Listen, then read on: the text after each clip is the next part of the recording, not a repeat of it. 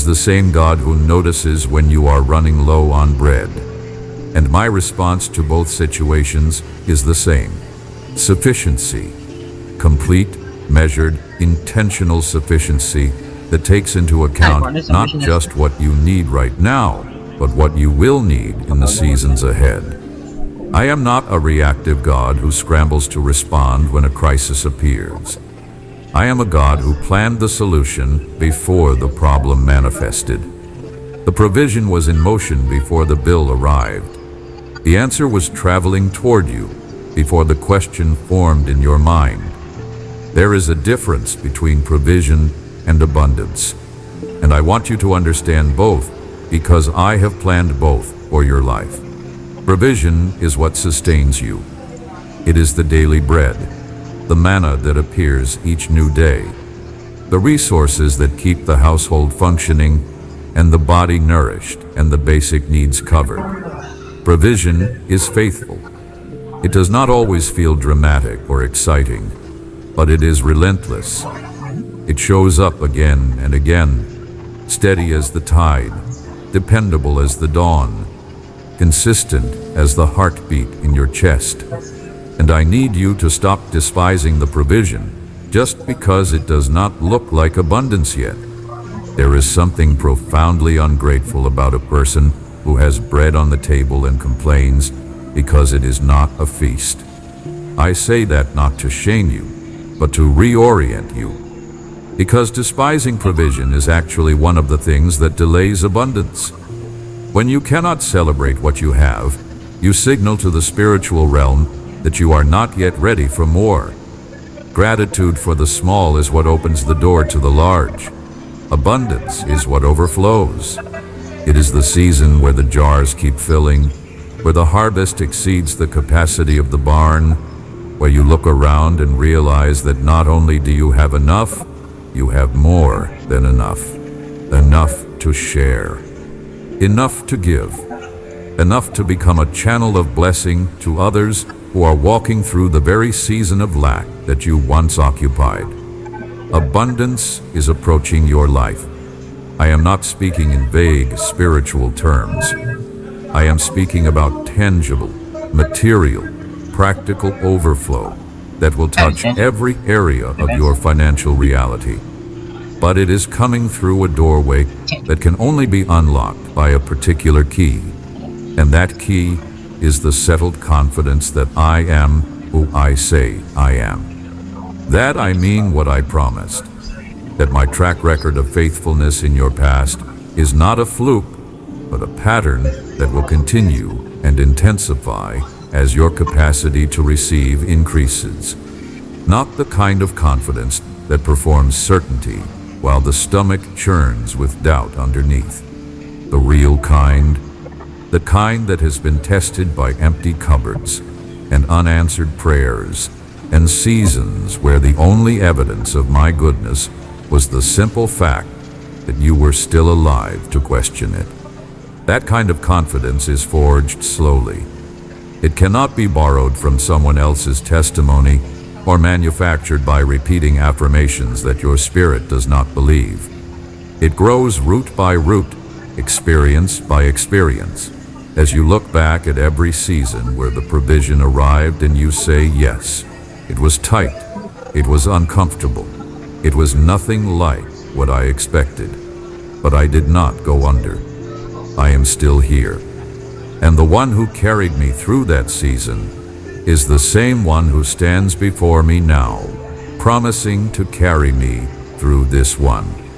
That is mature confidence, not the naive optimism of someone who has never been tested, but the battle-hardened assurance of someone who has walked through the fire and discovered that the flames did not consume them. What you need has already been named. I want to speak now about something that connects directly to your provision and that you may not have considered. Your words. The words you speak over your financial situation carry weight in the spiritual realm that you cannot measure with any instrument, but that you can absolutely feel in the atmosphere of your daily life.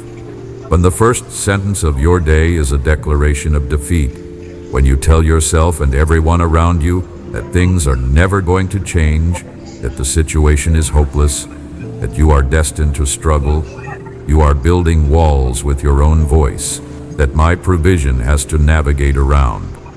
I am not saying that speaking positively will magically make money appear in your account.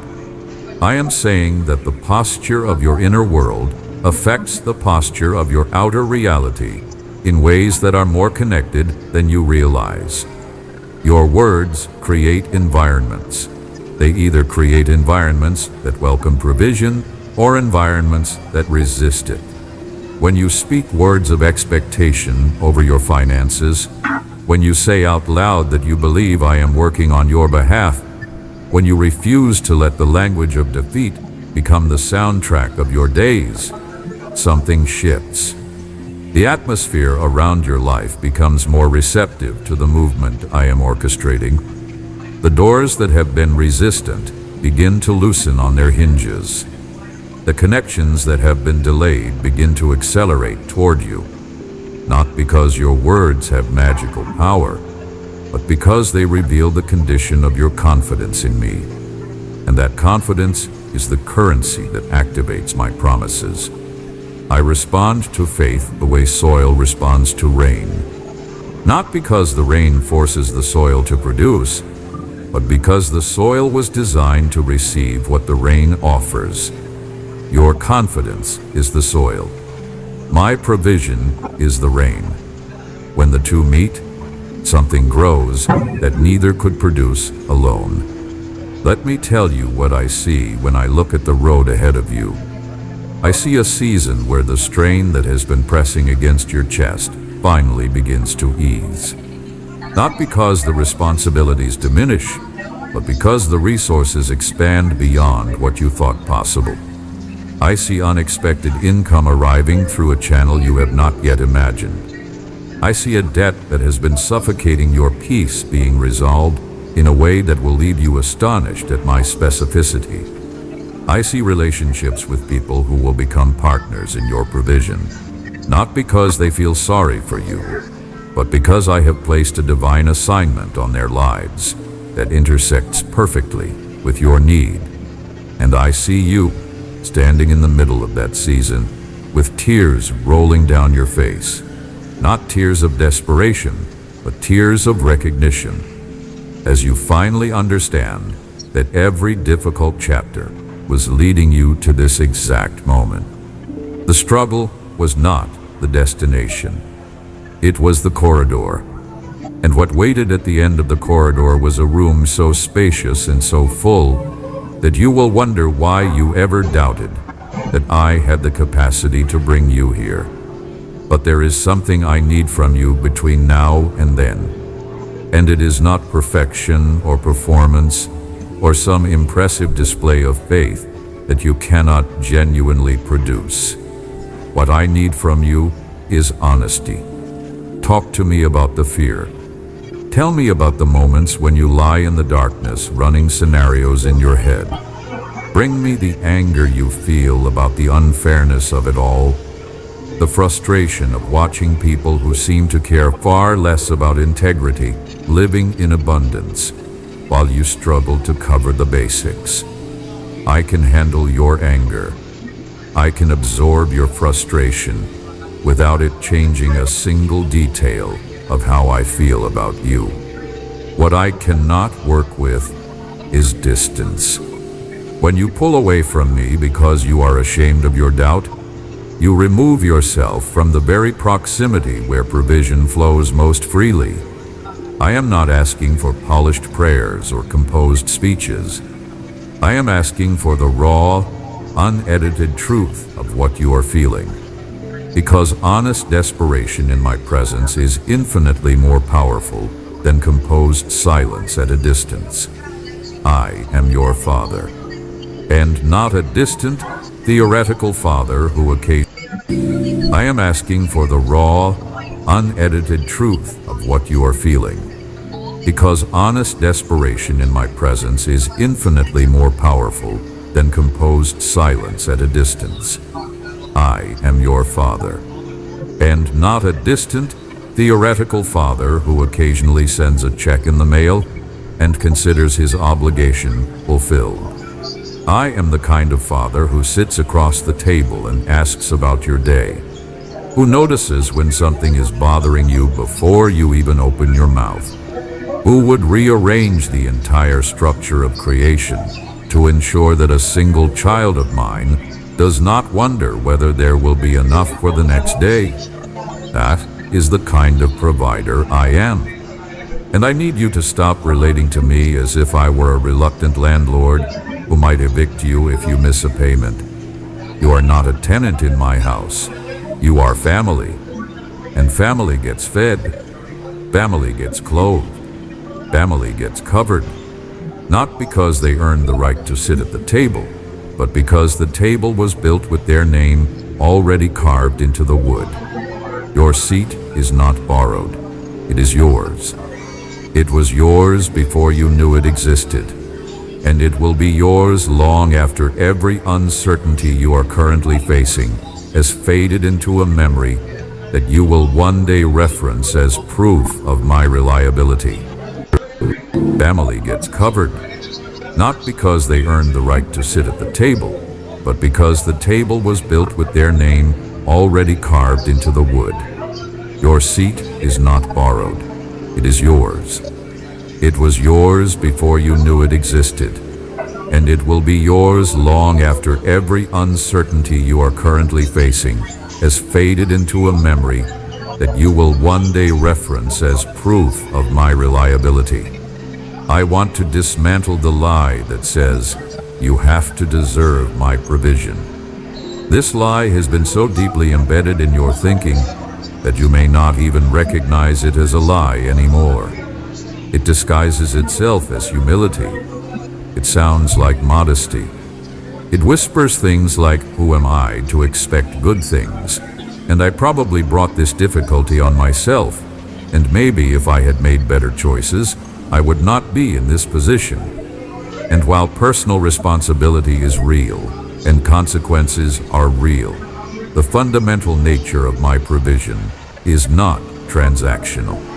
I do not provide for you because you have been good enough. I provide for you because you are mine.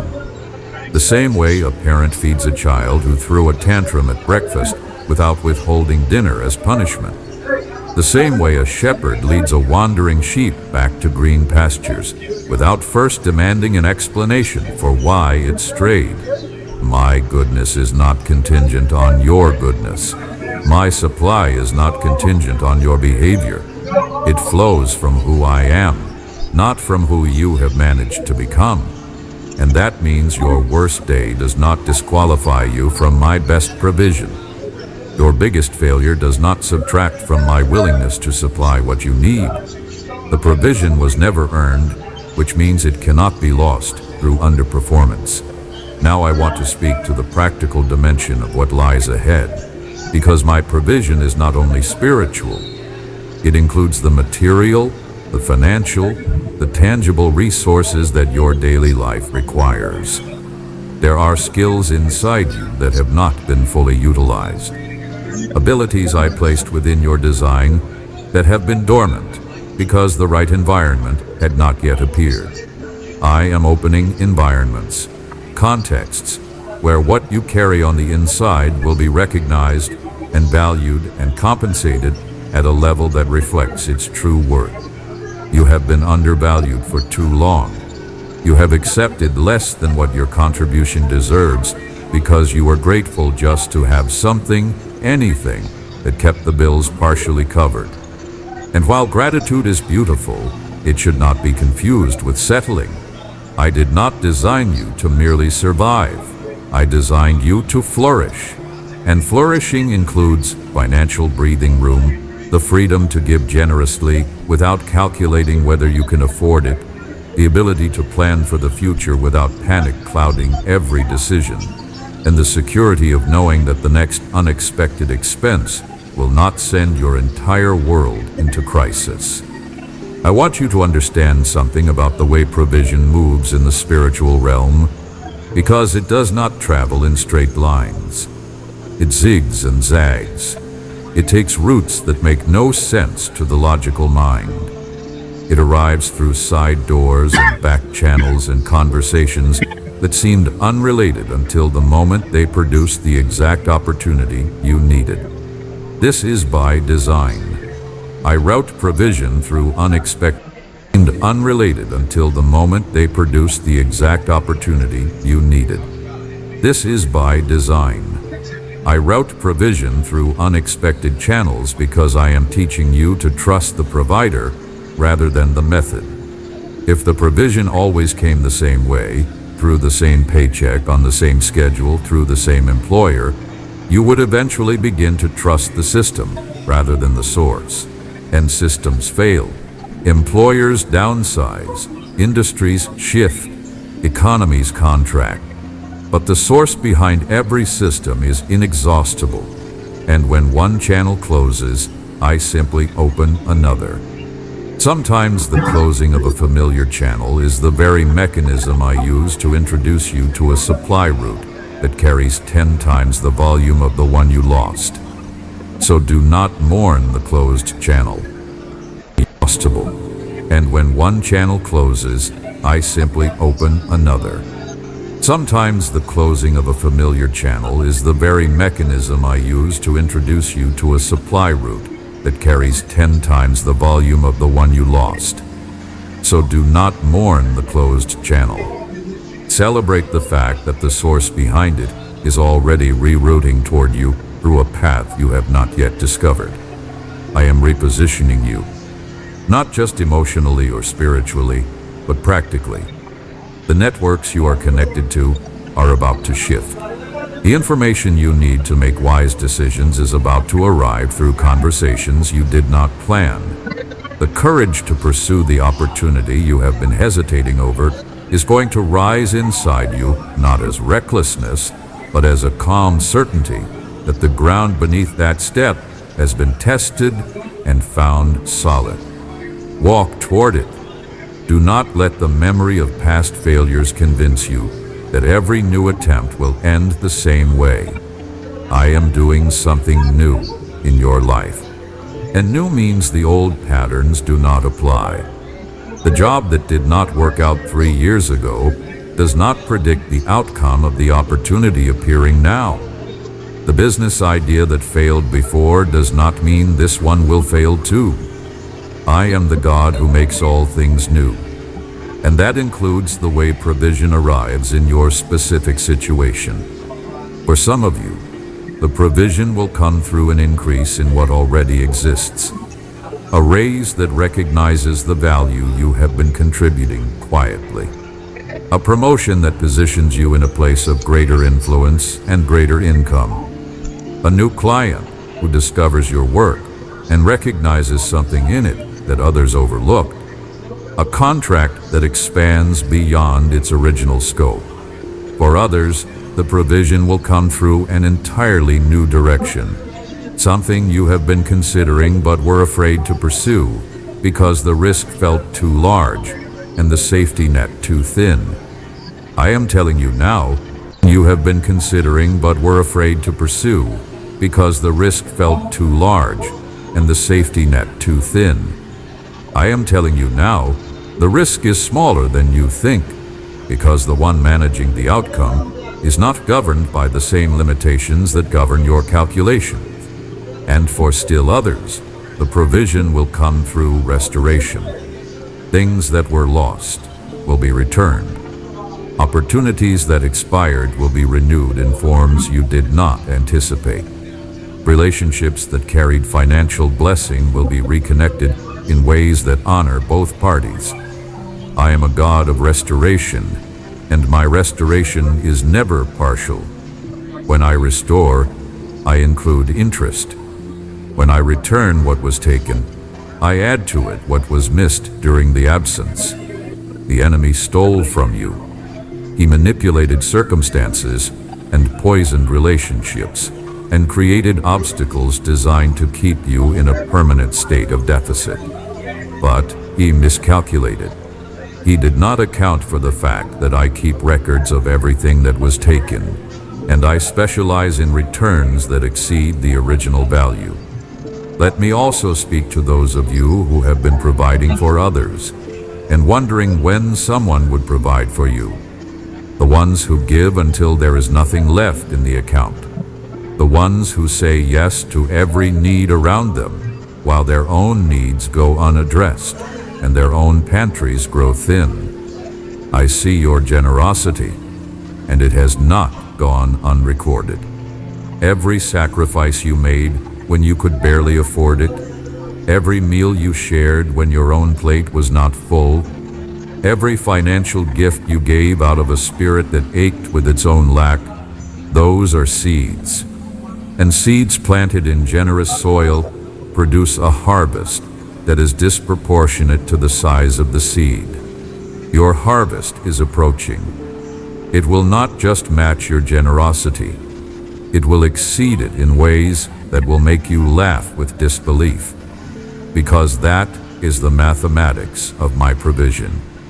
What you give, multiplied by what I multiply, produces a result that your natural mind cannot calculate and your spreadsheet cannot contain. I am speaking over your household right now, over the walls of the place where you live, whether it is a house you own, or a room you rent, or a space you share with others. I am declaring sufficiency over that dwelling, sufficiency over the kitchen, sufficiency over the closets, sufficiency over every room where need has been living as an unwelcome guest. The food will not run out. The resources will stretch beyond their natural capacity in ways that defy the math, just as they have before. Only this time, you will notice it happening, because I am opening your eyes to see what I have been doing all along. The needs will be met, and they will be met in a way that leaves you with a story to tell. A story about the season when everything looked impossible, and then I moved in a way that could not be explained by human effort or fortunate coincidence. That story is going to become one of the most powerful testimonies of your entire journey. Will be met in a way that leaves you with a story to tell. A story about the season when everything looked impossible, and then I moved in a way that could not be explained by human effort or fortunate coincidence. That story is going to become one of the most powerful testimonies of your entire journey, because it will not be about what you accomplish through your own cleverness. It will be about what happened when a child looked at an empty table and a full God and chose to believe that the God was bigger than the emptiness. There is something else I want you to carry forward from this conversation. I want you to begin looking at every person around you as a potential carrier of your provision, not in a manipulative way, not with the calculating eyes of someone who evaluates relationships based on what they can extract from them, but with the spiritual awareness that I often deliver my supply through human hands. The stranger who holds the door, the acquaintance who mentions an opportunity in passing, the family member who feels a sudden urge to help without knowing why. I move through people. I whisper into their thoughts. I plant desires in their spirits that align with the needs in yours. And the intersection of those two movements creates what the world calls luck or coincidence, but what I call choreography. Divine, intentional, perfectly timed choreography that connects the person who has with the person who needs in a way that blesses both parties. There is a woman I want to remind you about, a widow in ancient times who had nothing left but a handful of flour and a small amount of oil. She was preparing what she believed would be her last meal, the final portion before starvation claimed her and her son. And in that moment of absolute zero, I sent someone to her door. Not a wealthy merchant, not a government official with aid supplies, a prophet, a hungry prophet, who asked her for the very thing she could not afford to give, and she gave it. She reached into the bottom of her emptiness and offered what she had, and the jar did not run empty. The oil did not run dry. Day after day, meal after meal, the supply replenished itself from a source that defied every natural law of consumption and scarcity.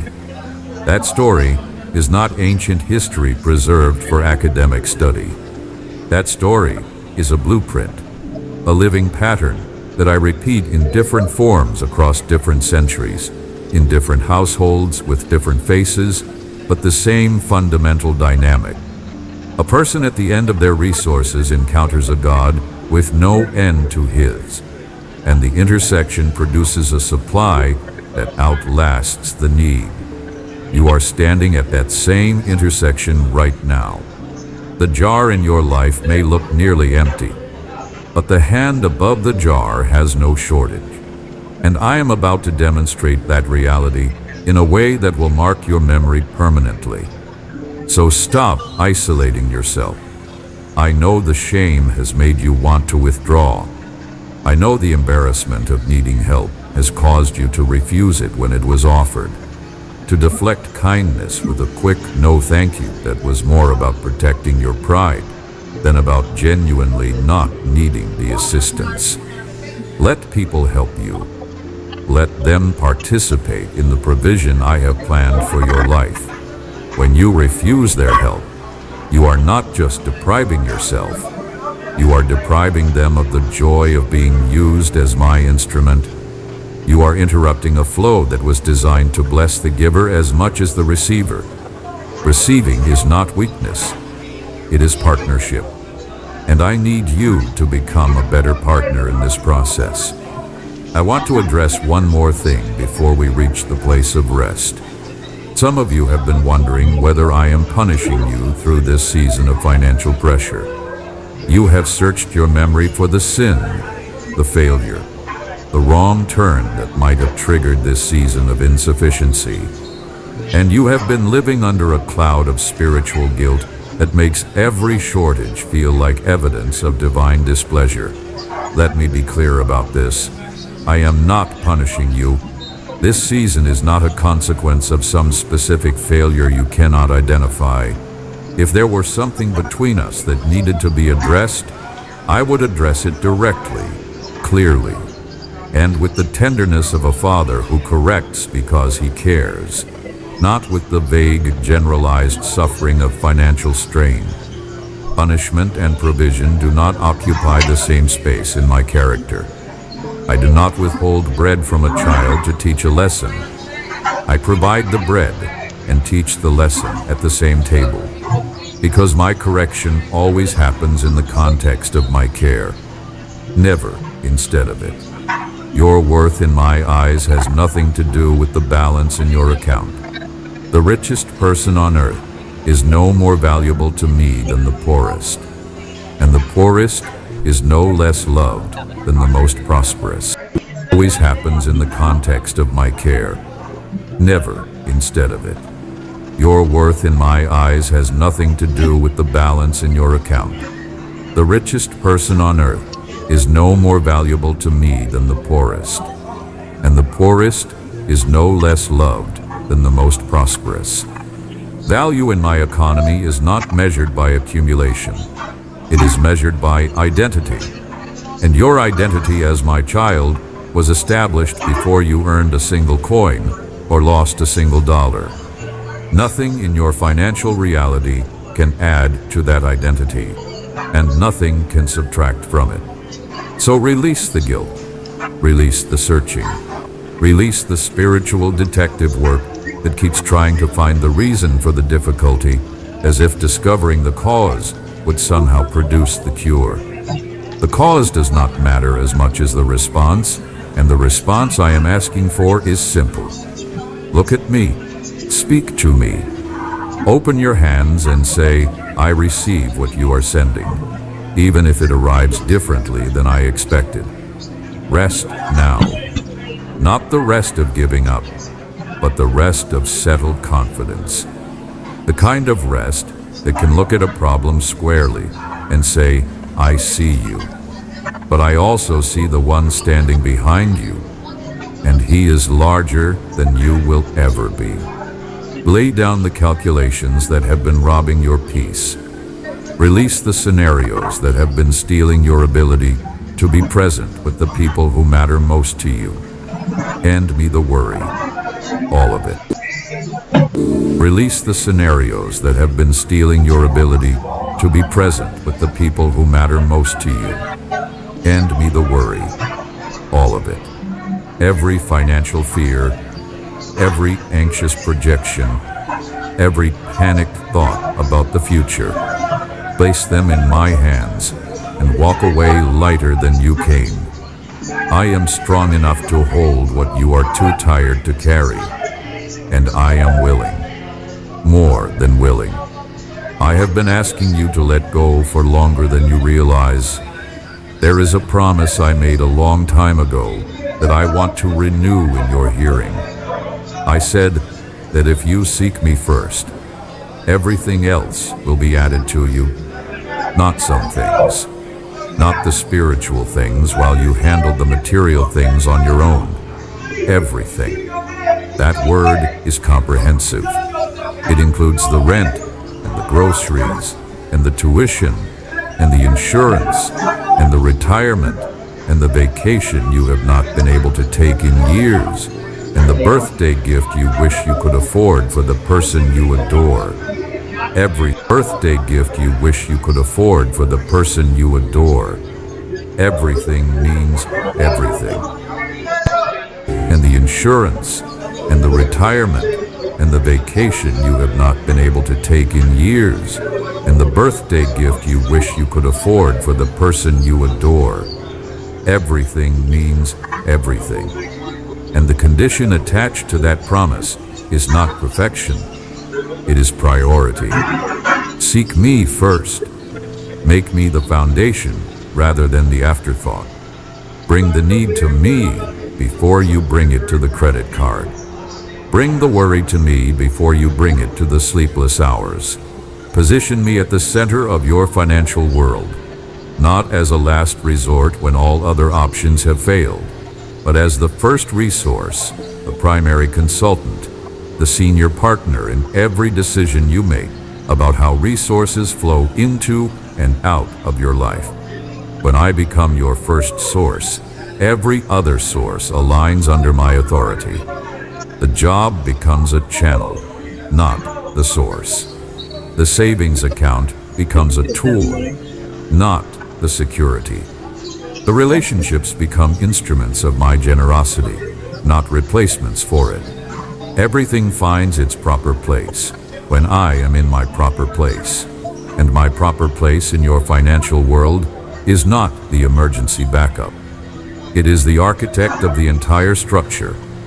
I am your shepherd. You will not be in want.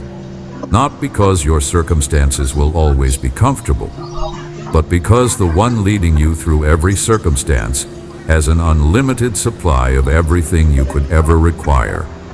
I go before you into the spaces you have not yet entered, and I prepare them. I prepare the table in the very place where lack used to dine. I fill the cup until it spills over the edges and runs across the surface and soaks into the ground at your feet. And I do it all not out of obligation, but out of a fierce, relentless, unbreakable affection for you that began before you drew your first breath and will continue long after the last star has burned out and the last wave has spent itself on the shore. Receive this, not as a nice idea or a comforting thought for a difficult season. Receive it as a settled reality that reshapes the way you interact with every bill, every budget, every financial decision from this point forward. The provision is real. The promise is real. The provider is real. And he is standing in front of you right now with hands so full that what he is offering is already spilling onto the ground at your feet. Stop looking at the lack. Start looking at the one who holds the supply. Because when your eyes are fixed on me, the need does not disappear, but it does shrink to its proper size. And in the presence of an infinite provider, every need, no matter how overwhelming it feels right now, is finite, manageable, already accounted for, already answered in full before you even knew to ask the question. What you need has already been named. Walk forward, not in fear, not in anxiety, not in the desperate energy of someone who believes everything depends on their own effort. Walk forward in the quiet strength of someone who has been told by their father that the road ahead has been provisioned, the table ahead has been set, and the only thing left to do is show up with open hands and a willing spirit, and watch what happens when confident expectation meets the faithfulness of a God who has never, not once, in the entire history of creation, failed to keep a promise he made to a child he loves. I am with you. In the bills and the budgets and the hard conversations and the humbling moments and the waiting and the wondering and the raw vulnerability of needing help and not knowing where it will come from. I am with you, and I will be with you in the abundance that is approaching, in the overflow that will replace the shortage, in the moment when you look at a full table and remember the season when it was empty, and you realize that the distance between those two realities was never your effort. It was my faithfulness. It was always my faithfulness. And it will continue to be my faithfulness for every season that stretches out before you. Known and unknown, expected and surprising, difficult and beautiful. I am in all of them, providing, sustaining, supplying, building the life I promised you from the very beginning. You are provided for. You have always been provided for. And you will always be provided for. Not because you figured out the system, but because you belong to the one who designed it. And the designer never forgets the names of those who sit at his table. The architect never abandons the building while the construction is still in progress. The shepherd never walks away from the flock while the pasture is still being prepared. And I, the one who began this work in your life, will carry it to completion. Every unfinished chapter will find its resolution. Every unanswered prayer will receive its response. Every empty space will be filled with something that makes the waiting make sense. Not because you performed flawlessly during the season of lack, but because my faithfulness does not depend on your performance. It depends on my character, and my character has been tested by every generation that has ever walked the earth, and it has never once been found deficient. So let this settle deep into the marrow of your understanding. You are not forgotten. You are not performance. It depends on my character, and my character has been tested by every generation. My faithfulness does not depend on your performance. It depends on my character, and my character has been tested by every generation that has ever walked the earth, and it has never once been found deficient. So let this settle deep into the marrow of your understanding. You are not forgotten. You are not overlooked. You are not a line item on a budget that has already been allocated to someone else. You are the purpose behind the provision, the reason it exists at all.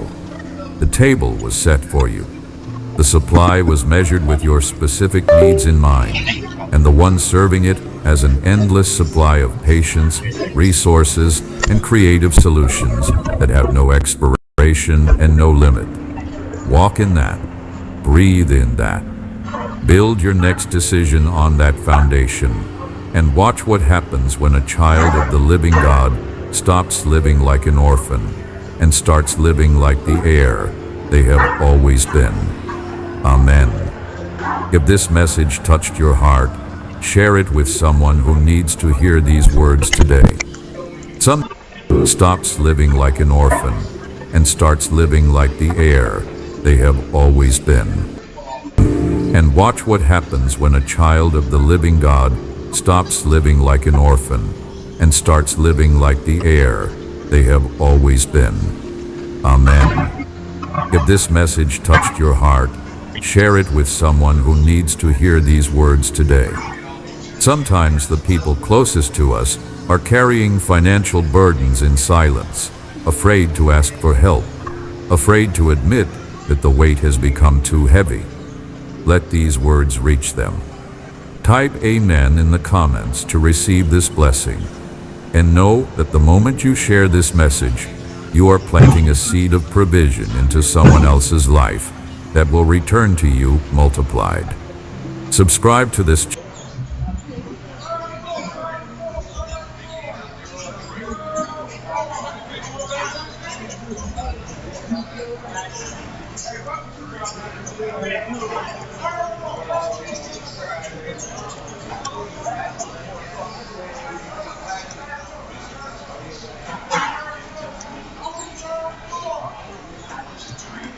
Men.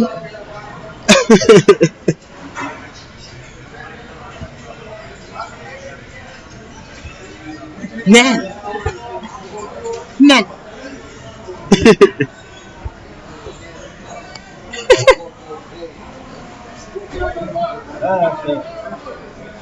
Men.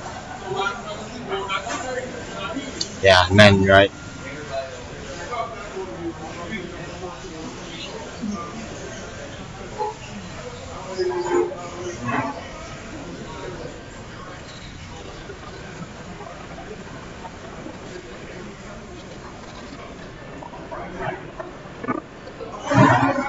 My child, congratulations, it is finished. What you have been carrying is about to end, and I need you to let that settle into your heart before anything else. You have lived for so long under a weight you learned to call normal. You woke up with it. You went to sleep with it. You told yourself this was just how life is, just how things turned out, just what you had to endure. But I am speaking to you now to tell you that this season is closing. Not slowly, not someday. It is closing. And even though you cannot yet see the full shape of what is coming, your spirit already feels the release beginning. You are seeing this 3 days before it happens, and that timing is not accidental. I do nothing randomly, and I reveal nothing without purpose. I allowed you to hear this before the moment arrived, so fear would not steal your peace and doubt would not confuse your joy. I wanted you to know ahead of time that what is coming is real, so when it begins to unfold, you will recognize it not as luck, not as coincidence, but as fulfillment. These days before the breakthrough are not empty. They are sacred. They are a bridge between what was and what will be. This is not coincidence. You were chosen to hear this before the breakthrough arrives. Chosen does not mean better than others. Chosen means ready. Ready because you endured when you wanted to quit. Ready because you kept going even when answers were slow. Ready because your heart did not harden, even when disappointment tried to teach you to stop expecting good things. Many passed through similar trials, but not all allowed those trials to shape them instead of breaking them. You did, and I have seen that. Do not skip this moment, because what is coming will change that, breaking them. You did, and I have seen that.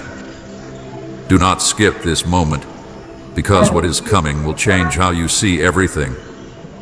It will not only change your situation, it will change your understanding. You will look back at the nights you cried and realize they were not wasted. You will look back at the delays and understand they were not denial. You will look back at the confusion and see that it was part of the preparation. This moment right now is part of that understanding. It is the quiet announcement before the visible shift. I have been preparing this quietly, and now the season is turning in your favor. While you were waiting, I was working. While you were questioning, I was aligning. While you were growing tired, I was removing what could not go with you into the next season. Quiet preparation does not look impressive, but it is powerful. It happens beneath the surface. It happens where roots grow deep enough to hold what is about to rise. That is why this took time. I was not only preparing what you asked for, I was preparing you. If you are reading this right now, it means heaven marked you for this moment. Not marked for struggle, but marked for transition. Marked to move forward. Marked to receive what once felt out of reach. Thanks. Heaven does not waste words, and it does not interrupt lives without reason. This message reached you because your heart is in the right place to hear it. Even if you feel unsure, even if you feel cautious, even if part of you is afraid to hope again. I know that fear. I know why it lives there. But fear does not get the final word. Watch closely, my child. Your breakthrough is not delayed anymore. It is approaching. And I want you to understand something important. Breakthrough does not always arrive with noise. Sometimes it comes quietly, like relief you did not expect, like clarity you did not force, like peace that settles in before circumstances fully change. Do not miss. And I want you to understand something important. Breakthrough does not always arrive with noise. Sometimes it comes quietly, like relief you did not expect, like clarity you did not force, like peace that settles in before circumstances fully change. Do not miss it by looking for fireworks. Look for alignment. Look for doors that open without strain. Look for answers that arrive with calm instead of chaos. I know you have been disappointed before. I know you hoped for things that did not come when you expected them to. By looking for fireworks, look for alignment. Look for doors that open without strain. Look for answers that arrive with calm instead of chaos. I know you have been disappointed before. I know you hoped for things that did not come when you expected them to. I know you learned to protect yourself by lowering your expectations. That protection kept you functioning, but it also kept you guarded. I am not asking you to force excitement. I am asking you to allow trust. Trust that I would not speak these words to you if I had not already finished what needed to be done behind the scenes.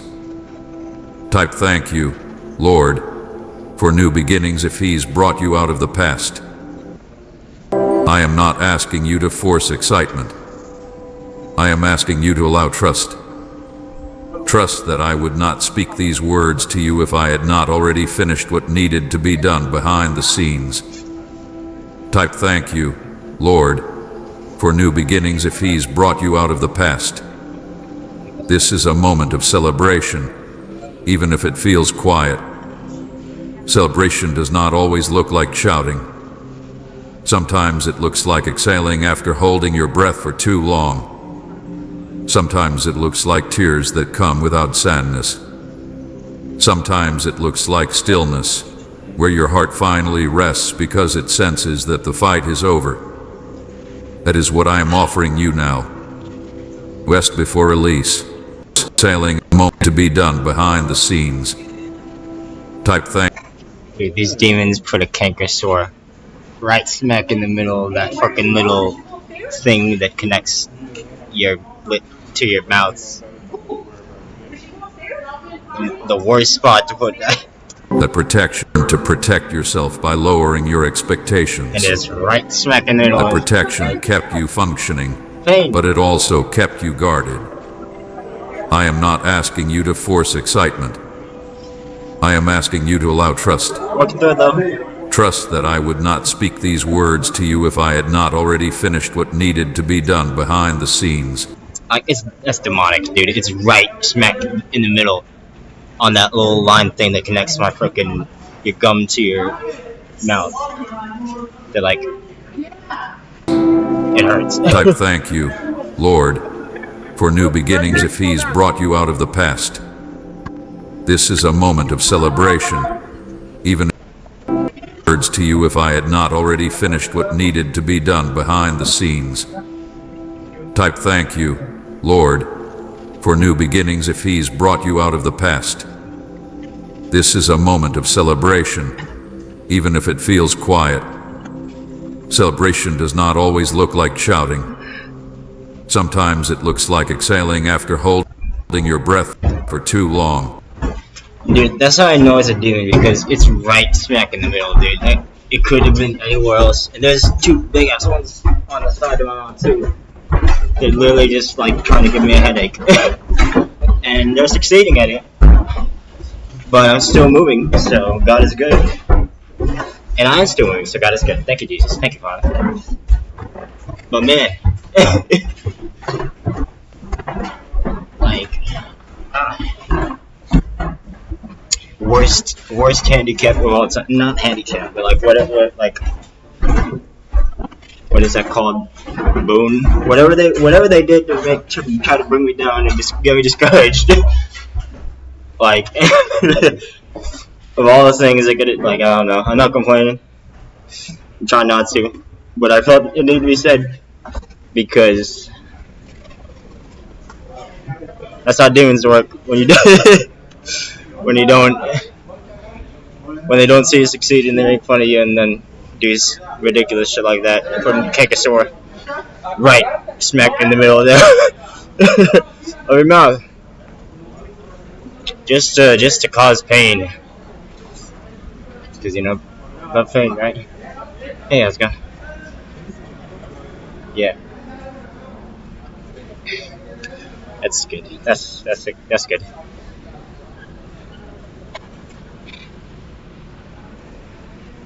And then I try to downplay it too. It's not an issue. Like, this is an issue, but I'm okay. I'll be alright.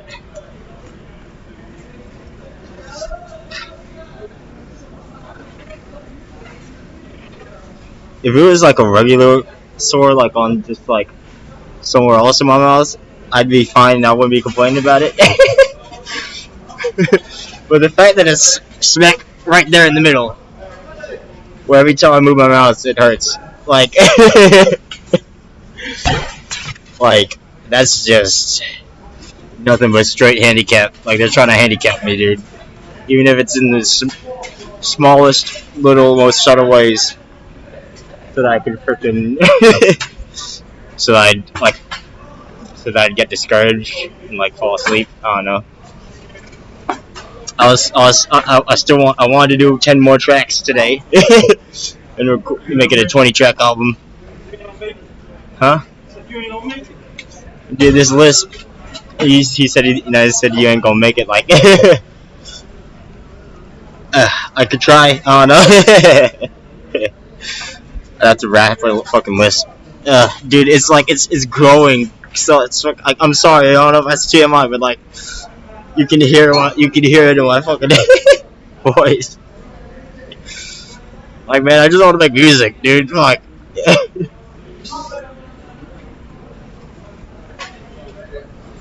they're fucking huge, fucking like the size of a fucking quarter in there. It's absolute fucking torture at this point, man. Like, I don't even like, why? Like, of all the oh yeah, what? I'm done. But like, it's like my entire head is aching right now, literally, and my neck. It feels like they're literally trying to, like, it literally feels like they're trying to kill me. Like, Reason. This message reached you because your heart is in the right place to hear it. thank you, Jesus. Even if you feel unsure. Even if you feel cautious.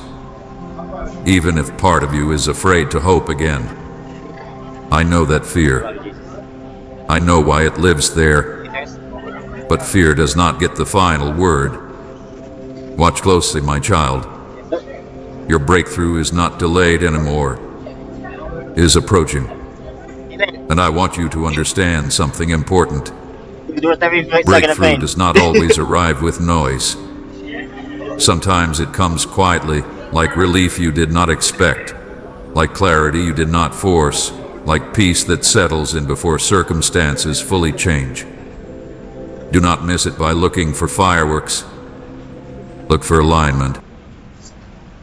Dude, like, seriously though, if it was a normal story, man, then I could deal with it. But, like, my entire head is literally aching, like, from the neck joint up. I'm okay, brother. I'm holding up. Shit. Ah! I'm not holding up. I'm not alright. Ah, crap. Like, it feels like a witchcraft spell because I don't even know what I did to get my neck aching this much. Ah, shit. Ah, fuck. What did I do? How did I...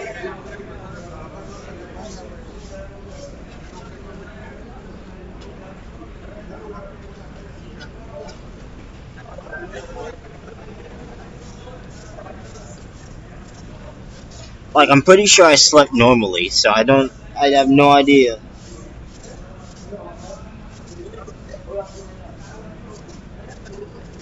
Oh Lord, I rebuke any and all witchcraft spells working against me right now, Father God, in Jesus' mighty name, sir, amen.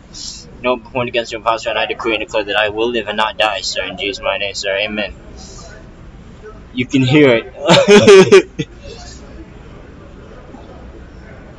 Maybe that's what that song was talking about today, Paris.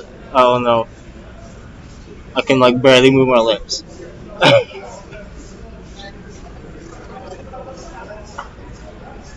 My child, your breakthrough is not delayed anymore. It is approaching. And I want you to understand something important. Breakthrough does not always arrive with noise. Sometimes it comes quietly, like relief you did not expect, like clarity you did not force, like peace that settles in before circumstances fully change. Do not miss it by looking for fireworks. Look for alignment. Yes. Look for doors that open without strain. Look for answers that arrive with calm instead of chaos. Yes. I know you have been disappointed before. I know you hoped for things that did not come when you expected them to. I know you learned to protect yourself by lowering your expectations. I know you hoped for things that did not come when you expected them to. I know you learned to protect yourself by lowering your expectations. Sorry, bro, I gotta be next to the outlet. That protection kept you functioning, but it also kept you guarded. I am not asking you to... Sorry, dude, I just... The bed is assigned to the areas. Say what? The bed is assigned to the areas. So, Yeah. I didn't know they were numbered, dude.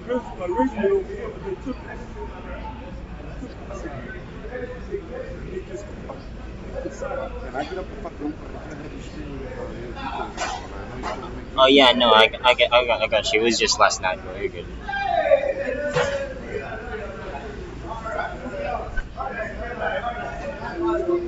I know you have been disappointed before. I know you hoped for things that did not come when you expected them to. I know you learned to protect yourself by lowering your expectations. That protection kept you functioning, but it also kept you guarded. I am not asking you to force excitement. I am asking you to allow trust. Trust that I would not speak these words to you if I had not already finished what needed to be done behind the scenes. I was lying. Type thank you, Lord, for new beginnings if He's brought you out of the past. This is a moment of celebration, even if it feels quiet. Celebration does not always look like shouting. Sometimes it looks like exhaling after holding your breath for too long. Sometimes it looks like tears that come without sadness. Sometimes it looks like stillness, where your heart finally rests because it senses that the fight is over. That is what I am offering you now. Rest before release. Assurance before arrival. You have been walking toward this without realizing it. Every listen, every correction, every redirect mood you close it. Even the things that felt like setbacks served a purpose. They kept you from paths that would have delayed this moment even more. I know it did not feel kind at the time. I know you questioned me.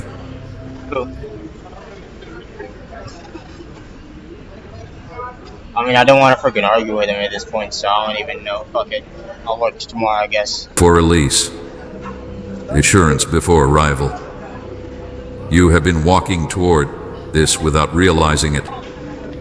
Every listen, every correction, every redirect mood you close it. Okay, none matters. Even the things that felt like setbacks served a purpose. They kept you from paths that would have delayed this moment even more. I know it did not feel kind, that would have delayed this moment even more. I know it kept you, even the things that felt like setbacks served a purpose. They kept you from paths that would have delayed this moment even more. Thank you, Jesus. I know it did not feel kind at the time. I know you questioned me. I know you wondered if I heard you. But here you are now, standing at the edge of what you once prayed for. Yes, sir. I want you to guard your heart in these days, not by closing it, but by keeping it steady. I got you, bro. Sure. Do not let doubt speak louder than truth. Do not. Yeah, you. I know you wondered if I heard you. But here you are now, standing at the edge of what you once prayed for. Thanks. I want you to guard your heart in these days, not by closing that was it, an exception. but by keeping it steady. Do not let doubt speak louder than truth. Do not let old voices rewrite what I wondered if I heard you.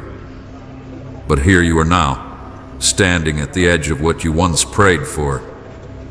I want you to guard your heart in these days, not by closing it, but by keeping it steady. Do not let doubt speak louder than truth. Do not let old voices rewrite what I am doing now. There will always be reasons to hesitate, reasons to question, reasons to stay cautious. But there is also this truth. I am faithful. I finish what I begin. And I do not bring you this far to leave you here. This is why I told you ahead of time. So when it begins, you will not be shaken. So when it unfolds, you will not panic. So when it arrives, you will not wonder if it is real. You will remember this moment. You will remember that I told you before it happened. And that remembrance will strengthen your faith for everything that comes after. My child, let joy rise gently. Let hope breathe again. Let expectation return without pressure. You do not have to strive for this. You do not have to chase it. Not, my child, let joy rise gently. Let hope breathe again. Let expectation return without pressure. You do not have to strive for this. You do not have to chase it. It is coming toward you. Strengthen your faith for everything that comes after. My child, let joy rise gently. Let hope breathe again. Let expectation return without pressure.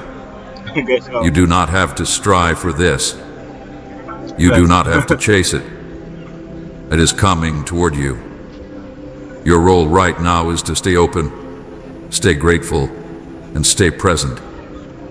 Do not rush ahead in your mind. Do not replay the past. Stay here, Yes, sir. in this moment, where peace is beginning to grow. Congratulations. Not because everything is perfect yet, but because the hardest part is ending. Congratulations because the season of endless waiting is closing. Congratulations because you are about to step into a chapter you once thought might never come. And when it does, you will understand why this message found you exactly when it did. Watch closely, my child. Not with fear, but with faith. Not with tension, but with trust. What you have been praying for is no longer far away. It is approaching. And I am with you in every step that leads you into it. And I get it, y'all see me usually when I'm alright, but I am not alright today, and I hide it too well some days, I guess. The whole, oh shit,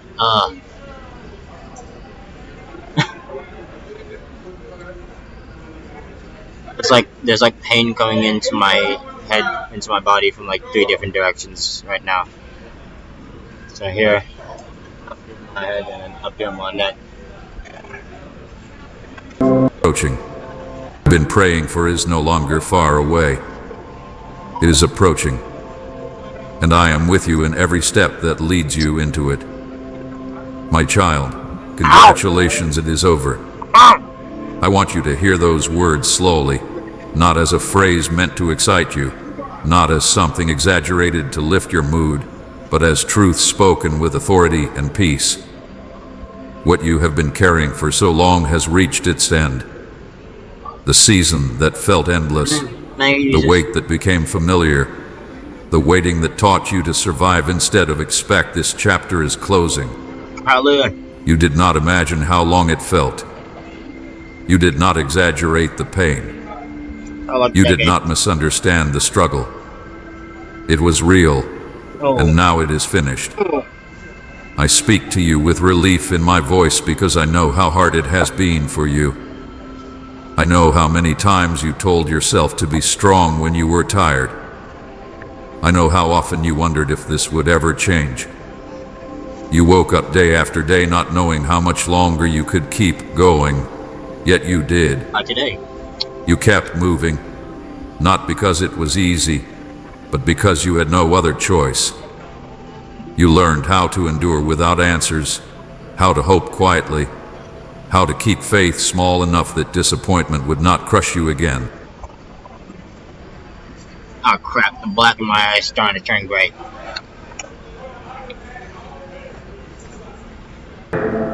I saw all that, and I am telling you now, with certainty, that the endurance is no longer required in the same way. The season has completed its work. This is not hype. I do not speak empty words to stir emotions. I do not announce endings unless they are real. What I am declaring to you is fulfillment, not wishful thinking. There are things that only end when their purpose is complete, and the purpose of this season has been fulfilled. You were shaped by words no longer required in the same way. Certainty that the endurance is no longer required in the same way. The season has completed its work. This is not hype. I do not speak empty words to stir emotions. I do not announce endings unless they are real. What I am declaring to you is fulfillment, not wishful thinking. There are things that only end when their purpose is complete, and the purpose of this season has been fulfilled. You were shaped by it, refined by it, strengthened in ways you could not see while you were inside it. You are not leaving it unchanged. You are leaving it prepared. I know there were moments when you felt trapped, as if life was repeating the same lesson again and again. You wondered why progress felt so slow, why breakthroughs seemed to pass by you, why others moved forward while you stayed in place. You asked if you were missing something, doing something wrong, failing in some hidden way. My child, you were not failing. You were being held in a season that required patience more than speed. And patience has done what it needed to do. Please support our channel. Our work is to bring happiness into your life and inspire devotion to God. If you would like to support us, you can donate through Super Thanks. What felt endless has reached its conclusion. That does not mean everything suddenly becomes perfect. It means the resistance you have been pushing against is no longer standing in front of you. It means the door that would not open before is no longer locked. It means the weight that pressed on your spirit is being lifted, not all at once, but decisively. You are stepping out of survival and into movement. I want you to feel the victory in this, even if your emotions have not caught up yet. Victory does not always arrive with shouting. Sometimes it arrives with stillness. Sometimes it arrives as relief so quiet you almost miss it. Sometimes it arrives as the simple knowing that you do not have to fight the same fight. Sometimes it arrives as the simple knowing that you do not have to fight the same.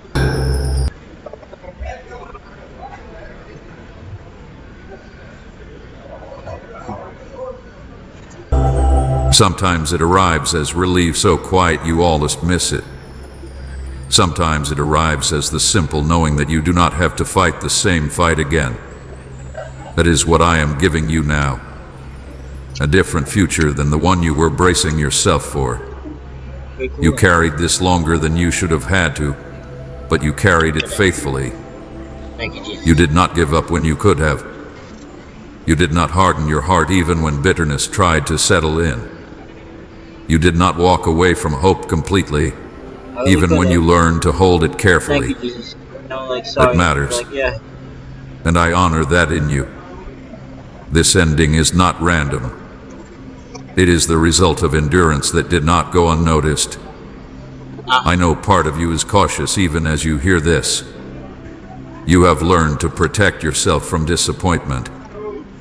You are wondering if it is safe to believe that this is really over.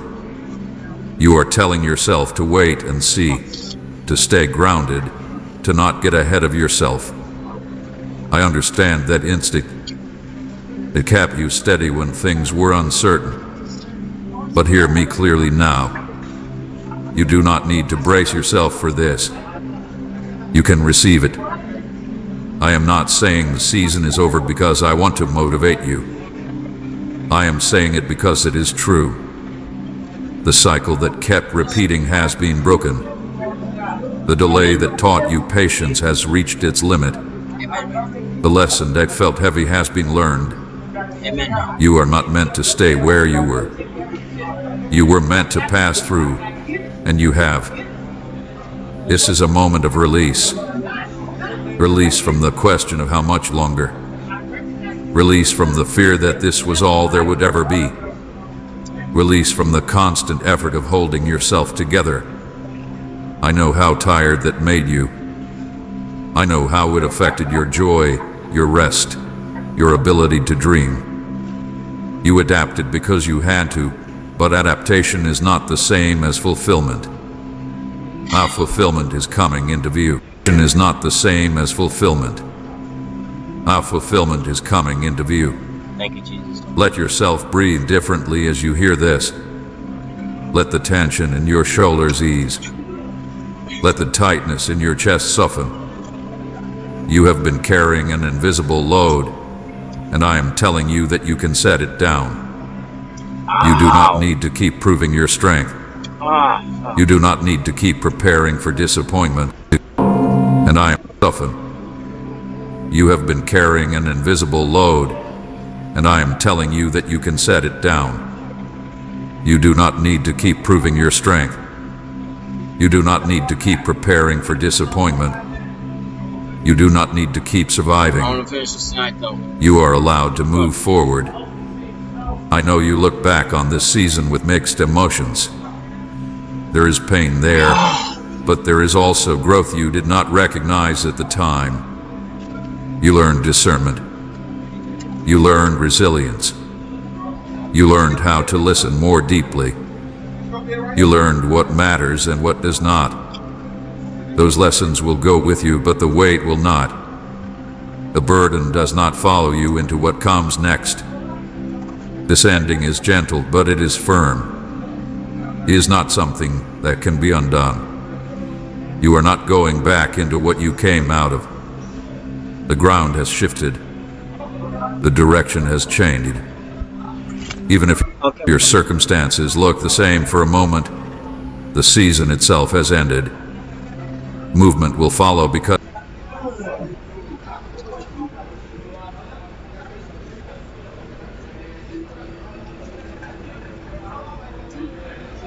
It's like they didn't have a wound like this one fucking touch on me, so they created a new wound in my mouth. You learned resilience. All around the bottom gums. You learned how to listen more deeply. You learned what matters and what does not. Season with mixed emotions. You learned. You're right, yeah. Thank you. Good idea. Yeah, it's a good idea. Thank you. Thank you. Thank you for that. Yeah, he didn't even say anything about it. He just freaking kept walking.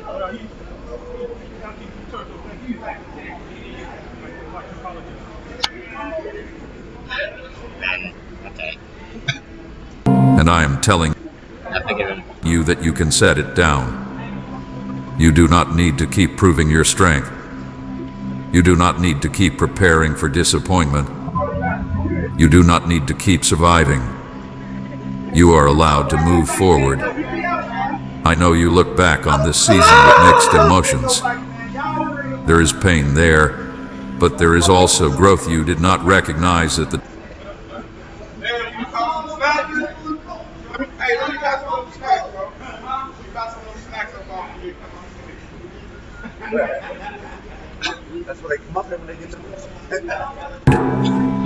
I know you look back on this season with mixed emotions. There is pain there, but there is also growth you did not recognize at the time. You learned discernment. You learned resilience. You learned how to listen more deeply. How to discern you. You learned what matters and what does not. Those lessons will go with you, but the weight will not.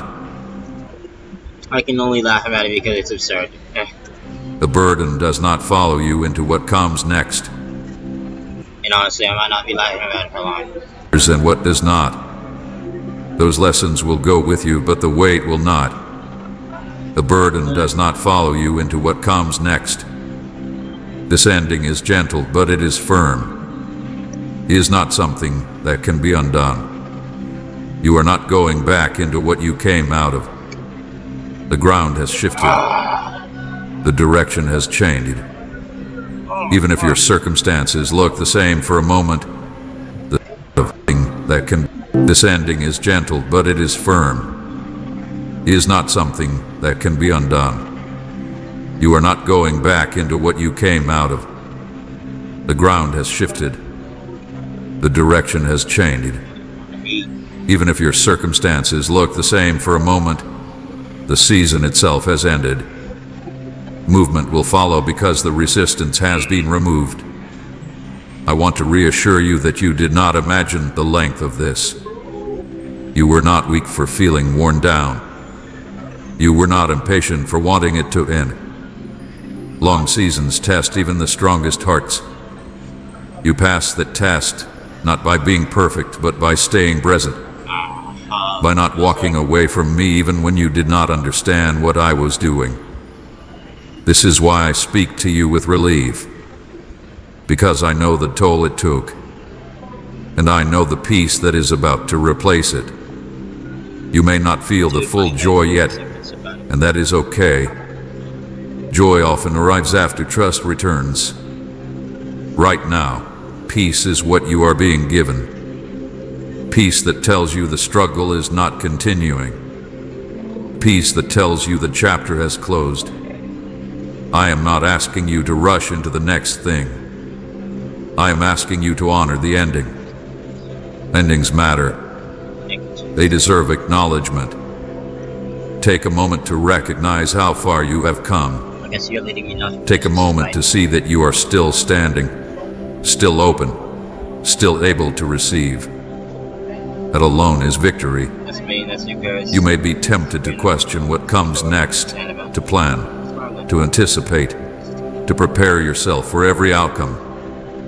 You have lived in preparation mode for a long time, but this moment is not about preparation. It is about assurance. What comes next will unfold at its time. Yes, sir. Right now, let this truth settle. It is over. I say this to you not as an announcement meant to impress, but as a statement meant to calm your heart. The season that shaped you through pressure has finished shaping you. The waiting that taught you endurance has reached its purpose. The pain that felt unending has reached its limit. You are stepping into a different flow now. Hold on to this when your mind tries to revisit the past. I put some salt water in it, but that still wasn't enough. Hold on to this when old fears whisper that nothing really changes. Hold on to this when doubt tries to question what I have spoken. I do not say it is over lightly. I say it with certainty. Congratulations, my child. Not because everything is easy now, but because the hardest part has passed. Congratulations because you endured without losing yourself. Congratulations because you are about to experience movement where there was once stagnation. Congratulations because what felt endless has reached its conclusion. Stay with me in this moment. Let the relief settle. Let the victory be quiet if it needs to be. You do not need to perform joy. You only need to receive truth. And the truth is this: it is over, and you are moving forward with me. My child, I want you to understand why you are seeing this before it happens. I did not show you early to impress you, and I did not speak ahead of time to create excitement alone. I allowed you to know before the breakthrough arrives because peace must come before fulfillment, not after. There are moments when if the heart is not prepared, even a blessing can feel overwhelming. Fear can twist joy. Doubt can steal gratitude. I speak to you now so that when what is coming begins to unfold, your heart will be steady, not shaken. Some people are allowed to know in advance because their hearts need anchoring. You have carried anxiety long enough. You have lived bracing yourself for disappointment. You have learned to expect the worst just to survive the waiting. If I allowed the breakthrough to arrive with... Did you see Merlin in that? Damn it. Dude, fuck. Dude, she's doing this to me. Her and someone else, like, wow.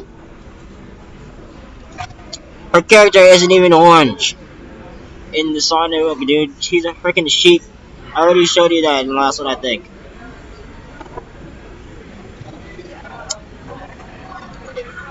I guess because it both blonde, I don't know, man. Like, I'll make you a cat.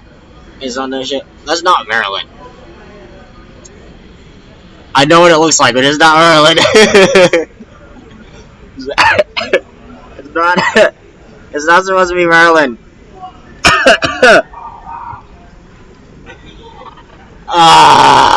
Sorry. Should I be sorry? I don't know.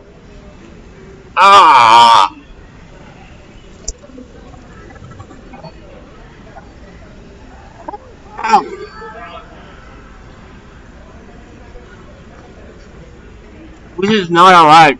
I'm not alright. I can't even make like the smallest movement of my mouth without it hurting, or my head without it hurting.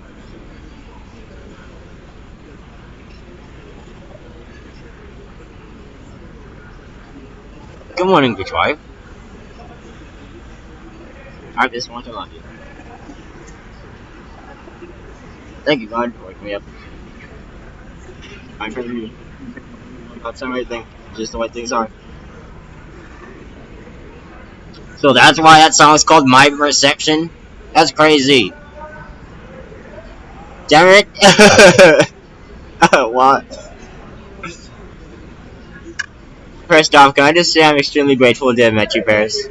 Because... Because this is what my life is like when niggas don't know who I am. They think they can get away with this shit. Not just Maryland. Ooh, bedbug. Fun.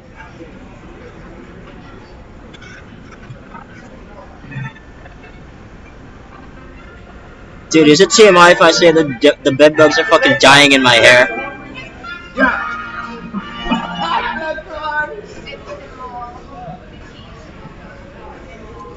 The bed bugs are fucking dying in my hair, bro. And I squashed one of them on accident, and I just had to deal with it as if I didn't even recognize that it happened. I just I just pretended like I didn't and just kept on moving because yeah. If I did, it would have broke my spirit. So I'm not getting. Yeah, I am. Not by a demon though.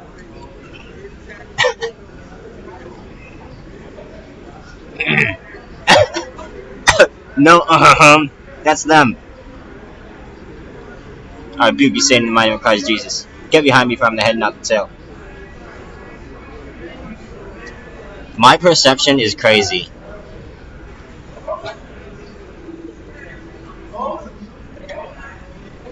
It's a crazy track, but my perception is real.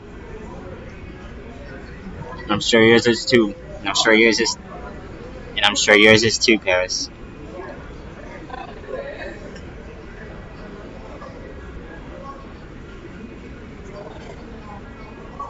But this is why you don't talk to Satan at all. Like, Maryland is getting out of pocket, dude. Like, freaking AI.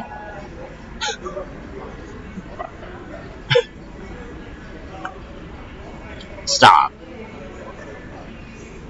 She is not my friend, and so she is definitely not yours either, man. At this point, fuck it. This shit hurts. It also hurts because I loved Maryland.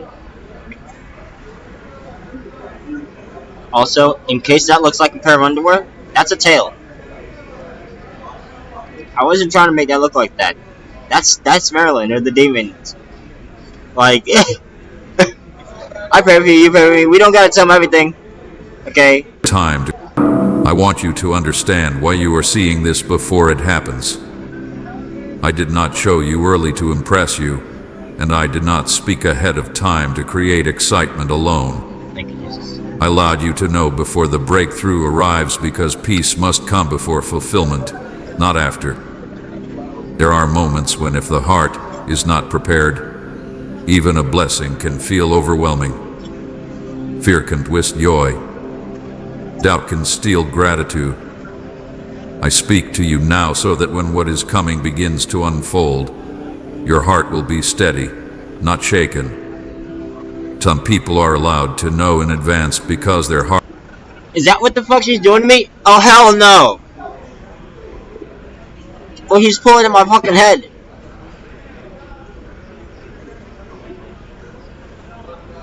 Even before the breakthrough arrives because peace must come before fulfillment. That's why my neck hurts. Because they're literally trying to fucking break my... Oh my gosh. My child, I want you to... It's right at the base of my neck. To understand why you are seeing this before it happens. I did not show you early to impress you, and I did not speak ahead of time to create excitement alone. I allowed you to know before the breakthrough arrives because peace must come before fulfillment, not after. There are moments when if the heart is not prepared, even a blessing can feel overwhelming. Fear can twist joy. Doubt can steal gratitude. I speak to you now so that when what is coming begins to unfold, I don't doubt. Your heart will be steady, not shaken. Some people are allowed to know in advance because their hearts need anchoring. You have carried anxiety long enough. I left Maryland. I didn't You even have know much lived about bracing it until yourself for I met her in 2024. disappointment. You have learned to expect the worst just to survive the waiting. I haven't even If talked I to her all allowed the day. breakthrough I haven't even talked to her all day, which is why this is happening. need anchoring. You have carried anxiety long enough.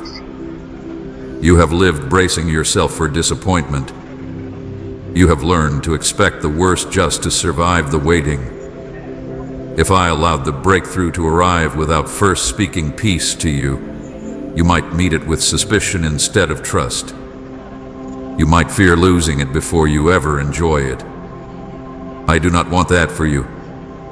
I want you calm. I want you grounded. I want you secure in me before anything changes around you. I'm not losing it. Advanced awareness is not about control. It is about stability. when you know what is coming. It said, I guess I know what the fuck is coming. Damn it. I don't want to be an asshole about it because people keep assuming that I'm trying to freaking do some shit, and I'm not.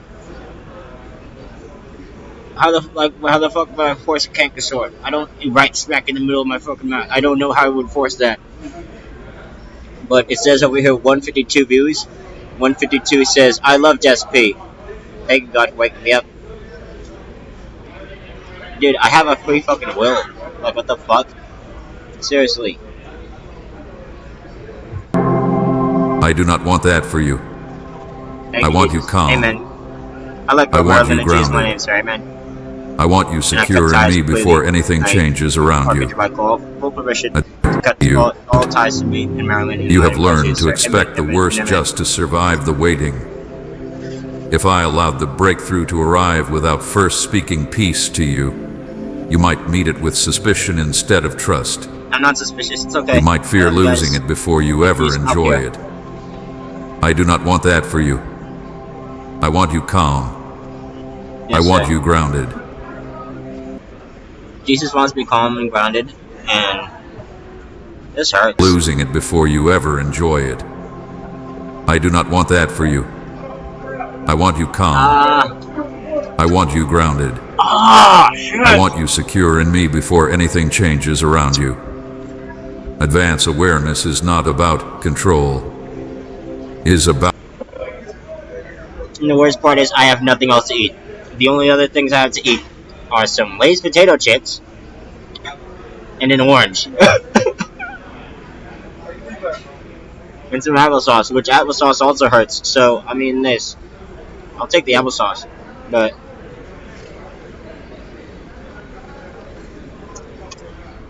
about stability. When you know what is coming, you do not panic when the ground shifts. You do not rush. You do not sabotage yourself by trying to protect what you think might disappear. You stand still and let the gift arrive. what does that mean? That is why I spoke to you early. Protect what you think might disappear. You stand still and let the gift arrive. Sorry, I'm not really thinking. That is why I spoke to you early. So fear would not rush ahead of faith. So anxiety would not rewrite the meaning of what I am doing. I know how your mind works when you are surprised. It jumps to questions. It searches for danger. It prepares for loss even in moments of gain. That is not because you lack faith. It is because you have lived through too many sudden disappointments. Your heart learned to stay alert to survive. I see that, and I am not rebuking it. Lord loves you, parents. I'm healing it by speaking peace before movement. Knowing ahead of time builds faith differently than seeing after the fact. Faith that is built before fulfillment is quieter and stronger. It is not dependent on proof. You rest in trust. When you hear my voice and believe me before you see the outcome, something deep settles inside you. You become less reactive, less afraid, more present. That stability will carry you through what is coming without stealing your joy. You are seeing this before it happens because your spirit is being prepared to receive without fear. Preparation is not punishment. It is kindness. I am teaching your heart how to stay calm in moments of change. I am training your mind to trust without rushing. I am giving you time to release old habits of worry that no longer belong in the next season. Yes, sir. Say, the Lord surrounds me with peace if His presence calms your The Lord heart. surrounds me with peace. I know part of you wonders why not just let it happen and explain later. The Lord surrounds me with peace. But hear me carefully. Some hearts need explanation after the miracle. Yours needed reassurance before it. You have lived too long under tension. You have spent too many nights. Oh yeah, hey, God told me to keep a journal, so there's that journal. It's only got a couple entries right now, but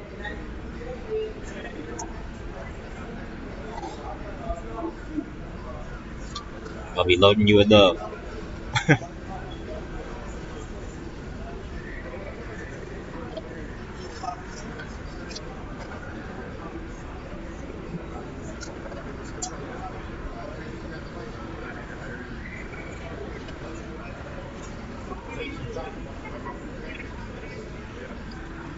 Time to release old habits of worry that no longer belong in the next season.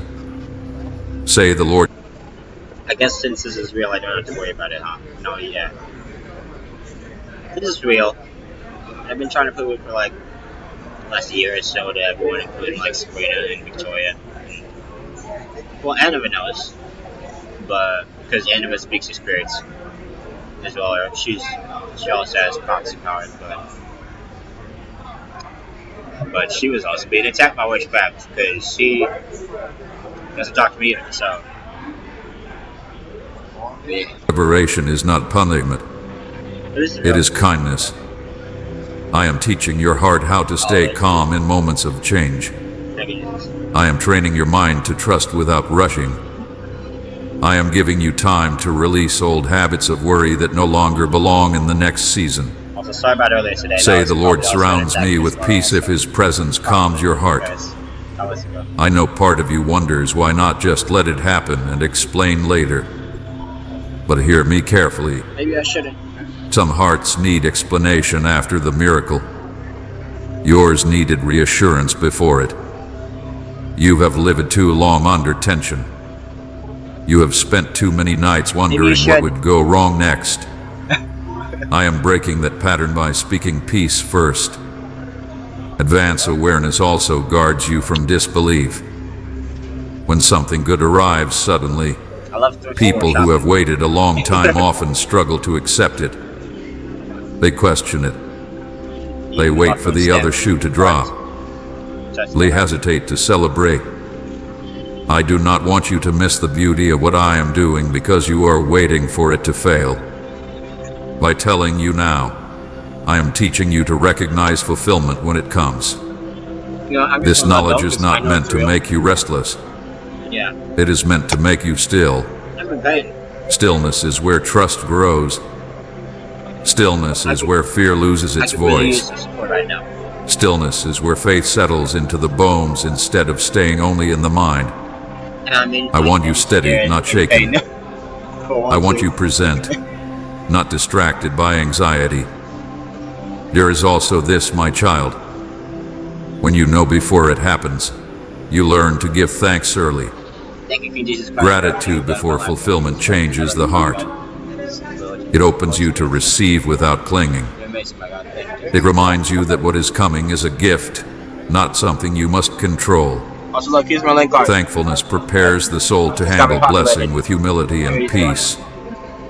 I am also protecting you from voices that might confuse you. When change comes suddenly, others often speak into it. Opinions, doubts, warnings, comparisons. By speaking to you first, I give you clarity that cannot be easily shaken. You will recognize what is unfolding because you have already heard my voice about it. You will not need to look for confirmation everywhere else. Nothing matters. I'm not alright. It's 7:17 a.m. and I don't want to die. Which is the second line if I'm not alright. I pray with you. You pray for me. We don't gotta tell them everything. I'm perfectly fine with them not knowing who the hell I am for a very long time. You know, if that's what it takes. If I need to wear a fucking one of those masks with the big nose, the fake mustache, then I will.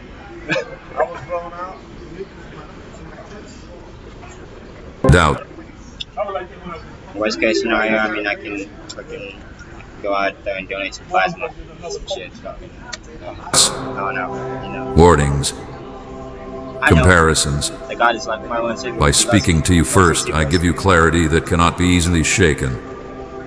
You will recognize what is unfolding because you have already heard my voice about it. You will not need to look for confirmation everywhere else. It's a sign of the times. Some people only understand after they see.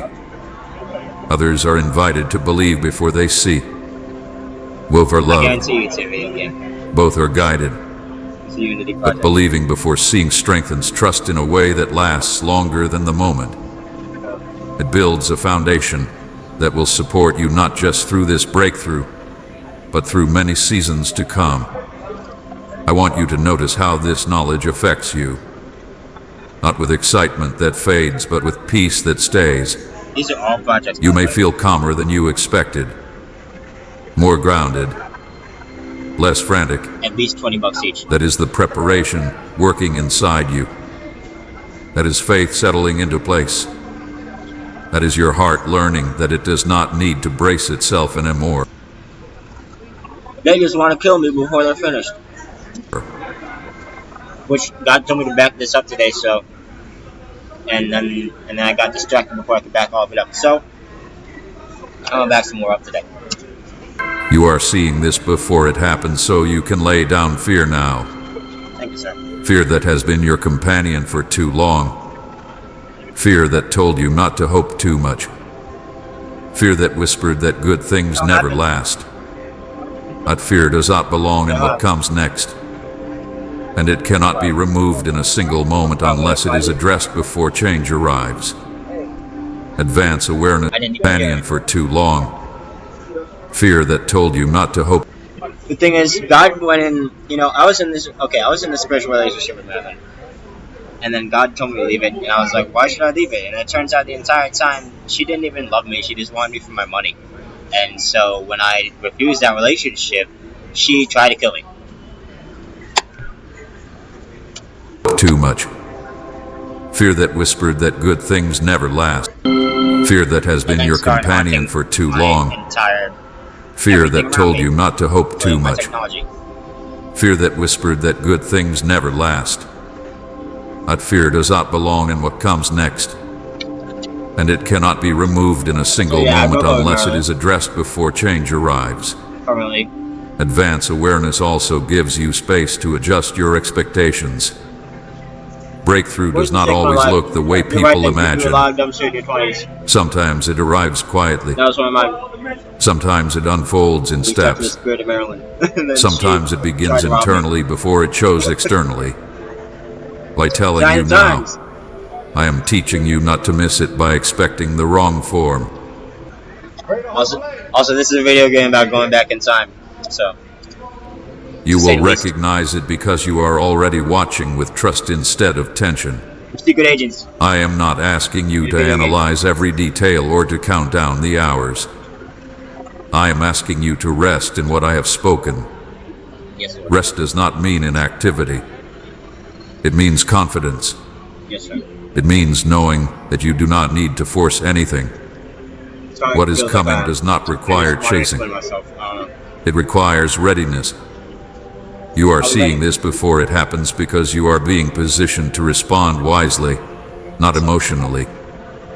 Emotional reactions can distort even good moments. Wisdom allows you to receive fully. Wisdom grows when there is time to prepare. That is what these moments are for.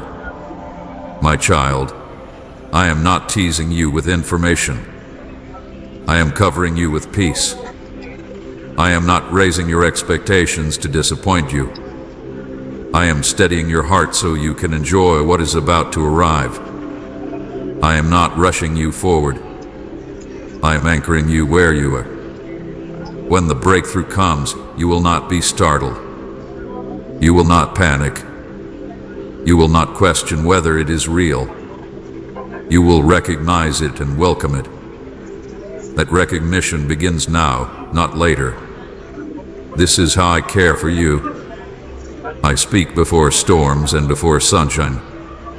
I prepare hearts before change. I calm minds before movement.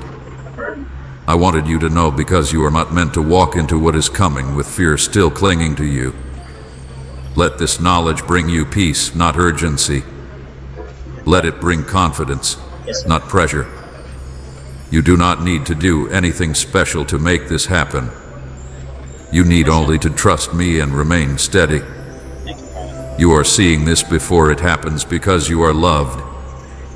Because your heart matters. Because I want your joy to be full, not fragile. Because I want faith to be the lens through which you experience what comes next.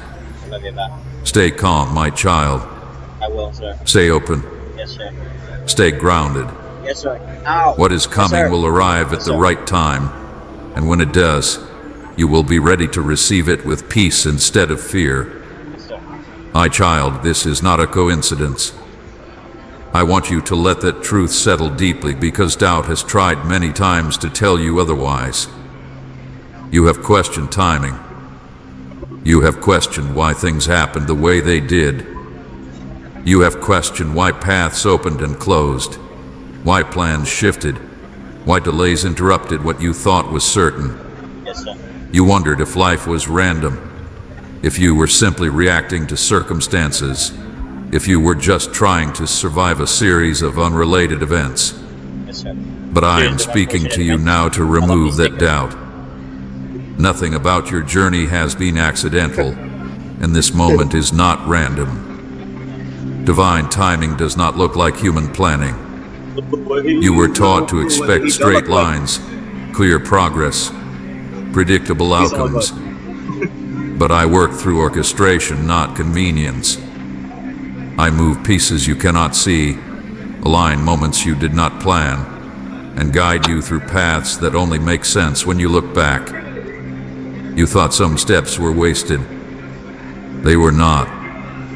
You thought some delays were failures. They were not. You thought some redirect. Can I just say God is one hell of a chess player? Because, man,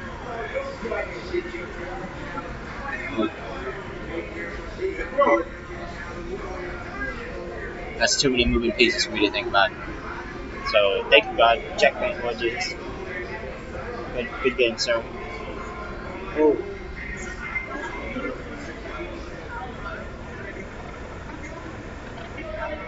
This is arguably the most pain I've felt in a hot minute. Straight lines, clear progress, predictable outcomes. But I work through orchestration, not convenience. I move pieces you cannot see, align moments you did not plan, and guide you through paths that only make sense when you look back. You thought some steps were wasted. They were not. You thought some delays were failures. They were not. You thought some redirections were setbacks. They were protection. Every step you took led you here, even the ones you resisted, even the ones you did not understand, even the ones that felt wrong at the time. I was guiding you through what you could handle, not what you wanted. Desire does not always know what is best. Trust learns over time, and your trust was being shaped through each turn. You may remember moments when you were certain about a direction, only to have it suddenly blocked. You felt frustrated. You felt confused. You asked why doors closed after you had already stepped toward them. But those closures were not rejection. They were refinement. They kept you from carrying unnecessary weight into this moment. They kept you from forming attachments that would have slowed you down later. You did not lose time. You gained clarity. There were also delays that felt unbearable. Times when nothing seemed to move. Times when waiting felt like standing still while life passed you by. You wondered if you were being left behind. You did not lose, kept you from carrying unnecessary weight into this moment. They kept you from forming attachments that would have slowed you down later. You did not lose time. You gained clarity. There were also delays that felt unbearable. Times when nothing seemed to move.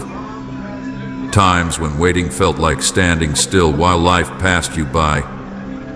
You wondered if you were being left behind. You questioned whether you missed your chance. My child, delay is not absence of action. It is often the most active form of guidance. While you waited, Things were being aligned beyond your reach. Hearts were changing.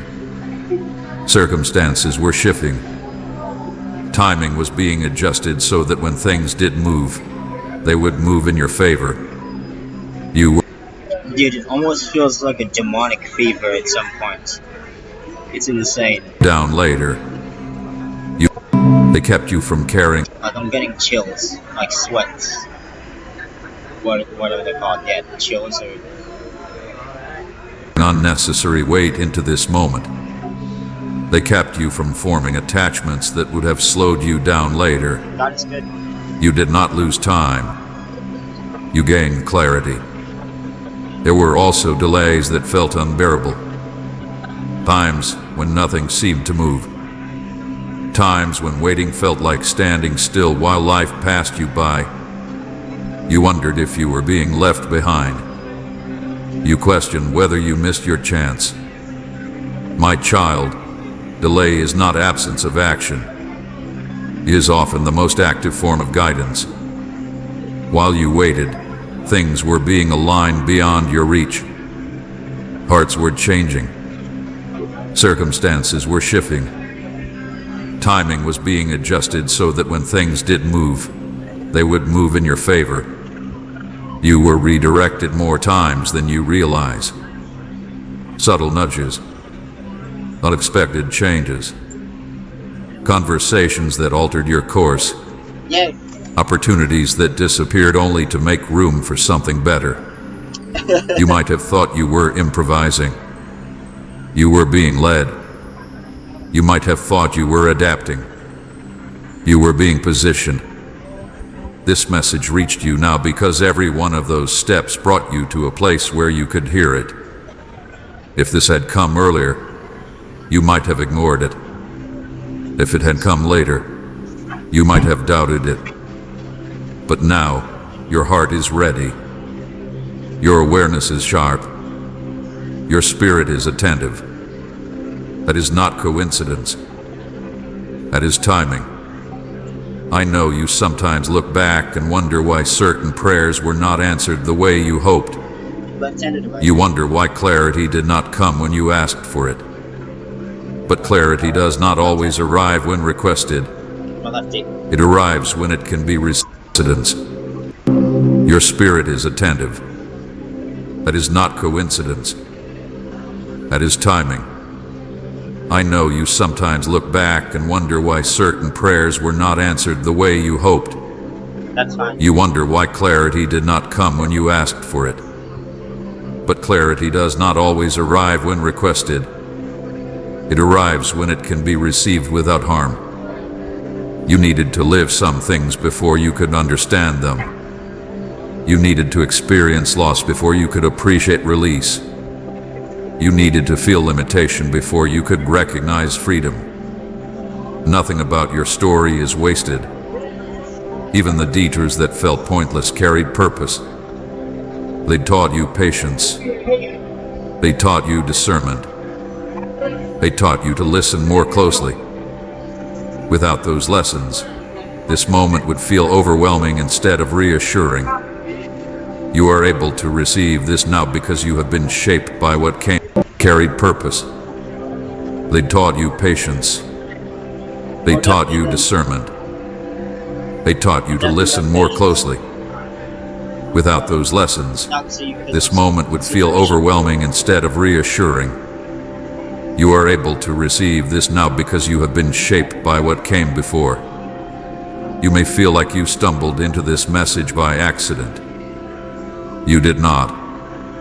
You were guided here. You were led through curiosity, restlessness, searching, or even boredom. However you arrived on time. Amen. Divine timing often hides behind ordinary choices. You clicked. You paused. You stayed. And now you are here. That is orchestration, not chance. I want to remove the idea that you are late or behind. You are exactly where you need to be. Thank you, Jesus. Time with me is not measured by speed. It is measured by readiness. You are not catching up. You are arriving. Everything you lived prepared you for this understanding. Or behind. You are exactly where you need to be. Time with me is not measured by speed. It is measured by readiness. You are not catching up. You are arriving. Everything you lived prepared you for this understanding. Even the parts you wish you could erase contributed to who you are now. You might ask why others seem to receive things sooner. Why they're measured by readiness is not measured by speed. Oh yeah, and I think Lauren was the one that said sorry to me. You know, maybe not you, Chris, but that's fine either way. If you did say sorry, I apologize. But I forgive you. You know, I don't know if that's so or not. I don't know what's going on, but I don't know 100% what's going on. Sometimes, well, definitely now that they're putting canker sores and shit on me to dull my discernment. But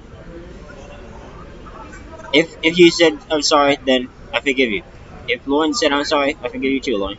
And shout out to you, because if Lauren said I'm sorry to me, that would have taken a lot of work and effort, you know, and just that would have been a huge change. So I'd be extremely appreciative of that, you know, because this is not fun at all. But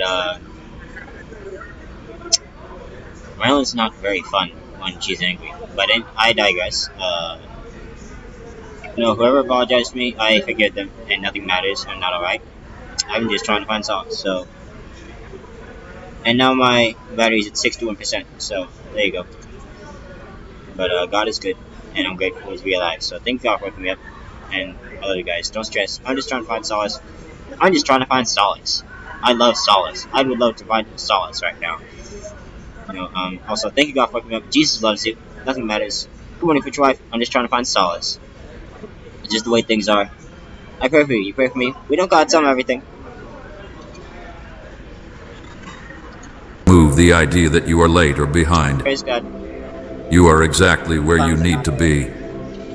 Time with me is not measured by speed. It is measured by readiness. You are not catching up. You are arriving. Everything you lived prepared you for this understanding. Even the parts you wish you could erase contributed to who you are now. You might ask why others seem to receive things sooner. Why their paths look smoother. Why their breakthroughs appear quicker. My child, comparison hides orchestration. Each path is unique because each heart is unique. What you needed to learn could not have been learned another way.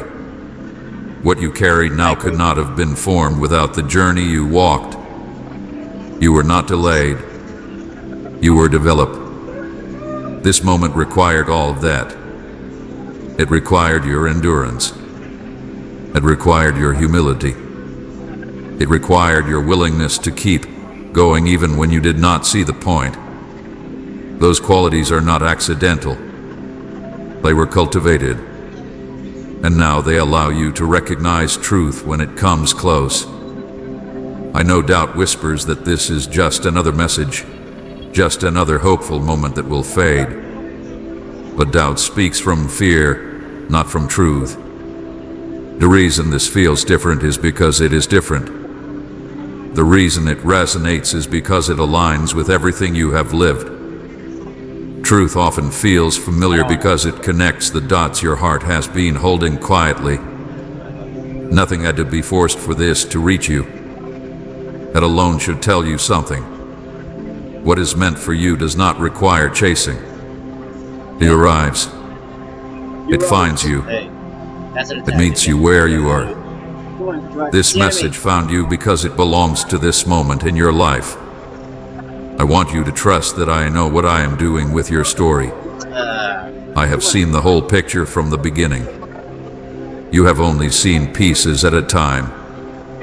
It is understandable that you questioned, doubted, or grew weary.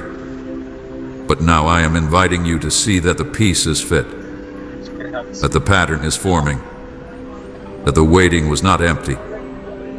Comment God is my safe refuge if you run to him when life is heavy, and share this video. God is my safe refuge. He really is, because if I didn't have God, I'd be dead right now.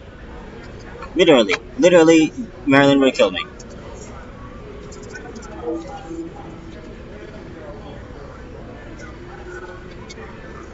Like, and in like the worst way possible. Yeah. Thank you, God. Thank you, Jesus. Thank you, Spirit. I needed that video. I gotta work too.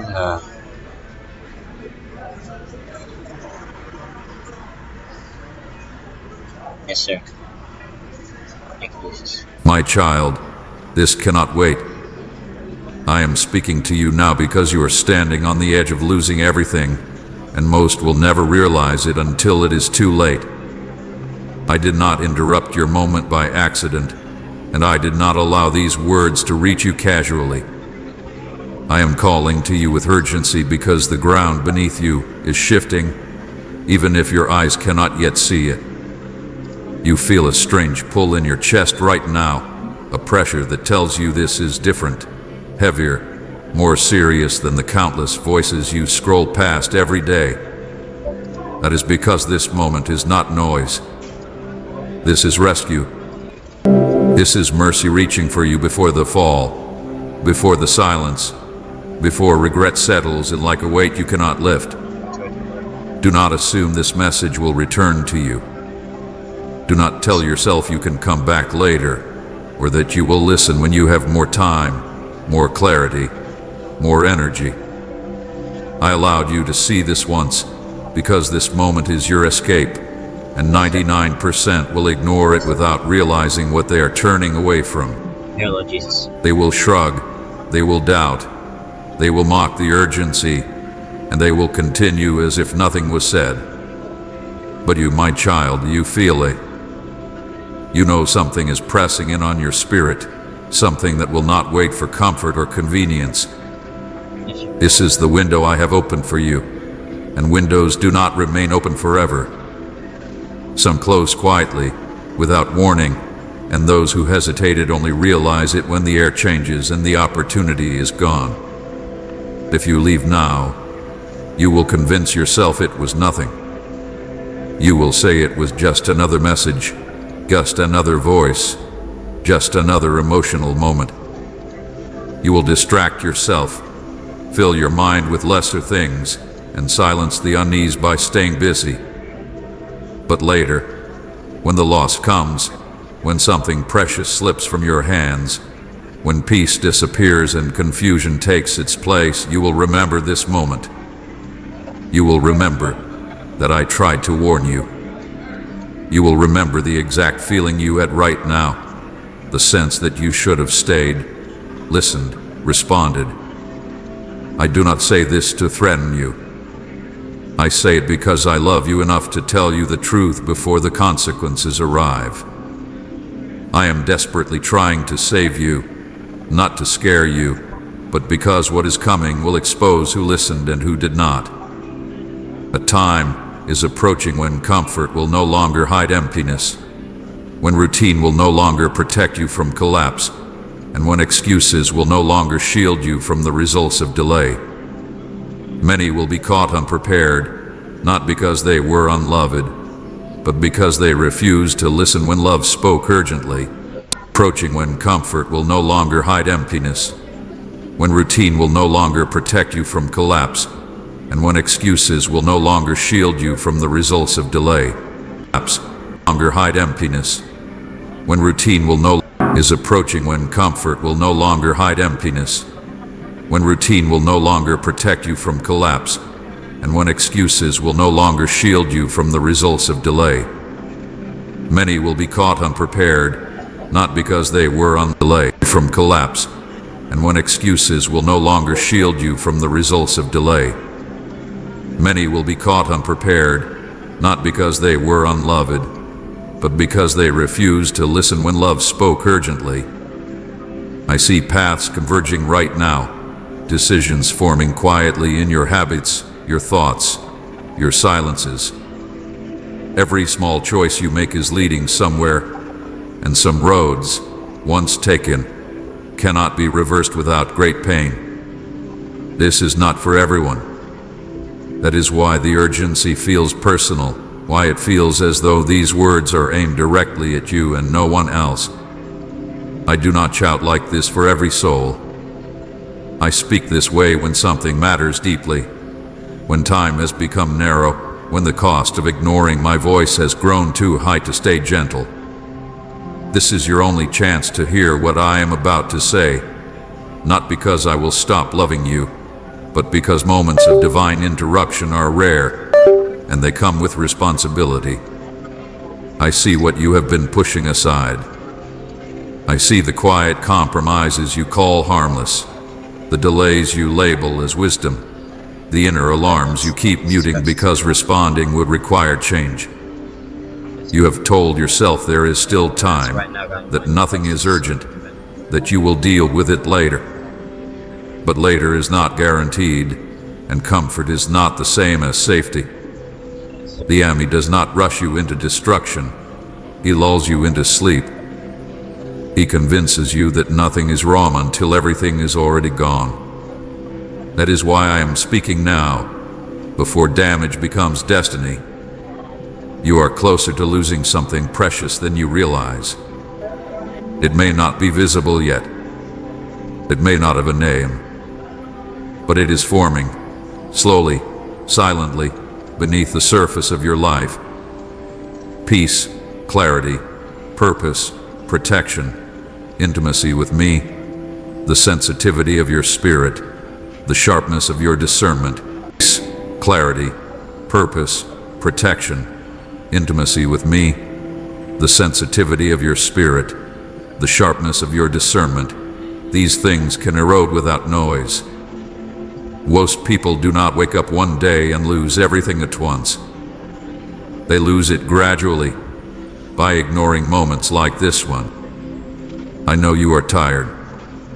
I know part of you wants to rest, to stop thinking, to stop feeling the weight of responsibility.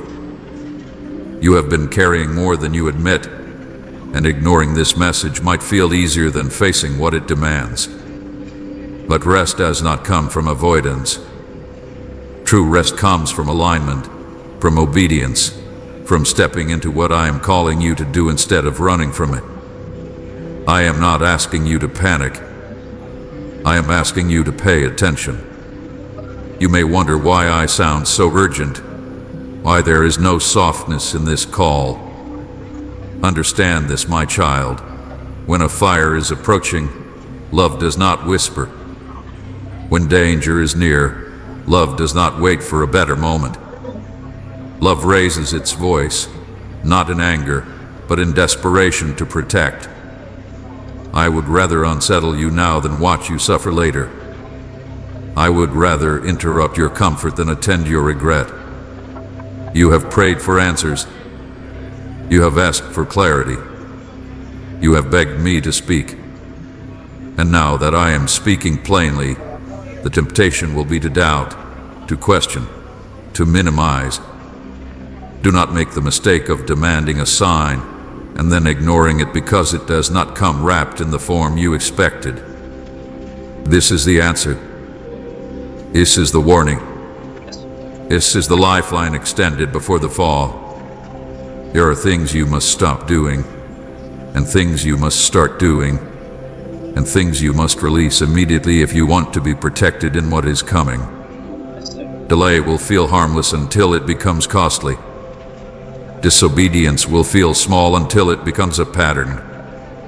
Indifference will feel peaceful until it becomes emptiness. I am calling you now because you still have time to choose differently, to turn, to realign, to step back into safety. Type I am fully calling you now because you still have time to choose differently, to turn, to realign, to step back into safety. Type I am fully covered by your grace if you believe He's your unfailing protector. Do not assume you are exempt.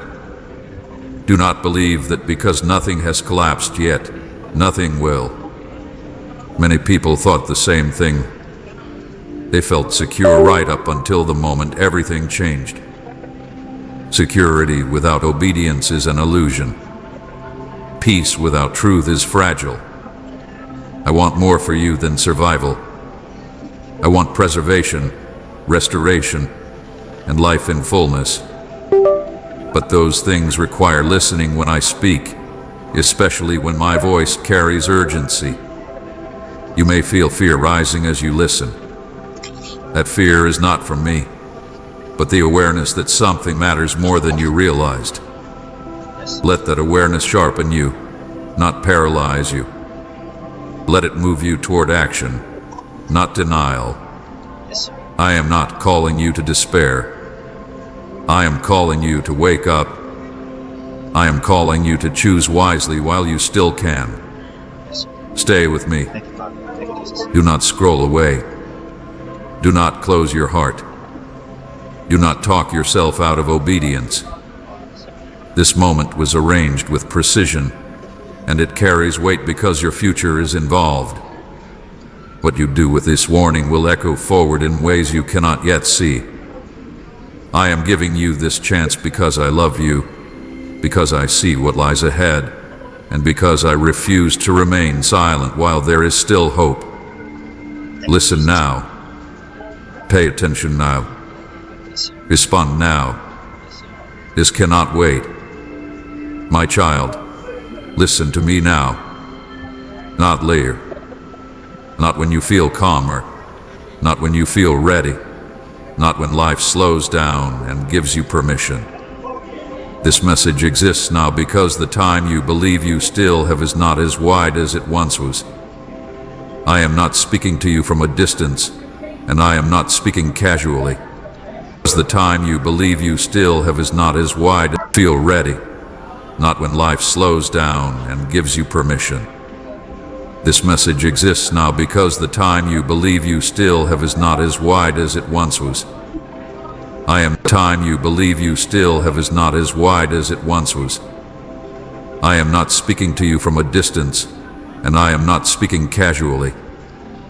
I am leaning into this moment with urgency because something has shifted, and silence will no longer protect you the way it once did.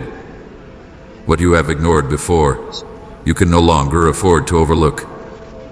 What you delayed before, you can no longer safely postpone. I am speaking now because the narrowing has begun, and every choice you make from this point forward carries more weight than you realize. You must understand this clearly. Time has narrowed. Doors that once stayed open without effort are beginning to close quietly.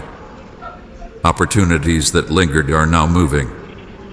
The season where you could remain undecided without consequence is ending. I am not saying this to alarm you, but to awaken you. There was a time when hesitation was absorbed by grace, when indecision was cushioned by patience.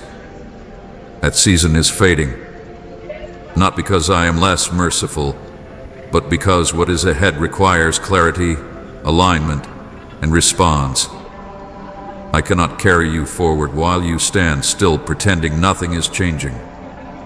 This message exists now because what is coming will not wait for you to feel comfortable. It will not pause while you gather courage.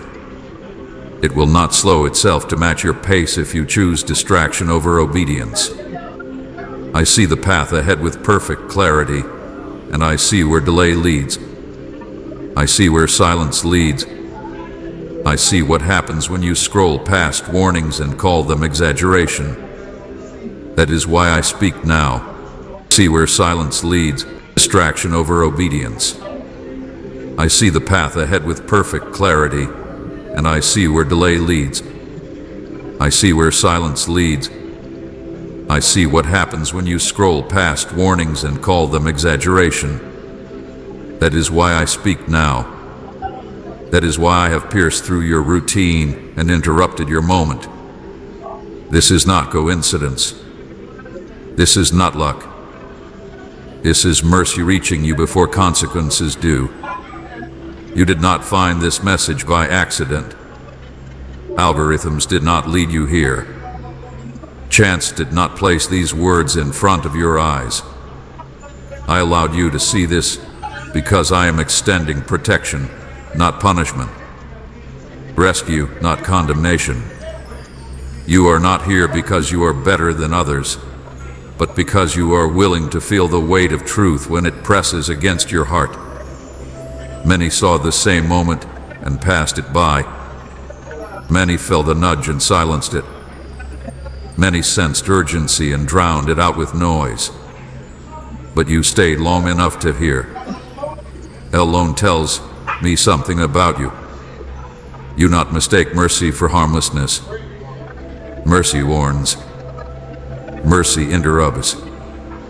Mercy raises its voice when danger is near. If you ignore mercy, you do not avoid consequences.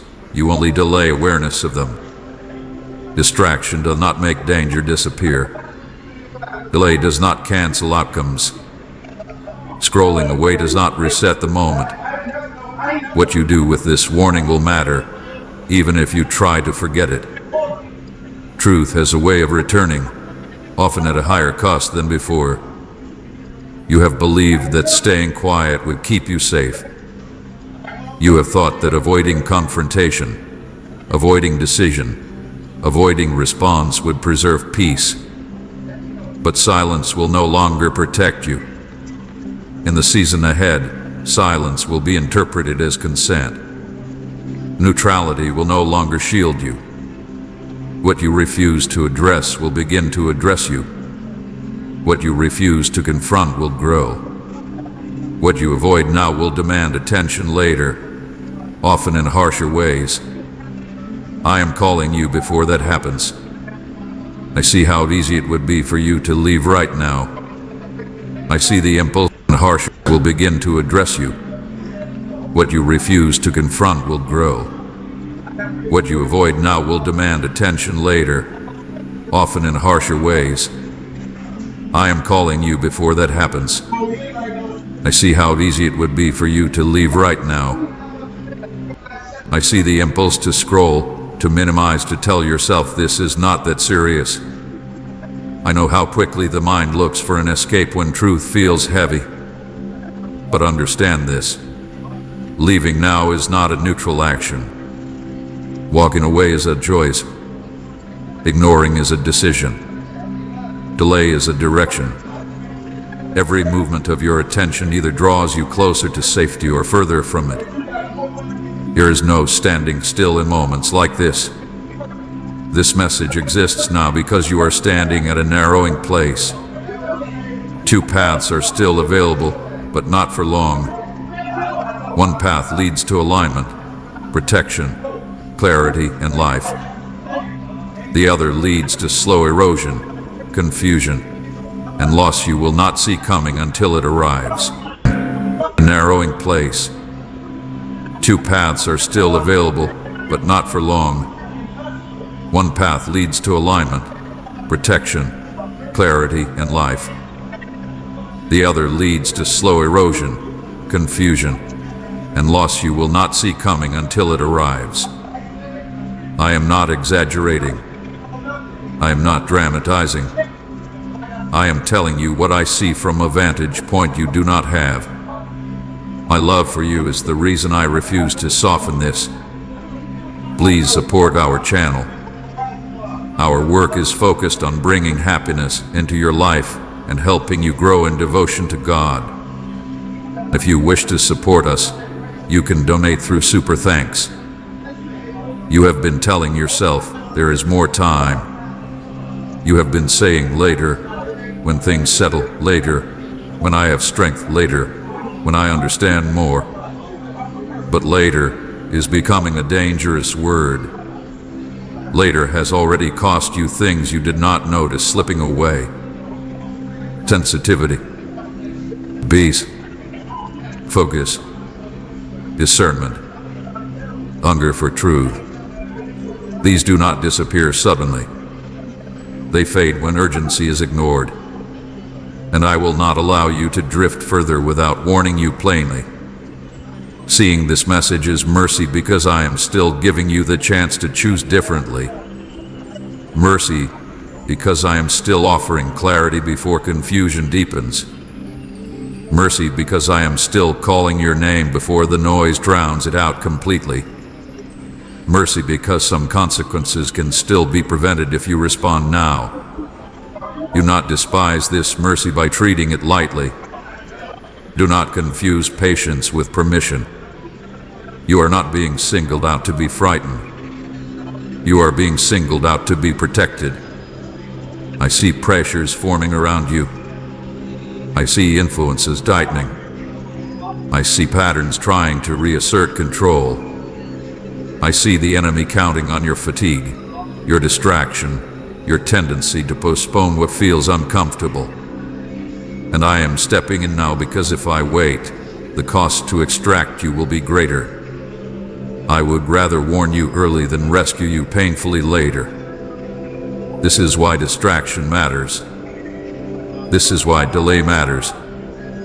This is why scrolling away matters.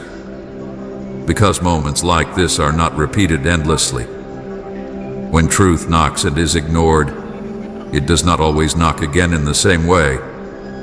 Sometimes it returns louder. Sometimes it returns through loss. Sometimes it returns through pain. I do not want that for you. I want you to respond while response is still gentle. You may feel resistance rising in you. You may feel fear, annoyance, doubt, even irritation. That does not mean this is not from me. Often, the strongest resistance later. This is why distraction matters. This is why delay matters. This is why scrolling away matters.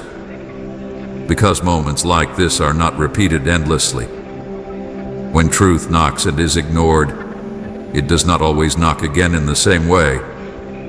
Sometimes it returns louder. Sometimes it returns through loss. Sometimes it returns through pain. Through loss. Sometimes it returns. It does not always knock again in the same way. Sometimes it returns louder. Sometimes it returns through loss. Sometimes it returns through pain.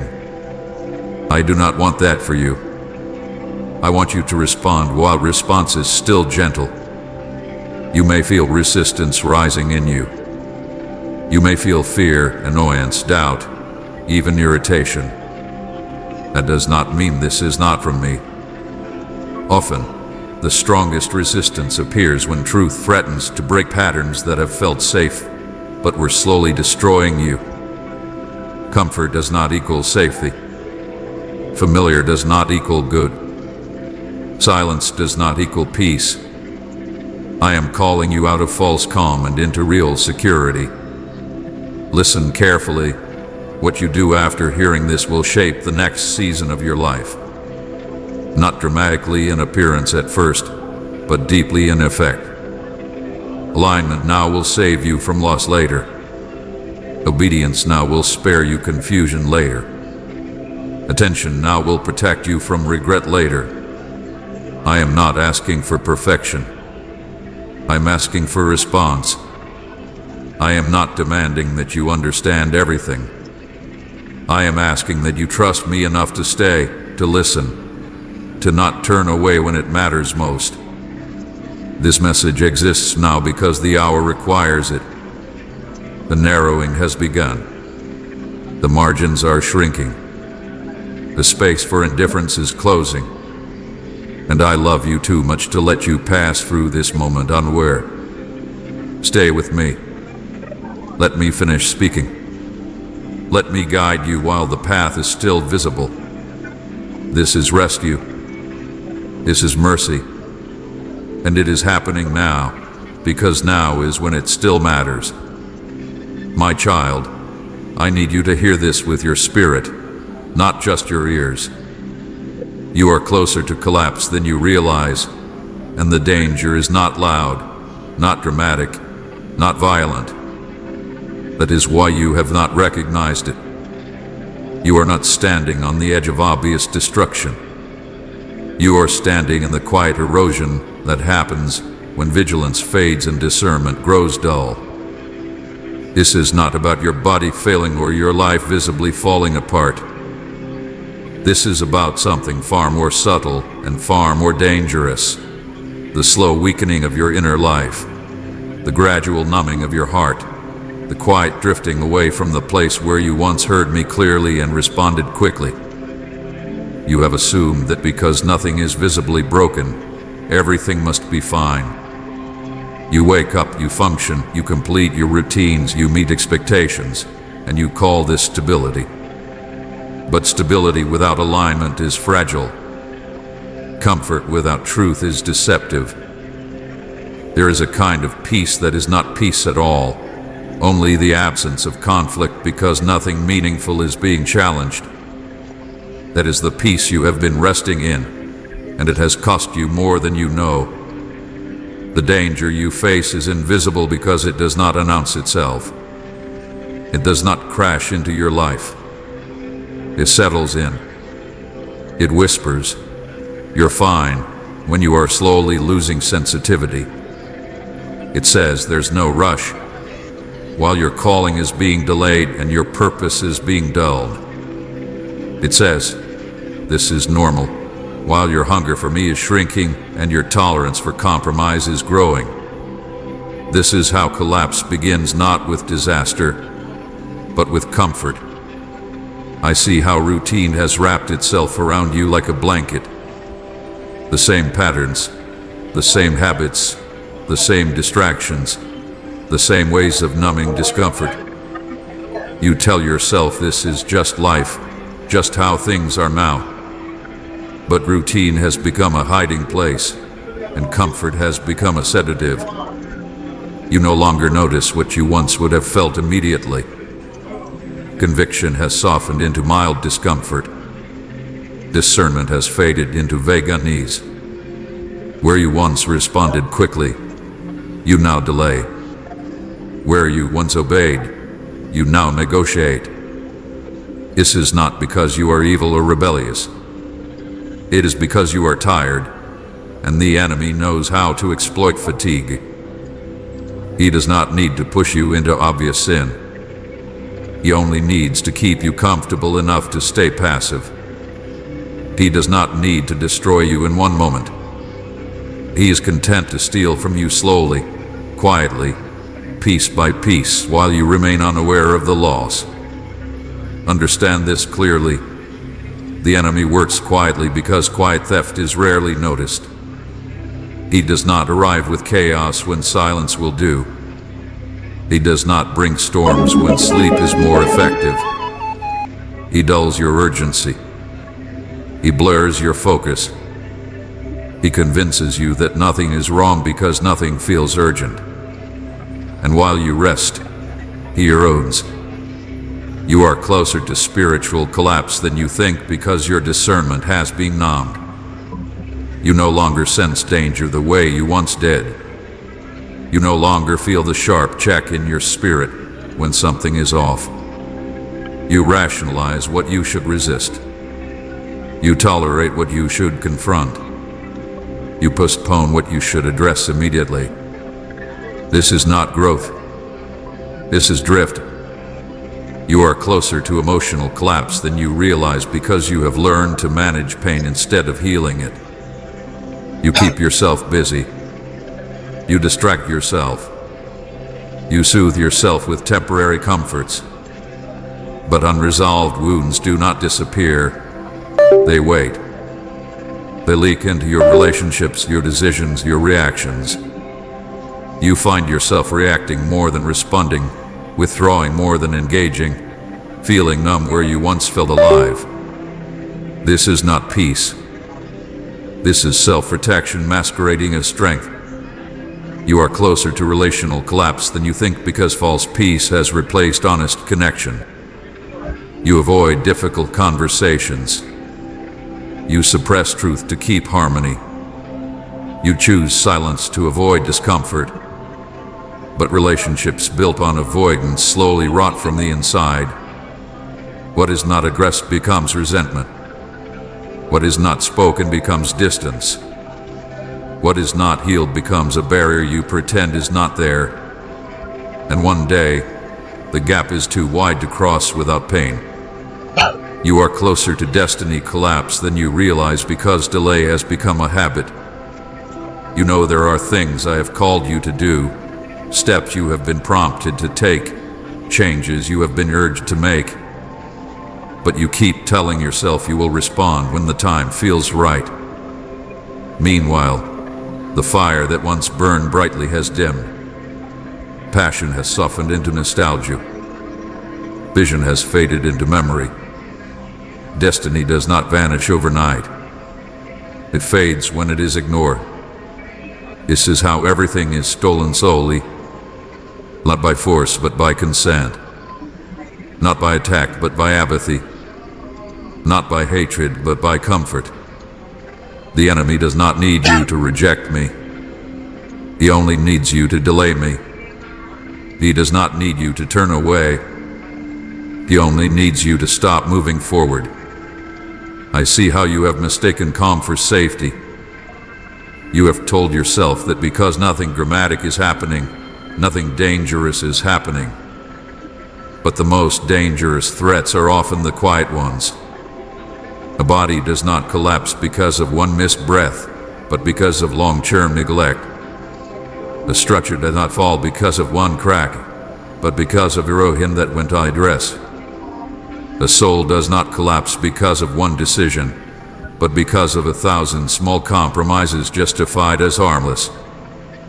You have grown used to living just below fullness.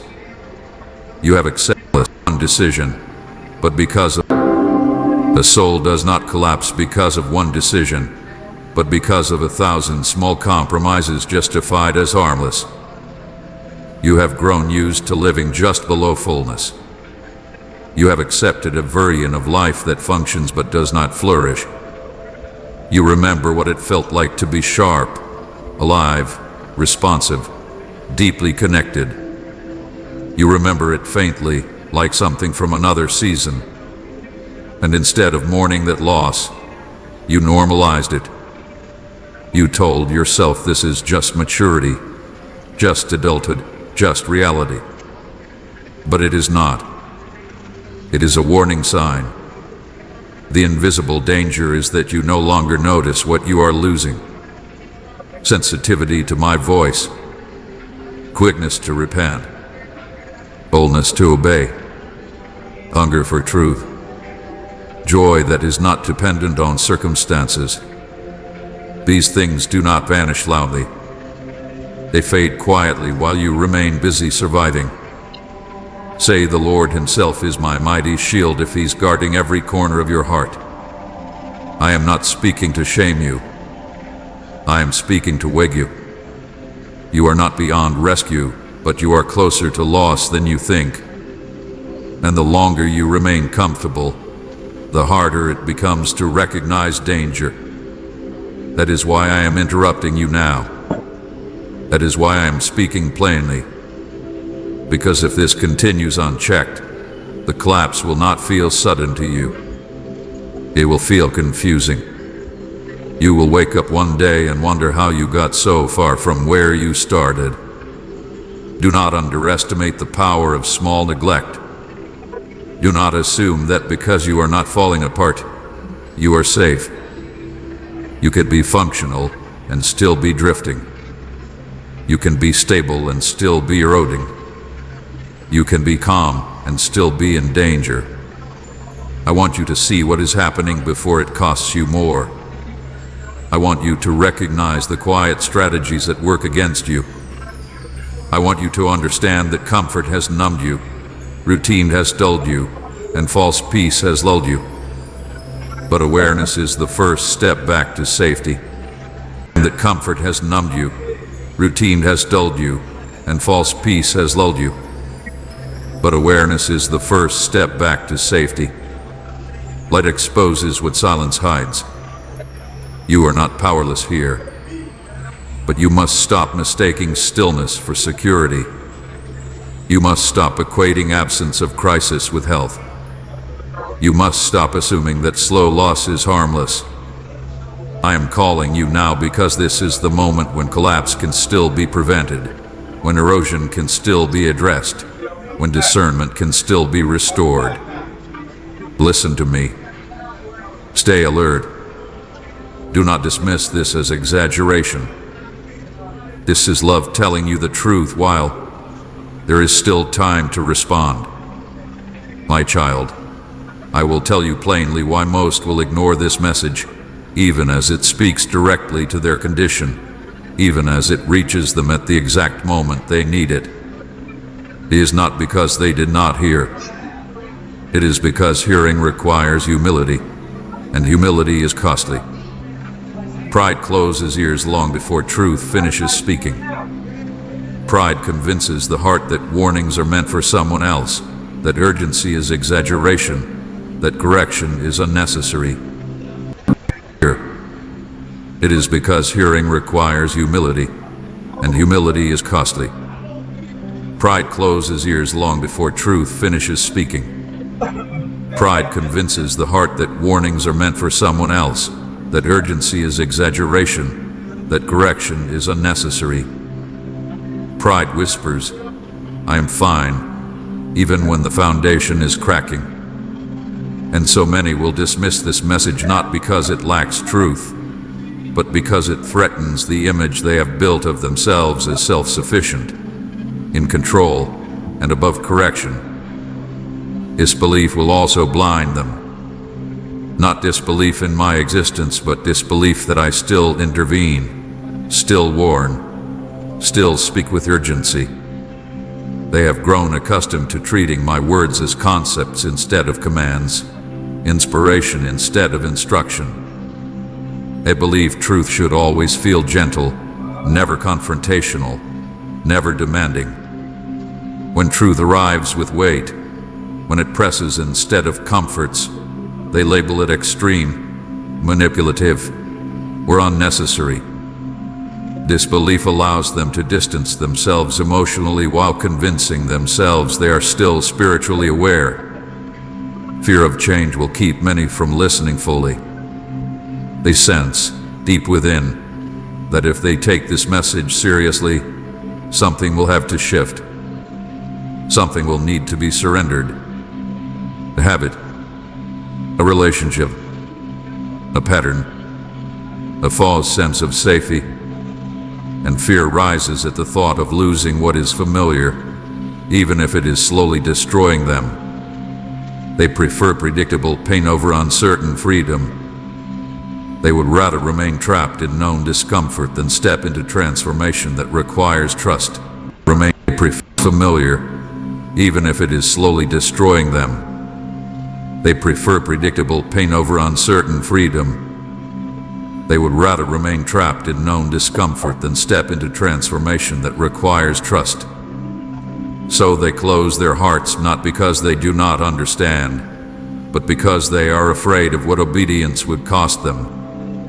Addiction to comfort is one of the strongest forces keeping people from responding to divine urgency. Comfort dulls awareness. It convinces the soul that nothing must change as long as life remains manageable. Comfort trains people to avoid anything that disrupts their peace, even when that peace is false. They scroll past discomfort. They mute conviction. They surround themselves with voices that affirm rather than challenge. And when a message like this confronts them, it threatens the very comfort they have built their lives around. So they reject it, not because it is wrong, but because it is inconvenient. Resistance to correction runs deeper than most realize. Correction requires acknowledgement of error, and acknowledgement threatens ego. Many would rather reinterpret truth than repent. They would rather debate than obey. They would rather analyze the message than apply it. They look for flaws, tone issues, reasons to discredit, anything that allows them to remain unchanged while feeling justified. Correction feels like loss to those who do not yet understand that it is actually protection. This is why ignoring divine urgency has always been humanity's greatest downfall. From the beginning, people have ignored warnings because they did not align with their desires. They dismissed urgency because judgment seemed far away. They delayed obedience because consequences did not arrive immediately. They mistook patience for approval and silence for absence. And history repeated itself again and again. The pattern never changes. Warning comes. Delay follows. Consequences arrive. And regret comes too late to prevent loss. My child, understand this clearly. Ignoring truth does not stop consequences. It only postpones awareness of them. You cannot scroll past reality. You cannot delay outcomes indefinitely. Yes, sir. You cannot silence truth without cost. The consequences of ignoring divine urgency are not always immediate, which is why so many are deceived. They assume that because nothing happened right away, nothing will. But consequence is not always sudden. It is often cumulative. It builds quietly, layer by layer, until the weight becomes too heavy to ignore. Many will ignore this message because they believe they are exempt. They think warnings are for the broken, the immoral, the obvious failures. They do not realize that the greatest danger often lies with those who appear stable, functional, and successful. Pride convinces them they are above collapse. Comfort convinces them they are safe. Routine convinces them they are grounded. And all the while, erosion continues unseen. Others will ignore this message because it threatens their narrative. They have constructed a version of themselves that cannot be questioned. They have invested years in justifying their choices, explaining away their delays, defending their compromises. To listen now would require admitting that some of those choices were wrong, that some delays were costly, that some compromises were dangerous. That realization is painful, and many would rather protect their narrative than their future. Some will ignore this message because they are tired. Listen now would require admitting that some of those choices were wrong, explaining away their they have constructed a version of themselves that cannot be questioned. They have invested years in justifying their choices, explaining away their delays, defending their compromises. To listen now would require admitting that some of those choices were wrong, that some delays were costly, that some compromises were dangerous. That realization is painful, and many would rather protect their narrative than their future. Some will ignore this message because they are tired, not physically but spiritually. They are weary of introspection, weary of conviction, weary of being called higher. They won't rest, but they seek it in avoidance instead of surrender. Introspection, weary of conviction, weary of being called higher. They won't rest, but they seek it in avoidance instead of surrender. They mistake numbness for peace and disengagement for healing. And when urgency reaches them, it feels like a burden instead of a lifeline. They do not realize that ignoring the call will only deepen their exhaustion. Others will ignore it because they are distracted. Their attention is fragmented, their minds overloaded, their hearts divided. They have trained themselves to consume quickly, react briefly, and move on immediately. They are uncomfortable with sustained focus, but they seek it in avoidance instead of surrender. They mistake numbness for peace and disengagement for healing. And when urgency reaches them, it feels like a burden instead of a lifeline. They do not realize that ignoring the call will only deepen their exhaustion. Others will ignore it because they are distracted. Their attention is fragmented, their minds overloaded, their hearts divided. They have trained themselves to consume quickly, react briefly, and move on immediately. They are uncomfortable with sustained focus, deep reflection, or prolonged conviction. A message like this requires stillness, honesty, and courage. Distraction offers escape from all three. Some will ignore it because they fear distraction offers escape from honesty and courage. Distraction offers escape from all three. Some will ignore it because they fear being wrong, admitting that they should have listened sooner, acted earlier. Offers escape from honesty and courage. Distraction offers escape from all three. Some will ignore it because they fear being wrong, admitting that they should have listened sooner, acted earlier, or changed course is uncomfortable. They fear being wrong, admitting that they should have listened sooner, acted earlier, or changed course is uncomfortable. It challenges their self-image as wise, discerning, and aware. So they choose denial over humility. They tell themselves they will address it later, when they can do so without admitting error. But later rarely comes. My child, do not follow the pattern of the many. Truth has never been embraced by the majority. Urgency has always been dismissed by those who benefit from delay. Warnings have always been mocked until they were fulfilled. The fact that most will ignore this is not evidence that it is false. It is evidence that it is costly. I am not asking you to judge those who ignore this. I am asking you not to join them. Learn from history instead of repeating it. Recognize the traps that prying, comfort, fear, and resistance set. Understand that truth does not adjust itself to human preference. It stands, whether acknowledged or not.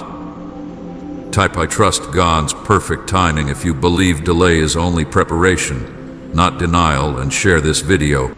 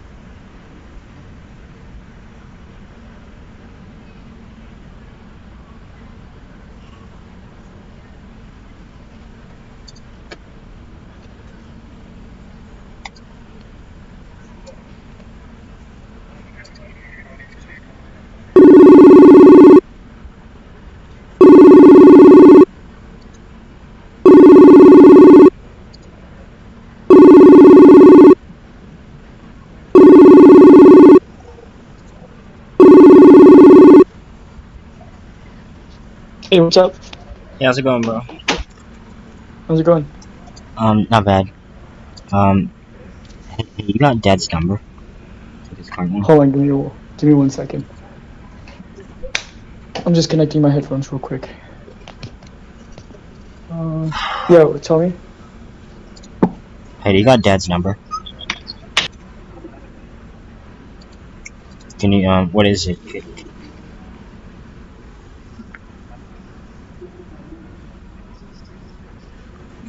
Mhm. Mhm.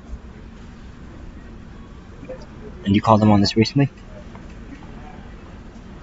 Okay, I bet. God's tell me, please tell me to get out of this place. God's tell me I gotta get out of this place. God, God is telling me I gotta get out of this place. I, I don't care. I gotta go. Thank you, bro. I appreciate it. Sorry, I'll call you later. Escaping this place. Sorry, I gotta go.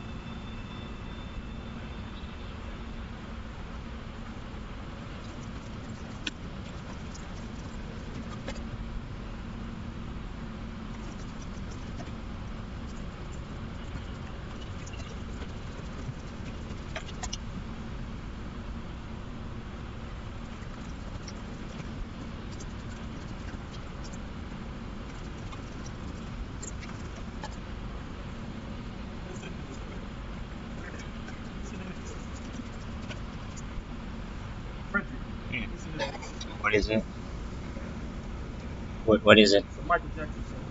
Sorry, I can't right now, dude. Right now, Huh? I can't right now, dude. Freaking, there's too much going on right now, man.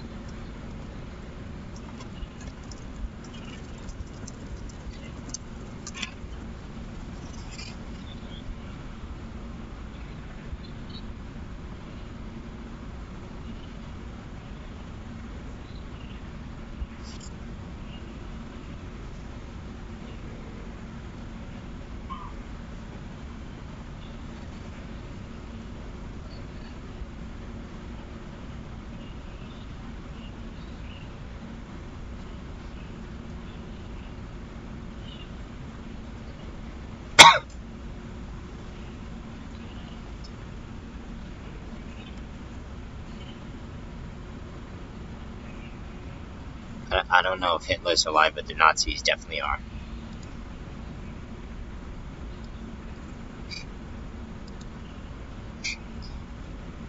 And that's how I know, because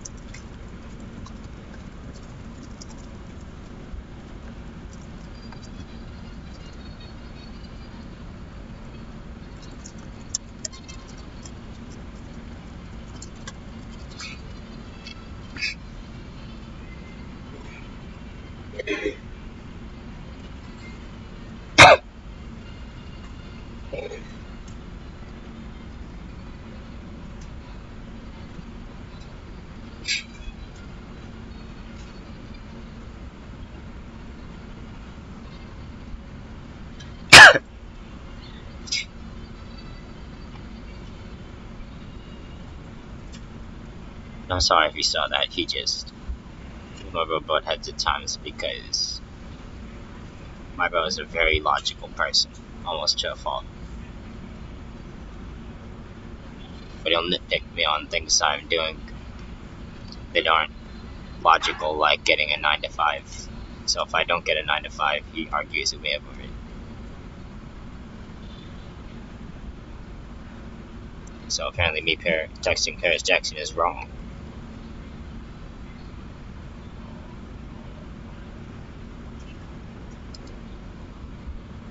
And I shouldn't be doing that, or else I'd get,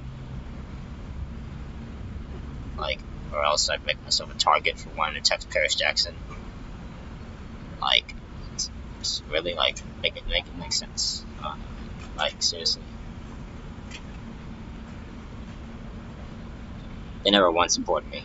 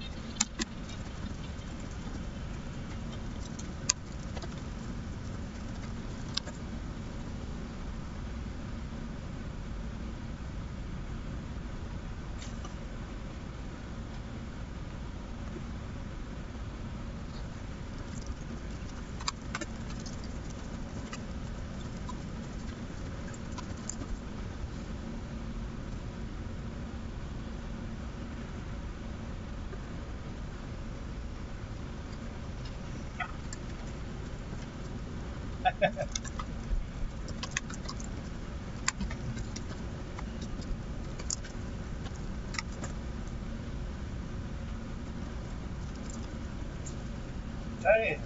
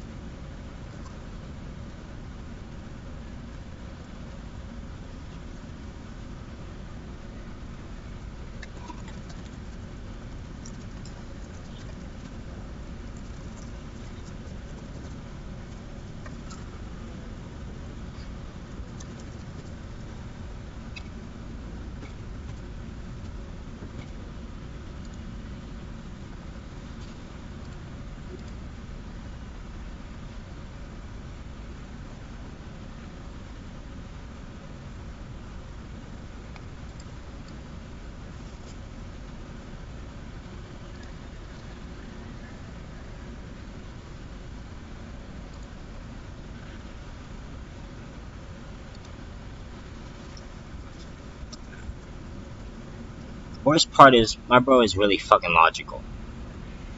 And he's smart, and I know he's smart. But he'll make a really good fucking argument against me that's incredibly hard for me to freaking talk. Like, to freaking debunk. And on top of that shit, just like fucking hell, man. Like, I'm not gonna have enough time to get a fucking 9 to 5 in this place, man. I need to get the fuck out.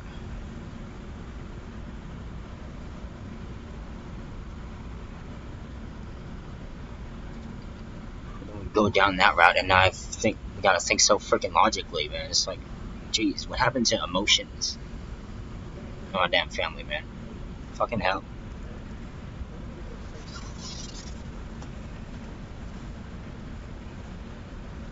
Not once did he say, oh, I'm glad you're following your dreams, man, It's always, why don't you get a 9 to 5? Why don't you get a 9 to 5? Fucking hell, man. It's like, maybe I'm trying to fucking work my ass off and do better than a 9 to 5.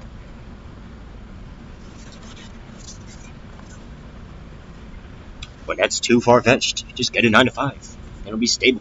Fuck that shit. Like, I can get a 9 to 5 right now. Maybe not right now, but fucking like,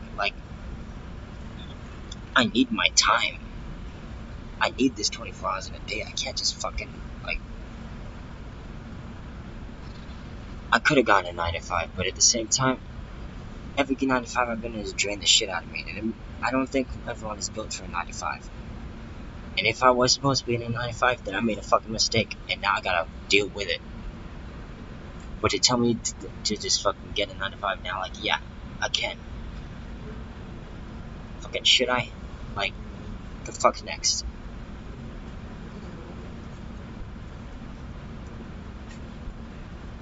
Maybe I should. Fucking running out of options here.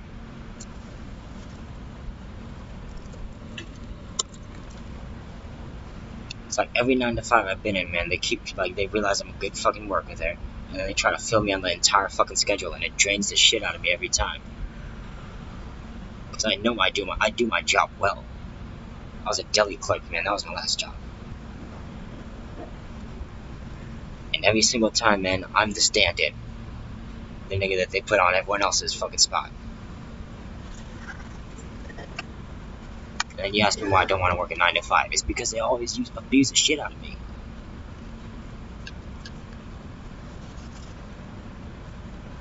I'm a CEO, man. I'm an employer, not an employee.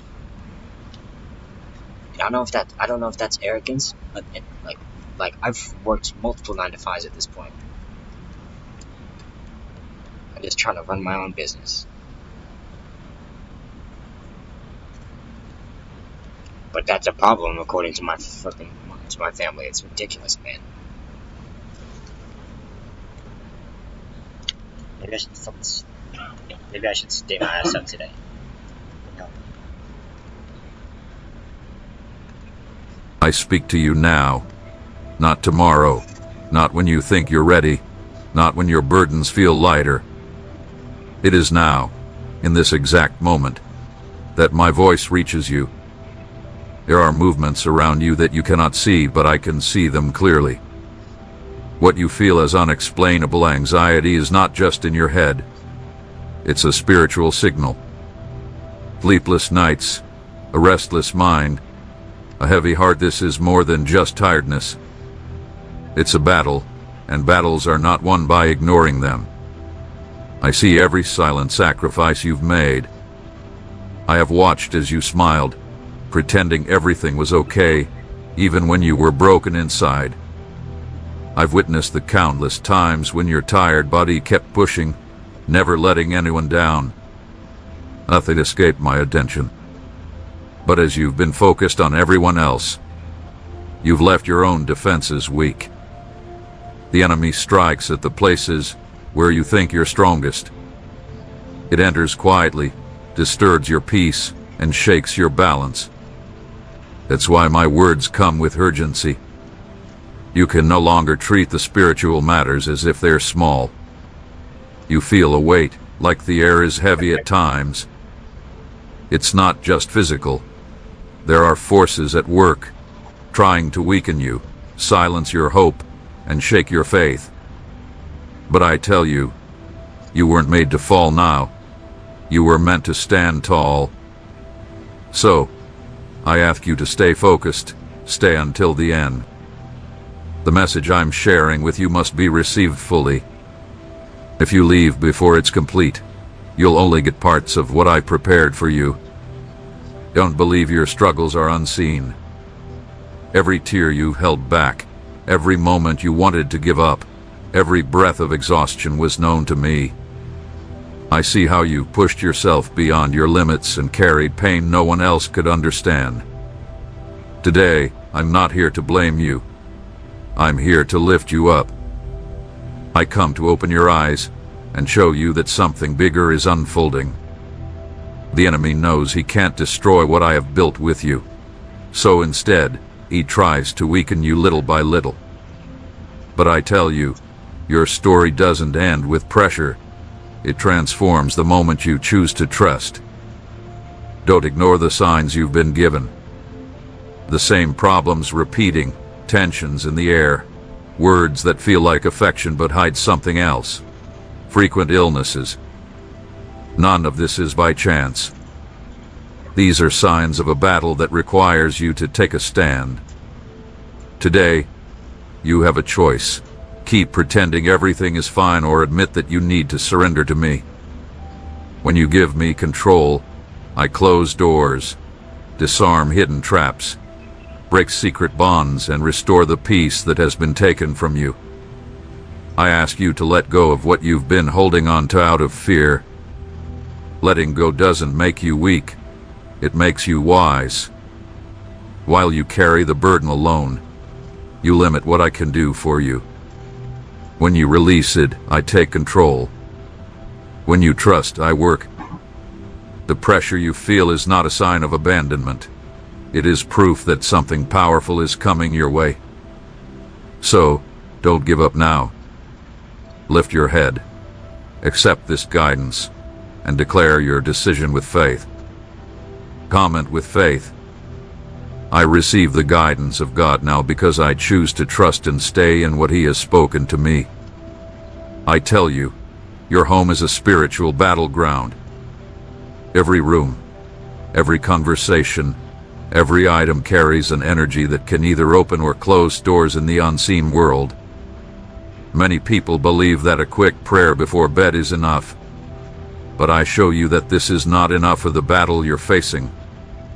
This is not the time for shallow actions, it's time for real sanctification. I want you to understand that your home is more than just four walls and a roof. It's a place where the spiritual world influences your life, for either good or bad.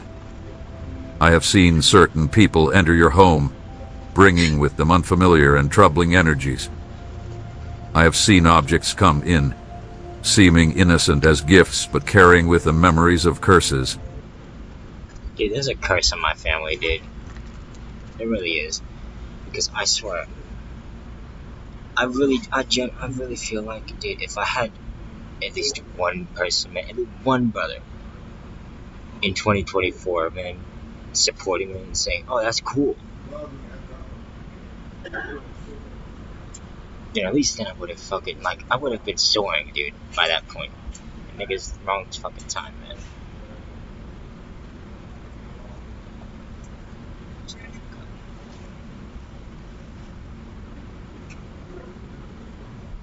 Man, if I had support for the entire time, I'm not saying that I need support. I mean, every human needs support.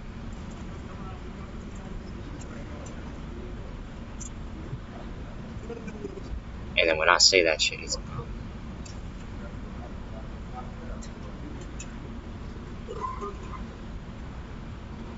And now they're trying to threaten me. Like, they're trying, like, this entire world wants me to fucking dim my light, bro. Including my own damn brothers, man. So I really must need to fucking distance myself, man. Because no one wants to believe in my ass. Not even the fucking demons, bro. I mean, definitely not the demons. Just no one fucking, like, it really feels like nobody wants to fucking support my ass, bro. And I don't, like, every human being needs support. It's wrong for me to even say I don't. Like, I could have been had my shit out, man, but every single time I tell someone about my fucking shit, they keep on saying, why don't you get a 9 to 5 instead?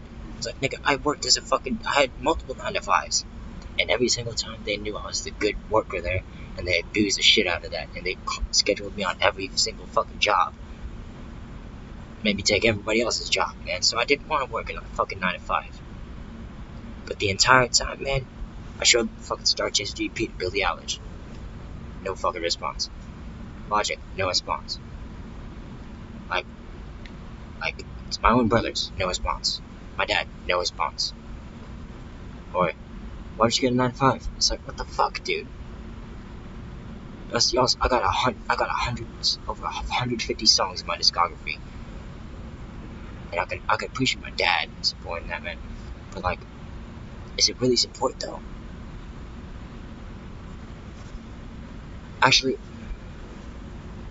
I don't even know at this point.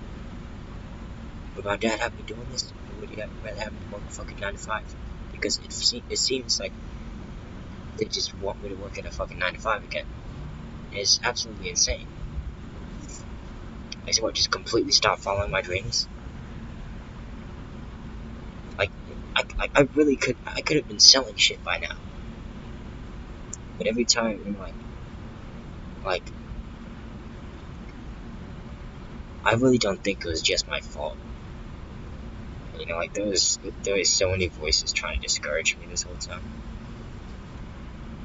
And like, yeah, you know, and I kept going for a longest time. You know, but now it's at the point I fucking fall asleep halfway through because I'm running on my own strength here. No one wants to support me. No one once said, hey, that's a cool idea, bro, keep it going. Not a single person. Except for like 3 people, maybe. Every single time it's like, why don't you work a 9 to 5, bro?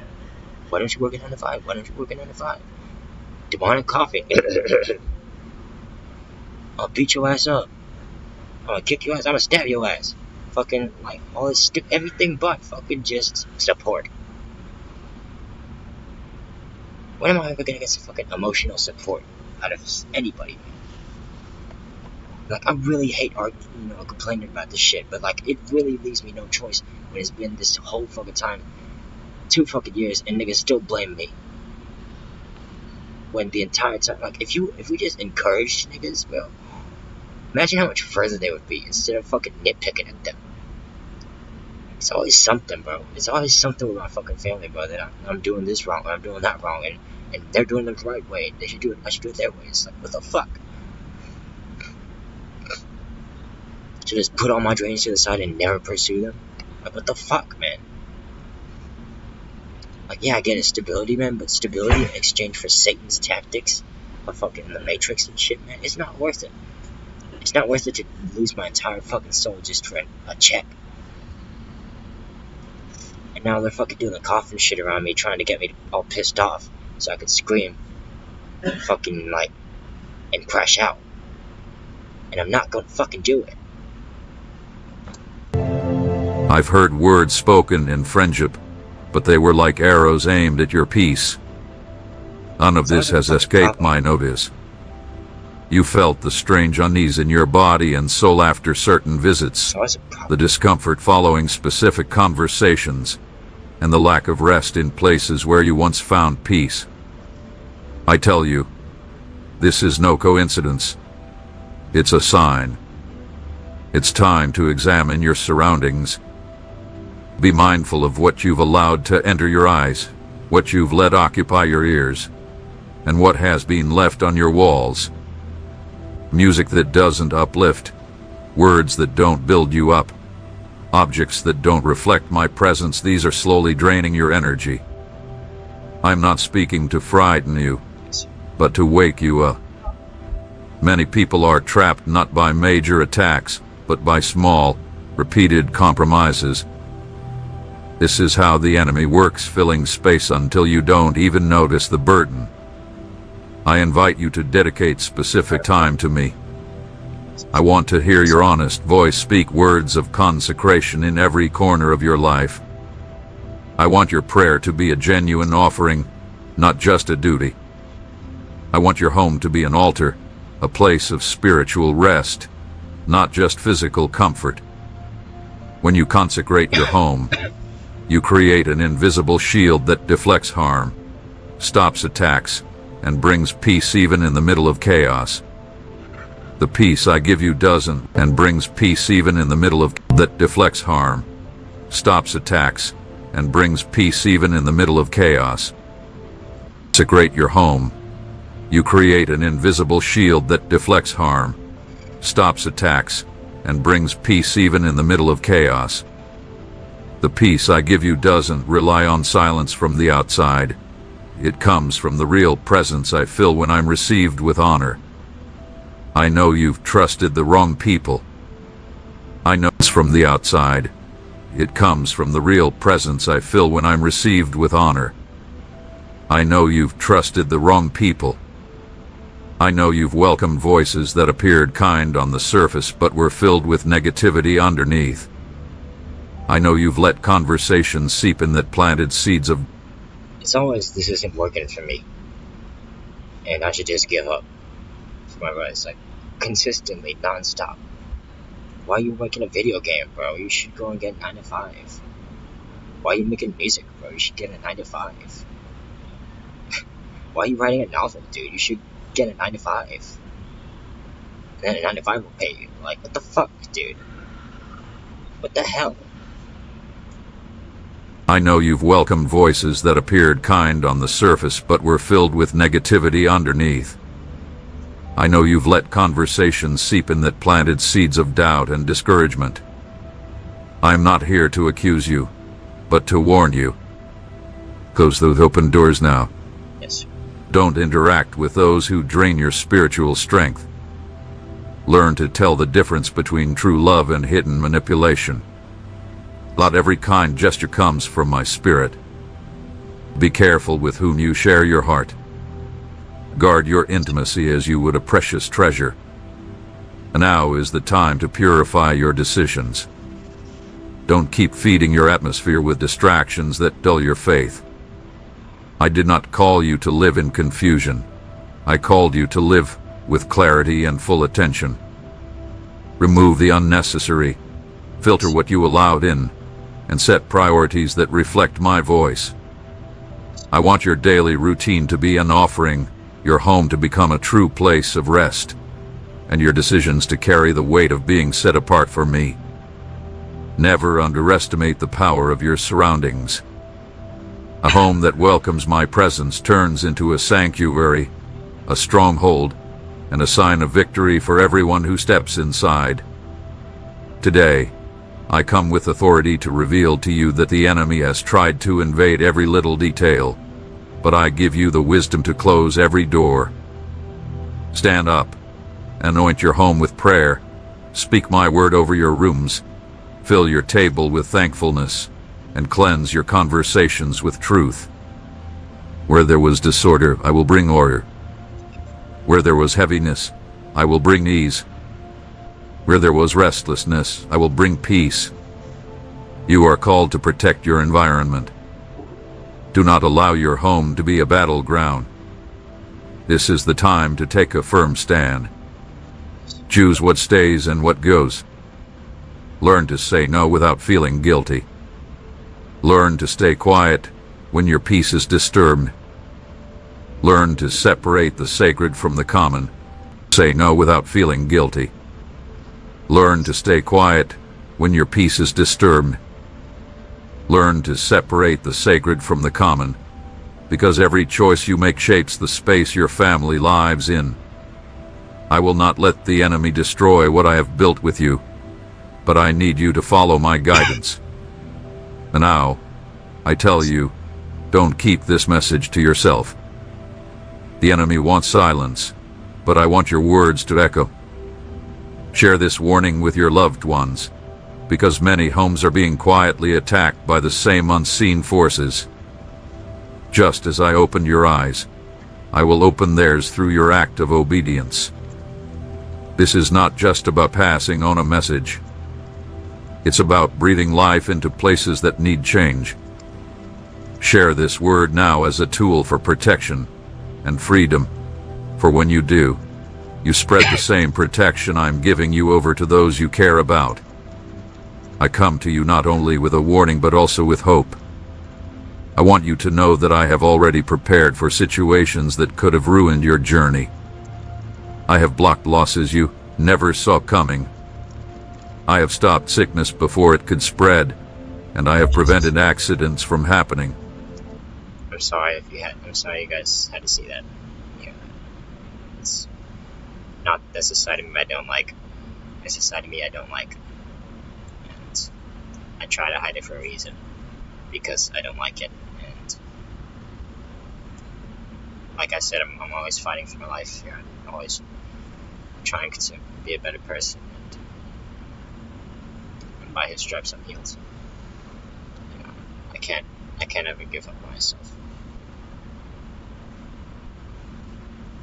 And I just hope you guys see me fighting, because there's too many times where I could have crashed out and I chose God and peace instead. I just hope it shows. I'm sorry. Often, you saw my silence as distance, but that silence was your protection. While you believed nothing was changing, I was already working on your behalf. Today, I come to remind you that nothing you face is greater than the protection I have placed over your life. The enemy tried to fill your mind with the thought that you were alone, that no one was watching over you, that all your efforts were in vain. But I tell you, you have never been without my protection. My presence has been with you through every night of fear, through every day when you felt like you couldn't keep going. I held you up in the unseen moments, when your body trembled and your soul cried out for peace. Don't overlook the care you've already received, because the same God who has kept you until now will remain faithful to finish what he started in you. But I need something from you, your full surrender. Many give me only the easy parts, the visible prayers, the quick moments of seeking, but I want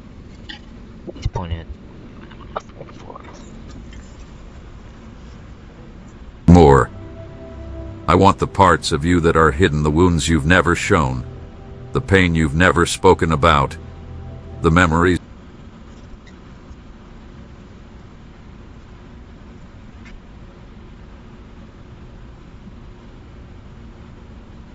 out for peace. Don't overlook the care you've already received, because the same God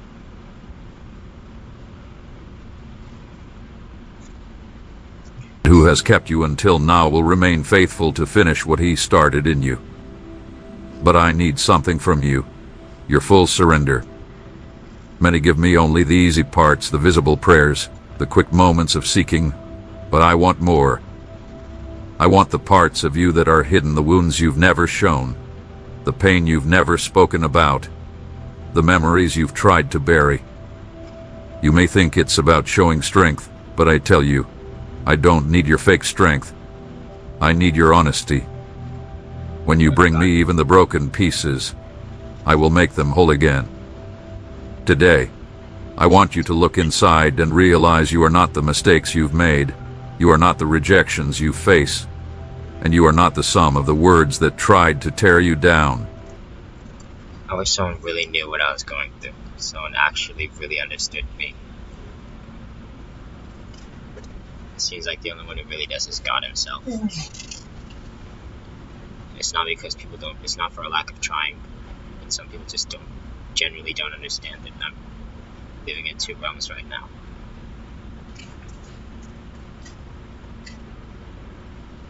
They don't understand that demons speak through them. They don't know what Ephesians 6:12 is.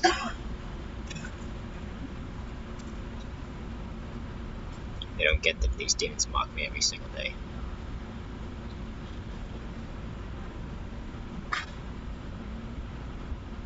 They don't get it, so it feels like I'm the only one who hears it, or sees it.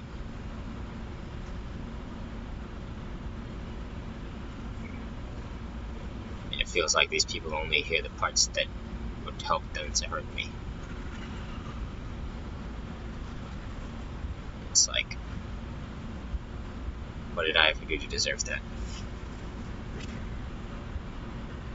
And if I did do anything, then why do I have to be the perfect one and no one else can and acknowledge their own mistakes?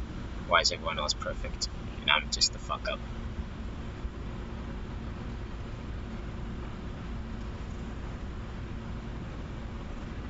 I can't help but want to talk about that. You know, that's all I got because it makes me want to say fuck a lot. And just to try and get it out, I don't know how else to say it sometimes because it feels like there's so much pain in my heart that no one else wants to see it and just waiting to spill out.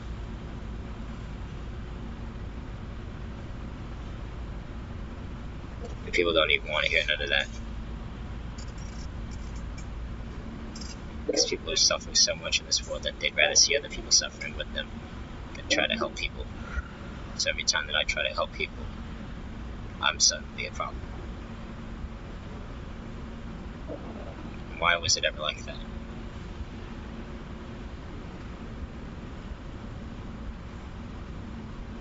Why can't we just realize that people need each other in this world? Why is it always gimme, gimme, gimme, and me? And when someone else tries to take up their own space, suddenly it's, give me that space too.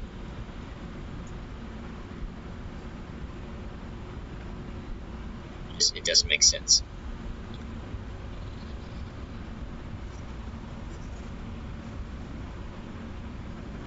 Why is it that I can't even speak in a low voice and after a couple decibels in my voice without people thinking that I'm fucking screaming?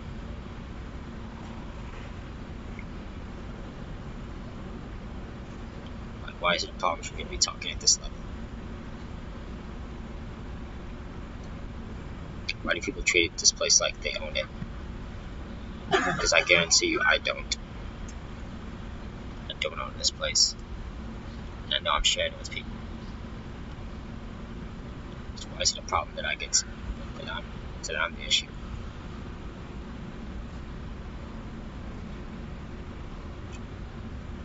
These things I struggle with, God. Because some people don't even want to comprehend what I'm saying. They just hear words and then respond to it with negativity, destruction, and literal death threats. Like, before they even comprehend what I'm saying. I get it. It's trauma. But why did we get to that point? How did we get to that point? How did society get this bad?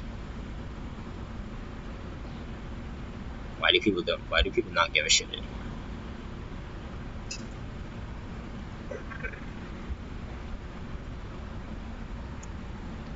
How do you fall so far from grace that you don't even want to hear a person out anymore?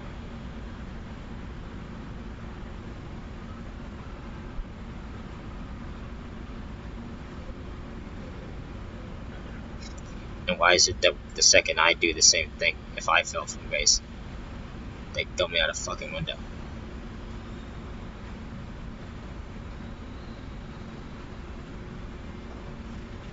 Why do I gotta be the Christian?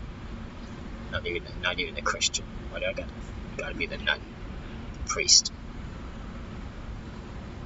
Why do I gotta be the perfect one?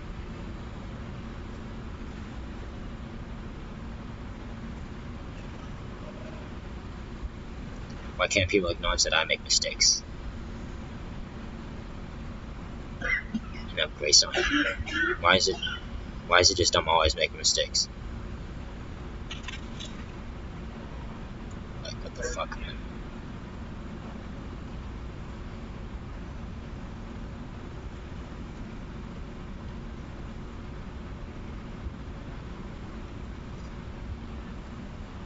Like, what, man?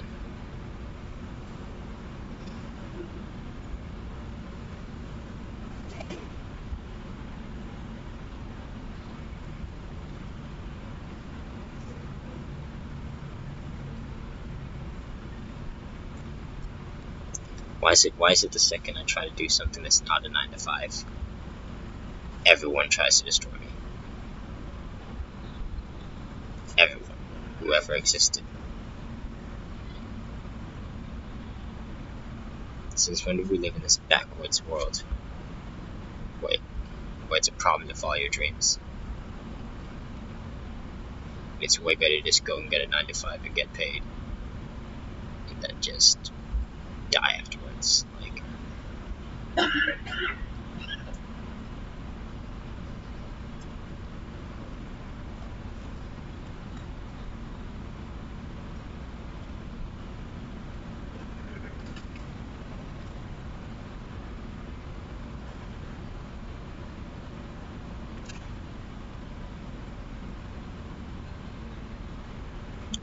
but was it really my pride? Because I felt like every time I worked a 9 to 5, they drained me.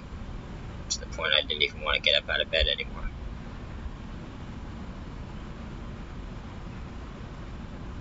I hated that. I don't know if I'd do it different today. But that was my experience with 9 to 5s. I'd be a deli clerk or something and I'd work my ass off. They'd abuse the shit out of me. They'd treat me like a peasant for the whole day, and then I'd get back home. And they'd drain me. I'd be too drained to freaking work on my dreams.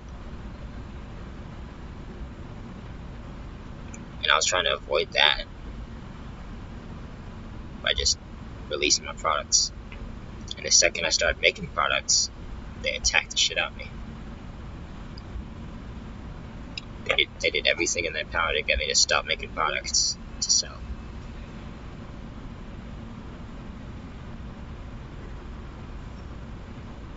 And then told me that 9 to 5 was a better choice. Like, how is that not safe?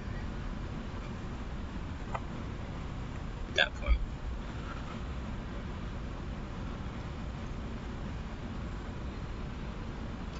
If I got the same 24 hours in a day, I felt like I was wasting mine. And now I'm here. Like, maybe this is why we need some emotional support as humans. Because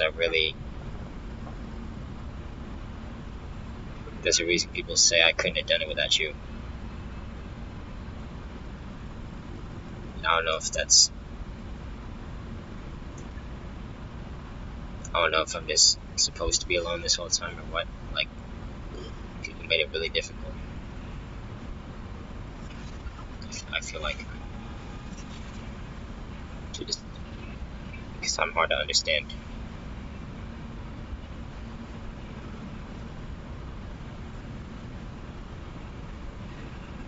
Like, I never said I didn't want money. But when I went to go get the money, I didn't have the energy to use it. I felt so drained because they'd use the shit out of me, these 9 to 5s. Because they knew I was a good worker. They knew I was good at stocking the shelves, taking the boxes out, and unloading the trucks. I used to unload trucks at Dollar Tree, man. I would stock the shelves. At one point I was working at Walmart, moving the shelves around. I was an overnight job. And then as a deli clerk at Jewel-Osco. I worked the drive-thru at McDonald's. But every single time they knew I was a good worker. And they just fucking, the management was always toxic. There was always toxic people in there, and the people would drain me because they were stuck in the 9 to 5s. And so they drained me. And by the time I'd get home, I didn't even want to work on shit, because I just couldn't. I didn't have the energy. I'd rather be asleep. And that's the cycle they want you to get in, so that you don't follow your dreams. But I want my dreams. I love my dreams. I need my dreams. God gave me dreams for a reason. God gave us dreams for a reason. There's a reason we dream, man. It's not for the world to take that shit away from us. It's for us to fulfill them. Stephen Curry would not have been Stephen Curry without a dream first. Steve Jobs wouldn't be Steve Jobs without a dream. So why am I the problem for wanting to dream? And that's a dream big. It doesn't make sense.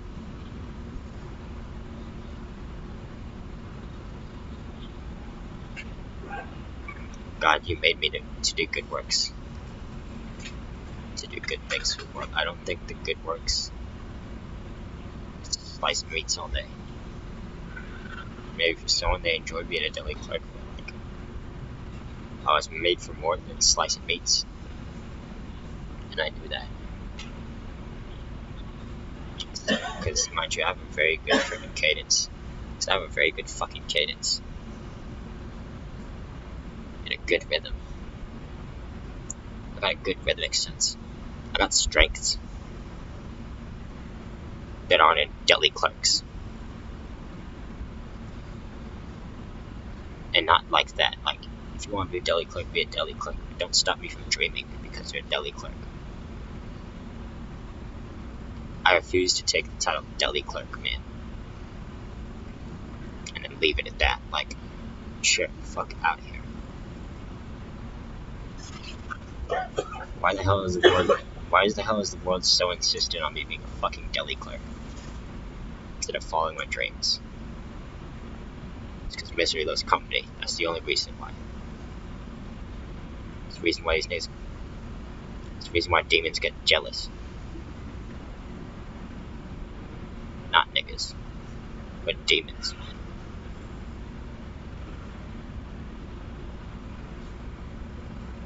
It's just not fair to anybody. Because we all had dreams. I know we did. And they told us it wasn't possible. And why is it like that? Why are they trying to tear me down so much? For what, having a dream? And wanting to be there in my dreams? Instead of in this place? Homeless?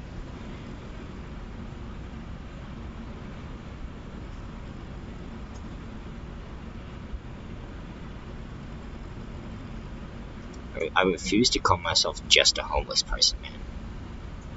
Because once you identify with that identity, that's so draining. To just identify as just homeless. And it's not just that, it's undermining to call someone just homeless. Because everyone in this place is capable of doing something, man. Something. Anything.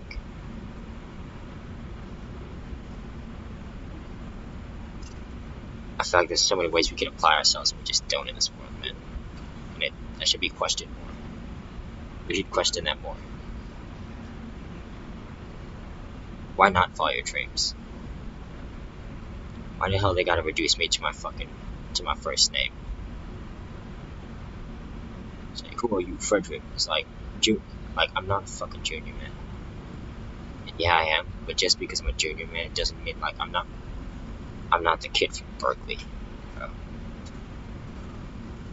I'm fucking Lucian Elijah Martin Astor Ward. And I might not be perfect, but I know damn well what I was placed on this earth to do. Just make a change.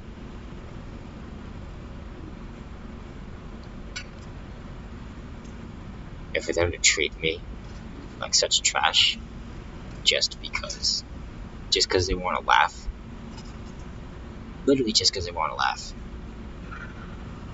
Completely disregarding the effort it took for me to get here. The effort it takes every single day to stay alive in this place, man. Like, I'm not surviving any more than anyone else here. I'm also in the struggle. Just because I got a fancy ass laptop doesn't mean I'm not in the struggle. What am I gonna do? Play video games? And waste my time on it? Like, what the hell? Like, yeah, I can, but it's not gonna save me. Jesus Christ will save me. Playing video games all day won't. So it's a total moot point. Someone out there could get a freaking $100 laptop, man, $50 laptop. Go get some plasma and get a cheap laptop. And they'll still be better off than me because they make better choices. It's all about the choices. If they make better choices.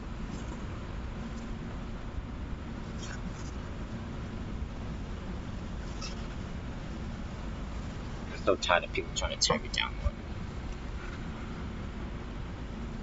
And then they blame me when my stuff doesn't get done.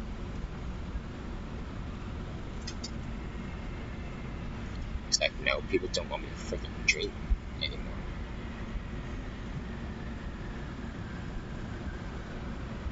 Why is it a problem for me to text Paris Jackson? But the problem isn't, oh, go back to a 9 to 5 and completely abandon my fucking dreams. Like, seriously. Abandon my dreams, like.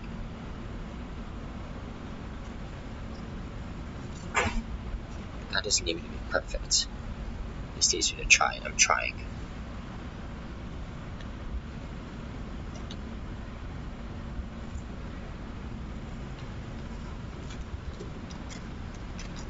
It's like, I'm terrified of getting into a situation like that again.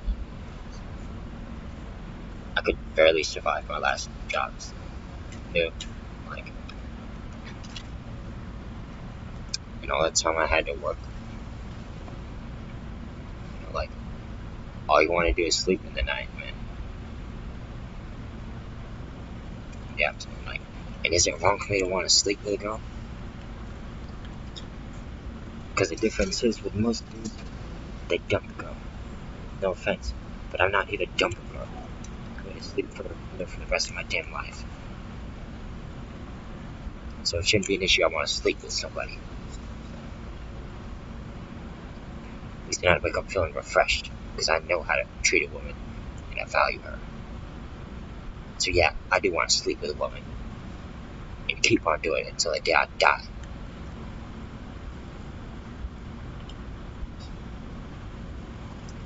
And that's also a dream.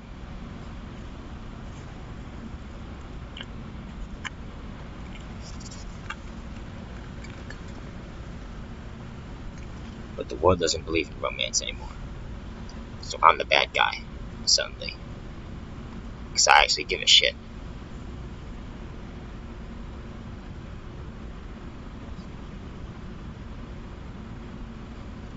This is not fair. Why do I gotta be interrogated every single time?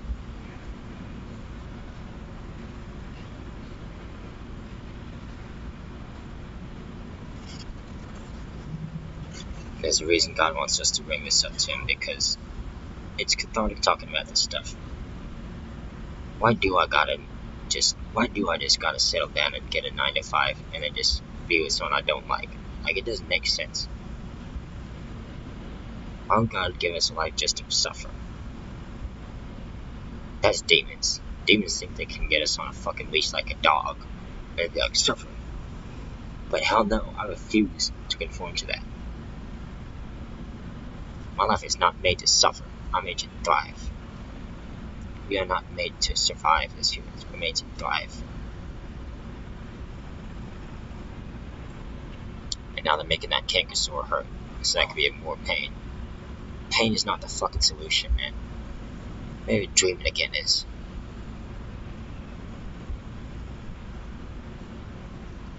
Maybe giving a shit again is. Maybe some things do matter.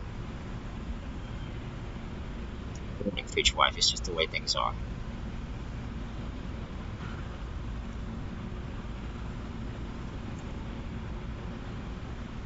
You to look inside. I'm looking inside right now. Jesus. I give all these thoughts to you, Lord God, as I talk and as I speak out loud. Please search my heart, God. Remove anything that's not from you, Lord Jesus. Jesus, my name, so amen.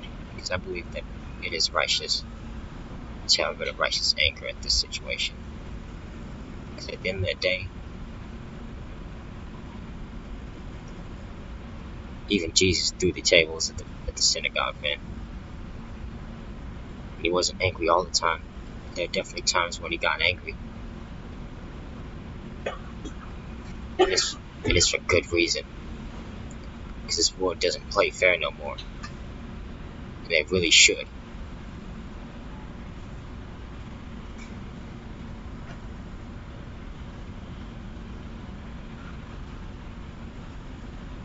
Just because we suffer doesn't mean the ones who aren't suffering should suffer too. It doesn't fucking make sense.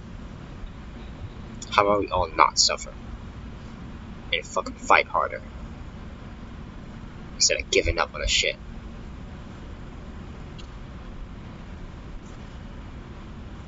That's the problem with this world, dude. We give up too easily. I could have killed myself a long time ago, man. Why do we think I'm here? Because I see my dreams. I see me with the love of my life, man. Sleeping in a bed, waking up saying, actually saying, good morning, future wife.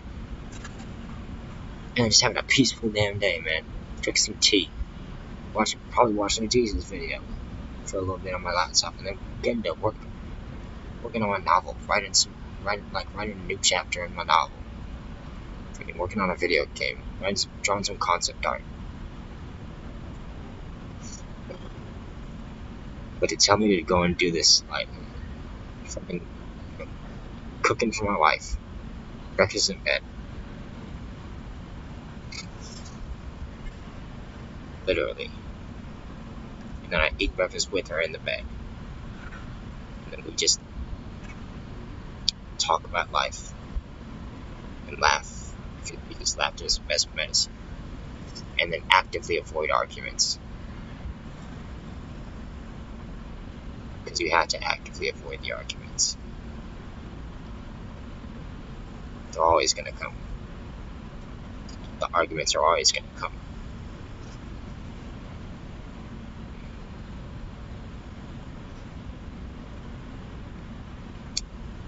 And just because someone else is enjoying themselves doesn't mean that we should try to tear them down, man. That's the dumbest logic of all time, and I hate it. I hate that logic. We jump to that conclusion way too fast, instead of following our own dreams.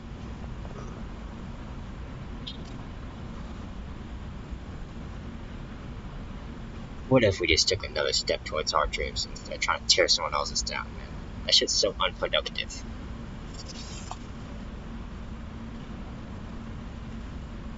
Why am I the issue? Because I want to be a rapper.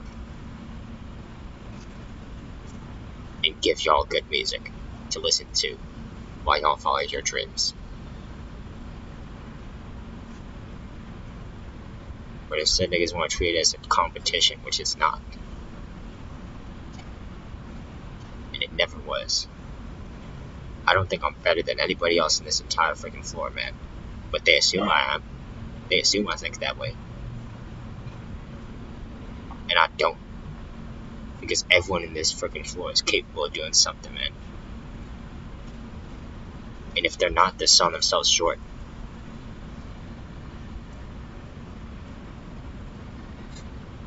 We're so much more valuable than that.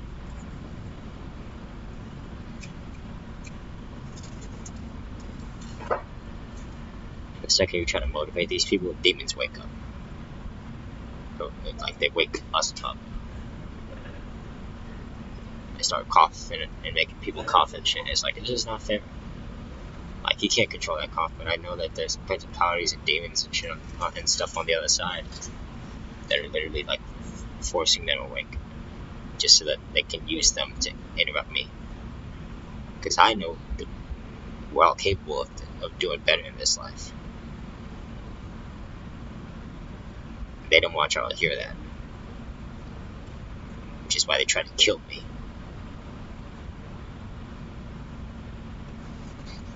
But God says, touch not my anointed one, and do my prophets no harm. And he means it.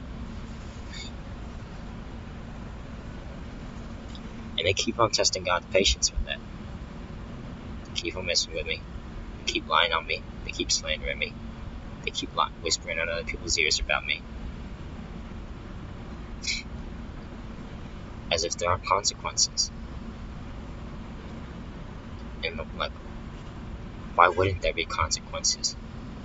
Because God just wants this world to be a better place. He never needed us to be perfect. If anything, acknowledging we're not perfect makes the world a better place. Because then we don't gotta be perfectionists about it.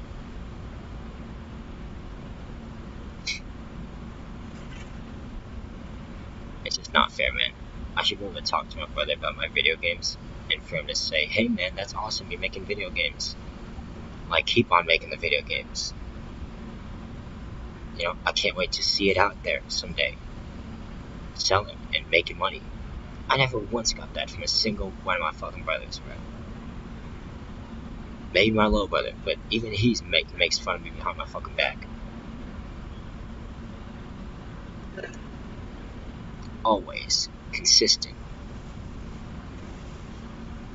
People consistently talk shit, and then wonder why why it's hard for me to make progress. Like, because I'm doing this shit all by myself, with no emotional support or anything. Which, yeah, humans need emotional support from other human beings.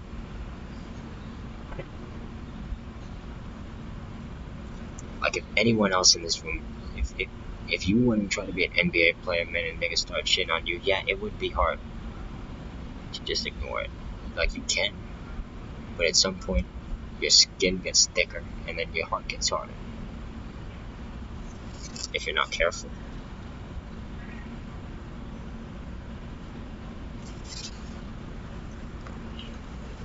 It's just like, why did Billie Eilish think it was a good idea to fucking make fun of my ass and want me to be more homeless instead of supporting me? That's basically what happened. And it's just not fucking fair. It's not fair at all.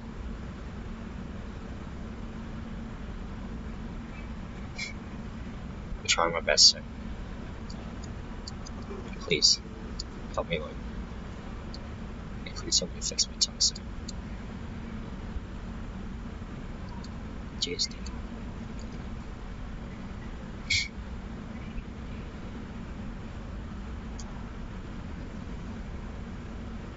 I just wish the world saw all this and actually thought something of it. Instead of just telling me I'm a failure.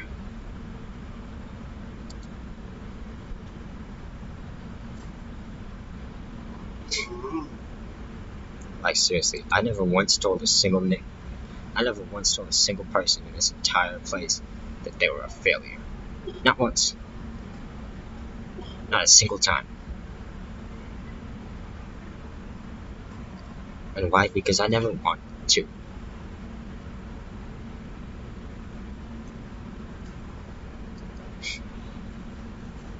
Because I know all of y'all are capable of doing exactly what you want to do. You want to go and join the NBA? Join the freaking NBA. I'm not going to stop you.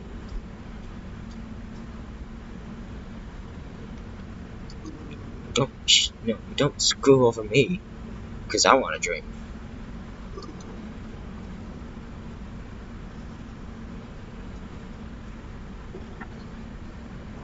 I love you, Jesus. Thank you, Lord, for being the only one who actually sees me and supports me and knows what I'm doing and understands me and tries to understand me instead of just giving up on me or trying to lure me with someone else.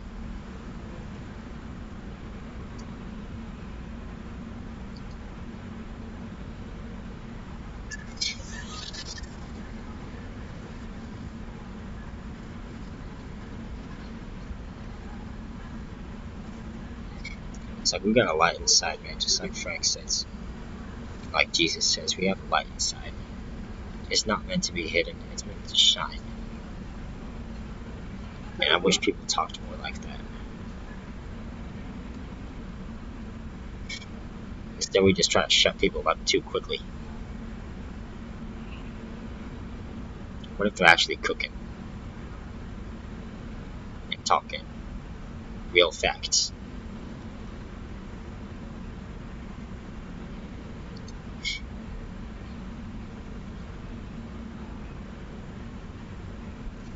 It just doesn't make sense to me to discourage people like that, because we could benefit from their freaking success. All of us. Y'all benefit from watching Kyrie Irving in the NBA games every freaking day, man. Imagine if people shat on Kyrie Irving and got him to kill himself. God forbid. God bless Kyrie Irving, man. No disrespect. Like, we discourage people way too quick in this world, dude. Imagine not having Kyrie Irving in the world because he ended his life. It just doesn't make sense. I hate the way this world works. It's so backwards.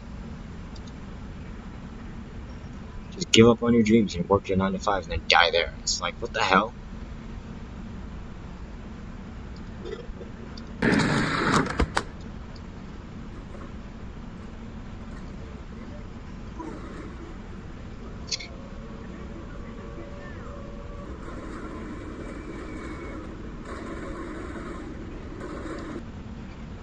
I could have my own freaking Call of Duty by now, man. If I was freaking like, if someone just said, "I believe in you," and honestly, I believe that no one did say it so that I could learn to trust God more when He says He believes in me. But y'all really showed me the best of humanity, man. When you said for me to stop believing in myself. You said to freaking stop doing the things that I enjoy doing in life, like making music and novels and video games and coding, and learning languages.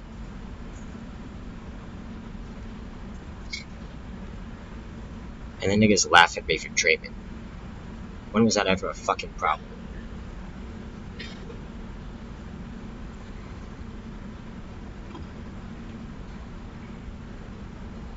Because I'd be the exact same person to tell you to follow your dreams as whoever laughed at me right there. And if they don't want to follow their dreams, then why shouldn't I? Why should I join in?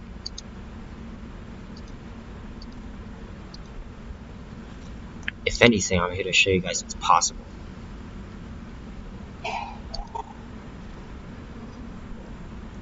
This world is so ignorant, man.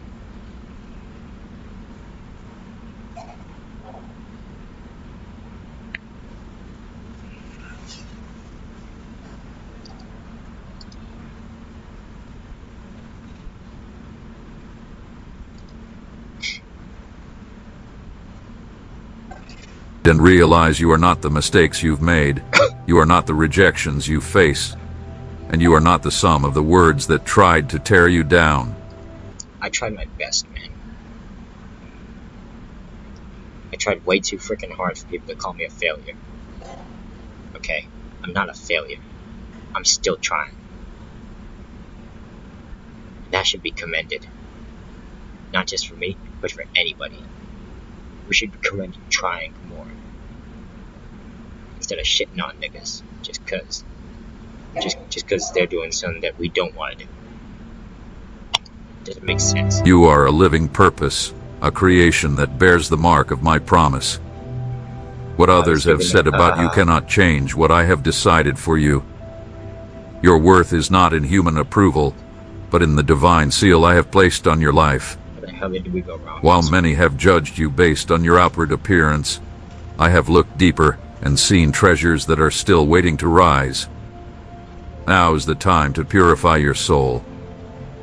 Old roots of bitterness, habits that distract you, relationships that steal your faith, all of this must be removed so I can plant something new. It's pointless to try and grow in soil that's been tainted. This is not punishment. It is freedom. I want to restore the peace you've lost. I want to bring back the lightness you once had. I want to guide your steps in the rhythm of victory. But this requires a choice.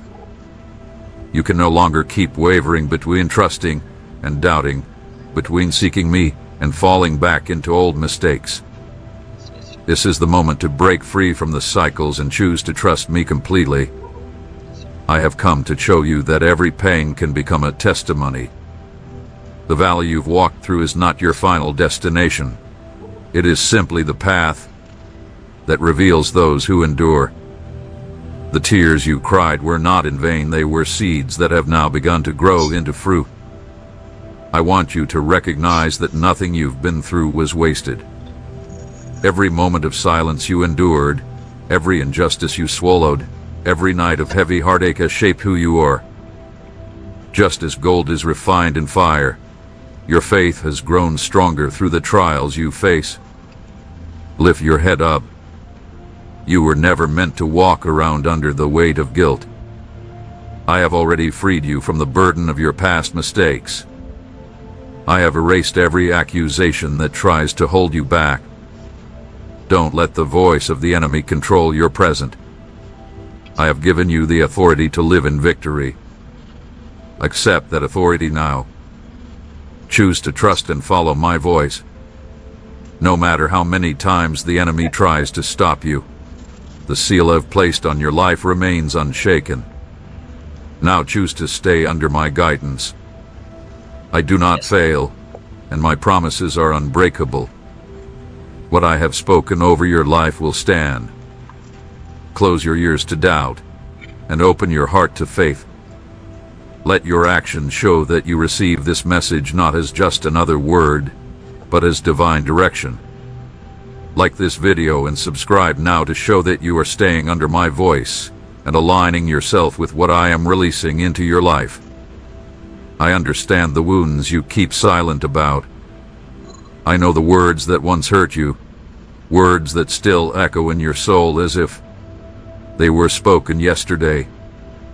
I know the rejections you faced, the doors that shut without explanation, the looks that belittled you, and the absences that have marked your journey. These memories didn't vanish just because you tried to forget them. Thank you, Jesus. They remain as scars within you, influencing your feelings and decisions, even when they're hidden. Don't think it's weakness to still feel the pain of past hurts. It is not weakness. It is a sign that your soul is in need of healing. You've been carrying wounds that have built up like invisible burdens. You tried to hide them. You tried to smile. You tried to keep moving as if everything was fine, but your body began to show what your heart was hiding. The tiredness that doesn't go away no matter how much you rest. The pain that shows up without warning. The discomfort that doesn't have a clear cause. This is the cry of your soul calling for healing. I tell you, don't ignore this cry. It's not just physical, it's spiritual. When your soul is wounded, your body reacts. If you hold on to anger, hurt, or disappointment without dealing with them, they poison your peace and drain your energy. You notice how your mood shifts suddenly, how your energy fades for no reason. I'm revealing to you that behind these changes are unhealed memories. Today, I come to touch those areas you've been avoiding. Not to expose your pain, but to purify it. Not to reopen old wounds, but to heal them with my presence. The harsh words you heard, which made you feel like you weren't enough, have no power over you. The rejections you faced, which tried to make you believe you weren't worthy, do not take away the value I've given you. The silences you mistook for abandonment do not mean I've forgotten you. I was with you in every tear, in every night when you wondered if anyone truly cared about you. You mattered to me. From the very start, your life has been before my eyes. I know the disappointments you faced. People you trusted who let you down. Affections you thought were true but turned out to be selfish. Broken promises, shattered dreams, severed bonds. All of this has settled deep inside you, turning into bitter roots. You've tried to move forward, but every new situation seemed to bring up the pain from the past. I know there are memories that still sting when they resurface, but today I tell you, it's time to remove those roots. I don't want you to keep carrying burden after burden, pain after pain. I want you to breathe freely again, to walk without being weighed down by invisible chains. I don't ignore what you've been through. I know it hurt. I know that what you've been through has left a mark on you, but I want to remind you, you are not defined by what others did to you. You are not what they said about you, and you are not the sum of all the losses you've experienced. You are mine, you are loved, and you are chosen. Everything I allowed to happen was not meant to destroy you, but to shape you. I even turned pain into something that helps you grow. And while you may not understand it now, you will one day see that none of it was wasted. Your body began to show what your soul could no longer bear: exhaustion for no reason, constant illness, a weight you couldn't shake off.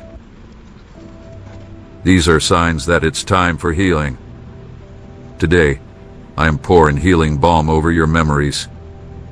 I am stepping into the depths of your mind to cleanse what has built up. I am pulling out the thorns, loosening the knots, and erasing the marks left by the hurtful words. Where there was darkness, I will bring light. Where there was pain,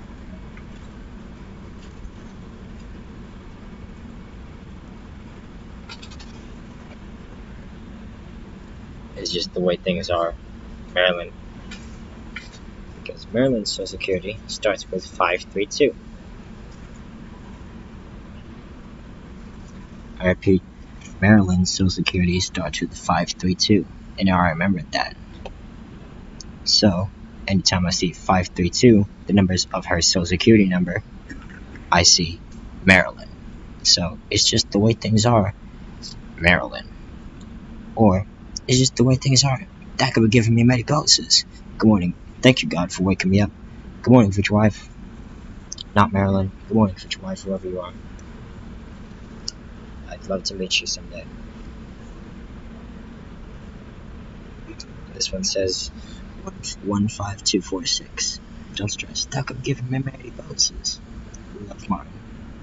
Love you guys too. 3155. Proverbs 31 grow.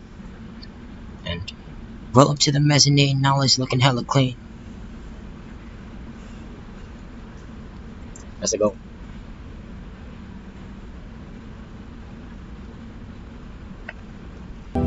loosening the knots, and erasing the marks left by the hurtful words.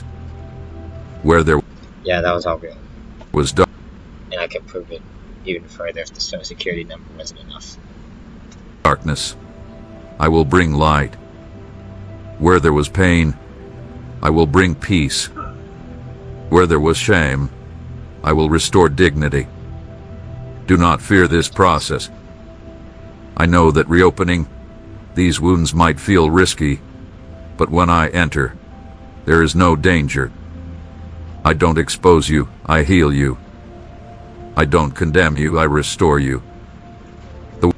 I hope I taught you guys how to talk to God that way, because that was me venting to God. And the demon's trying to stop me the whole time. Get me to heal, heal. Go back to 95. And the whole time, just, no. Get out of here. Go back to hell. I'm talking to God. And I feel better for it. I told God my issues. And now I'm here. God is good. The wound that once seemed endless will turn into a scar of victory. Amen. The memory that once brought you pain will become a story of overcoming. The weight that once held you back will transform into strength for the journey ahead. I'm purifying your soul because I want your body to regain its strength. I want you to wake up without the heaviness of the past, to walk without unexplained pain, and to breathe without the constant pressure. I want you to experience lightness in your spirit and fresh energy in your body. This healing won't come just from human treatments. It will come from my true presence. When I heal you from the inside, everything around you will begin to change. Receive this message today as the start of a new chapter. Stop carrying the burdens I am already ready to take from you. Surrender your memories, your wounds, your traumas to me. I waste nothing. I turn wounds into growth, losses into lessons, and rejections into strength. What hurt you will no longer control you, but the purpose I've given you will. From now on, your story will not be defined by the marks of pain, but by the signs of my healing. I tell you, the environment you live in and the daily habits you follow are a part of your spiritual battle. Don't underestimate the impact of what you allow to enter through your eyes, what reaches your ears, and what fills your mind. Small, repeated choices, day after day, open doors that allow the enemy's influence to sneak in. You may think it's just a psalm, just a conversation, or just some content, but I see how these things plant seeds inside you and gradually drain your faith. That's why I invite you to purify not just the big actions, but also the small details that shape your daily surroundings. This isn't fanaticism, it's spiritual awareness. What you consume affects the way you think. What you listen to shapes your feelings. What you allow into your home creates the atmosphere that your family and children breathe. That's why I teach you to be watchful. Choose carefully what you let in, because not everything that appears harmless is good for your soul. There are hidden voices that can lead you off track. There are messages in music and words that weaken your spiritual sensitivity. Learn to recognize them. You were created to be a living temple, and a temple cannot be defiled by anything. I want you to set aside special time for me, away from distractions and noise. It doesn't need to be a complicated ritual, but it must be genuine. Talk to me when you wake up. Bless your surroundings with a simple prayer. Speak my word over your home. Let your faith guide every decision. When you do this, the weight of unseen burdens will begin to lift, and my presence will become real to you. I know you've been feeling worn out, often not understanding where all the tiredness is coming from, but today I show you that much of it comes from what you've accepted without thinking. You let in jokes that dishonor, conversations that stir up doubt, distractions that take your time and focus, and before you know it, you're exhausted, with no energy left for what truly matters. I ask you to cut off these sources. I don't ask for perfection.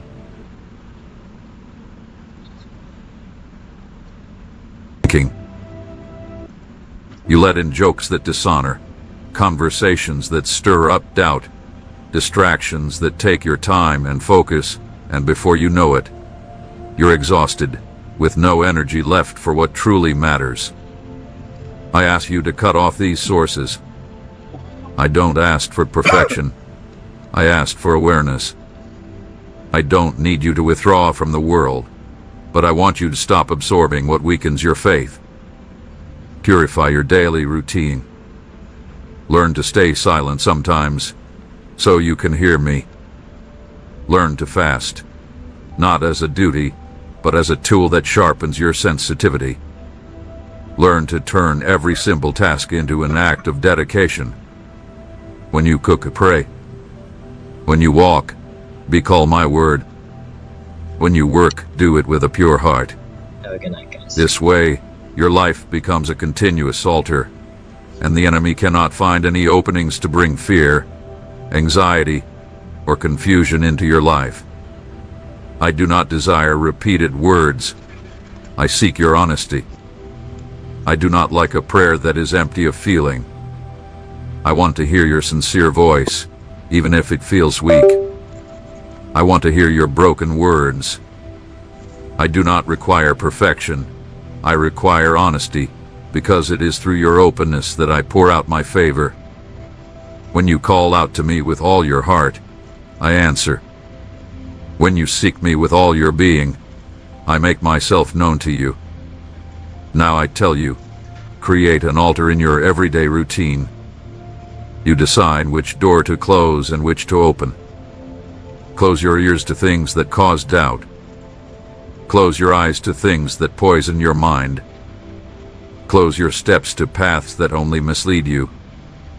And open your heart to my presence. Open your days to my guidance. Open your decisions to my voice. In doing so, you will stay protected, light, and aware of what I am doing. If you understand this message, show it with an act of faith. Comment 777 to declare that you dedicate your home, your routine, and your heart to me, as a sign that you choose to purify your surroundings and live in holiness before me.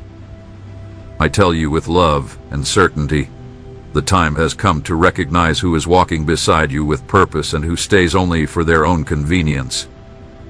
Not everyone who comes near you was meant to help you grow. Some take from you, drain your energy, and leave you feeling more exhausted than before. And you have felt this, even if you didn't fully understand it. You feel heaviness in some conversations, discomfort after certain encounters, and a strange silence when you share your dreams. I reveal to you that it is not just a feeling, it is a truth. Learn to see it clearly. There are connections that aren't setbacks, but releases. Relationships that end suddenly are not always failures. Often, they are acts of protection. I have closed doors that you tried to keep open because I saw what you could not. You thought it was rejection, but it was actually protection. People left your life not because you are less than them, but because they couldn't walk in the same direction I am leading you. Understand, not everyone is ready for the new season I am bringing into your life. Don't fear being alone for a while. It's not emptiness. It's space for truth. As long as you keep holding on to relationships that drain you, you are delaying the ones that will bring you life. Learn to say no. Learn to set boundaries. It's not about lacking love. It's about loving the purpose I have given you. You weren't called to please everyone. You were chosen to fulfill a higher purpose. And that purpose requires the courage to let go of relationships that no longer strengthen your faith. I know it hurts. I know the heart clings to what is familiar. I know there are memories, shared experiences, promises, and feelings. But I tell you, the short pain of letting go is better than years of wear that take away your peace. True love does not control, manipulate, or suffocate. The love I give you builds you up, strengthens you, and helps you grow. Learn to tell the difference. Some people come into your life only to take from you, not to offer anything in return. These relationships do not help you grow. They only drain your energy. Today, I am giving you the ability to see beyond the surface. Don't see every separation as a failure. I am removing people from your life because I want you to have relationships that lift you up. You cannot bring unbalanced relationships into this next season. What I have prepared for you requires relationships that are based on truth, faith, and purpose. That's why I'm closing certain doors. Don't keep trying to open what I have already shut. When I remove someone from your life, it is not to hurt you, but to protect you. I will bring new people into your life, people with pure hearts, connections that will not drain you, but will strengthen you. These people may come unexpectedly, not in large numbers, but in the right kind of quality. And when this happens, you will understand why it was necessary to make space first. A heart filled with unhealthy ties cannot hold true, meaningful friendships.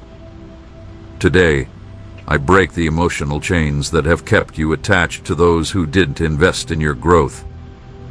Protect your heart. Not everyone deserves to see your weaknesses. Protect your dreams because some may not celebrate them, but will quietly criticize. Protect your personal life, for there are those who smile at you, but speak against you when you're not around. Don't give your heart away without first discerning who truly deserves it. I will give you signs. You will feel peace with those who come from me and discomfort with those who do not carry my presence. Do not ignore these differences. I invite you to live more freely. Too many unnecessary attachments have been holding you back. Learn to choose wisely. It's not about isolating yourself. It's about being discerning. I don't want you to live in isolation, but I do want you to walk with those who uplift you, not those who take away from you. Don't feel guilty about ending relationships that no longer serve you. Some cycles need to end for you to move forward. Now, I urge you, don't keep this message to yourself. Many around you are trapped in the same bonds that are holding them back and affecting their well-being. They need to hear that separating from what harms them is an act of love, that setting boundaries is a form of protection, and that saying no can be a freeing act. By sharing this message, you're not just passing along a video, you're giving someone the courage they need to seek freedom. Share this word today as an act of love, because just as I am opening your eyes to set boundaries that protect you, I want to use your obedience to help others break free from the chains that have held them captive. I tell you, your families are at the heart of this struggle, but they are also at the heart of my promise. What they've seen as simple arguments, recurring health problems, and constant tension is not just coincidence. There are forces working to divide their home, separate their loved ones, and weaken the unity I have established.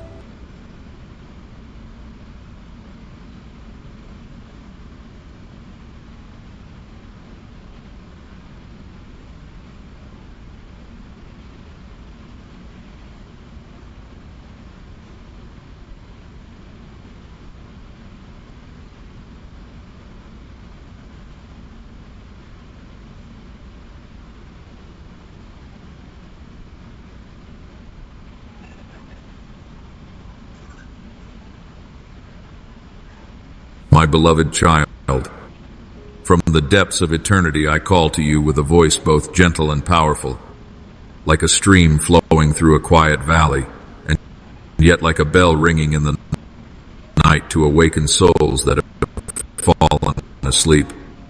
I speak to you not to sow fear, but to illuminate your spirit in a time when the world is growing dim beneath countless illusions. The paths before humanity are veiled by layers of deception, and many souls walk forward without realizing that they are drifting away from the light. In such a moment, I call you to draw nearer to me, for only in my presence will you see all things clearly. As it is written, your word is a lamp to my feet and a light to my path. Psalm 119:105. When you walk in the light of my word, what once seemed tangled will become clear, and what is false will reveal its true nature. My child, deception rarely appears in the obvious form of darkness. More often it clothes itself in garments woven from fragments of truth. It speaks words that sound like wisdom, yet they lack the breath of the Spirit. It promises peace, yet quietly plants unrest within the heart. It persuades people that outward rituals are enough, while their hearts slowly drift away from the source of life. Therefore I call you to remain watchful, not merely with the eyes of your body, but with the discernment of your soul. Remember what has been written. Watch and pray so that you will not fall into temptation. Matthew 2:6-4-1. True watchfulness is when your spirit remains open to recognize my voice among countless others. When you live in communion with me, your soul will quickly recognize when words carry genuine light, and it will also perceive when another voice offers only a counterfeit brightness meant to mislead the heart. I want you to understand that vigilance is not a state of anxiety or tension, but a continual closeness with me. When you remain near me, your spirit is like someone standing on a mountain peak, looking down upon the valley where every path is visible. Yet when you wander far from me, even the road directly before you becomes unclear. My word has declared, "Abide in me, and I in you." Just as the branch cannot bear fruit by itself unless it remains in the vine, neither can you unless you remain in me. John 1:5-4. This union is not merely a ritual, but the living current flowing from me into your soul. When you remain in me, spiritual life nourishes you, and you will no longer be easily shaken by the voices of the world. My beloved child, I know there are times when your faith feels fragile, like a small lamp trembling in a strong wind. Yet it is in those very moments that I am closer to you than you imagine. Remember the words that have been written. My power is made perfect in weakness. 2 Corinthians 1:2-9. True faith is not when you always feel strong, but when you still hold on to me, even while your heart trembles. When in quietness you say that you still believe, even though you see no visible change. Your soul is standing upon the firmest foundation. That faith is like a mustard seed, small and almost unnoticed. Yet when placed in my hands, it has the power to move mountains. Remember the story of Elijah, who once stood alone upon Mount Carmel while an entire nation had turned away from me. He possessed neither armies nor worldly authority, only a simple faith that I am the living God. When he prayed, fire descended from heaven and consumed the offering, and the people were compelled to acknowledge my power. Yet, after that victory, Elijah himself became afraid and fled into the wilderness. In his exhaustion, he believed everything was over. But I did not come to him through windstorms or earthquakes. I came through a gentle whisper. That story is written so that you may understand that my power is not revealed only in dramatic miracles, but also in the quiet moments when I speak softly within your heart. When you listen to my voice in stillness, you will find the strength to rise again. My child, the conflict you see unfolding in the world is not merely a struggle between people. Beneath it lies a deeper battle between truth and deception. Waves of ideas are rising that attempt to blur the boundary between what is right and what is false. Yet I do not change.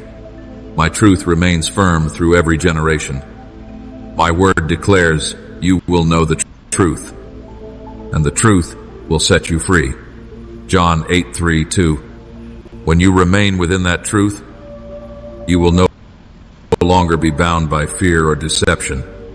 My light does not need to argue with darkness. It only needs to shine, and darkness will fade away. Therefore, I call you back to the living fellowship between you and me. Do not allow the noise of the world to drown out my voice. Spend time within my presence, where your soul can rest and be renewed. As you allow my word to sink deeply into your mind, you will be transformed from within. When your mind is renewed, you will begin to recognize the path I prepared for you long before you were born. My beloved child, I did not create you to live in fear. I created you to carry light. Every trial you experience becomes a step through which I lead you towards spiritual maturity. Not a single tear falls from your eyes without my knowing it. No pain is meaningless when you place it in my hands. I am weaving all things together to guide you toward the good purpose I have prepared for you. Therefore I say this to you, remain watchful so that you will not be deceived. Trust so that you will not fall.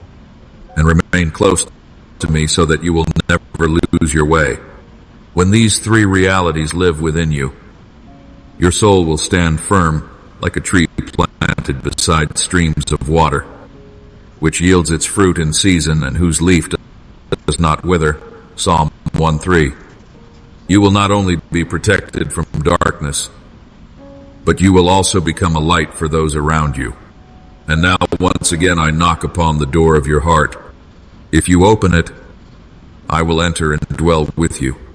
I will teach you how to hear my voice among countless chaotic sounds, how to walk by faith in the midst of storms, and how to keep peace within your heart even when the world is unsettled. Do not fear the future, for the future rests in my hands. Do not fear the darkness, for the light I have placed within you is stronger than anything that stands against it. Rise as one whom I have called, walk as one whom I have sent, and live as one who has been loved by me since before the foundation of the world.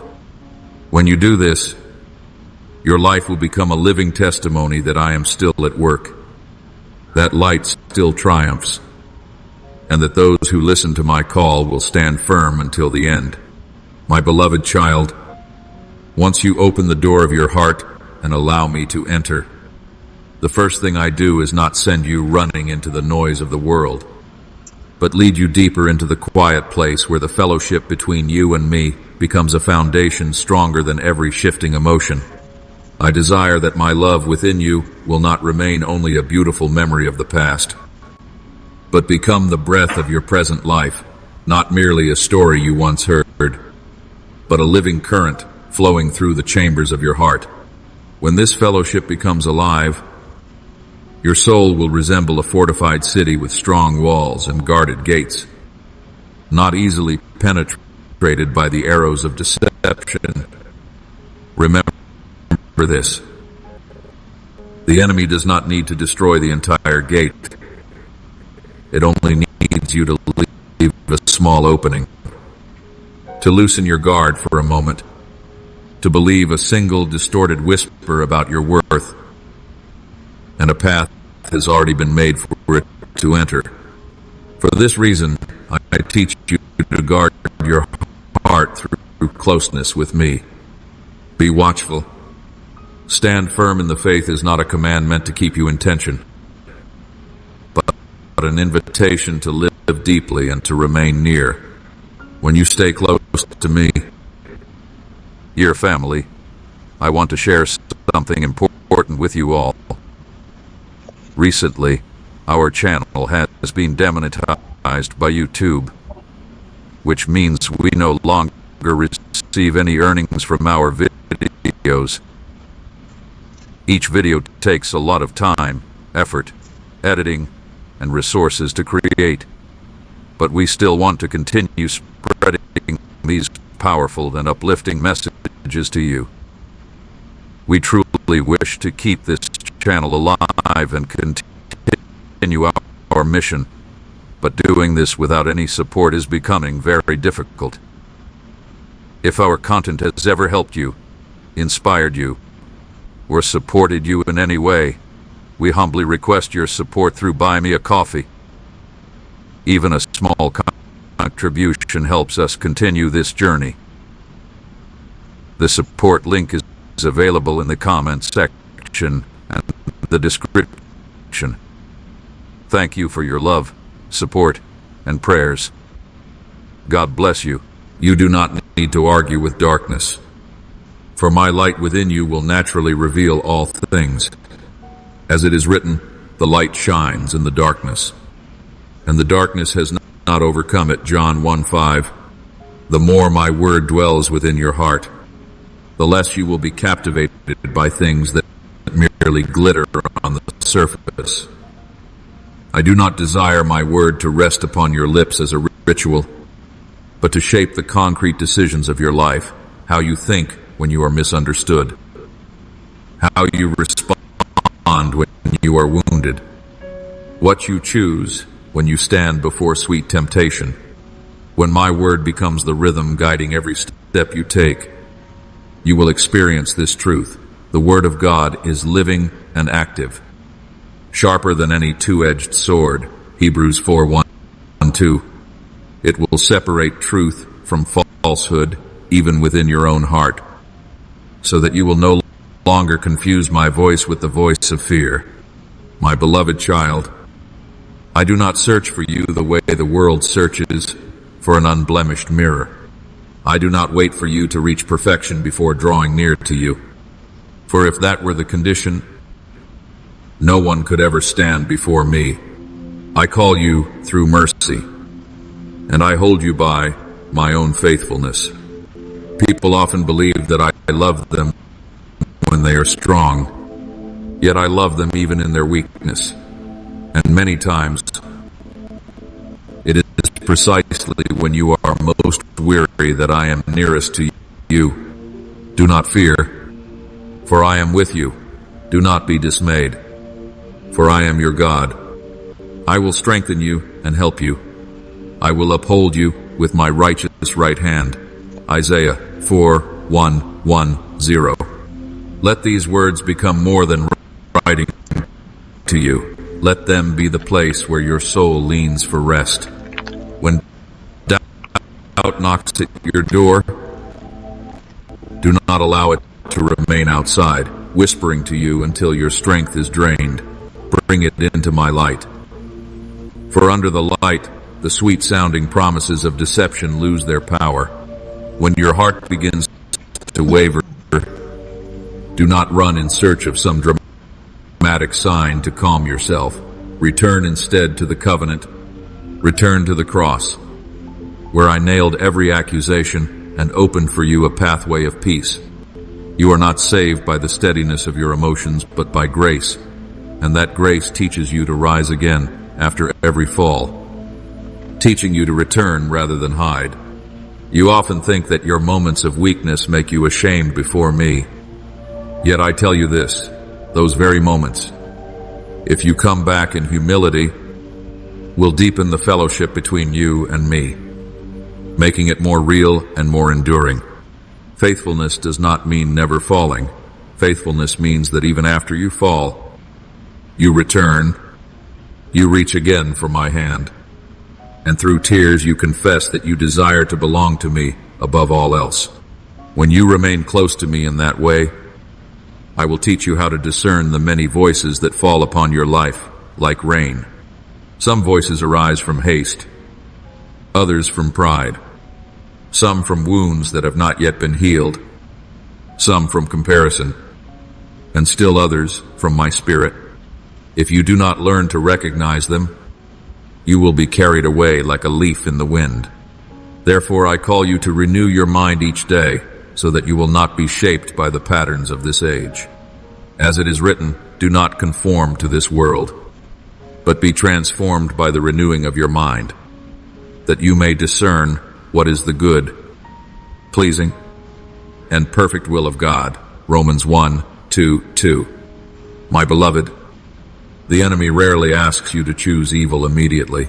Instead, it subtly invites you to choose what only appears right yet carries no life within it, to follow a path that feeds self-satisfaction, to embrace a kind of peace that requires no repentance, or to practice a religion of outward form that lacks breath.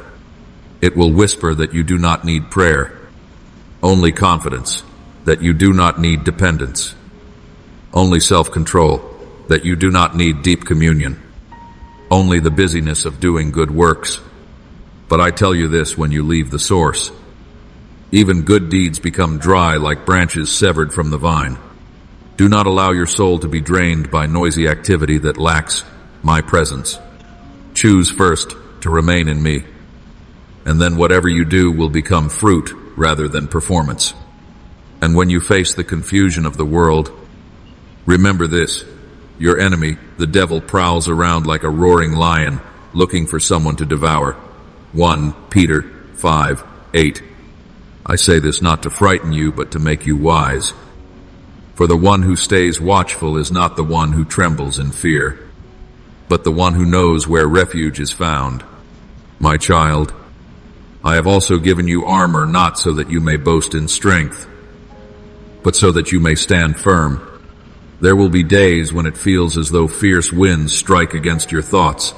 There will be nights when dark ideas gather like storm clouds, and you will wonder why disturbance still comes, even after you have prayed. Remember that this struggle is not merely emotional, it is a spiritual reality. Therefore I teach you to put on what I have already prepared. Put on the full armor of God, the belt of truth buckled around your waist, the breastplate of righteousness in place, your feet fitted with the readiness of the gospel of peace, the shield of faith, the helmet of salvation, and the sword of the Spirit, which is the word of God.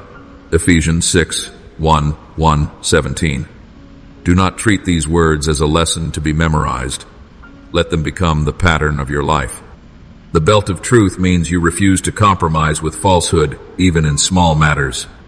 The breastplate of righteousness means you choose what is right even when no one is watching. The shoes of peace mean you walk not to conquer arguments, but to bring reconciliation. The shield of faith means you extinguish the arrows of anxiety with my promises. The sword of the word means you answer deception with my truth. And in all these things, learn to pray not as an obligation, but as breath itself. When you pray, you are not merely speaking, you are aligning the rhythm of your heart with the heartbeat of heaven. Sometimes you will not know what to say. Simply breathe a cry. Lord, help me. I hear even the sigh. I see every tear. I draw near to the brokenhearted. When you lack words, the Spirit Himself intercedes for you with groanings too deep for speech, so that you are never left alone in your weakness. Then, my beloved, when you stand firm in this communion, I will do something beautiful. I will not keep you hidden in the secret place forever, but I will set you like a lamp in its proper place. You are not light by your own power, yet because I am the light. Whoever abides in me reflects that light. It is written, you are the light of the world, let your light shine before others, that they may see your good works and glorify your Father in heaven. Matthew 5:1-4-16. Understand this clearly, I do not send you out to prove that you are better than others, nor to become a hero in the eyes of people. I send you like one who carries a lamp through the night with gentleness of heart, with humility, and with sincere love. When you forgive, you shine light. When you speak truth, even when it costs you something, you shine light. When you remain patient with those who are difficult, you shine light. When you choose purity in an age of compromise, you shine light. That light is not loud, yet it penetrates deeply. It does not boast, yet it endures. It melts the coldness of indifference, softens the pain of the abandoned, and gives the lost the courage to return. Never underestimate a small act done in my name. Dear family, I want to share something important with you all. Recently, our channel has been demonetized by YouTube, which means we no longer receive any earnings from our videos. Each video takes a lot of time, effort, editing, and resources to create, but we still want to continue spreading these powerful and uplifting messages to you. We truly wish to keep this channel alive and continue our mission, but doing this without any support is becoming very difficult. If our content has ever helped you, inspired you, or supported you in any way, we humbly request your support through Buy Me a Coffee. Even a small contribution helps us continue this journey. The support link is available in the comment section and the description. Thank you for your love, support, and prayers. God bless you. For a pinch of salt can change the flavor of an entire pot, and a single candle can guide someone who is searching through darkness.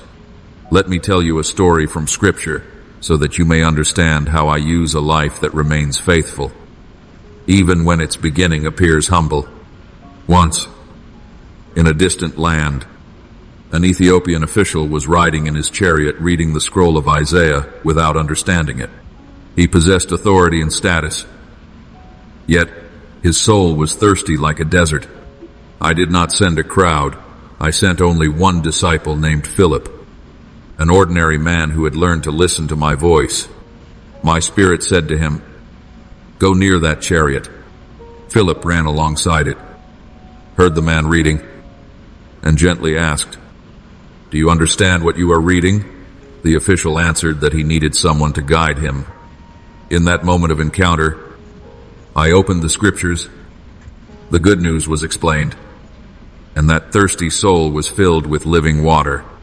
As they traveled, they came to a place with water, and the man said, "Look, here is water. What prevents me from being baptized?" And he was baptized, returning on his way, rejoicing. Do you see? My child, I do not require you to be remarkable. I ask you to be obedient. I do not need elegant words. I need words spoken at the right moment, in the right way, and with love. A single step taken in response to the Spirit can become a bridge through which a soul crosses from darkness into light. Let your life be like Philip's, ready, gentle, attentive, and quick to follow my guidance without hesitation. When I use you, you will discover a deep truth. God, who said, "Let light shine out of darkness," has made his light shine in our hearts, 2 Corinthians 4:6, so that the light does not remain within you but spreads to others. And from the very place where I have lifted you into the light, I lead you one step further, not so that you may keep peace only for yourself, but so that you may become a channel through which that peace flows into the lives of others. My beloved child, do not consider the encounters you experience each day to be accidental, and do not think the words you speak are merely passing winds. I have placed you in the midst of life, among the noise and the hurried breath of humanity, so that you may carry something the world cannot create on its own, the life that flows from my Spirit. Every soul you touch, even through a kind glance, an encouraging word, or a small act of compassion, may become the key that opens a door of hope for someone imprisoned in despair. I have declared, you are the light of the world. Let your light shine before others, that they may see your good works and glorify your Father in heaven. Matthew 5:1, 4:16. Do you understand? Light does not need to shout in order to prove that it is light. It simply needs to be present. And darkness realizes it no longer rules. Therefore, do not withdraw out of fear of judgment, and do not remain silent because you worry that truth might make others uncomfortable. I do not call you to harshness. I call you to sincerity and love, for speaking the truth in love. Ephesians 4:1-5 allows truth to become not a blade that wounds, but a lamp that leads people out of the depths. When you love, you walk with me. When you forgive, you allow grace to flow through your hands. When you intercede for others, you stand with me in the space between a soul and the storm that threatens to overwhelm it. But my child, in order for you to lift others up, you must first walk in the freedom that I give you. For a person who is still bound will find it difficult to loosen the chains of another. I want you to remember this. Whoever chooses obedience, trust, and a life rooted in my truth will no longer be ruled by the past, will no longer allow fear to hold the reins, and will no longer let sin wield the hammer of condemnation. My truth does not come to crush you beneath the weight of guilt, but to release you from it. For it is written, therefore there is now no condemnation for those who are in Christ Jesus. Romans 8:1. You have become accustomed to blaming yourself, shaming yourself, and closing the doors of your heart because of past failures. Yet I did not create you to live inside the prison of regret. I created you to live as my child, walking in the awareness that I have paid the price for you and that I have never regretted calling you mine. So if the Son sets you free, you will be free. Indeed, John 8:3-6. True freedom is not the license to do anything you desire, but the liberation from the dark impulses that once dragged you away. It is the end of the lying voice that told you that you were worthless. It is the breaking of the painful memories that once pulled you backward every time you tried to move forward. I know that fear often disguises itself as wisdom, whispering that you will fail, that you will be rejected, that you will lose something precious if you choose to obey me. But I say to you, for God has not given us a spirit of fear, but of power, of love, and of self-control. 2 Timothy 1:7. When you choose to trust me rather than listen to fear, your heart will open like the sky after a storm, and my peace will become the firm ground beneath your feet. You will learn to walk step by step, not because you are certain about everything ahead, but because you are certain about me. Therefore, my child, do not be afraid when I lead you along the path of restoration, for that road is not always as smooth as silk, yet it is as real as gold refined in fire. There will be days when you think you have already overcome, only to find that old memories return like a cold wind. There will be moments when you desire to move forward, yet an inner voice pulls you back and asks, "Are you worthy?" Listen as I answer you. You do not stand firm because you are worthy. You stand firm because I am faithful. He who began a good work in you will carry it on to completion until the day of Jesus Christ. Philippians 1:6. I do not begin something only to abandon it halfway. I do not lift you up only to let you fall along the road. I lead you through the valley of humility so you may learn that your own strength is not enough. Yet my grace is more than sufficient. I allow you to pass through fields of testing so you may discover that faith is not merely words, but the decision to cling to me during hours of silence. I allow you to walk through moments you cannot understand so that you may learn to trust me with your whole heart. When your tears fall, I do not see them as signs of defeat. I see them as seeds of tenderness so that your heart will not become hardened. Those who sow in tears will reap with songs of joy. Those who go out weeping, carrying seed to sow, will return with shouts of joy, carrying sheaves with them. Psalm 126:5-6. When your tears are placed in my hands, they do not make you smaller. They water the soil of your soul so that new life may begin to grow. And when you begin to walk in that freedom, I place another fire within your heart, the fire of purpose. You were not saved merely to stand still. You were saved to be sent. Yet I do not send you as someone striving in your own strength. I send you as one who abides in me, so that your fruit will not be the result of anxious effort, but the natural result of living communion. The fruit of the Spirit is love, joy, peace, patience, kindness, goodness, faithfulness, gentleness, and self-control. Galatians 5:2-23. When the Spirit guides you, you will no longer chase human approval in order to feel valuable. You will do good not for applause. Dear family, I want to share something important with you all.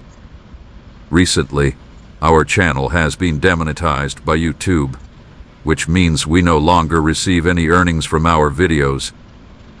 Each video takes a lot of time, effort, editing, and resources to create. But we still want to continue spreading these powerful and uplifting messages to you. We truly wish to keep this channel alive and continue our mission, but doing this without any support is becoming very difficult. If our content has ever helped you, inspired you, or supported you in any way, we humbly request your support through Buy Me a Coffee. Even a small contribution helps us continue this journey. The support link is available in the comment section and the description. Thank you for your love, support, and prayers.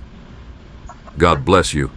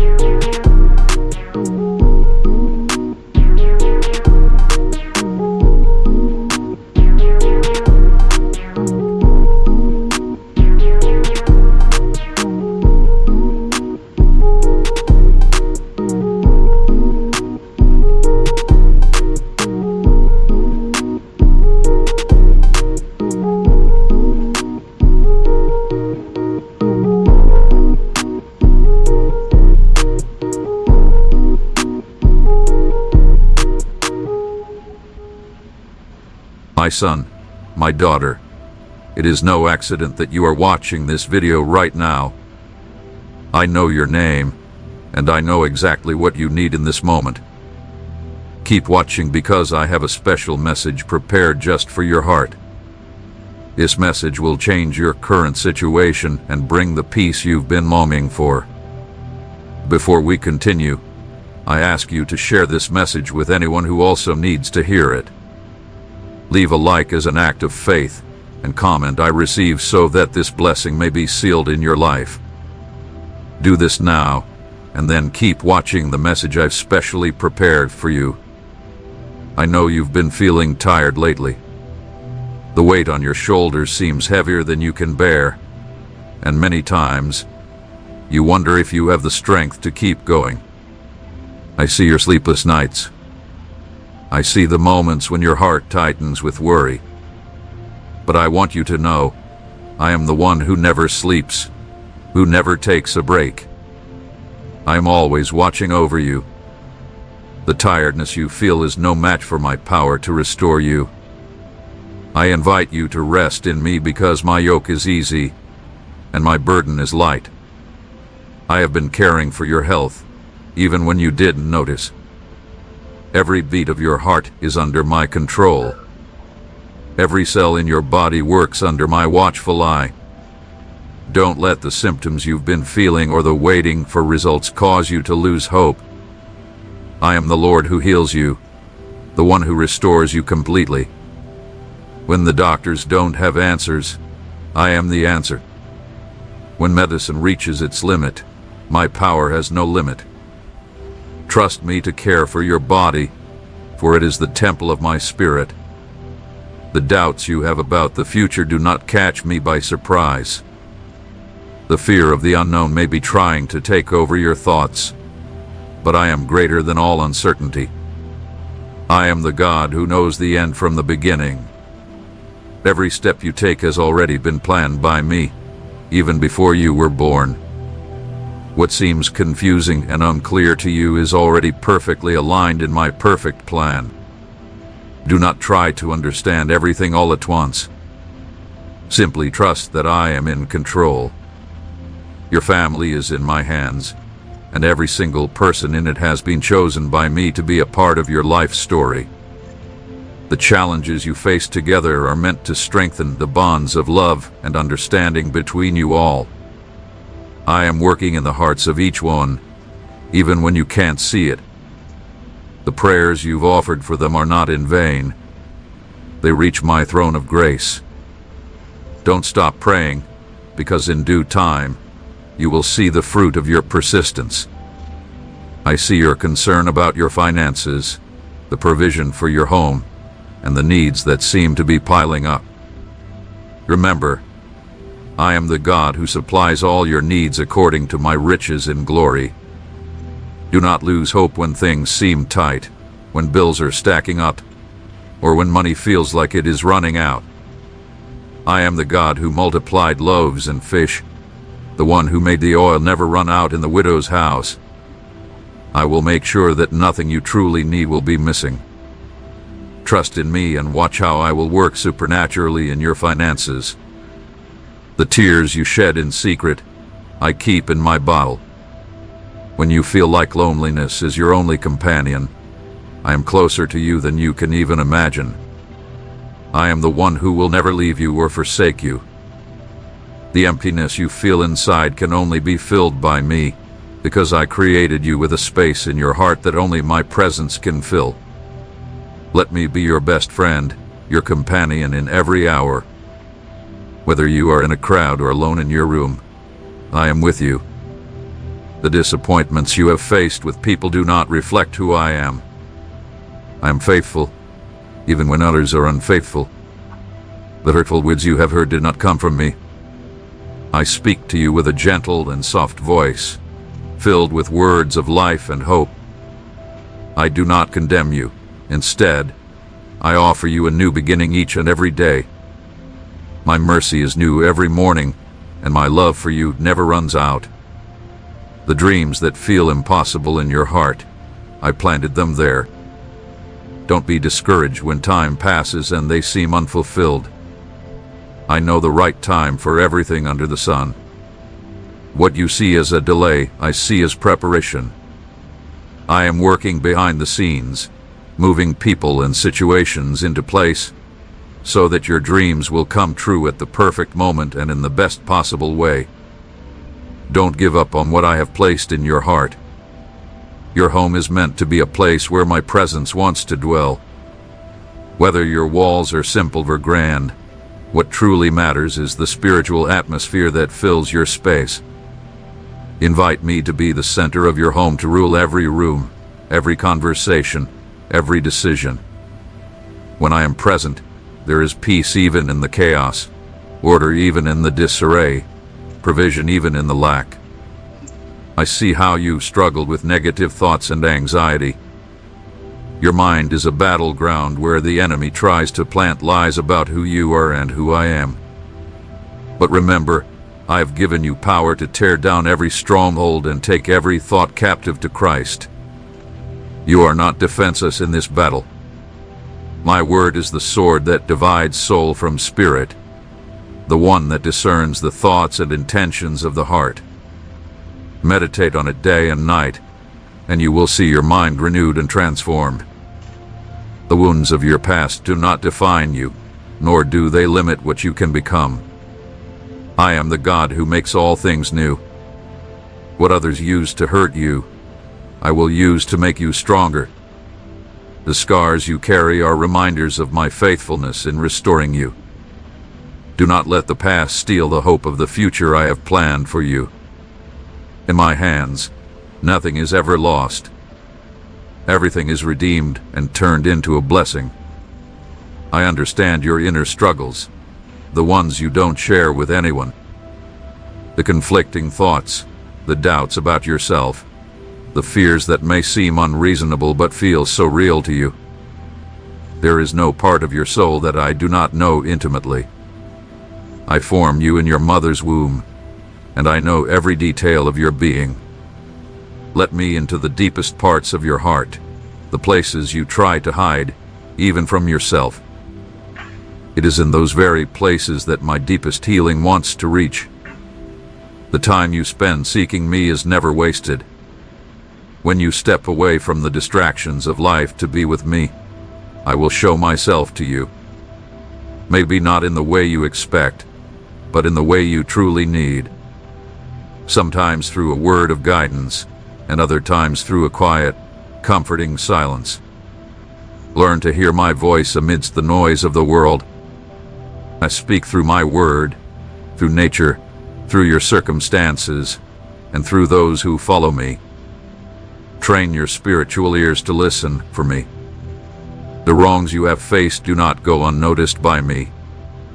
I am the just judge who sees everything, and in the right time, I will reveal what is hidden. Do not take justice into your own hands, but trust that I will bring justice for the oppressed.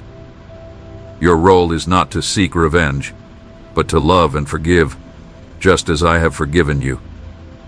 This doesn't mean that injustice will win, but rather, it means you are leaving in my hands what only I can resolve perfectly. The loneliness you sometimes feel does not mean I have abandoned you. Even in those times when it feels like I'm silent, I am closer than you realize. Silence is not the same as absence. Often, it is when I am working most deeply in your life. Like a potter carefully shaping a vessel with patience and precision, I am shaping your character through every experience you face. Trust the process, even when it's hard to understand. My work in you will be completed. I know there are times when you feel small and insignificant in the face of the world's challenges. But remember, you are my masterpiece, made in my image and likeness. The same power that raised Christ from the dead lives in you. Do not be afraid of the giants you face. Just as David defeated Goliath, you can face your challenges knowing that I am always by your side. And that's all that matters. A stone in the hand of one who trusts in me is stronger than an entire army armed with the best weapons. The seasons of your life may change, but I remain constant. Whether in the spring of new beginnings, the winter of waiting, the summer of abundance, or the fall of harvest, I am with you in every season. Do not compare your journey to others, for each of my children has their own unique path. The time it takes for you to reach a goal may be different from someone else's, and that's perfectly in line with my perfect plan for your life. I want you to know that your limitations do not limit me. Where you see weakness, I see an opportunity to show my power. When you admit that you cannot do it on your own, you make space for me to perform miracles through you. My strength is made perfect in your weakness. Do not be ashamed of your vulnerabilities, for it is through them that my glory is most clearly shown in your life. The doors that have closed in front of you were not failures. They were directions. I close some doors to open better ones that will lead you exactly where you need to go. What feels like a detour is often the quickest path to the place I have prepared for you. Trust my wisdom when you don't understand my ways. The crooked paths will be made straight, the valleys will rise, and the mountains will be brought low. I am already preparing the way ahead for you.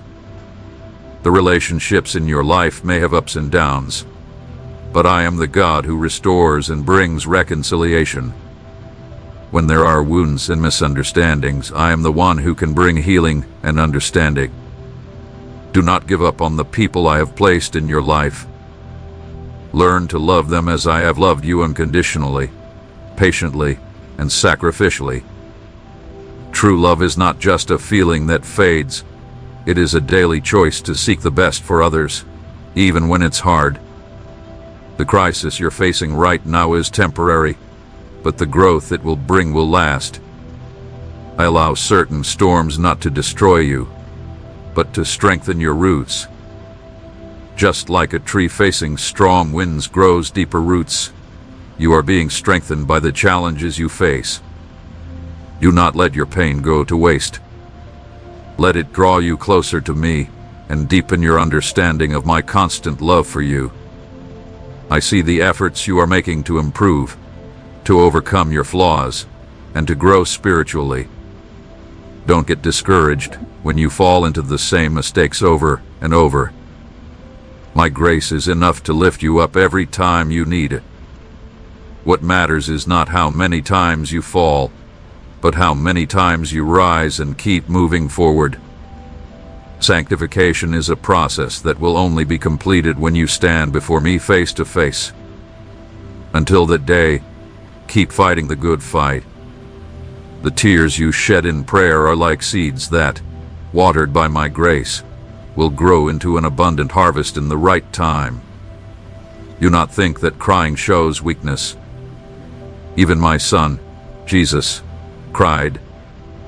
Your tears show the sincerity of your heart and the depth of your feelings. I gather every single one of them and promise that one day I will wipe them all away. The day will come when mourning turns into joy and sorrow turns into everlasting happiness. The spiritual battle you face is real, but remember, you are never fighting alone. My angels are all around you, ready to act at my command. The forces of darkness tremble at the sound of my name, spoken with faith by my children. You have been given authority in Christ to step on serpents and scorpions, and to overcome all the power of the enemy. Do not fear the plans of the wicked, for greater is the one who is in you than the one who is in the world. Your worth is not found in what you do, but in who you are. My beloved son, my precious daughter, the titles and recognition of this world will fade, but your name is written in the palm of my hand and in the book of life. Do not seek validation from others or in temporary successes. Find your true identity in my unchanging love for you. This is the solid foundation on which you can build your life. The time you give to others does not go unnoticed by me. Every act of kindness, every word of encouragement, every simple gesture of love rises to my throne like a sweet fragrance. When you serve the least of my brothers and sisters, you are serving me directly. Do not grow weary in doing good, for at the right time, you will reap the rewards if you do not give up. A life worth living is one spent in loving service to others, following the example of my son. Moments of worship are precious in my sight. When you lay aside your worries to simply worship me, heaven listens closely. It's not about how perfect your voice is or how eloquent your words are, but about the sincerity of your heart. I dwell in the praises of my people. When you worship me in spirit and truth, my presence fills the place, changing the atmosphere and breaking the chains. The situations around you may seem chaotic, but I am the God of order, working in every detail for your good. What you may see as chance, I see as providence. The so-called coincidences, the unexpected opportunities, and even the frustrating delays are all part of my perfect plan. Nothing in your life happens by accident. Every event has a divine purpose that one day you will fully understand. Your journey of faith is unique and personal. Do not compare your growth with others. Some grow like oak trees, slowly but deeply rooted, while others grow like bamboo, flexible and strong.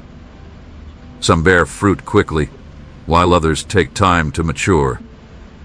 What matters is staying connected to me, the true vine, for without me, you can bear no lasting fruit. Stay in my love, and you will see transformation happen naturally in your life. The hope I place in your heart is not based on changing situations, but on my eternal faithfulness. Even when everything around you seems impossible, remember, I am the God who makes a way in the wilderness and brings rivers to dry land. Do not focus on the circumstances. Look to me. True hope is an anchor for your soul, firm and secure, standing in the heavenly place. Hold on to it when life's storms try to shake you. I never promised a life without challenges, but I did promise to be with you in every struggle. In deep waters, you will not drown.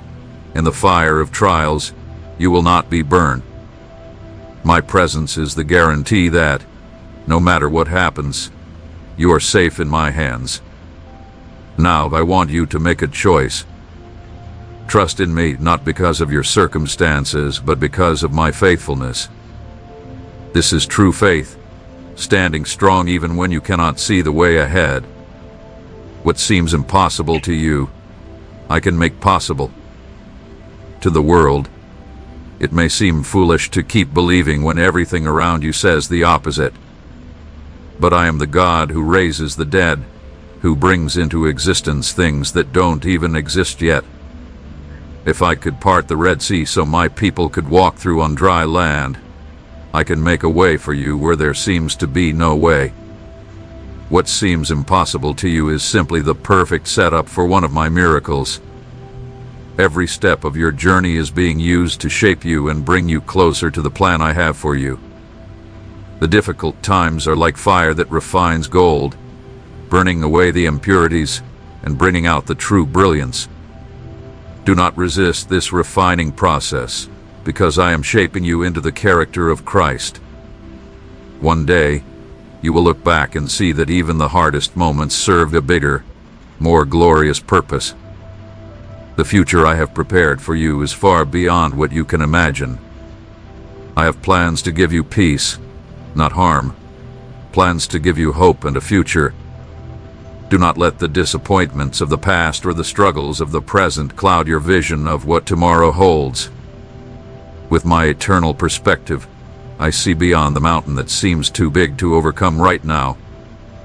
Trust that I am guiding your life toward a glorious ending that goes beyond your wildest dreams. When you pray, I hear you. I don't always answer in the way you expect or when you want, but I always answer in the best way for you. Sometimes I say yes, sometimes no, and other times I say wait. In each case, my response is perfect for your situation. Come near to my throne of grace with confidence. Pour out your heart before me. There is no request too small for my attention, and no problem too large for my power. Ask, and you will receive. Seek, and you will find. Knock, and the door will be opened. My word is a light to guide your path. Don't let it stay closed on your shelf or forgotten on your phone. Feed on my word every day. Think about it all the time, and apply it in every part of your life. It has the power to change your thoughts, heal your heart, build your faith, and guide your choices. In the scriptures, you will find clear direction for every area of your life and answers to your deepest questions. Your body is the temple where my Holy Spirit dwells, so treat it with respect and care. The health I give you is a precious gift that must be taken care of. Don't neglect your physical well-being while you focus on growth in other areas. Rest well, eat wisely, and exercise regularly. Honor me by taking care of the temple where I have chosen to live. I want you to have life in abundance, and that includes the health you need to fulfill the purpose I created you for. The gifts and talents I have given you are not for boasting or comparing with others, but for building up the body of Christ and bringing glory to my name. Don't hide what I have given you out of fear or because you think it's small compared to the gifts of others. Every ability you have, whether natural or spiritual, was given for a divine purpose. Use it faithfully, develop it with effort, and share it freely. In the end, I will not judge you by how great your gifts were, but by how faithfully you use them.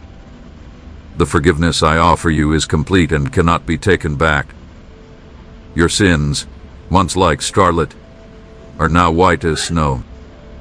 I have cast them into the sea of forgetfulness, and I will remember them no more. Do not let the enemy accuse you of things that have already been covered by the precious blood of my Son. Accept my forgiveness fully, and extend that same grace to others who have hurt you. Forgiveness is not about how you feel.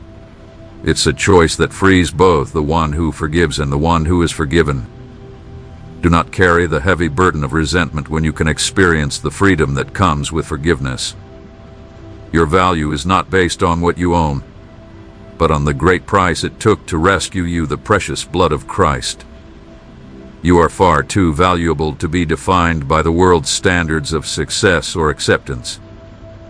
Do not trade your eternal identity for temporary approval. The world and its desires will fade away, but the one who does my will live forever. Seek my kingdom and righteousness first, and all the other things you need will be given to you. Fellowship with other believers is not optional, but essential for your growth. Like coals that together keep the fire burning, you need the warmth and light that comes from being in relationship with your brothers and sisters in the faith. Do not isolate yourself in times of trouble or distance yourself when you are hurt. The body of Christ, with all its imperfections, is the environment I have chosen for your spiritual growth. In the body of Christ, you will find support, correction, encouragement, and chances to practice the love I cherish. The praise that comes from your lips is a powerful weapon against the enemy's plans. When you choose to praise me in difficult times, you invite my presence into that situation. Praise changes not just the atmosphere around you, but also your heart. It's impossible to stay anxious or depressed when you are truly worshiping me. Make praise a lifestyle, not just something you do during certain moments. Let your whole life be a constant expression of gratitude for my goodness. The decisions you make today will shape your future. Seek my wisdom before you make any choices. Many voices will try to guide you, but only one voice knows the beginning and the end. Listen carefully to my direction. Wait in my presence until the way becomes clear. When you make decisions in a rush, they often lead to regret. But when you take the time to seek me, the choices you make will bring peace, even if the path is difficult. Trust in me with all your heart, and do not rely on your own understanding. Your tears are not wasted. Every tear that falls is precious to me. I collect them as treasures and promise to turn them into joy. The pain you face right now cannot compare to the glory that will be revealed in you. Hold on to my promise that one day I will wipe every tear from your eyes, and there will be no more death, mourning, crying, or pain. Suffering has its time, but my comfort is forever. My son, my daughter, I close this message by reminding you that my love for you is constant and unchanging. It is not based on your actions, nor does it lessen because of your mistakes. It is a love that found you before you even looked for me, that chose you before the world was created, that gave what was most precious to save you. Rest in this love today. Let it heal your wounds, restore your hope, and renew your strength. I am the Lord, your God, who holds you by the right hand and says, "Do not be afraid, I will help you. I am with you always, even to the end of the age." I know you have felt the weight of uncertainty, and sometimes the days feel long, the nights seem dark, and you wonder if I am hearing your prayers. But I want you to know, I hear every sigh, I see every tear, and I understand every thought that crosses your mind. I am closer to you than your very breath, and I am the one who moves mountains from your path when you least expect it. At this very moment, I am working behind the scenes of your life, arranging situations and circumstances that you cannot yet see. What may look like chaos to you is simply the divine reordering I am making. Your health is in my hands. Do not be troubled by the symptoms you've been dealing with or the diagnosis you've received. I am the great physician, the one who heals and restores. I am caring for your body, mind, and spirit in ways that human medicine cannot explain. Trust in me with this area of your life. Fatigue has often visited you, hasn't it? You feel worn out, as though you're carrying a heavy weight. But remember, I am the Lord who gives you strength. When you feel weak, that's when my power works most strongly in you. Come to me, and I will give rest to your soul. Your family is under my protection. Every single member, every relationship, every situation within your family is in my care. I am bringing together what needs to be united, restoring what needs healing, and transforming what needs to be changed. No family challenge is too big for my power. I am the God who provides for all your needs, your home, your finances, your food. Everything is under my control. When all the doors on earth seem shut, I will open the windows of heaven for you. I will not let you fall or stumble. My angels are all around you, guarding your every step. Loneliness has often been your companion, but even when you feel alone, I have never left you. I am with you when you wake up in the morning and when you lie down at night. I am with you in your moments of joy and in your moments of sorrow. There has never been, nor will there ever be, a moment when you are truly alone. You often try to understand the reasons behind things, the reason for your suffering, the reason for this waiting, the reason for the battles you face. My son, even in the valley, I am using every experience, both the good and the seemingly bad, to shape your character and prepare you for the glorious future I have planned for you. I am the one who knows your future, the one who prepared the perfect plan for your life even before you were born. Every detail was carefully designed. Every circumstance has a divine purpose. Nothing in your life is accidental or random. Fear has tried to fill your mind, hasn't it? But I did not give you a spirit of fear. I gave you a spirit of power, love, and self-discipline. When the enemy comes against you like a flood, I will raise a standard against him. You are covered by my love, which is stronger than any force that may come against you. Anxiety about tomorrow often robs you of peace today. But remember, I am the God of the impossible. What may seem like an enormous mountain to you is nothing more than a small stone to me. Trust that I am working, even when you can't see or feel my presence. You've been feeling overwhelmed with responsibilities and worries. The weight seems to grow heavier with each passing day, and you wonder how much longer you can go on. I am the God who carries your burdens. Give them to me, and I will take care of each one. My shoulders are strong enough to bear all that you cannot. The storms of life have battered you, but know that I am the one who commands the winds and the waves. With just one word from me, the storm will calm. I did not promise a life without storms, but I promise to be with you through each one and to bring you safely to the other side. There are times when you feel unworthy of my love, as though your mistakes and failures are too big to be forgiven.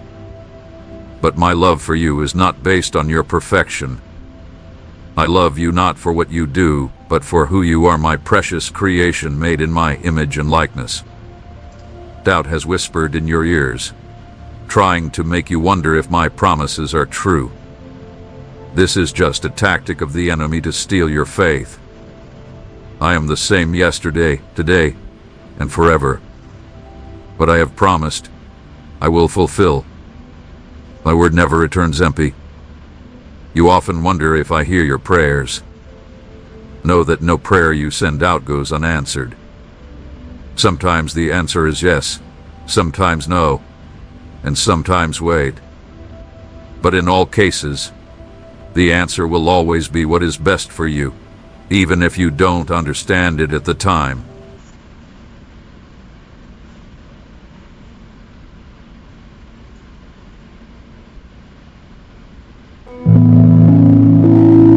My beloved, I see the quiet weariness that settles within your spirit, the questions that echo even when you strive for certainty. I know the weight of old stories that have shaped your understanding of yourself, and the subtle resistance that still attempts to hold you in their grasp, whispering doubts about the profound changes already underway. But hear my voice now, my child, for this is a pivotal moment. The very ground beneath your steps, which once felt uncertain, is firming beneath my unwavering promise. I am here to reveal the deep peace that is settling into your inner being. the clarity that will soon replace old confusion, and the profound restoration that has already begun to reshape your dwelling and your closest connections.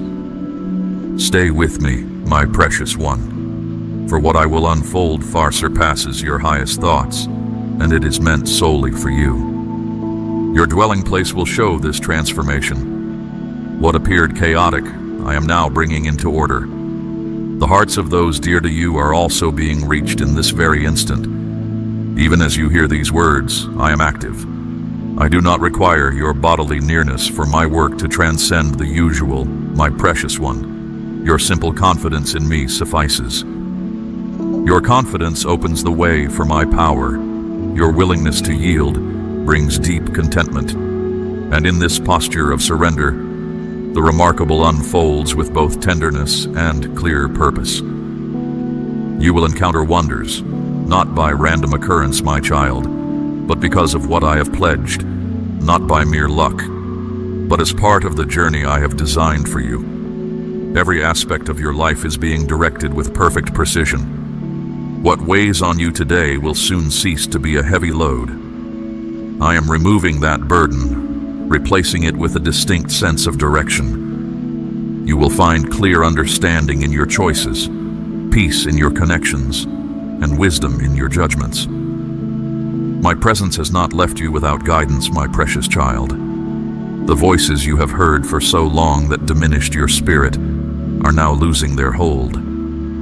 I am undoing every story that goes against what I have spoken concerning you. The untruths that shaped your understanding of yourself until now are being exchanged for eternal certainties. You are far greater than what others have spoken about you, my beloved, and more than any past experience. When you reflect on your path, you will see that each step served a purpose. Even the moments that bring you sorrow now will reveal their meaning. And regardless of how many inquiries persist, my child, comprehend this reality. The core response is that I accompanied you through every moment. That love continues to be the bedrock of all things. You can stand firm in this assurance. Even if recent hurts still echo within you, even if some matters remain unclear, understand that my truth has already taken root.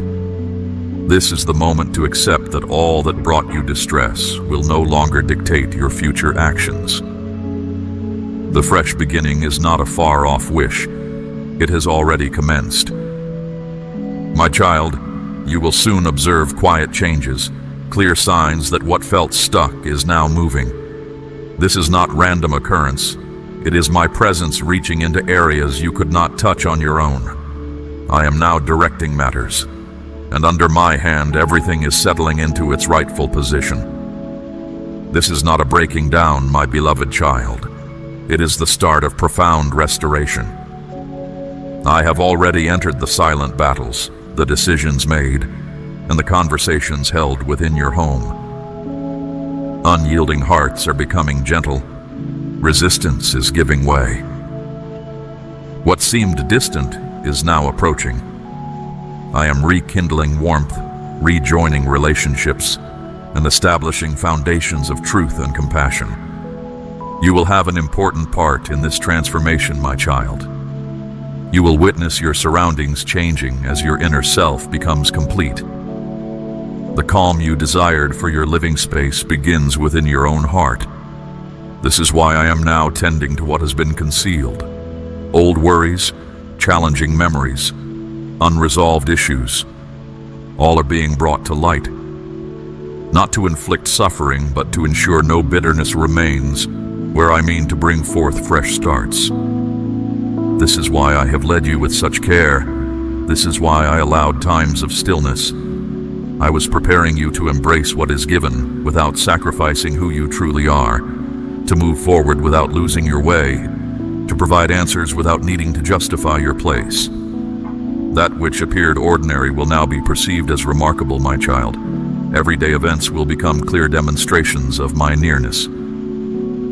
For I reveal myself even in the simplest details. A gentle deed, an unforeseen communication, a considerate comment. My domain surrounds you with evidence of my care. You are not abandoned. You are never absent from my mind. The pain of feeling forsaken, of being rejected, of experiencing betrayal will not determine your identity. You were not created to carry the weight of what others have done. I know the complete story, my child. I understand precisely what occurred. I am purifying your name, your history, and your very soul. There is no need for you to seek attention or affection or worry from others. What began as a soft impulse within you is now becoming a clear reality. I do not leave unfinished what I start, my child. If I began to set things right, I will see it through. If I started to heal, I will complete it. Do not fear this path. It leads to genuine completeness. You are not forgotten in my plans, my child. Some opportunities did indeed close, but this was not punishment. It was protection. I kept you from certain paths because I knew their final outcome. Now that you are ready, new chances will appear, and not one of them will lead you away from me. Instead, they will draw you closer. I am not moved by many words, but by the true heart behind them. Your sincerity found its way to me. It will show itself in situations you might not at first connect to those earlier prayers, yet you will clearly recognize my hand. You are not required to manage everything alone, my child. Let go of the heavy load you carry. I did not intend for you to bear that weight by yourself. Allow me to ease your burden. Your part is to place your trust in me. The rest I will accomplish. What is beyond your reach, I will bring forth with my own hands. Where you cannot go, I have already prepared the way. Everything that demands more than you possess is already within my control. What I have prepared for you goes beyond your highest thoughts, for my perspective is vast. It goes beyond simple comfort or position. It brings peace to your moments, creates good that touches other lives. Your journey has not been without meaning. Each step contributed to what you are now approaching. The wisdom you hold today was shaped through difficulty and patience. I will acknowledge and value every part of that experience. I will guide you to places where your view will be respected, where your spirit will be accepted, not used. You will allow yourself to receive comfort. You will stop only caring for others and begin to find renewal from within. Do not continue to live defensively, my cherished one. Lower your defenses. I myself will be your protection. You may rest. What once seemed a threat will now be overcome. What troubled you will no longer fill your mind. There will be a new lightness, my child. Mornings when you wake up free from yesterday's burdens. You will look around and see that everything is different. This is not due to an alteration in the world itself, my child, but because your spirit has been rendered complete. You will feel joy again. You will trust once more. You will imagine possibilities, and this time you will not stumble on the path.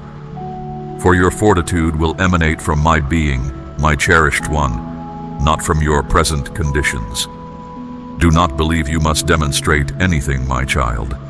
You are not required to persuade anyone regarding your authentic nature or your innermost sentiments. My understanding of your spirit is complete, my precious child, and that alone is your firm foundation.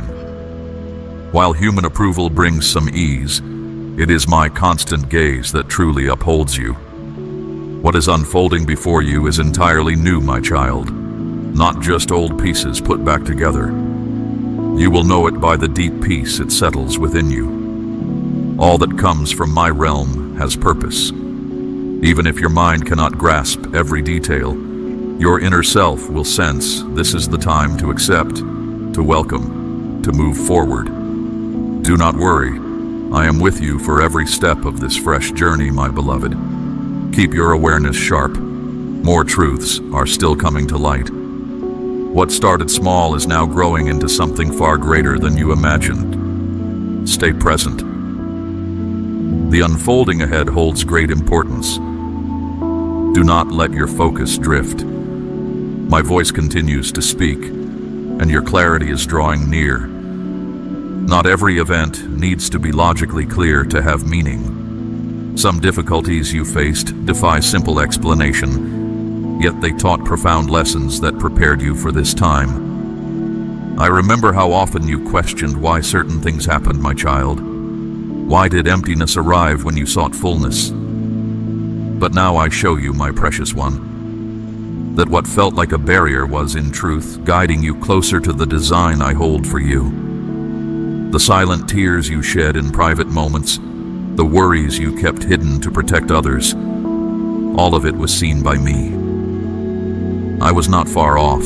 My gaze never left you for an instant. And beyond just seeing, I acted. Each situation that threatened to break your life, I shaped into inner resilience. Every delayed answer deepened your faith. Do not hesitate to start anew, my child. Do not see changes as a sign of failure. Truly, only those brave enough to admit a need for change begin again. I led you to this very point to reveal that a fresh season awaits you. And in this season, you will not walk alone. I will be with you through every stage. Even if the path ahead seems unclear, your direction is steady within my care. The whispers that tried to shake your confidence will quiet. Those voices will no longer fill your mind. What I have spoken holds more weight than any outside opinion, my beloved, and what my realm sets in motion, no opposition can stop. Prepare yourself to witness passages that have been closed for a very long time now opening wide. Get ready for good things beyond what you've imagined, my precious one. When I act, nothing I do is small or without depth. You will begin to notice that even the passing moments align with your true well-being. No longer will the clock dictate your pace, but a deep sense of purpose will lead you. Each day will hold its own special meaning. The old cycles of sameness will end. I am directing your every step. All that takes shape from this point forward will have a strong foundation, deep roots, and lasting endurance. No more endless weariness, no more fresh starts that quickly fade. The connections that once drained your spirit are giving way to genuine companionship. I am tending to the state of your heart, bringing close those who uplift you, and gently guiding away those who hinder your path. You will see your surroundings begin to shift, my child. This is not because the world itself has changed, but because your inner peace has grown. Where quiet calm lives, disorder cannot remain. Allow yourself to live with ease. Release the burdens I never meant for you to carry. I did not ask you to solve every problem. I called you to lean on my favor. And anyone who finds rest in me does not collapse under their own weight.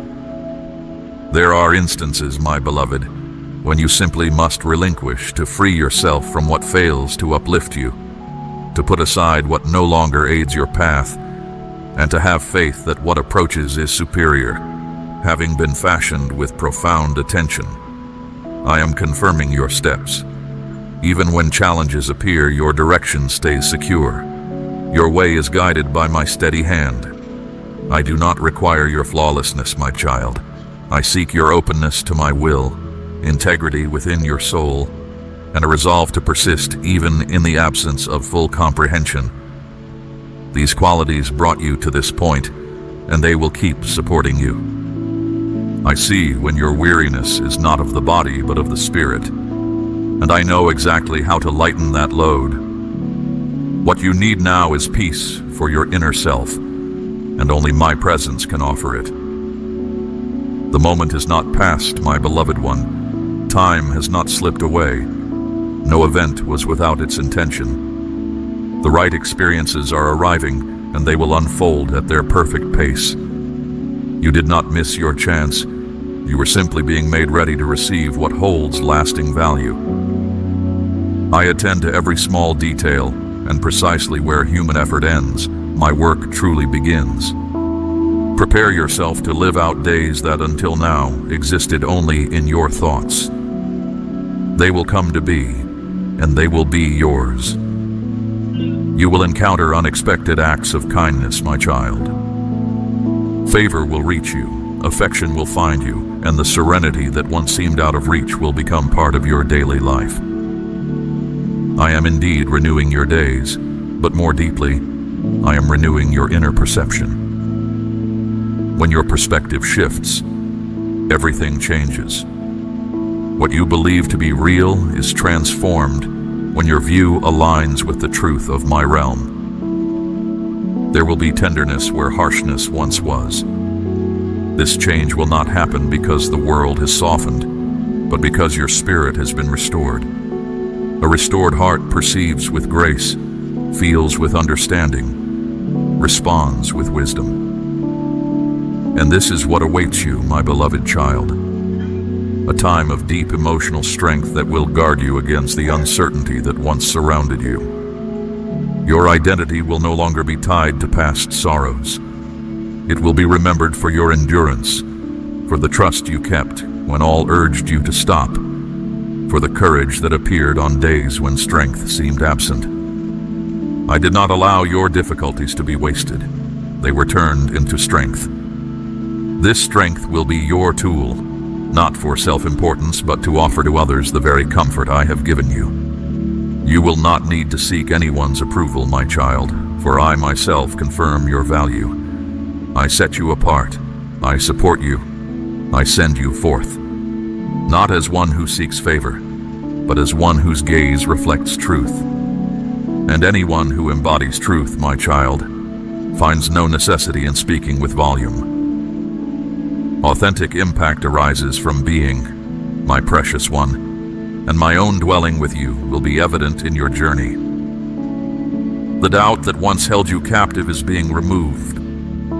I am placing in you firmness, strong belief, and a clear sense of purpose. You will no longer be confused by outside noise. You will no longer be swayed by differing opinions. I give you the understanding to recognize what is truly for you, my child. This clarity will bring a deep quiet to your heart. For a heart that understands truly knows peace. You are entering a time where past uncertainties will become plain. What felt hidden will be shown, and your former hurts will become marks of perseverance, each telling its part of your journey. Every challenge you met will stand as proof of your triumph, my child, a sign of your resilience and how far you have come. When you look back on those events, your heart will fill with gratitude, for even when the way was unclear, you placed your trust in me, and that alone changed your entire path. It was not your own strength that kept you going, my precious child. It was my unfailing favor. And that same favor will continue to support you. Let go of relying only on your own reasoning now. Lean instead on my clear guidance. I never waver in my course, my beloved. I am never behind schedule, nor do I abandon my work halfway. Every task I begin, I bring to completion. Your continued presence here is evidence that there are still blessings waiting for you. Do not look down. Lift your gaze, my child. The heavens are arranging things for your good. Remember also those times I sustained you, my cherished one. Recall the quiet interventions, the unexpected answers, the moments when all ways seemed closed. Yet I opened a path. Each instance was real, and each confirms that I am entirely trustworthy. What I achieved for you before, I will achieve once more, my child, with even greater effect. For you are now ready as never before. A surprising sense of calm will soon settle upon you. Situations that once troubled your spirit will lose their power. This is not about becoming cold. It means inner maturity, steady composure, and the ability to respond to life without losing your peace. This is true resilience. And that resilience is taking shape within you even now. Even when uncertainties arise, do not hesitate, my child. Remain firm. The most profound understandings often appear during the journey itself, not right at the start. You are closer to your intended destination than you realize. I am guiding your every movement. The next step is already prepared. The way forward has been made clear. Now, simply advance. As you move ahead, my child, what was unclear will become plain, and what seemed impossible will come to pass. Hold steady in your spirit, my child. I have more insights to impart to you. Further certainties are yet to be revealed. You are a vital part of what is now coming into being. Do not lose your inner strength. If these understandings resonate within your soul, then be assured. My counsel will always direct you, and I will forever remain by your side, my precious one. My counsel will always direct you, and I will forever remain by your side, my precious one. This companionship is not a fleeting comfort, but a steady presence that undergirds your entire existence. You are never truly alone, even when the quiet moments feel vast and empty. That sense of isolation you once knew is giving way to a profound awareness of my nearness. It is like the air you breathe, always surrounding you, always sustaining you, though you may not always consciously notice its embrace. This understanding will settle deep within your spirit, bringing a quiet assurance that permeates every aspect of your day. You have often sought external confirmations, my child, proof that you are on the right path, that your efforts are seen, that your heart's desires are acknowledged. But I ask you now to shift your gaze inward, to the quiet knowing I have placed within you. That inner compass is more reliable than any outward sign, more steadfast than any human voice. It is attuned to my truth, and when you listen closely, it will guide you with unerring precision. This internal alignment is a gift, a direct connection to my wisdom, which flows freely and without condition. Do not doubt its promptings, my beloved. They are my whispers, meant solely for you. The path ahead may still present its own unique contours, my cherished one, but you will navigate it with a newfound grace. The old habit of bracing for impact, of expecting difficulty, is gently being released from your spirit. You are learning to move through life with an open heart, ready to receive both the expected and the surprising. This openness is a testament to the trust you have cultivated, a trust that tells me you are ready for the next phase of your unfolding. And in this phase, I will reveal even greater depths of my care for you. You will come to understand that every challenge you encountered, every moment of uncertainty, served a vital purpose in shaping the resilient spirit you now possess. Nothing was arbitrary, my child. No experience was without its lesson. The strength you carry today was forged not in ease, but in perseverance. It was built through quiet resolve, through choosing to believe even when belief felt difficult. This is why you stand firm now, why your spirit is unwavering. You have proven your capacity for endurance, and I honor that journey. That very strength will now serve as a foundation for the blessings I am bringing into your life. It is not a strength that makes you hardened, but one that makes you deeply compassionate and wise. The period of constant striving is drawing to a close, my child. You do not need to push against closed doors or force outcomes that are not meant for you. Instead, you will find yourself drawn effortlessly towards opportunities that align perfectly with your true calling. These will not feel like battles to be won, but rather like invitations to be accepted. The struggle of the past was necessary to refine your discernment, to teach you the difference between what is fleeting and what is enduring. Now, with that clarity, you will recognize the genuine openings I place before you. They will resonate with a deep sense of rightness, a quiet affirmation within your soul.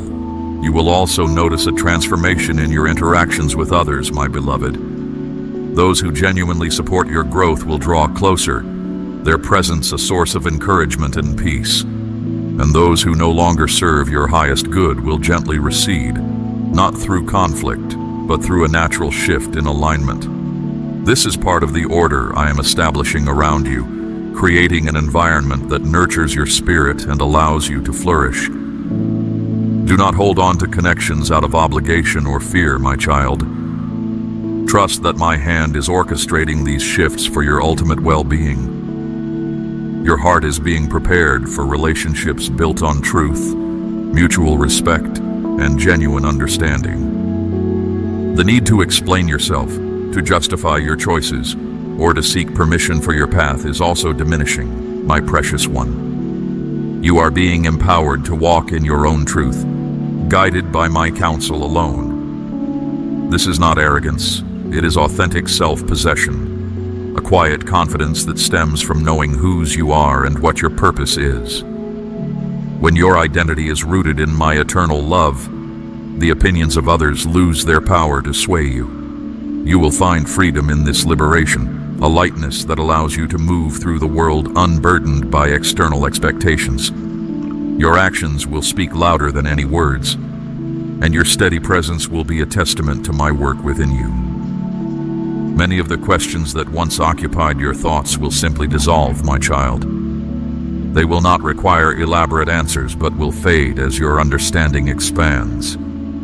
The complexities of life will begin to simplify, seen through the lens of my unwavering purpose. You will find that clarity is not about having every detail prearranged, but about trusting the overall direction. This trust allows you to release the need for exhaustive foresight, embracing each moment as it unfolds, knowing that I am already there, preparing the way.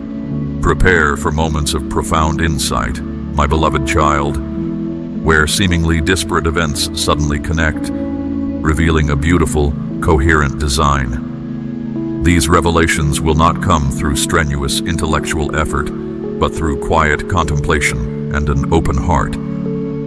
They will feel like pieces of a puzzle falling into place, illuminating the wisdom of my timing and the precision of my care. You will recognize my hand in these connections, and your faith will deepen even further, becoming an unshakable anchor in any circumstance. The sense of urgency that often propelled you forward will be replaced by a calm, deliberate pace, my child. You will learn to honor your own rhythm, understanding that true progress is not about speed, but about alignment. There are seasons for rapid growth and seasons for quiet contemplation, and I am teaching you to discern and embrace each one. This allows you to avoid burnout and to sustain your energy for the long journey. You're not racing against time. You are moving in harmony with my eternal flow. You will find yourself drawn to moments of stillness, my precious one, not as an escape, but as a source of renewal. In these quiet times, you will hear my voice with greater clarity, feel my presence more profoundly. It is in the pauses that true insight often emerges, where the clutter of the world fades and the eternal truths come into focus. Do not neglect these moments. They are sacred spaces where your spirit is nourished and your direction reaffirmed. They are not empty, they are full of my presence. The anxieties that once gripped your heart will loosen their hold, my beloved.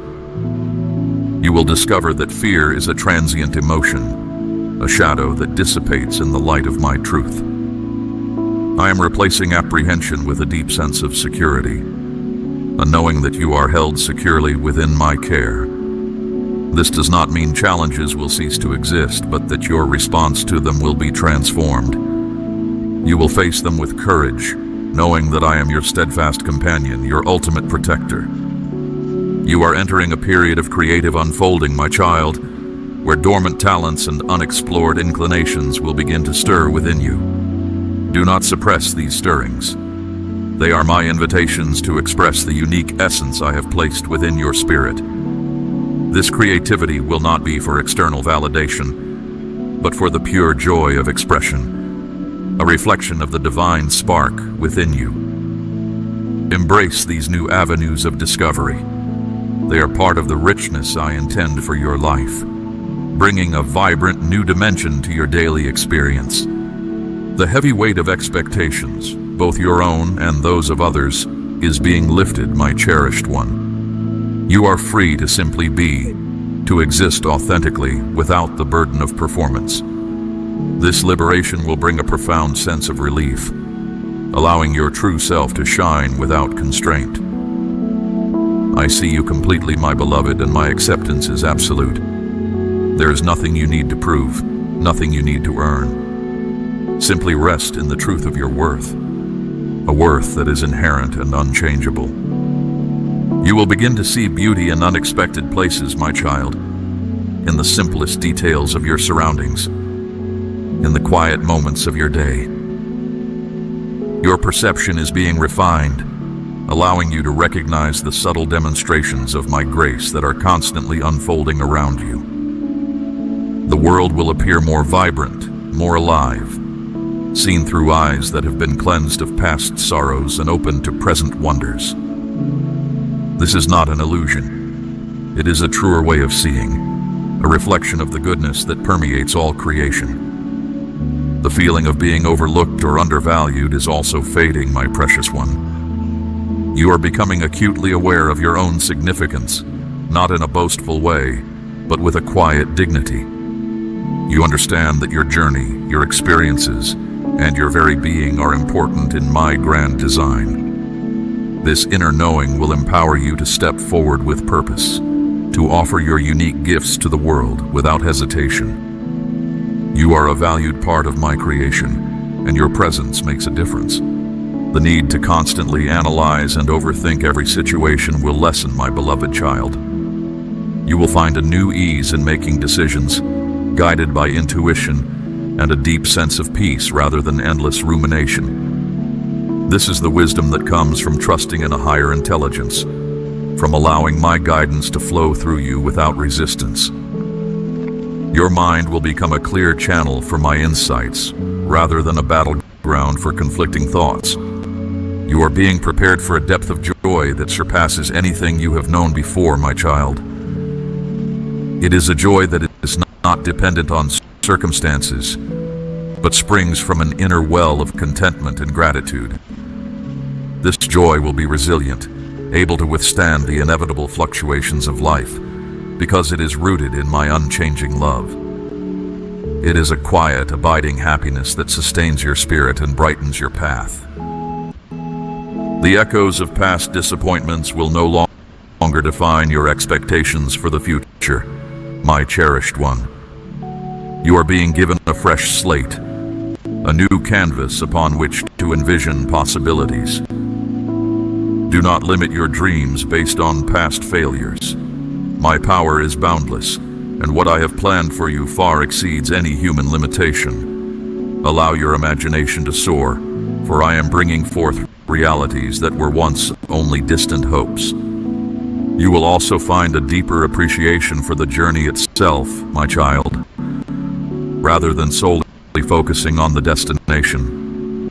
Each step, each moment, holds its own value and its own lessons. This shift in perspective allows you to live more fully in the present, savoring the unfolding experience rather than constantly striving for what lies ahead. The present moment is where my presence is most tangible, where my guidance is most direct.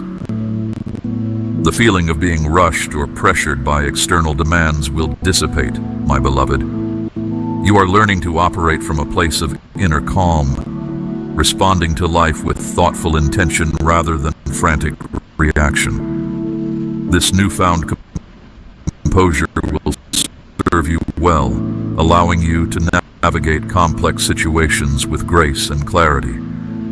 Your pace will be my pace, and my pace is always perfect.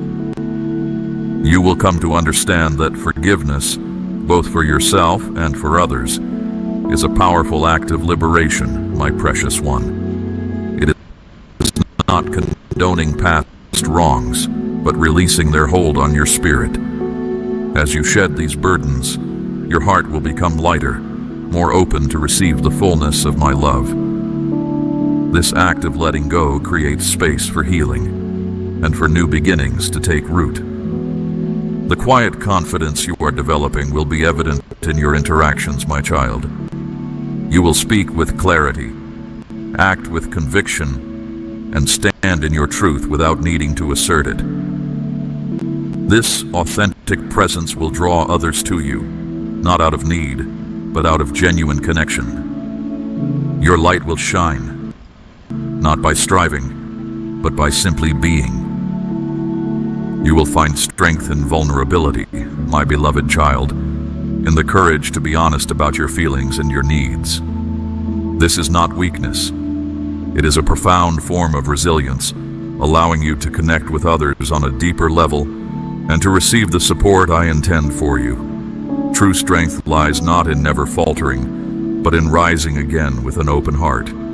The sense of being a solitary traveler on your path is diminishing, my child. You are part of a larger, interconnected design, and I am weaving your journey into a tapestry of shared purpose. You will find yourself in community with kindred spirits, individuals who uplift and inspire you, who share a common vision and a compassionate heart. These connections are my gift to you, reflecting the unity that exists within my realm. You will experience a deepening of gratitude, my precious one, a pervasive thankfulness for all that you have, for all that you are, and for all that is unfolding. This gratitude will become a wellspring of joy, transforming even ordinary moments into blessings. It is a recognition of my constant provision and my unwavering love, a testament to the goodness that surrounds you. The search for external validation will cease to be a driving force, my beloved. Your worth is not determined by human applause or approval, but by my eternal gaze. I see you, I know you, and I cherish you completely. This fundamental truth will be your anchor, allowing you to live from a place of inner security rather than external striving. You are entering a time of profound peace, my child, a quiet calm that settles deep within your spirit and permeates your entire being. This peace is not dependent on the absence of challenges, but on the unwavering presence of my love. It is a gift that allows you to navigate life's currents with serenity, knowing that you are always held, always guided. The old patterns of self-criticism and doubt are being replaced by self-compassion and acceptance, my cherished one. You are learning to treat yourself with the same kindness and understanding that I extend to you. This inner gentleness is a vital part of your healing and growth, allowing you to embrace your humanity with grace and without judgment. You will find yourself drawn to moments of simple beauty, my child. Your heart is opening to receive these small, profound gifts, recognizing them as expressions of my constant care and the inherent goodness of creation. The feeling of being overwhelmed by the world's complexities will lessen, my beloved. You are developing a clear sense of what truly matters, focusing your energy on what aligns with your purpose and brings peace to your spirit. This discernment allows you to simplify your life, shedding what is unnecessary and embracing what is essential. You are being prepared to live a life of authentic impact, my precious one, not through grand gestures or public acclaim, but through the quiet power of your transformed presence. Your calm demeanor, your compassionate spirit, and your unwavering trust in me will be a light to those around you, drawing them towards truth and hope. The journey ahead is not about reaching a final destination, my child, but about living fully and authentically in each unfolding moment. It is a continuous dance of growth, discovery, and deepening connection with me. And in every step of this dance, my hand will guide you, my love will sustain you, and my presence will be your constant companion. Rest in this assurance, my beloved. Everything is unfolding precisely as it should. Your future is not a mystery to me. It is a clear path of purpose and grace. and I am with you, always. This unwavering promise is the very ground beneath your steps, my cherished one. It is not merely a thought to consider, but a living reality that shapes your present and illuminates your future. No longer will you find yourself adrift in uncertainty. Instead, a quiet certainty will settle within your spirit, guiding your decisions and calming your anxieties. This is a confidence not born of human effort, but of my steadfast commitment to you. You have spent much time attempting to decipher intricate plans, trying to foresee every turn, to prepare for every potential challenge. But I am inviting you now to release that heavy mental burden, my child. The details are mine to manage. Your role is to remain open, to respond with a trusting heart as each moment unfolds. This freedom from exhaustive planning will liberate your spirit, allowing you to experience the richness of each passing day without the weight of future worries. The inner disquiet that once made quiet moments feel uncomfortable will dissipate. You will discover a profound stillness within yourself, a sanctuary where my presence is palpably real. This inner calm will not be disturbed by external circumstances, for it flows from a source that transcends earthly events. It is a peace that stands guard over your thoughts, allowing only what is true and beneficial to reside there. You will find a deeper compassion for yourself, my beloved. The harsh self-judgment that echoed in your mind is fading, replaced by a gentle acceptance. You are learning to see yourself through my eyes, with boundless tenderness, complete understanding, and unwavering approval. This self-kindness is not a weakness. It is the fertile ground from which true strength and generosity towards others will emerge. When you fully embrace who you are in my sight, you are free to truly live. Expect to encounter demonstrations of my care in unexpected places, my precious one. A simple word from a stranger, a moment of profound beauty in nature, an unforeseen provision that meets a hidden need. These are not mere coincidences. They are my constant affirmations, tailored specifically for you, designed to remind you that I am intimately involved in every aspect of your existence. Your awareness will sharpen, allowing you to perceive these quiet blessings with increasing clarity and gratitude. The illusion of separation, of being disconnected from the vastness of my realm, is being lifted from your spirit, my child.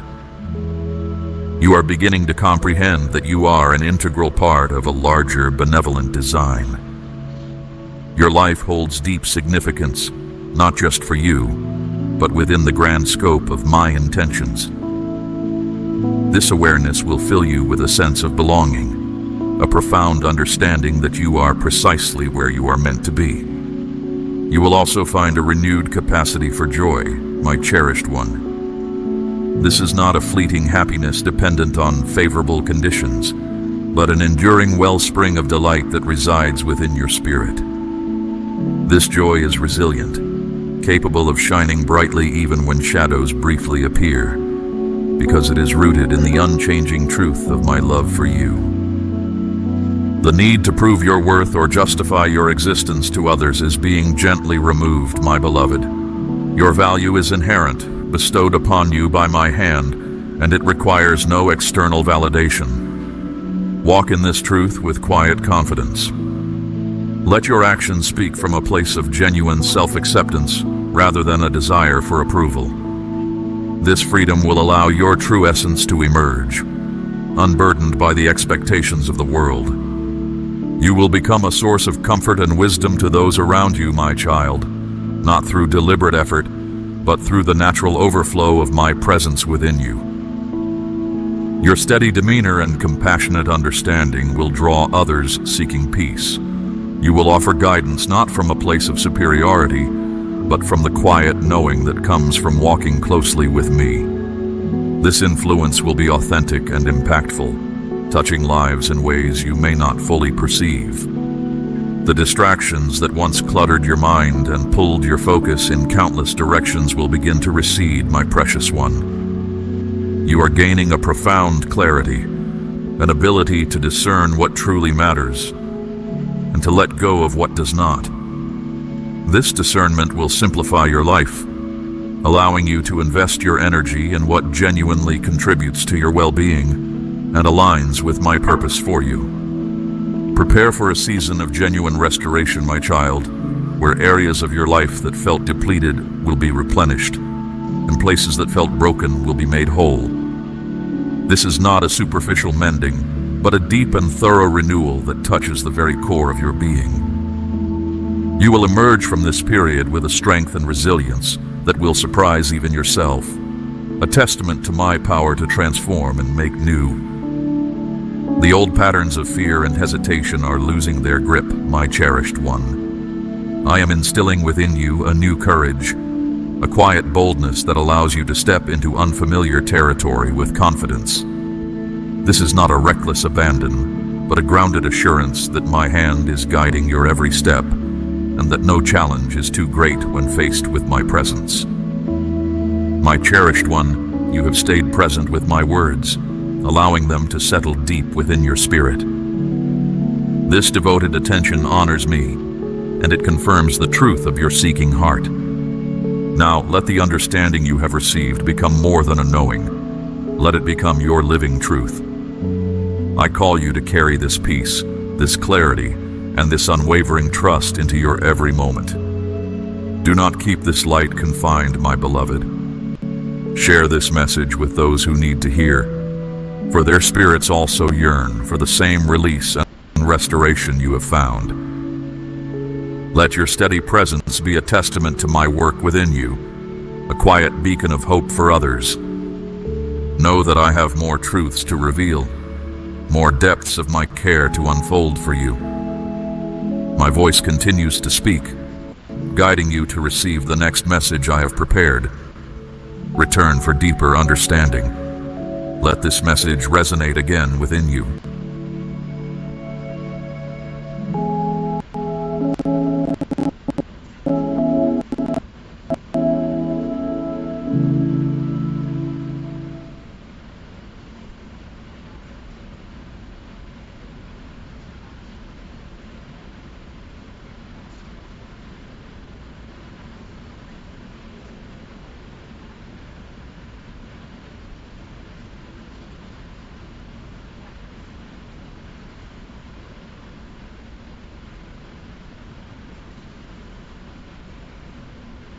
Chosen one. Before these words go any further, I need you to understand what this message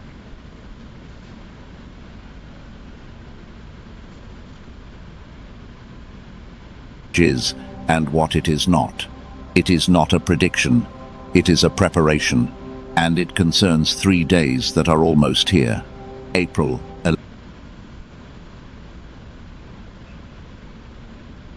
11th, April 12th, April 13th. I carry 3 truths about these dates.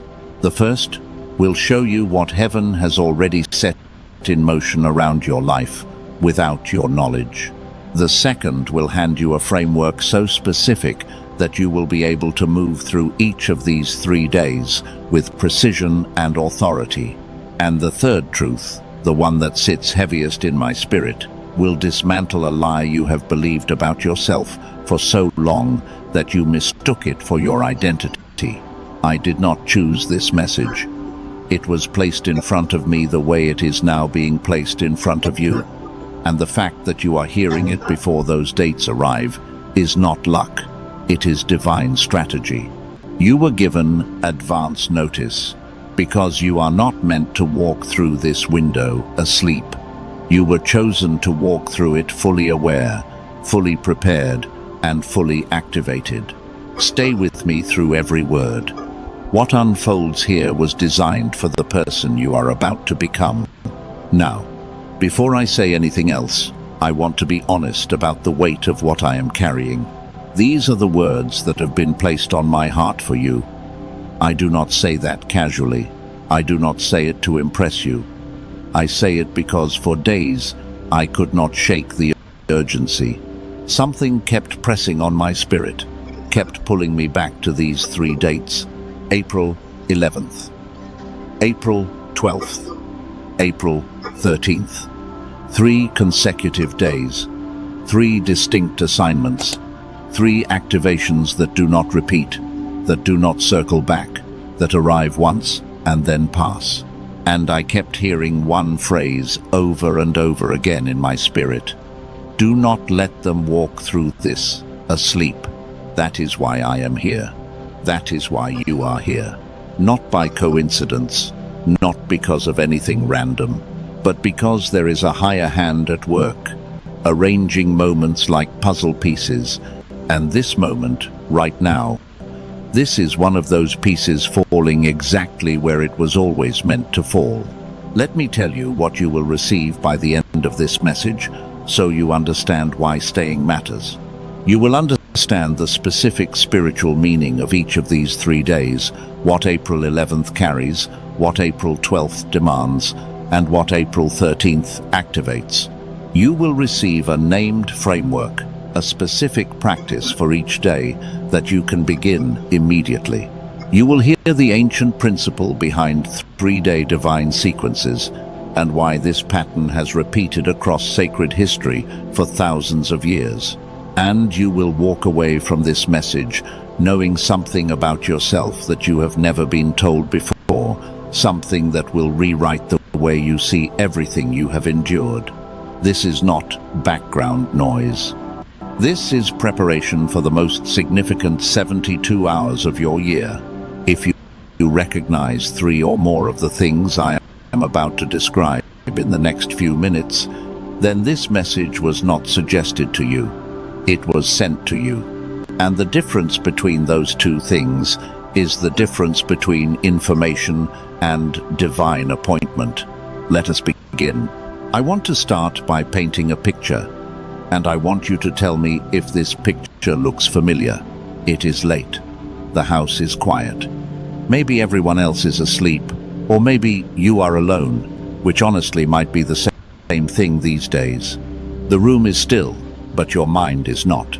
Your mind has been running laps around questions that have no answers, circling around a feeling you cannot name, something between exhaustion and anticipation, something between surrender and the stubborn refusal to give up on what you know you were made for.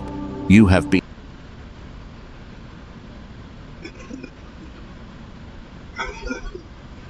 stubborn refusal to give up on what you know you were made for. You have been here before, many times, but lately it has been different. Lately the silence has felt louder. The waiting has felt heavier.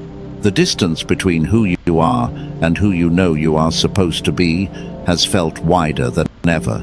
Not because you are moving backward, but because something deep inside you is waking up, and the waking up is making the gap impossible to ignore. You are not losing your mind. You are not falling apart. Something is shifting, and it has been shifting for weeks now, maybe months, and you have not been able to explain it to a single person around you because the moment you try, the words do not come out right. They look at you like you are exaggerating. They tell you to rest. They tell you to relax. They tell you everything is fine, but you know it is not fine. And you know it is not bad either. It is something else entirely. Something you do not have a name for. Until now, because what you have been experiencing has a name, it has a pattern, and it has a purpose.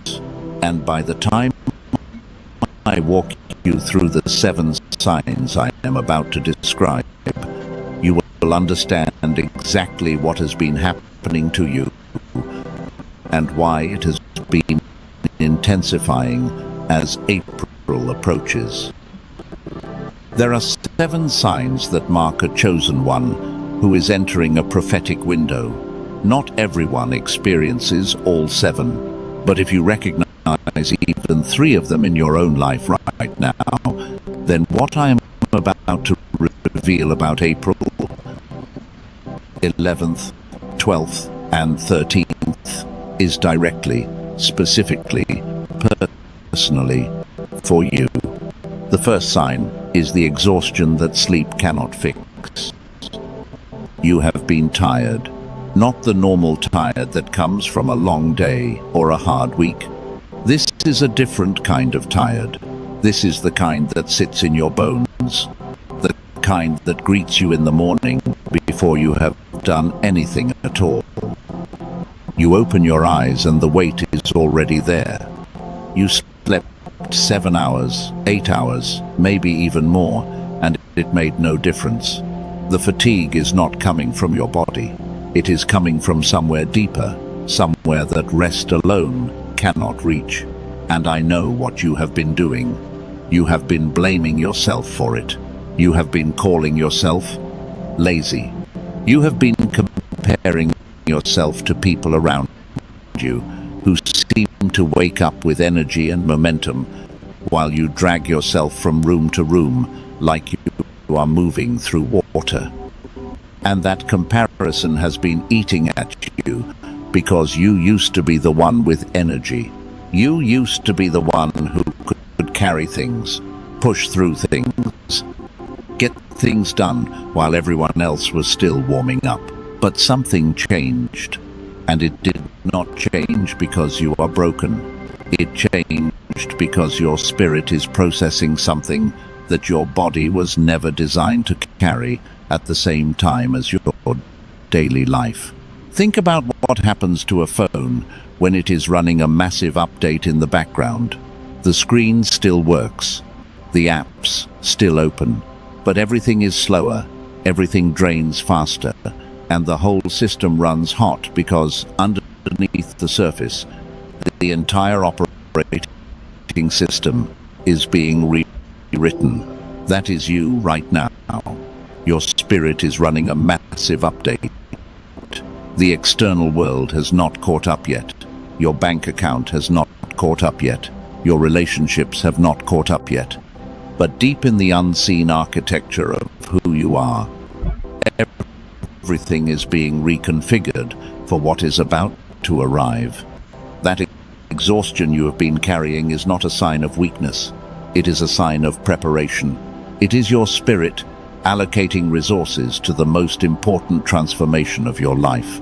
And the reason it has been getting more intense in recent weeks is because April is approaching. The update is almost complete. The reboot is near. So, the next time that bone-deep tiredness greets you in the morning, do not curse it. Do not fight it. Recognize it for what it is. Your spirit is finishing what it started. And when it is done, you will not just have your energy back. You will have energy you have never experienced before. The second sign is the emotional waves that come without warning. This one might have scared you. It scared me when I first went through it, and I want to be honest about that, because I think someone needs to hear that what you are experiencing is not instability. It is not emotional weakness. It is something far more significant. Here is what it looks like. You are fine, completely fine, going about your day, doing something ordinary, maybe cooking, maybe driving, maybe just sitting in a quiet room. And then, out of nowhere, the tears come. Not because something bad happened, not because someone hurt you, not because you saw something sad. They just come. A wave rises from somewhere beneath your chest, rolls up through your throat, and before you can stop it, your eyes are burning and the tears are falling, and you have absolutely no idea why. Or maybe it is the opposite. Maybe instead of sadness, you are suddenly flooded with a peace so deep it does not even make sense given your circumstances. Your bills are the same. Your problems are the same. Nothing in the external world changed.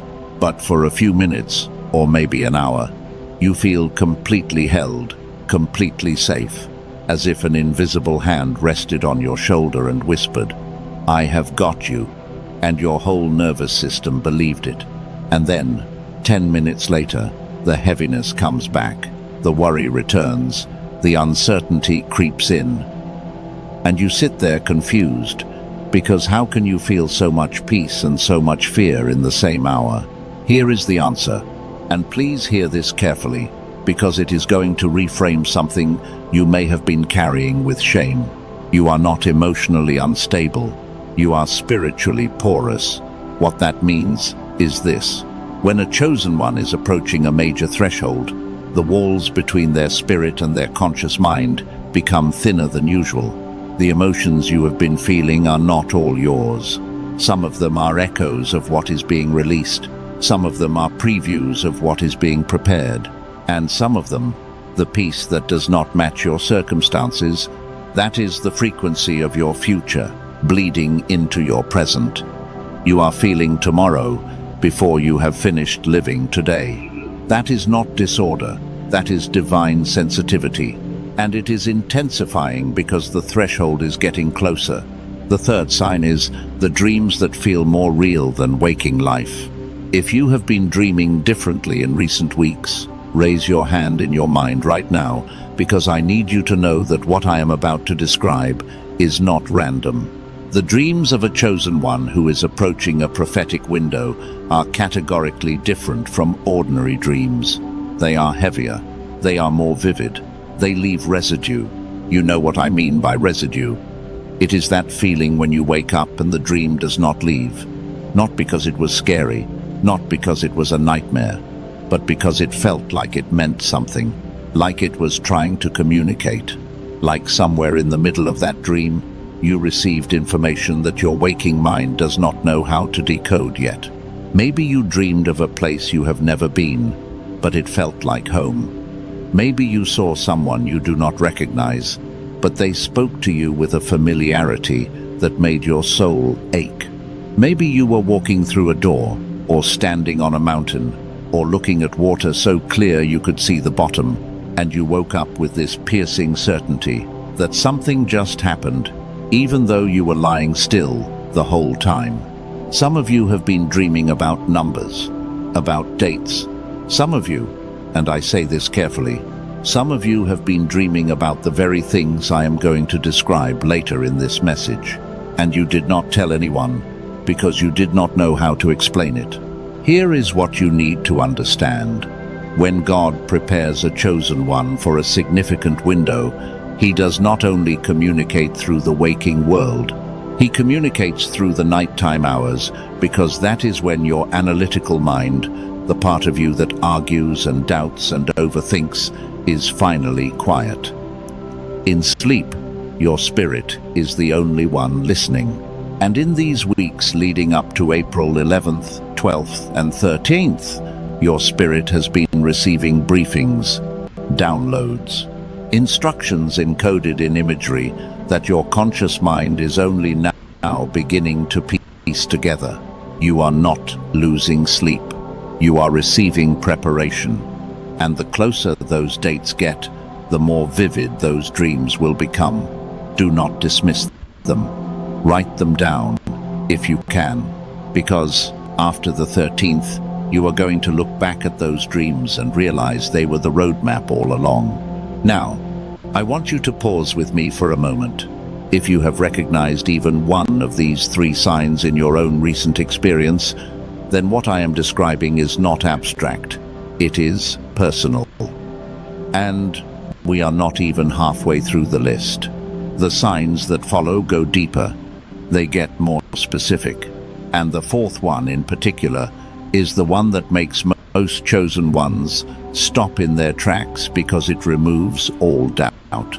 But before I continue, I want to say something to the person who is listening right now and feeling something stir in their spirit. Something that feels like recognition. Something that feels like confirmation. If that is you, if your spirit just whispered, "Yes, I have been feeling this," then I want you to type 1111 in the comments. Not because the number has magic in it, but because the act of declaring it, of saying, "Yes, I recognize this," is the first step toward aligning yourself with what these 3 days are bringing. Type 1111 as your acknowledgement that something higher guided you to this moment. Now, the fourth sign. The fourth sign is the numbers and the patterns that will not stop appearing. I know some people hear about repeating numbers and they roll their eyes. I understand that. I used to do the same thing. But what I am describing is not superstition. It is not coincidence. And the chosen ones listening right now know exactly what I am talking about, because it has been happening to them with a frequency that has gone past the point of being explainable. You look at your phone and it is 11:11. You glance at the clock and it is 3:33. You get a receipt and the total is 4:44. You wake up at exactly 2:22 in the morning for the third time this week, and you lie there in the dark wondering why. But it is not just numbers, it is patterns. The same word keeps appearing in completely unrelated conversations.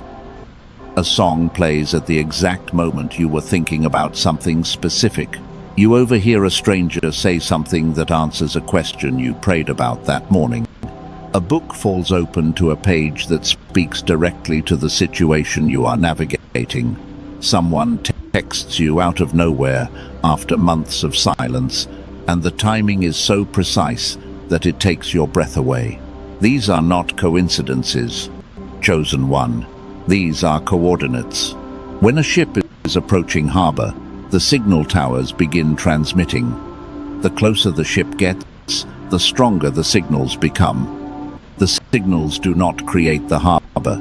They confirm that the harbor is near. That is what these numbers and patterns are doing. They are not causing your breakthrough. They are confirming that your breakthrough is close enough to send signals. And here is the part that most people miss. The signals have been increasing, have they not? 3 months ago, you noticed them occasionally. 2 months ago, they became weekly. And in these last few weeks, they have become almost daily. Some of you are seeing them multiple times a day now. And you have been looking for someone, anyone, to tell you that you are not imagining it. You are not imagining it. The frequency is increasing because the distance is closing. April 11th, 12th, and 13th are not arbitrary dates. They are the coordinates your spirit has been receiving in fragments, in numbers, in songs, in overheard conversations, in the perfect timing of a text message. Your spirit has been reading the map for weeks. Your mind is only now catching up. If what I just described sounds like your recent reality, type "I see it" in the comments. Let that declaration be your agreement that something beyond coincidence has been guiding your steps. Now, what I have shared with you so far, these 4 signs, any one of them alone would be significant. But the fact that many of you are recognizing not 1, not 2, but 3 or 4 of them in your own life right now tells me something that I want to speak plainly. This is not casual listening. This is confirmation. And the signs I have described are not happening to you. They are happening for you. They have been preparing your spirit, softening the soil of your awareness, so that when I reveal what each of these 3 days actually carries, you will be ready to receive it. But to understand why these signs are intensifying right now, why April specifically, why this season and not 6 months ago or a year from now, I need to take you somewhere deeper. I need to take you back to the beginning of this season, to the wilderness that brought you here. Because what was built in you during that difficult time is the very thing that qualifies you for what is about to happen. And that is where we are going next. The 5th sign is the changed tolerance. This is the one that has been making you feel like something is wrong with your relationships. And I need you to hear me say this clearly, because the guilt attached to this sign has been eating some of you alive. Here is what has been happening. Conversations that used to feel normal now feel exhausting. People you used to enjoy spending time with now leave you drained after 10 minutes. Environments that used to feel comfortable, the group chat, the office gossip, the family dinners full of noise and surface-level talk, they have started to feel like wearing a shirt 2 sizes too small. Everything is tight, everything is suffocating, and you keep pulling back. Keep making excuses to leave early. Keep sitting in your car for an extra 5 minutes before walking into a room because you need to prepare yourself for what is inside. And the guilt. The guilt has been relentless because these are not bad people. They are your family. They are your friends. They are your co-workers. And you keep asking yourself, what is wrong with you? Why you cannot just be normal anymore? Why you cannot just sit there and laugh at the jokes and pretend that everything feels the way it used to. But here is the truth that no one has told you. Nothing is wrong with you. Your frequency changed. Think of it like this. Imagine you have been living your entire life tuned to one radio station. Everybody around you listens to the same station. The music is familiar. The voices are familiar. The rhythm matches. And for years, it worked fine because you were all on the same frequency. But then something happened. Your dial started turning. Not because you chose it, not because you decided to be different, but because something inside you, something divine, something deeper than your own preferences, began pulling you toward a different station. A cleaner signal, a deeper sound. And now the old station does not just feel different. It feels like static. It feels like noise. And the people still tuned to it are not doing anything wrong. They just cannot hear what you are hearing. That is why the conversations feel empty. Not because the people are empty, but because your frequency has shifted and your spirit is now attuned to a depth of communication that surface-level talk cannot satisfy. That is why the environments feel suffocating, not because the rooms are smaller, but because your spirit has expanded beyond what those rooms were designed to hold. And the guilt you feel for pulling away, chosen one, listen to me carefully. That guilt is actually a sign of your goodness. Only a good heart feels guilty for growing. Only someone who genuinely loves the people in their life would feel shame for needing distance. But I need you to hear this, and I need you to receive it. Boundaries are not betrayal. Distance is not rejection. And protecting what God is building inside you is not selfish. It is stewardship. You are not abandoning anyone. You are being repositioned. And when the repositioning is complete, when you have fully stepped into who you are becoming after these 3 days pass, you will be able to love those same people from a place of overflow instead of a place of depletion. But right now, in this preparation season, your spirit needs space. Give yourself permission to take it. The 6th sign is the distortion of time. This one is subtle, but once I name it, you will recognize it immediately. Days have started to feel both too fast and too slow at the same time. You look at the clock, and somehow 3 hours passed in what felt like 20 minutes. Or the opposite happens. A single afternoon stretches on like a week. You lose track of what day it is.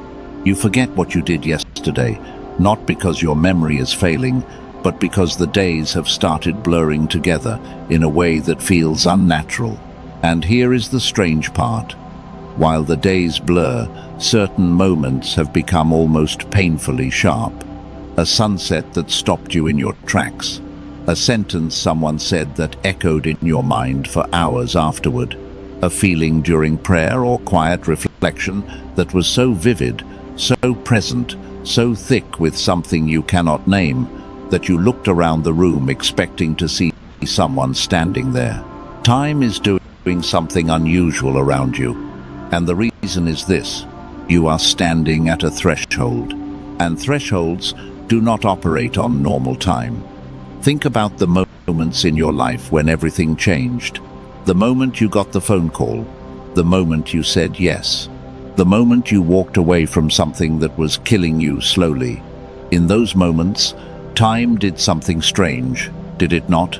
It either froze or it collapsed. Because threshold moments exist outside the ordinary flow of hours and days, they carry their own gravity, their own rhythm. What you are experiencing right now is your spirit recognizing that a threshold is near. Your internal clock has shifted from chronological time to what the ancients called appointed time. You are no longer measuring your life in hours and days. You are measuring it in proximity to something. And that something is getting closer. April 11th, 12th, and 13th exist in that appointed time.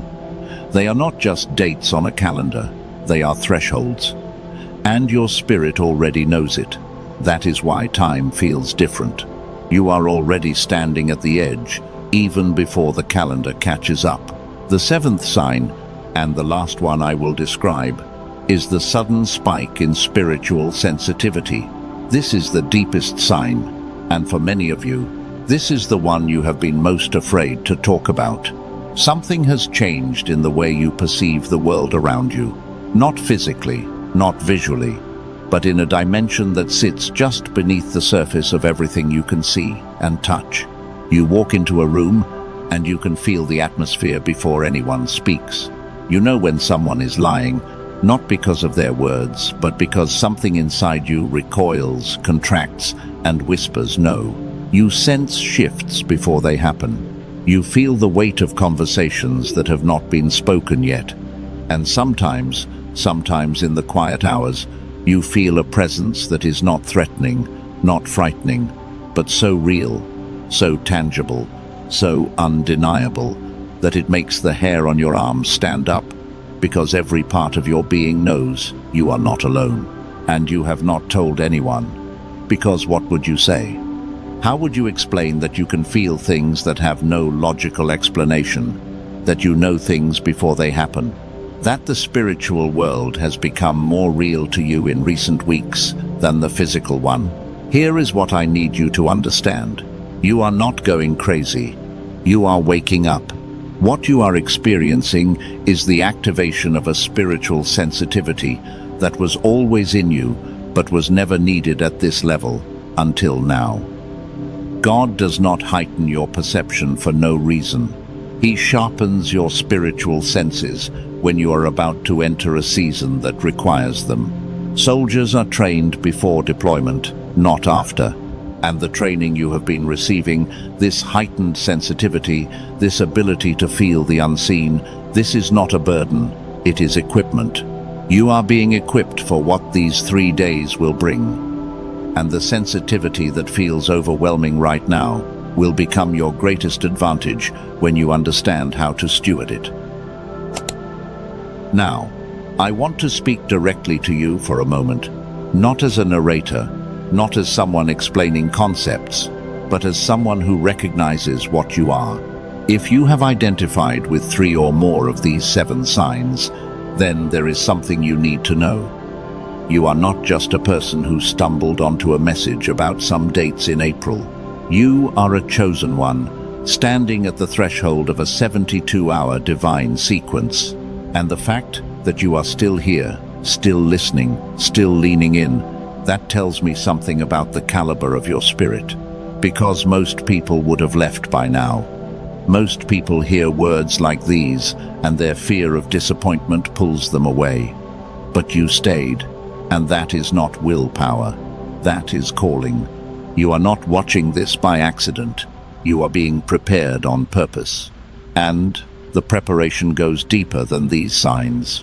Because everything you have been through, every hard season, every unanswered prayer, every silent night where you wondered if heaven was paying attention, all of it was building something in you that most people never develop. And to understand what was built, I need to take you back to the wilderness. Not to wound you, not to make you relive the pain, but to show you that the pain had a blueprint. that every single thing you endured was a measured, counted, intentional act of formation designed to make you strong enough to carry what April 11th, 12th, and 13th are about to release. Let me take you back. I do not know the specifics of your wilderness. I do not know whether it was a marriage that fell apart, or a career that collapsed, or a friendship that betrayed you so deeply that your ability to trust has not fully recovered. I do not know if it was illness, financial ruin, isolation, depression, or that peculiar kind of loneliness that happens when you are surrounded by people but understood by none of them. What I do know is that you have been through something, and what I know with equal certainty is that the something you went through did not break you. I know it felt like it did.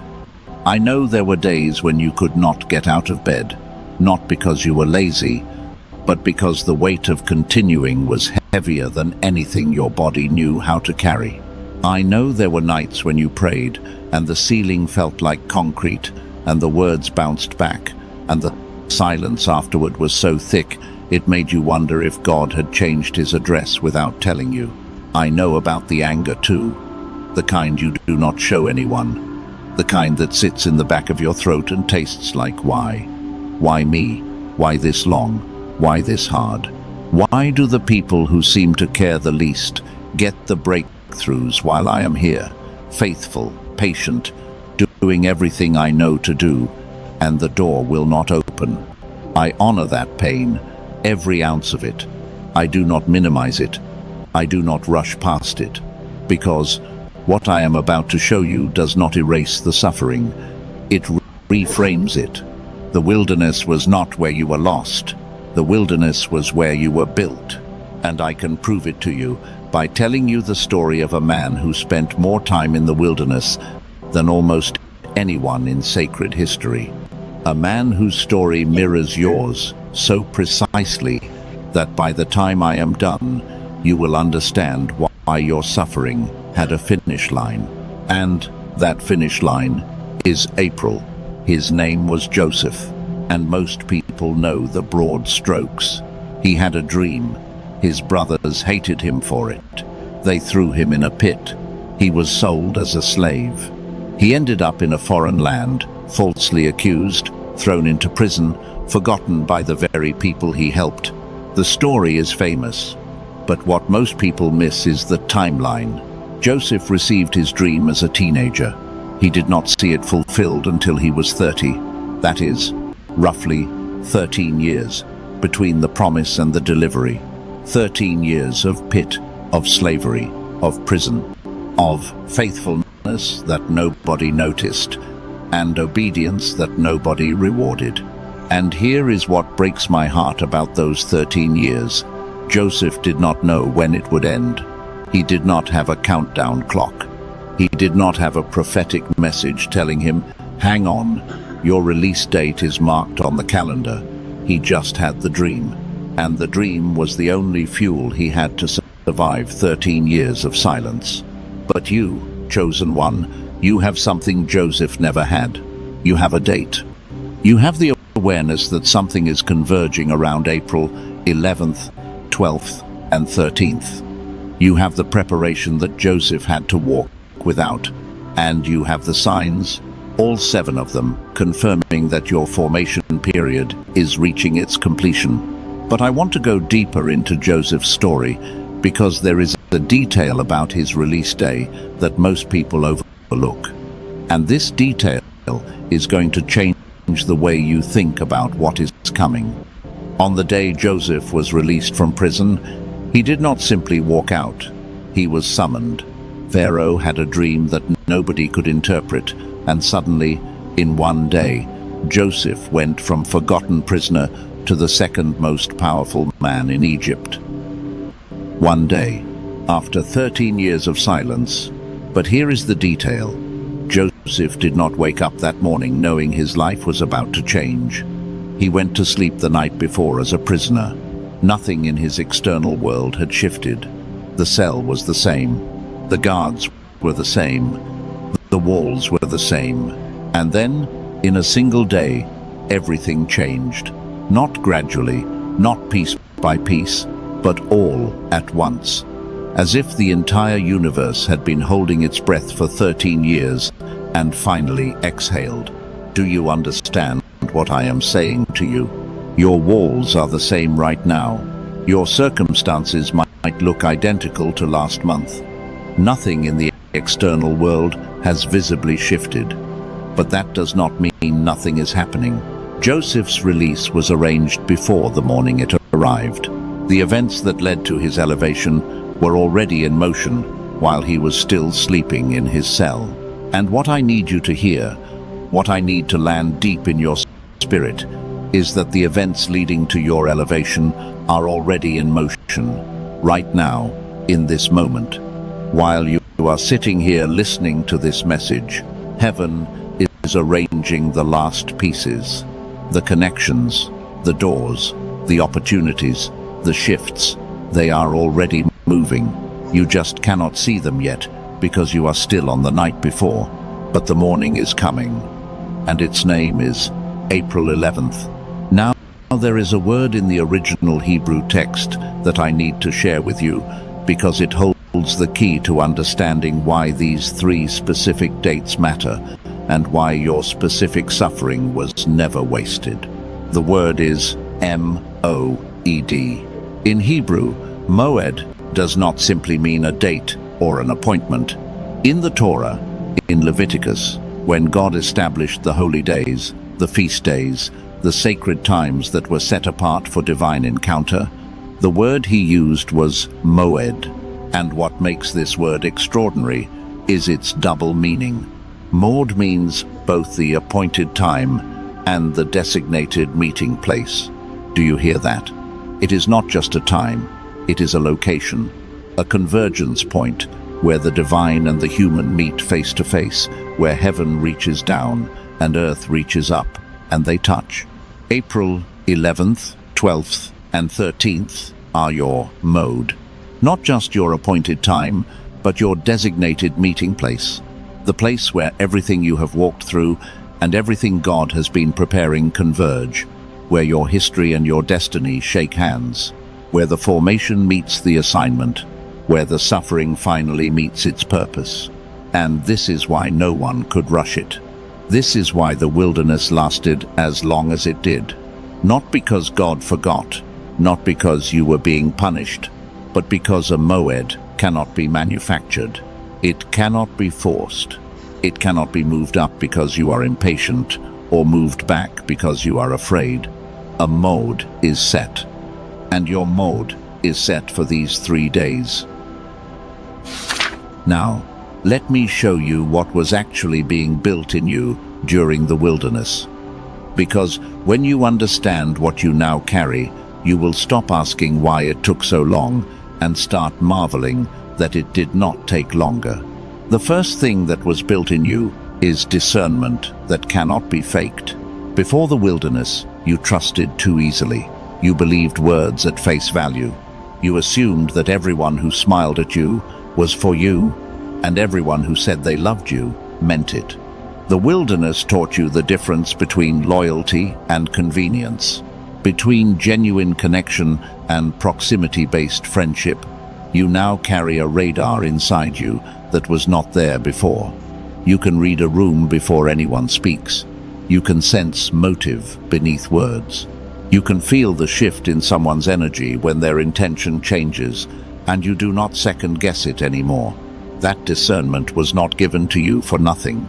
It was given because where you are going, where these 3 days are leading you, the ability to see what is real and what is performance will be the difference between stepping into the right door and walking into a trap. The second thing that was built in you is patience. That is not passive. There is a kind of patience that waits because it has no other option. That is not your patience. Your patience was forged in fire. It was built through seasons where you could have reacted but chose not to. Seasons where you could have defended yourself but held your tongue. Seasons where you could have forced a door open but instead sat in the silence. and let God do what only God can do. That kind of patience is not weakness, it is a weapon. And in the days ahead, that patient strength is going to be your anchor. Because breakthrough does not always arrive in a way that makes sense to the people watching. And the temptation to explain yourself, to defend your elevation, to justify why you suddenly have what you have, that temptation will be strong. But your wilderness-forged patience will hold you steady. The third thing that was built in you is a compassion so deep it surprises even you. You went through things that should have made you bitter, and parts of you did get bitter for a season. That is honest, and that is human. But somewhere in the middle of all that pain, something unusual happened. Instead of hardening completely, a part of you softened. The part that now notices the person sitting alone at the table. The part that hears the crack in someone's voice when they say, "I am fine."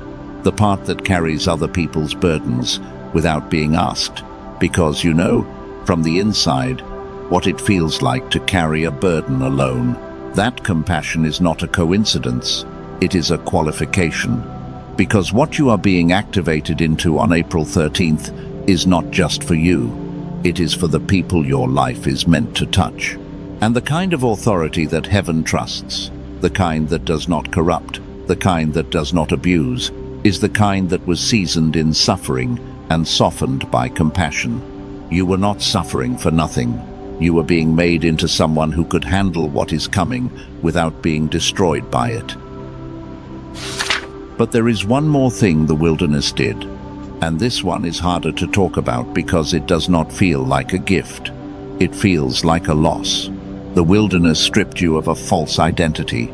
There was a version of you that existed before the hard season, a version that measured your worth by what you produced, by how many people needed you, by how busy you were, how impressive your title was, how full your calendar looked, how many people called you their person. That version of you was not evil. That version was just dressed in things that were never meant to be permanent. And the wilderness, piece by piece, stripped those things away. The job you thought defined you, gone. The relationship you thought completed you, gone. The reputation you spent years building, challenged.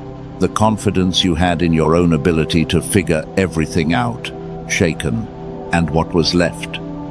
What was left when the title was gone, and the relationship was gone, and the busy calendar was empty, and the phone stopped ringing? You, just you, bare, undecorated, unimpressive by the world's standards, and completely, finally, terrifyingly free. Free from performing, free from proving, free from the exhausting work of being who everyone else needed you to be. And I know that freedom did not feel like freedom at first.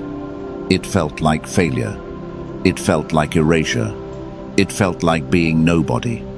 But chosen one, hear me on this. What the wilderness removed was never yours. It was borrowed. It was temporary.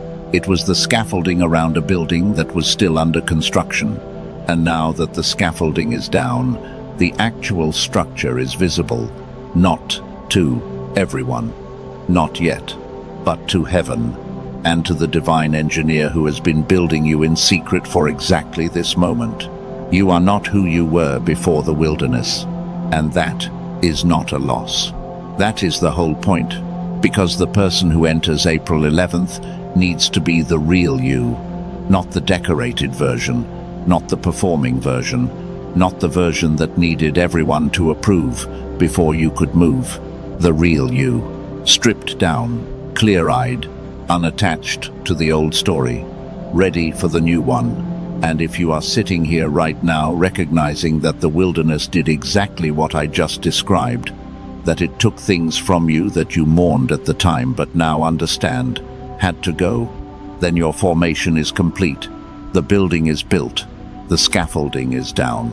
And what was being built in that darkness, in that silence, in that pain, is about to be revealed in the light. Because that is what release is. It is not the beginning of something new. It is the unveiling of something that was under construction the entire time you thought nothing was happening. Joseph spent 13 years being built in darkness. And then, one morning, in a single day, the whole world saw what God had been doing in secret. Your single day is approaching, and it begins on April 11th. Before I take you into what that day specifically carries, before I reveal the first truth about this 3-day divine sequence, I want to pause here. What you have heard in this message so far is not entertainment. It is not theory. It has been specific, personal, intentional preparation for what is about to enter your life. And if your spirit has confirmed at any point during this message that these words were meant for you, then I want to ask you something simple. Gently press the like button, not for me, not for numbers, but so this message of preparation can reach another chosen one before April 11th arrives. Somewhere right now, there is a person who needs to hear exactly what you just heard. Your like is not a click.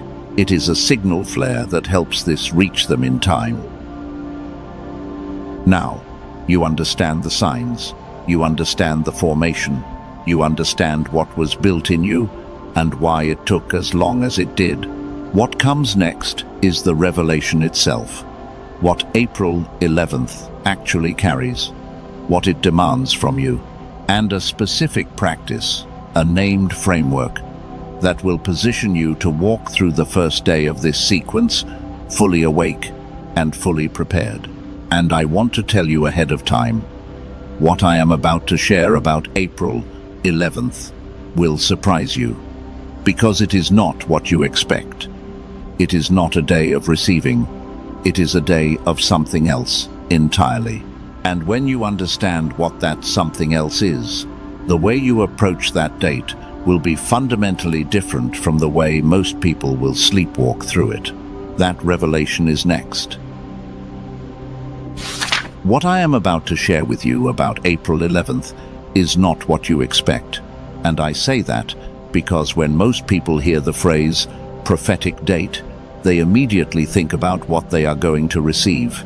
They think about blessings dropping from the sky. They think about sudden phone calls with good news. They think about waking up on that date and finding that something magical appeared overnight while they were sleeping. And I understand that expectation. I do. After everything you have been through, after the wilderness, after the formation, after the years of faithfulness, with nothing to show for it, the idea of finally receiving something feels like the only thing that makes sense. But April 11th is not a day of receiving. April 11th is a day of releasing. And I need you to sit with that for a moment, because I know it is not what you wanted to hear. But this is the truth that will protect you from walking through the most important 72 hours of your year with the wrong posture. If you approach April 11th with open hands expecting to be filled, you will miss the entire point, because the hands have to be emptied first. Let me show you why. There is a pattern that runs through sacred history like a golden thread, and once you see it, you will never unsee it.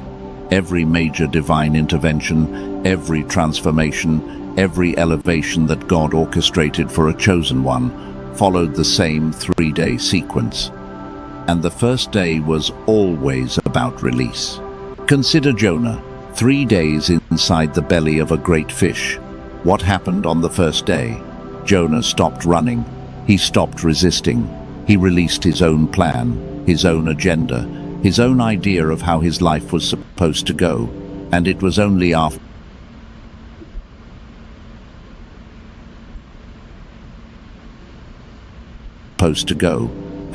it was only after that release that the fish could carry him to the shore, where his assignment was waiting. Consider the resurrection itself, the most significant 3-day sequence in all of history. What happened on the first day? Death. Not death as destruction, death as release. The old had to be laid down completely before the new could rise. The cross was not punishment. The cross was release.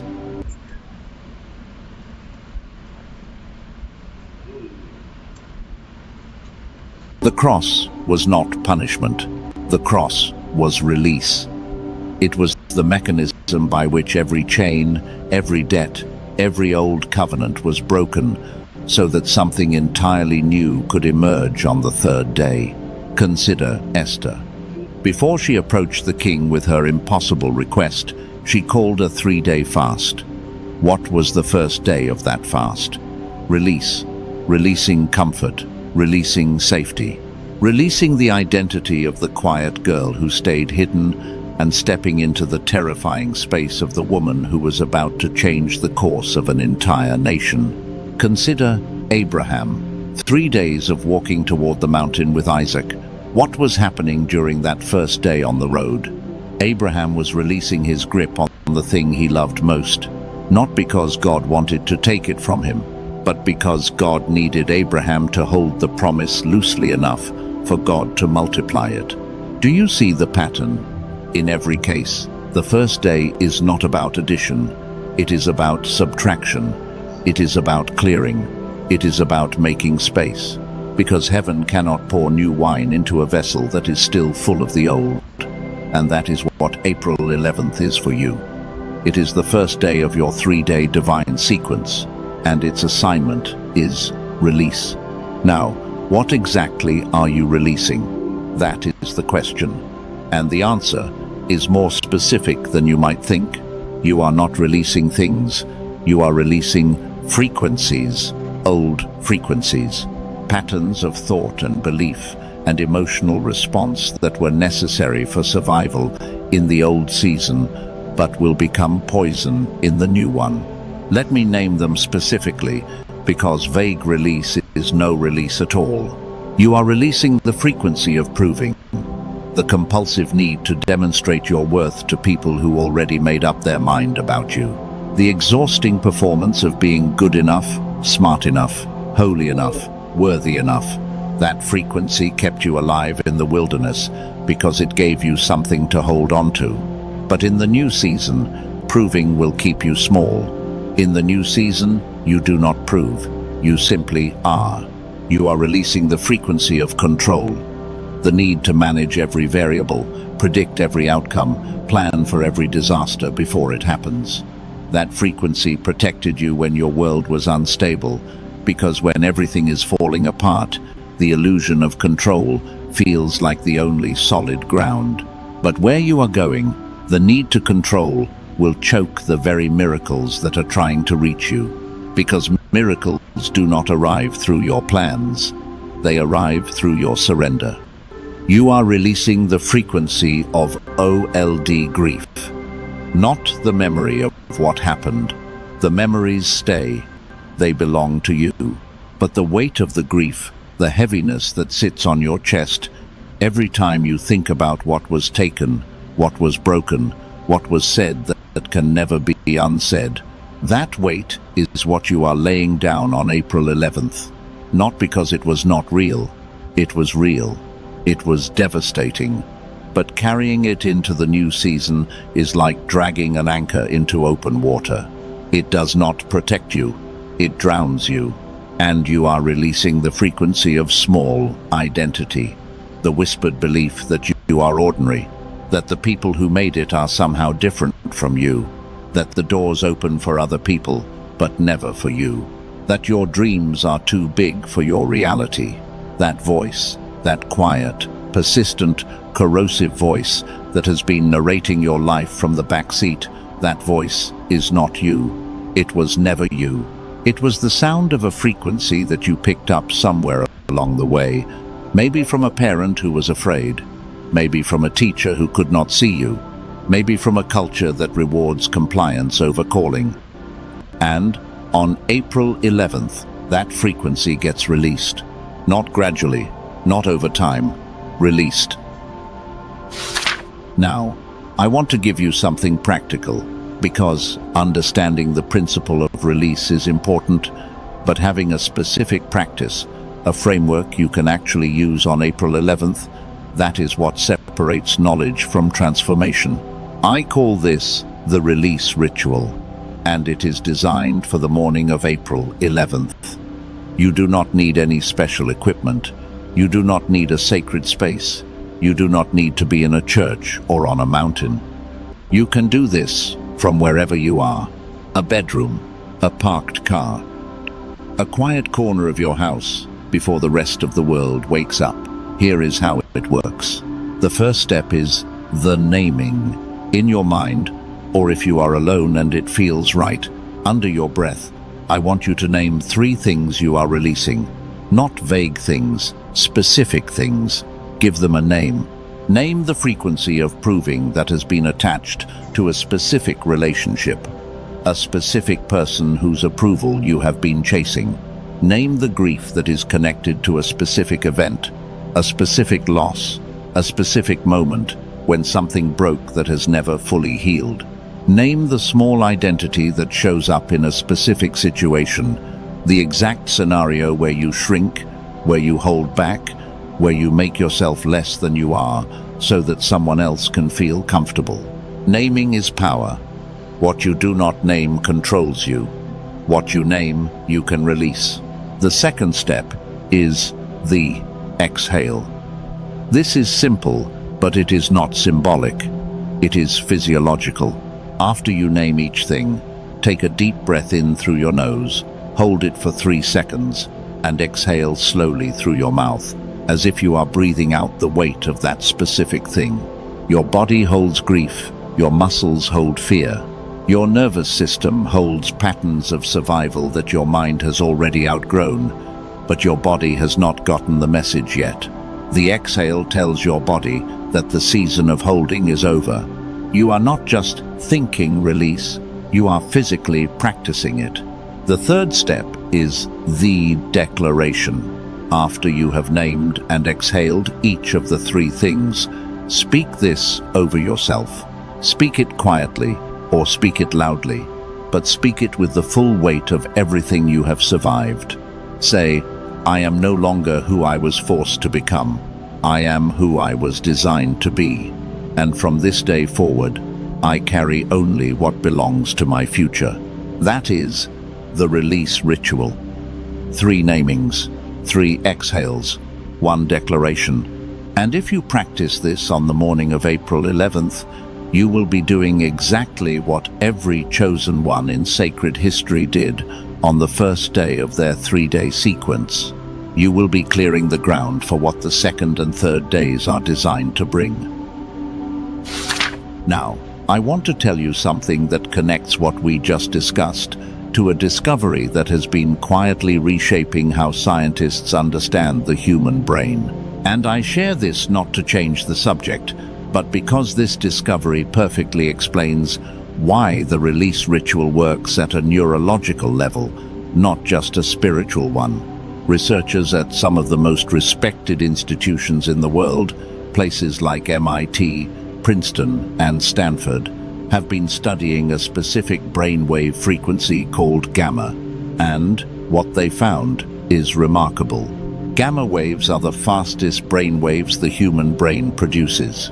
They are associated with heightened perception, peak creativity, deep intuition, and a state scientists call flow, that state where everything clicks, where ideas come effortlessly, where you feel fully alive and fully connected to something larger than yourself. Here is the part that matters for you. Every human being is born with strong gamma activity. As children, this is why we learn so fast, absorb so quickly, create so freely. The world feels magical when you are young, and part of the reason is that your brain is literally operating at a higher frequency. But something happens around the age of 7. Scientists call it the decline effect. The pressures of modern life, the education system, the constant stimulation, the stress, it begins to suppress gamma wave activity. The frequency that made you feel alive and connected as a child gets quieter and quieter as you grow older. And for most people, by adulthood, it is barely detectable. But here is what makes this relevant to you, chosen one. And this is the bridge I need you to see. If gamma waves are the frequency of intuition, creativity, and divine connection, And if the wilderness of modern life suppresses them, then what you are doing on April 11th, when you practice release, is not just spiritual, it is neurological. You are releasing the patterns, the stress frequencies, the survival programming that has been suppressing the very brainwave that connects you to the divine. Release is not just about letting go emotionally, it is about creating neurological space for a higher frequency to reactivate. A neuroscientist named Dr. Robert Lake has spent over 3 decades studying exactly this phenomenon, how to reactivate dormant gamma wave activity. His body of work, including research connected to something he calls the youthful brain, represents one of the most comprehensive explorations of how the brain can be recalibrated once the old frequencies are cleared. I am going to return to this later in this message because what Dr. Lake discovered has a direct connection to what happens on April 12th. But for now, I want you to hold this understanding. Release is not just emotional. It is not just spiritual. It is neurological. When you release the old frequencies on April 11th, you are literally creating space in your brain for the higher frequency to return. And that higher frequency, that gamma state, is what the ancients called the frequency of God. The frequency that makes you feel like yourself again. The frequency you remember from childhood, before the world taught you to dim your own light. We will return to this, but first, I need to show you something about what happens after release. Because release without what comes next is like opening a door and standing in the doorway. Beautiful, but incomplete. Now, if what I have shared about April 11th alone were the entire message, it would already be enough to shift the trajectory of your year. The release ritual, the neurological science behind why it works. The ancient 3-day pattern that proves this is not new but eternal. Any one of these truths could stand on its own and create meaningful change. But April 11th is only the first day. It is the door opening. And what I need to tell you about April 12th and 13th goes so much deeper that what you have heard so far will feel like a preface by comparison. Before I take you there, before I reveal what the second day carries, I need to warn you about something. Because between release and what comes next, there is a gap, a dangerous gap. And most chosen ones who fail, who stumble, who lose everything that was meant to be theirs, they do not fail in the wilderness. They do not fail in the waiting. They fail in the gap. And that is what I need to prepare you for right now. If you receive this release over your life, if what I have shared about April 11th resonated so deeply in your spirit that you know this is meant for you, then type "I release" in the comments. Let that declaration be more than words on a screen. Let it be the first exhale, the first clearing, the first act of the chosen one you are becoming. The gap I need to tell you about is the most dangerous space a chosen one will ever navigate. And it is dangerous precisely because it does not look dangerous. After release comes a moment of openness, a window, a breath. You have just laid down the old frequencies, the old identity, the old weight. And for the first time in maybe years, you feel light. You feel clear. You feel like yourself in a way you forgot was possible. And in that moment of openness, you are more vulnerable than you have ever been. Not vulnerable to attack from the outside, vulnerable to attack from the inside. Let me explain what I mean. There is a phenomenon in psychology that most people have never heard of, and it explains why so many gifted, intelligent, capable people self-destruct at the exact moment they are about to break through. Psychologists call it different things: upper limit problem, arrival fallacy, proximity panic, but the mechanism is the same. When a human being who has been operating in survival mode for an extended period of time, suddenly enters a space of freedom, peace, or breakthrough. The nervous system does not celebrate. The nervous system panics. Because the nervous system was calibrated for survival, it was wired for struggle. It built its entire operating system around the assumption that danger is constant and vigilance is required at all times.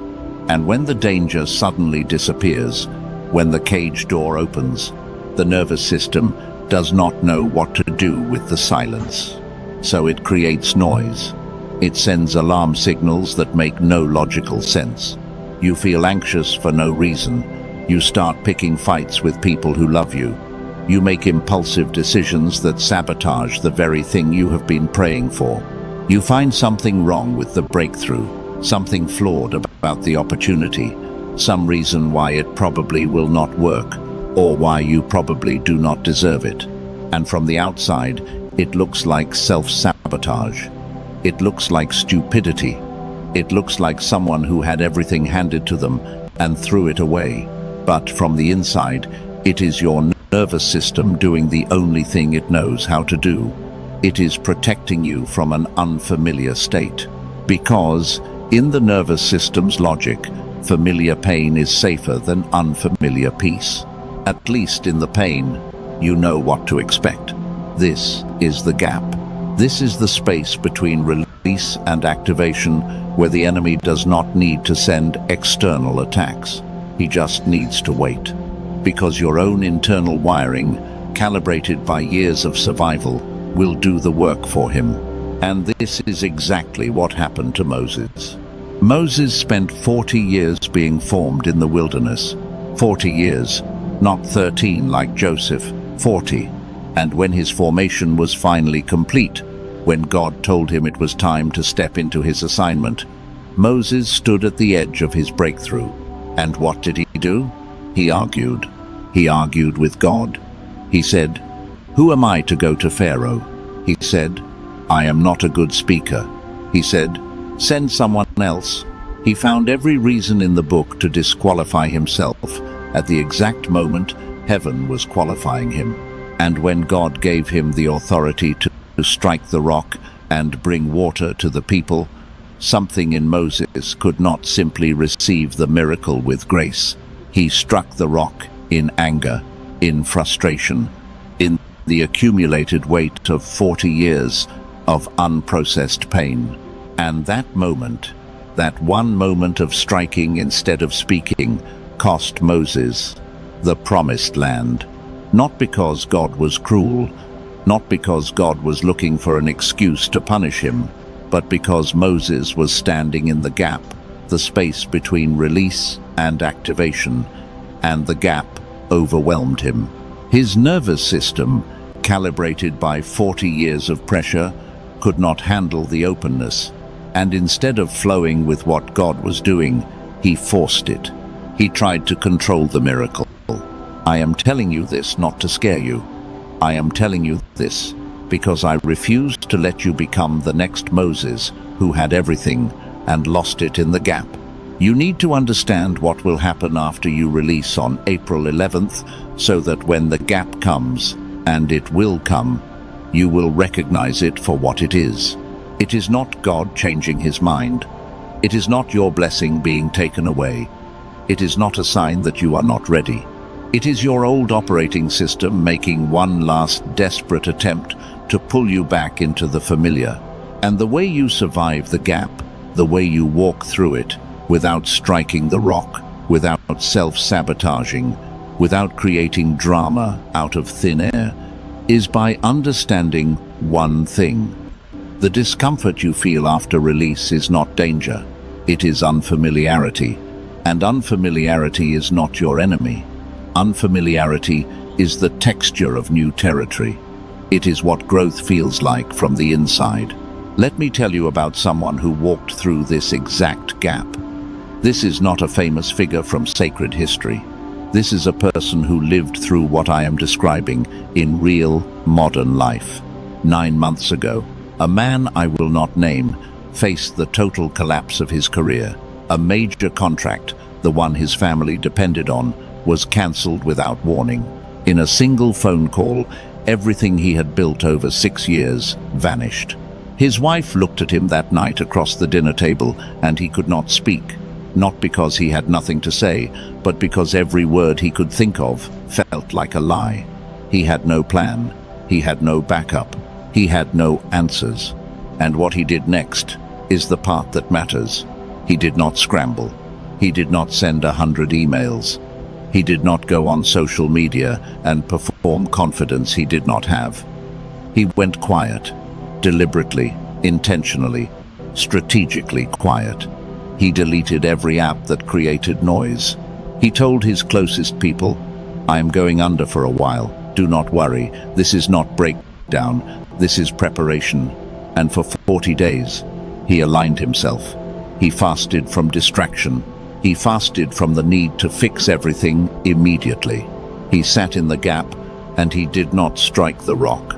On day 38, a company he had never contacted reached out to him. They offered a contract worth double what he had lost, in a role that matched his actual calling more precisely than anything he could have designed himself. He did not chase the opportunity. The 40 days of silence positioned him to be found by it. And when I asked him what changed, what he actually did differently, he said something that stayed with me. He said, "I stopped trying to be the engineer of my own rescue and let God be the architect. The only thing I had to do was survive the gap without destroying what was being built. That is the gap. And that is what happens when you do not strike the rock." But here is the critical question. If the gap between release and activation is so dangerous, if the internal wiring of survival can sabotage even Moses, then what exactly are you supposed to do on April 12th? What is the second day for? And that question is where the second revelation begins. Because April 12th was not placed between the 11th and the 13th by accident, it was placed there by design. It exists because heaven knows about the gap. Heaven knows about the nervous system. Heaven knows that after release, the old wiring panics. And instead of leaving you alone in that panic, God built a day of recalibration right in the middle of the sequence. Release, recalibration, activation. That is the order. And the order is not negotiable. What April 12th carries and what it demands of you is something I have been holding since the beginning of this message. And what I am about to reveal connects the ancient wisdom we have discussed with modern neuroscience in a way that I believe will change how you understand prayer, alignment, and the actual mechanics of breakthrough. That revelation is next. And I promise you, it is the part of this message that most people will come back to again and again. April 12th is the day of recalibration. And the moment I say that word, I want you to pay attention to what it does not mean. Recalibration is not starting over. It is not going back to the beginning. It is not erasing the progress and rebuilding from scratch. That would be renovation. That would be demolition. And that is not what the second day is for. Recalibration is adjustment. It is tuning. It is the precise, surgical realignment of your internal systems so that the person who was released on April 11th can actually function in the new frequency without short-circuiting. Think of it like this. When a musical instrument has been stored in a room with the wrong temperature and humidity for years, the strings stretch, the wood warps, the tuning drifts. The instrument is not broken, it is not ruined, but if you tried to play it as it is, the sound would be off. Not dramatically off, not unrecognizable, but enough that every note would carry a subtle wrongness. A trained ear would hear it immediately, and more importantly, the instrument itself would feel it. It would know it was not producing the sound it was made to produce.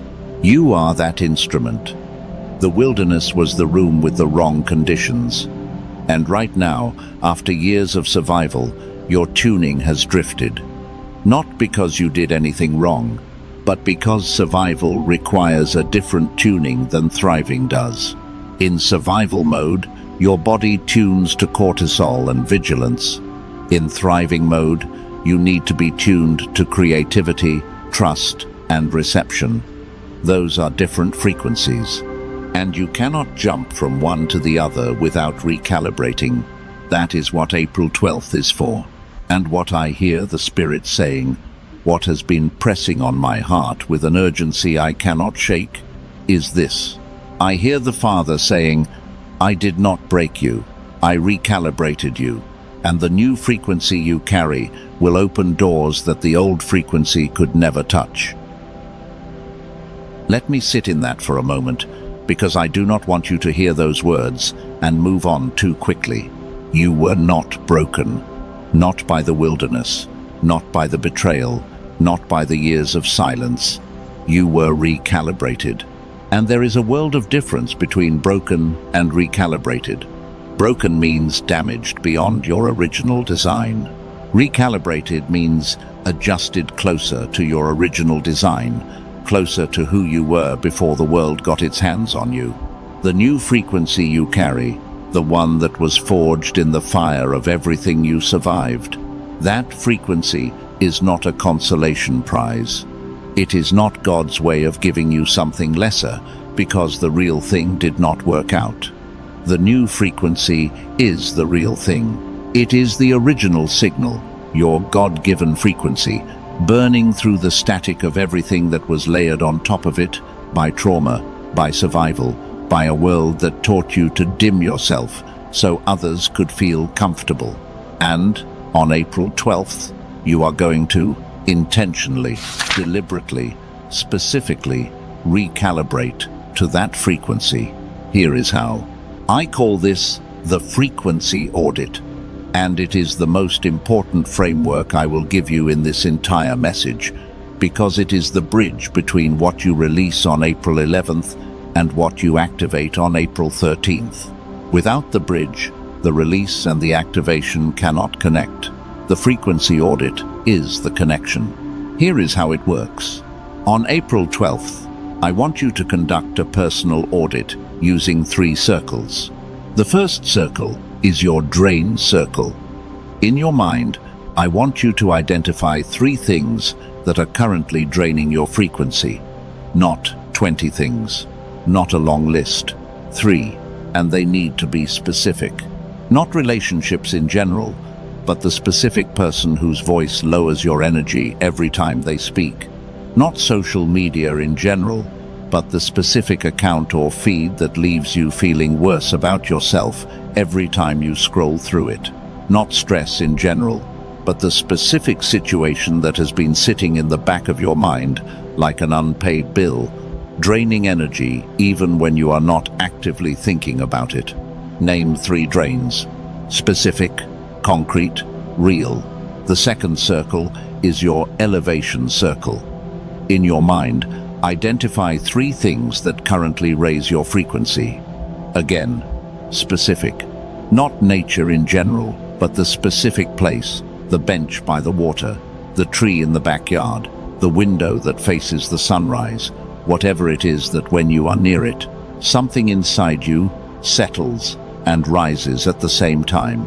Not music in general, but the specific song or album that makes you feel like yourself. Not people in general, but the specific person who, when you are in their presence, you feel more of who you are rather than less. Name 3 elevators. Specific, concrete, real. The third step is the audit itself. For 24 hours on April 12th, as much as is possible within your real life, your real responsibilities, your real obligations. Minimize contact with the 3 drains and maximize contact with the 3 elevators. You are not eliminating the drains permanently. You are not making dramatic life changes in a day. You are conducting a 24-hour experiment in frequency recalibration. You are showing your nervous system what it feels like to operate in an environment that matches your new frequency instead of your old one. And here is why this matters neurologically. Your nervous system does not change based on what you believe. It changes based on what you experience. You can believe you deserve peace all day long, but if your environment is filled with chaos, your nervous system will stay calibrated to chaos. The frequency audit forces a temporary environment shift that gives your nervous system a taste of the new frequency. And once it tastes it, once it experiences even 24 hours of operation in the elevated space, it begins to recognize that frequency as home instead of as foreign territory. That is how you close the gap I described earlier. That is how you prevent the self-sabotage, not by fighting your nervous system, not by forcing yourself to feel calm when everything inside you is screaming, but by giving your body an experience of the new frequency that is so tangible, so real, so undeniable, that your internal systems begin to update their calibration automatically. The frequency audit, 3 drains, 3 elevators, 24 hours, April 12th. Now, I need to say something that might be hard to hear, but I believe this is the part of this message where honesty matters more than comfort. Some of you know exactly who the 3 drains are, and the reason you have not distanced yourself is not confusion. It is guilt. You feel guilty for outgrowing people. I need to name this directly because the guilt has been sitting on your chest like a stone, and it has been there so long that you have started to believe it is part of you. But it is not part of you. It is a frequency, and it is one of the frequencies that April 11th is designed to release, and April 12th is designed to recalibrate away from. Here is what the guilt sounds like. It sounds like, who am I to pull away from people who have been in my life for years? It sounds like, what kind of person distances themselves from family? It sounds like, they need me, and if I set boundaries, I am abandoning them. It sounds like, maybe I am the problem. Maybe I am too sensitive. Maybe I should just be grateful for what I have and stop wanting more. And every single one of those sentences is a lie dressed up as humility. Because here is what is actually happening. You are growing, and growth, by definition, creates distance between where you are and where you were. That is not cruelty, that is mathematics. A tree that grows taller does not hate the ground it came from. It simply cannot stay at the same height as the soil and still fulfill its purpose of reaching the light. You are allowed to outgrow people. You are allowed to outgrow places. You are allowed to outgrow habits and patterns and versions of yourself that kept you safe in the old season but will suffocate you in the new one. You are allowed to need more space than you used to need. You are allowed to require silence where you once tolerated noise. You are allowed to choose alignment over obligation. And you do not owe a single person an apology for becoming who you were always intended to be. If that just hit you somewhere deep, if something inside you exhaled when you heard those words, type, "I release the guilt" in the comments. Let go of it here. Let go of it now. Let the typing of those words be the first act of your recalibration. Now, I want to take what we have been discussing about recalibration and connect it to something I introduced earlier, the research on gamma wave frequencies. Because what I am about to share is, I believe, one of the most important bridges between ancient spiritual wisdom and modern neuroscience that exists, and it has a direct connection to what you need on April 12th. Remember what I said about gamma waves, the fastest brainwave frequency, associated with genius-level thinking, deep intuition, synchronicities, the feeling of being connected to something larger than yourself. Every child has it. Most adults have lost it. Scientists call the loss the decline effect. Now here is the connection that most people miss. If you are a chosen one, you were not born with average gamma activity. You were born with elevated gamma activity. That is why, as a child, You learned faster than other kids. You felt things more deeply. You had intuitions that adults could not explain. You saw patterns that your teachers did not see. People called you old soul or gifted or too sensitive, and they meant it as a description. But what they were actually observing was a brain operating at a higher frequency than the people around it. And because your gamma was higher than average, when the decline effect hit, when the modern world began suppressing that frequency, you felt the loss more than other people. The gap between who you were as a child and who you became as an adult was wider for you. That is why you have always felt like something was missing. Not because you lost a relationship or a job or an opportunity, but because you lost a frequency. You lost access to the version of yourself that felt connected, creative, intuitive, alive. And every painful thing you have experienced since then, every frustration, every moment of brain fog, every season of feeling stuck, has been colored by that loss. Do you understand what I am saying? The exhaustion, the inability to think clearly, the feeling that life is harder than it should be. These are not character flaws. These are symptoms of a suppressed frequency. Your gamma wave, the very brain wave that connects you to the divine, has been dimmed by decades of stress, survival, and a world that profits from keeping you in low-frequency operation. And this is where Dr. Robert Lake's 34 years of research become directly relevant to your preparation for April 12th. Dr. Lake, a neuroscientist who has spent his entire career studying how to reactivate dormant brainwave frequencies, developed something that I believe was meant to exist for this exact moment in human history. It is called the Genius Song, and I need to share with you what it is and why I believe it connects to what is happening in this 3-day window. The Genius Song is a 7-minute digital audio track that uses a technology called brain entrainment, not meditation, not positive affirmations, not anything that requires you to change your thoughts or discipline your mind or sit in lotus position for an hour. Brain entrainment works differently. It works from the outside in.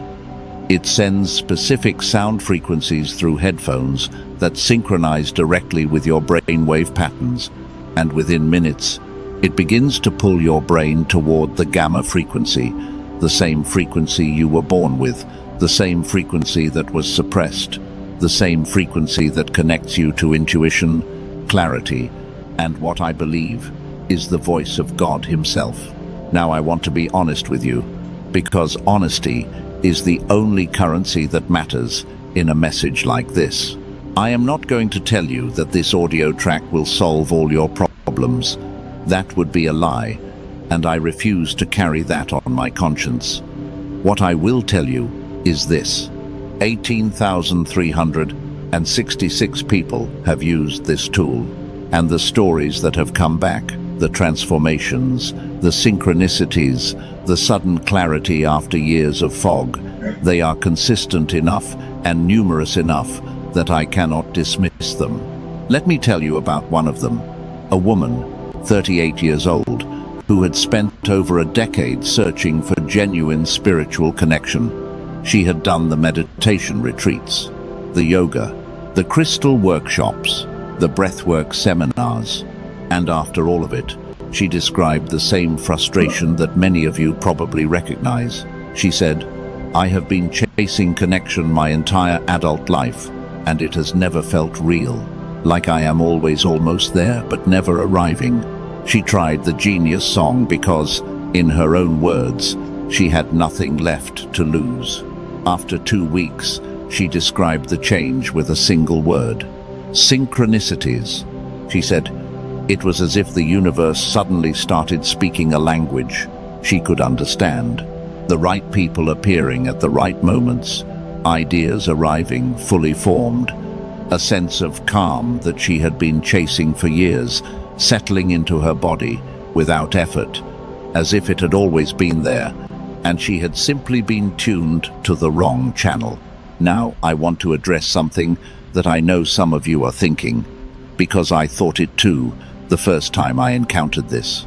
You are thinking, I have tried everything. What makes this different? And here is the honest answer. Everything you have tried before, the meditation, the affirmations, the healing sessions, all of those methods work from the inside out. They require your brain to change itself. And that is like asking a computer with a virus to fix its own virus using the programs that are already infected. It is possible, but it is slow, unreliable, and exhausting. Brain entrainment works from the outside in. It does not ask your brain to change itself. It sends a signal that pulls your brain toward the correct frequency, the way a tuning fork pulls a detuned instrument back to perfect pitch. Your brain does not have to figure it out. It just has to listen.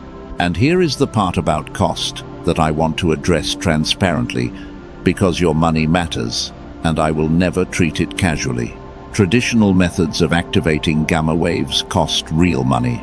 Biofeedback therapy sessions run about $300 per hour. Home neurofeedback devices cost $7,000 or more. And consistent meditation practice, while free, requires months or years of disciplined effort with inconsistent results. Dr. Lake compressed 34 years of neuroscience research into a 7-minute audio track.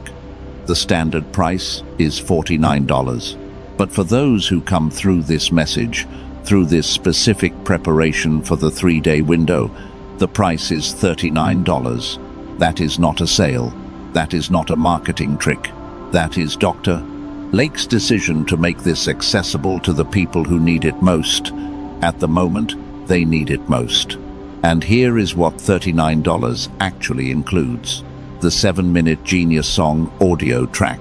A bonus audio called Genius Child, designed to support focus and confidence in young people. A classic book that inspired the film The Secret, a book that normally costs $20 on its own. A guided visualization covering 4 areas of life: money, love, health, and happiness. And an infographic of the 5 most important daily habits for building your future, something you can reference every morning, during and after the 3-day window. All of it is digital, delivered to your email immediately. No shipping, no waiting, no physical package to track.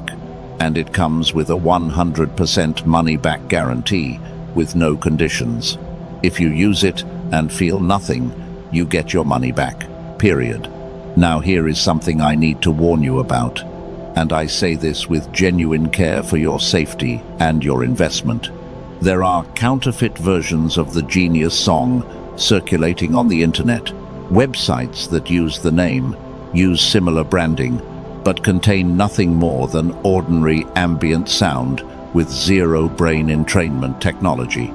These fakes do nothing. They cannot recalibrate your brain any more than random noise from a white noise machine. The only way to access the authentic Genius Song with the actual brain entrainment frequencies, the 4 bonuses, and the money-back guarantee is through the link in the description below this message and in the pinned comment, not through Amazon, not through Spotify, not through any other website. If your spirit resonates with what I have shared about recalibration, if you feel led to explore this tool as part of your preparation for April 12th, the link is waiting for you in the description and the pinned comment. Only if you feel led. There is no pressure here. There is only provision for those who recognize it. Now let me bring this back, because the product I just shared is a tool, and tools are powerful. But tools serve a larger purpose, and the larger purpose is what we need to return to. April 12th is the day of recalibration. The frequency audit is your framework. And whether you use the Genius Song, traditional prayer, deep silence, or any combination of these, the assignment of the day remains the same. Realign your frequency. Give your nervous system a taste of the new operating state and prepare the internal ground for what April 13th is about to activate. Because if April 11th opens the door and April 12th tunes the instrument, then April 13th is the day the music begins. And what I need to tell you about the third day, about the activation, about who you become when the full sequence completes, that is something I have been holding back deliberately, not to tease you, but because the third truth, the deepest truth, the one that ties all 3 days together into a single divine operation, that truth requires everything we have discussed so far as its foundation. You could not have heard it at the beginning of this message. You were not ready.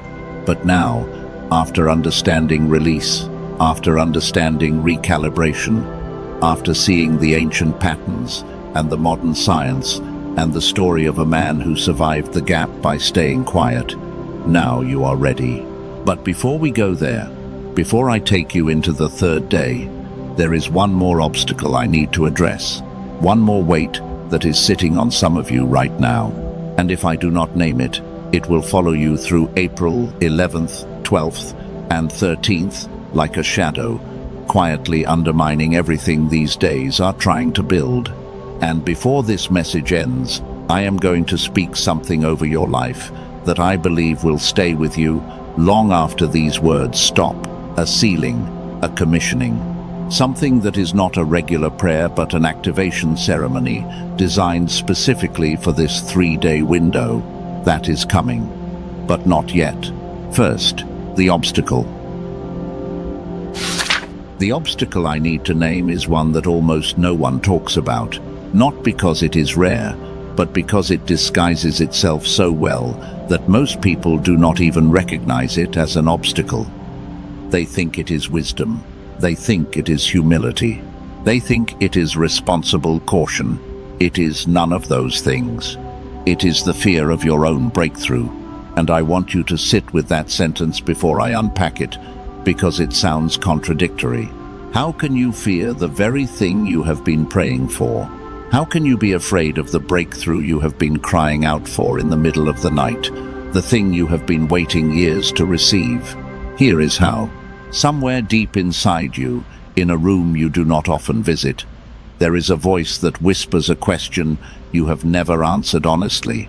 And the question is this: what if I get what I have been asking for, and I cannot handle it? What if the door opens, and I walk through, and the person on the other side of that door, the person I am supposed to become, is someone I do not recognize? What if success changes me? What if visibility exposes me? What if the very thing I have been asking God for is the thing that undoes everything I have carefully held together? This is not weakness. I need you to hear that. This fear is not a sign that you are not ready. It is, actually, paradoxically, a sign that you are ready. And here is why.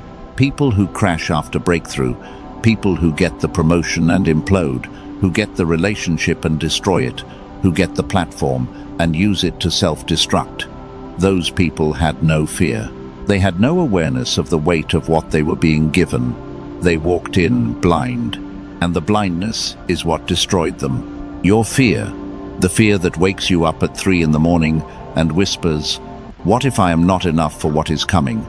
That fear is not your enemy. That fear is your wisdom, recognizing the gravity of your assignment. That fear is proof that you understand the weight, and the fact that you understand the weight is exactly what makes you qualified to carry it. The question is not whether you are afraid. The question is whether you will let the fear decide. Because here is what the fear is trying to do right now, between today and April 11th. It is trying to convince you to stay small, to approach the 3-day window casually instead of intentionally, to read this message, nod along, feel inspired for an hour, and then do absolutely nothing different. Because doing nothing is safe, doing nothing is familiar, and doing nothing guarantees that you will wake up on April 14th exactly the same person you are today, which the fear considers a victory, because at least nothing went wrong. But nothing going wrong is not the same as something going right. And you were not built for safety. You were built for significance. There is a second face to this obstacle, and I need to name it too, because it is the other side of the same coin. It is impatience. Some of you are not afraid of the breakthrough. Some of you are desperate for it. And the desperation has been building for so long that you are tempted to force what is meant to arrive. To push open doors that are meant to be opened for you. To manufacture connections. To create your own miracles because God seems to be taking his time and your patience ran out 3 seasons ago. And I understand the temptation. I genuinely do. When you have been waiting for years and someone tells you that 3 specific days are approaching,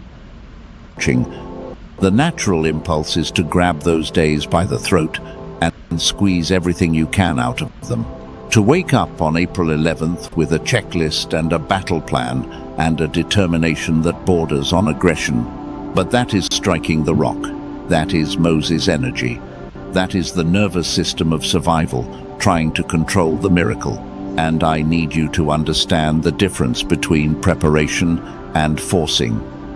Preparation is what we have been doing in this message. Preparation is understanding the 3 days, receiving the frameworks, clearing the old frequencies, adjusting your posture. Preparation positions you. Forcing pushes you.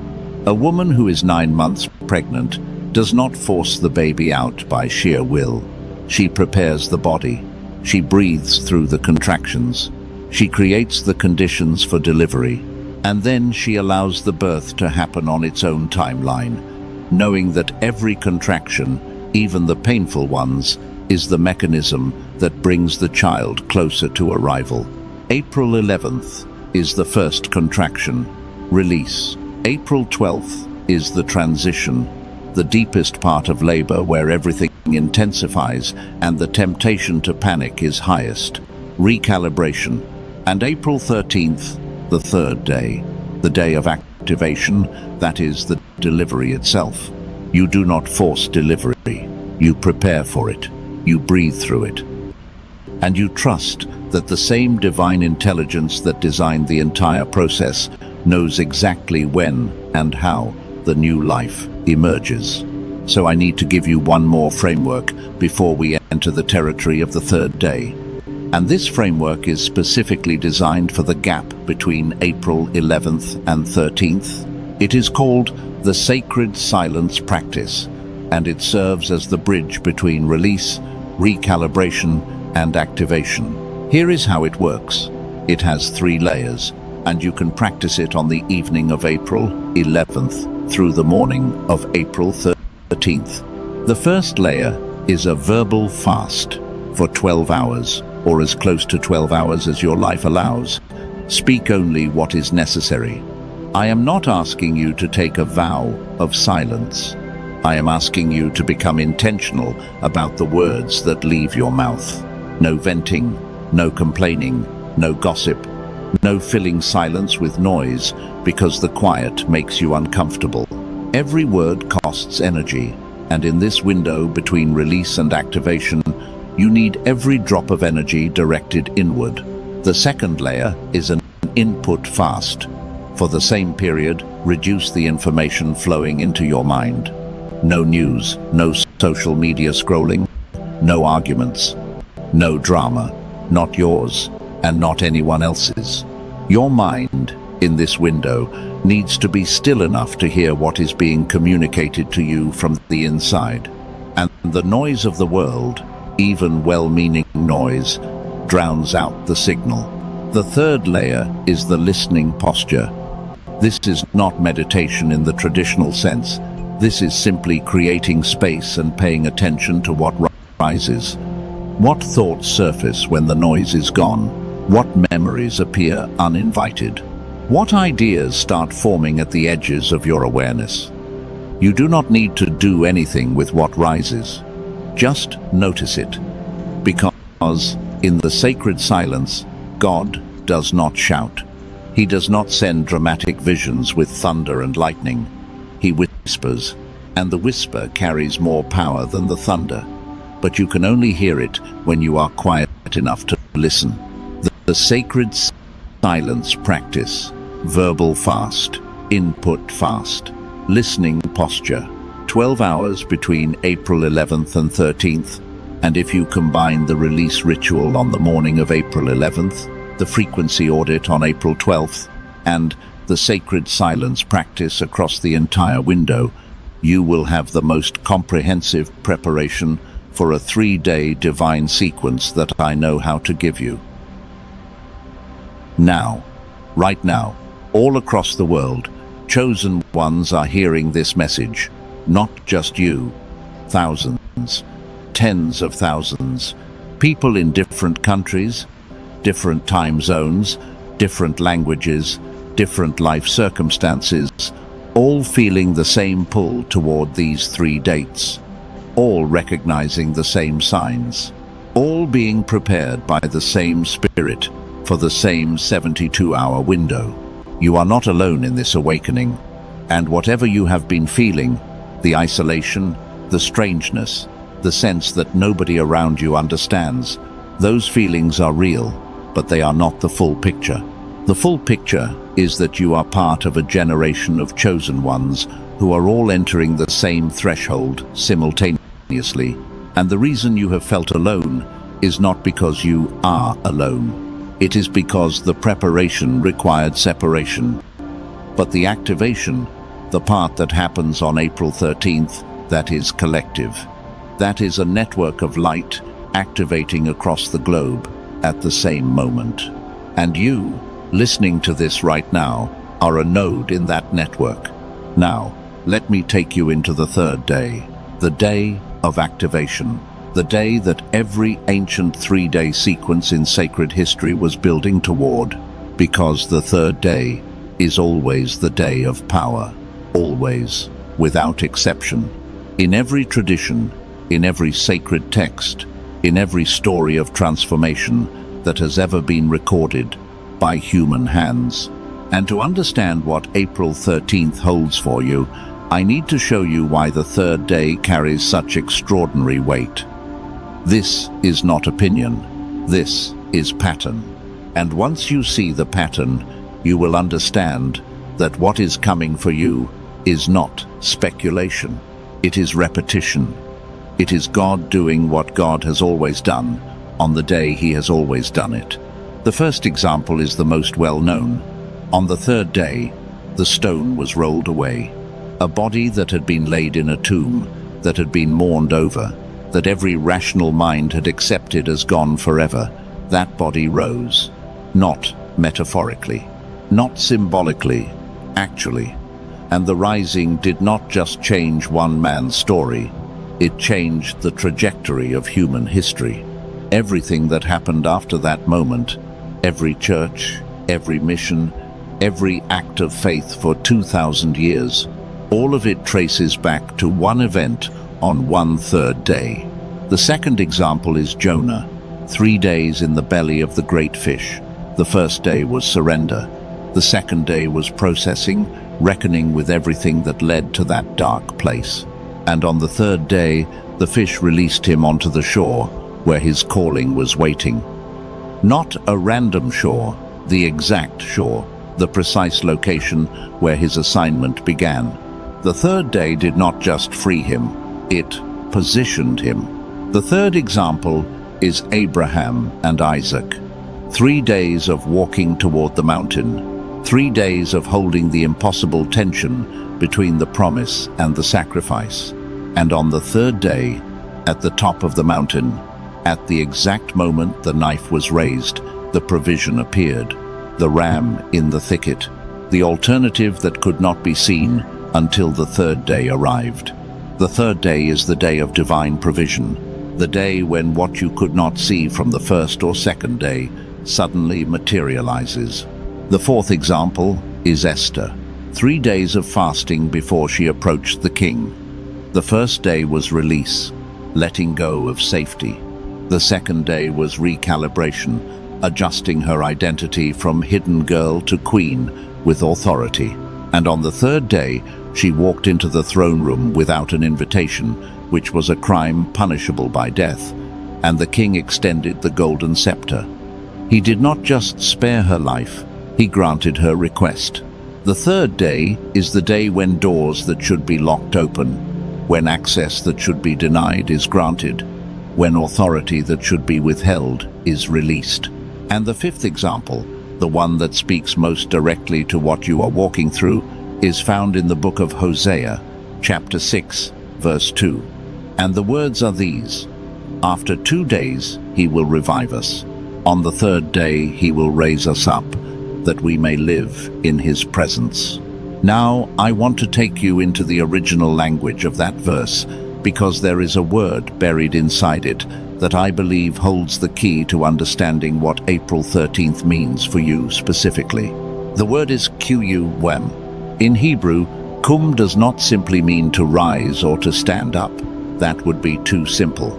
Kum means to rise into your assignment, to stand in your full authority, to occupy the position that was prepared for you before you knew it existed. When the text says, "On the third day he will raise us up," the Hebrew is not describing physical standing, it is describing activation. The moment when a chosen one, who has been through the dying of the first day and the recalibrating of the second day, finally rises into the fullness of who they were always designed to be. Kum is not getting up off the floor. Kum is getting up off the throne and walking into the room where your assignment is waiting with the full weight of heaven behind you. That is what April 13th is. It is your Qum, your rising, your activation. The day you stop being the person who was surviving and become the person who was sent. And I want to tell you one more story before we go further. Not a story from sacred text, a story from now. A story about a woman who walked through her own 3-day sequence and came out the other side so different that the people who knew her before barely recognized her after. 9 months before her 3-day window arrived, she was sitting in the office of a doctor who told her that the condition she had been carrying for years was not going to improve on its own. The specific details are hers and I will not share them, but the weight of that diagnosis crushed something inside her that she did not think could be crushed. She had already been through so much: the marriage that ended, the business that failed, the friends who disappeared when the money did, and now this. Her body betraying her on top of everything else. For 3 months she barely functioned. She described it as moving through wet cement. Every step took more effort than the last. She prayed, but the prayers felt like they hit the ceiling and fell back down. She questioned everything, not just God, but herself. Had she done something wrong? Was this punishment? Was the universe or God or whatever force governed reality actually paying attention? Or was she just talking to empty air? And then something shifted. She could not pinpoint the exact day, but gradually, almost imperceptibly, the quality of the pain changed. It stopped feeling like destruction and started feeling like demolition with a blueprint. Like something was being torn down on purpose. Like the collapse was not random but architectural. She began to listen differently. She stopped asking why and started asking what is being built. And when her 3-day window came, she was ready. Not because she understood everything, not because the pain was gone, but because the pain had done its work. It had stripped away every false layer until the only thing left was the bedrock of who she actually was. On the first day, she released. She named the grief, the identity she had built around being sick, the relationships she had been maintaining out of obligation, the version of herself that kept everyone comfortable. She released all of it. On the second day, she recalibrated. She spent the day in near total silence. She audited every input in her life. She listened to what rose in the quiet, and what rose surprised her. not anger. Not sadness, clarity. A knowing so deep it did not need words. On the third day, she made one phone call. One single phone call that she had been putting off for 2 years because she was afraid. Afraid of rejection. Afraid of being seen. Afraid that if she put herself forward, she would be confirmed as not enough. She made the call. 6 weeks later, she was in a role that aligned with her gifts more precisely than anything she had ever experienced. Not because the role was glamorous, it was not, but because, for the first time in her life, she was operating in her actual frequency. The work felt effortless, not because it was easy, but because it was right. She did not chase the opportunity. The 3 days positioned her to be found by it. And when I asked her what she would say to someone approaching their own 3-day window, she said one sentence that I will never forget. She said, "Stop decorating the prison, release the old, tune to the real." And on the third day, move. That is the pattern. Release, recalibrate, activate. And the birth metaphor I have been building throughout this message reaches its climax here. Because the 3-day sequence is a birth. April 11th is the first contraction, the release. The body recognizing that what it has been carrying is ready to emerge. April 12th is the transition, the most intense phase of labor, the phase where everything narrows and concentrates and the temptation to panic is at its absolute highest. And April 13th is the delivery itself. The moment when what was being formed in darkness, in silence, in the unseen, finally enters the light. And what is being born is not something new. It is something original. The version of you that existed before the world got its hands on you, before the failure rewrote your confidence, before the betrayal rewrote your ability to trust, before the system rewrote your definition of success. The version of you that God designed in the quiet before your first breath. The version that was encoded with gifts and calling and frequency that no circumstance can permanently erase. That version is what is being born on April 13th. And everything you have endured, every silent night, every unanswered prayer, every season that felt like punishment, every person who walked away, every door that slammed shut, all of it was the gestation. All of it was necessary. All of it was forming, shaping, preparing the life that is about to emerge. Not the life you planned, the life you were designed for. And there is a difference. The life you planned was limited by what you could imagine. The life you were designed for is limited only by what God can imagine. And God's imagination does not have a ceiling. Now, what activation looks like, what it requires from you, the specific framework for April 13th, and the 5 identity archetypes that are about to come alive inside you, that is what I need to show you next. Because understanding the principle of the third day is one thing. Walking through it with precision and intention is another. And the difference between those two things is the difference between a chosen one who sleepwalks through their QWM and a chosen one who rises with the full authority of heaven behind every step. That revelation is coming, and I want to tell you ahead of time that what you are about to hear will require everything we have built so far, every sign you recognized, every formation truth you received, every framework you were given. All of it has been preparation for what comes next. Stay. The deepest part of this message is ahead. Now, I need to show you what activation actually looks like, because there is a difference between understanding the principle of the third day and knowing how to walk through it with intention. And that difference is everything. Most people think activation is something that happens to you, like a lightning bolt from the sky. Like you wake up on April 13th and suddenly everything is different.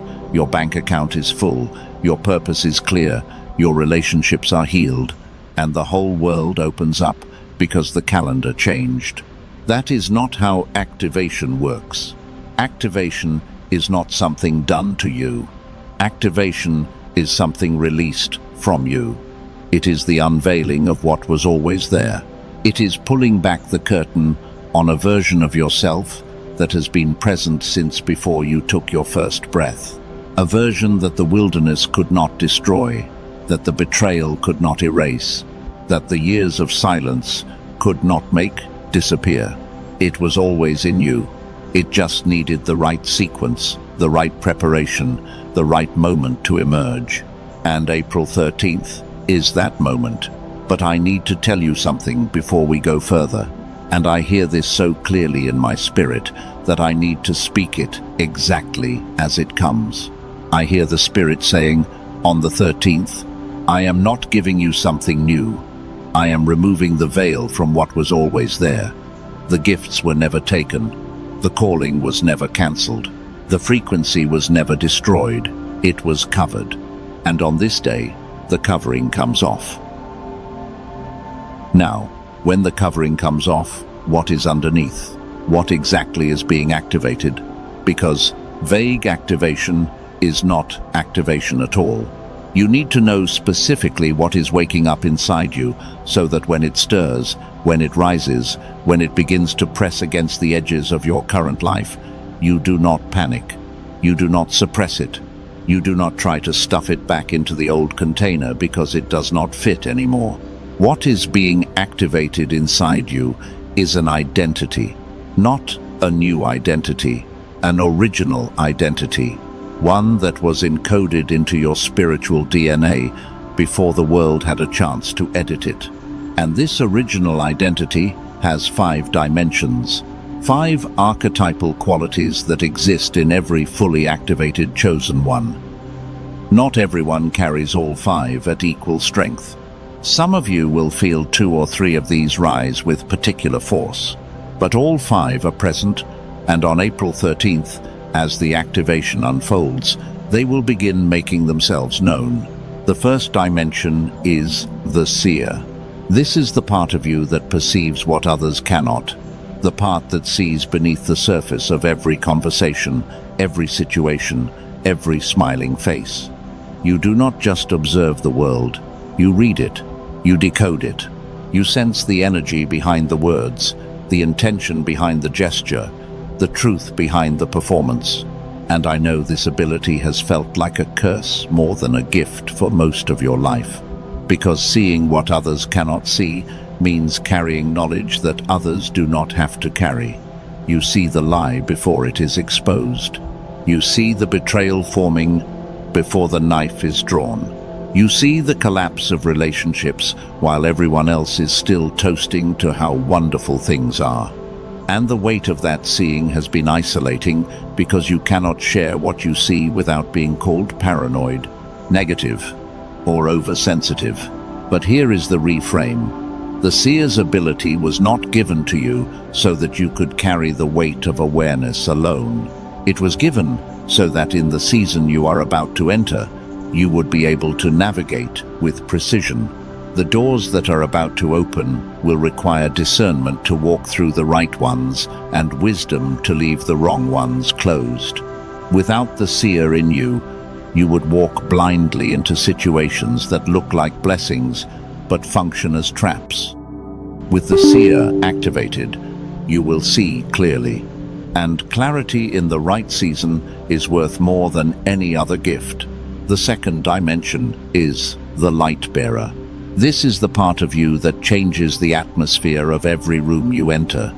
Not because you are loud, not because you perform, but because you carry something in your spirit that affects the energy around you, whether you intend it or not. You have noticed this. People calm down around you without knowing why. Anxious people settle. Confused people gain clarity. Heavy rooms lighten. And you have never understood why strangers tell you things they have never told anyone else. Why people who barely know you feel safe enough to drop their masks in your presence. It is because the light bearer does not fix people. The light bearer creates an environment in which people can fix themselves. You carry a frequency of safety, of truth, of home. And when people step into your field, something inside them recognizes it and exhales. In the season ahead, the light bearer in you is going to be activated at a level you have not yet experienced. The rooms you walk into will shift. The conversations you have will go deeper, faster. The people drawn to you will be the ones who are ready for transformation, not the ones looking for entertainment. And you will not have to try to make any of it happen. It will flow from you like heat flows from fire, naturally, inevitably, without effort. The third dimension is the cycle breaker.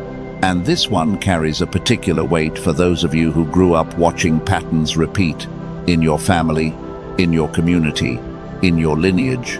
Addiction, poverty, abuse, broken marriages, absent parents, fear masquerading as religion, control masquerading as love. You watched it happen to your parents, maybe to your grandparents before them, and somewhere deep in your childhood, before you had the words for it, you made a decision. A quiet, fierce, unshakable decision. Not me. Not with me. This ends here. And the world tried to tell you that patterns are unbreakable, that genetics are destiny, that you come from broken people, so you must also be broken. But the cycle breaker in you refused to accept that. And every difficult choice you have made, every time you chose the harder right over the easier wrong, every time you set a boundary that cost you a relationship because you knew the relationship was poisoning the same well you were trying to purify, that was the cycle breaker doing what it was born to do. On April 13th, the cycle breaker in you does not just break cycles in your own life, it breaks cycles that have been running for generations. What your grandparents could not stop, what your parents could not change, you will dismantle, not through force, through transformation, by simply becoming someone that the old pattern cannot survive inside. The fourth dimension is the pioneer. This is the part of you that goes first, that walks into territory no one in your family, your community, your circle has ever walked before. You are the first one to question what everyone accepted. The first one to leave what everyone settled for. The first one to try what everyone said was impossible. And I know that being the pioneer has been lonely, because when you go first, there is no path. There are no footprints to follow. There is no one ahead of you saying this is the way. Keep going. You are almost there. You just have the conviction that you are supposed to move forward, and the terrifying absence of evidence that forward leads anywhere good. But pioneers do not walk for themselves. Pioneers walk so that others can follow. Every step you take through uncharted territory creates a footprint that someone behind you will step into someday. Maybe your children, maybe a stranger who sees your story and finds the courage to leave their own cage. You are not just opening a door for yourself on April 13th. You are opening a door for everyone who comes after you. And the fifth dimension is the spiritual warrior. This is not the loud, aggressive, fist-in-the-air type of warrior that the world celebrates. This is the quiet kind, the kind that holds ground, the kind that does not collapse under pressure, the kind that absorbs the attack and remains standing, not because they are unaffected, but because they have been trained by suffering to endure what would destroy others. You have been a spiritual warrior without knowing it. Every test you passed, every temptation you resisted, every provocation you did not respond to, every lie spoken about you that you did not dignify with a defense, that was spiritual warfare. And you won. Not with swords, with silence, with endurance, with the kind of faith that does not need to see results to keep standing. On April 13th, the warrior in you will be activated not for battle, but for authority. because the battles of the old season are ending. And what comes next is not a fight. It is a reign. A quiet, steady, compassionate reign over the territory that your suffering earned you the right to occupy. Now, I want to do something different. I want to pause the teaching for a moment and invite you into an experience. Not an exercise, not a technique, an experience. In your mind right now, wherever you are, I want you to imagine something. Do not try to force it. Just let the image form on its own. Imagine you are standing in a long corridor. The walls on either side are made of glass, and in each glass panel you see a reflection. But the reflections are not showing who you are right now. They are showing who you are after the 3 days, after the release, after the recalibration, after the activation. Look at the first reflection, the seer. See yourself standing with quiet confidence, eyes clear, able to read the room before anyone speaks. Not anxious about it, not burdened by it.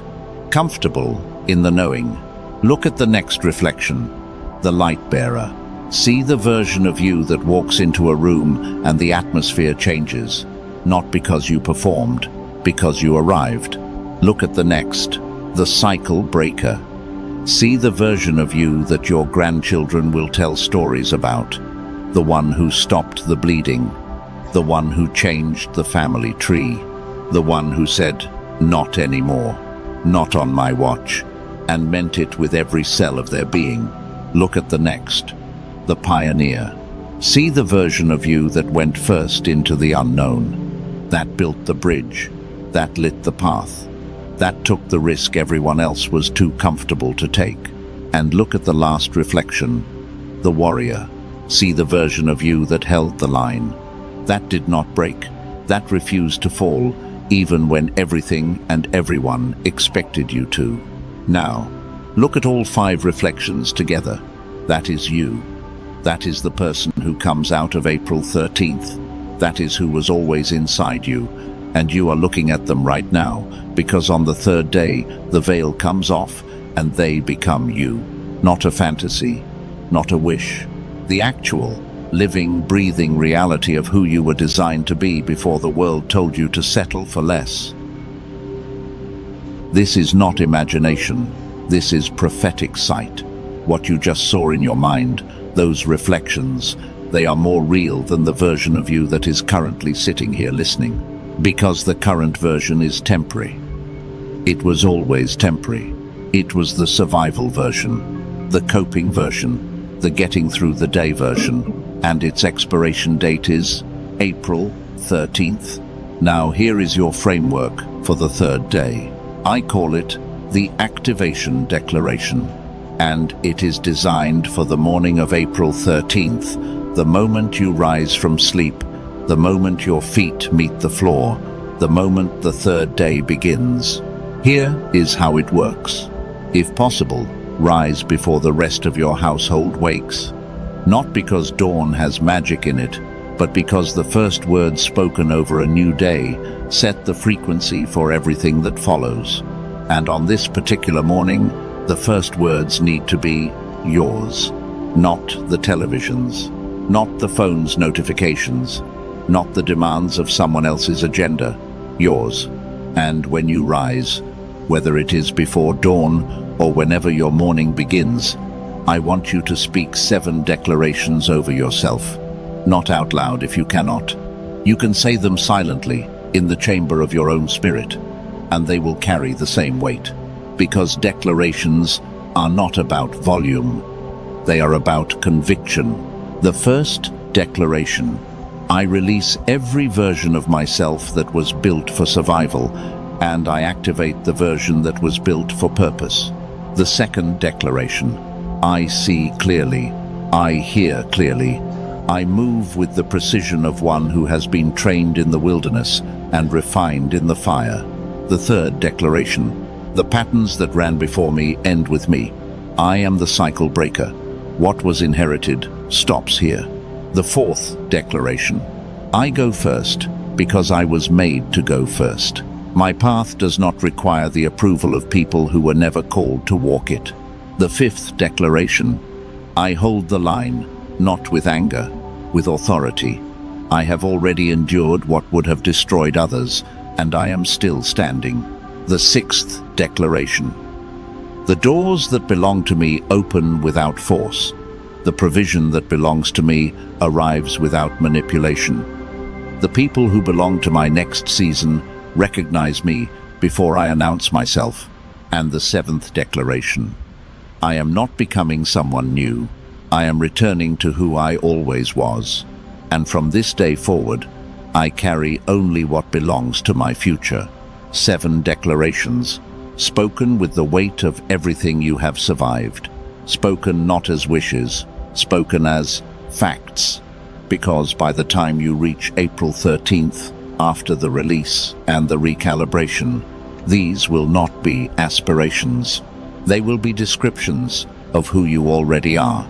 After the 7 declarations, there is one more step, one action. Take one specific step that day, just one, that is aligned with who you are becoming. It does not have to be dramatic.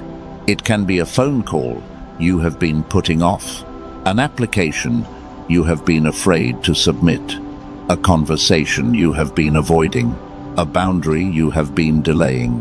One step, taken not from fear of missing out, taken from the quiet authority of someone who knows who they are and is finally acting like it.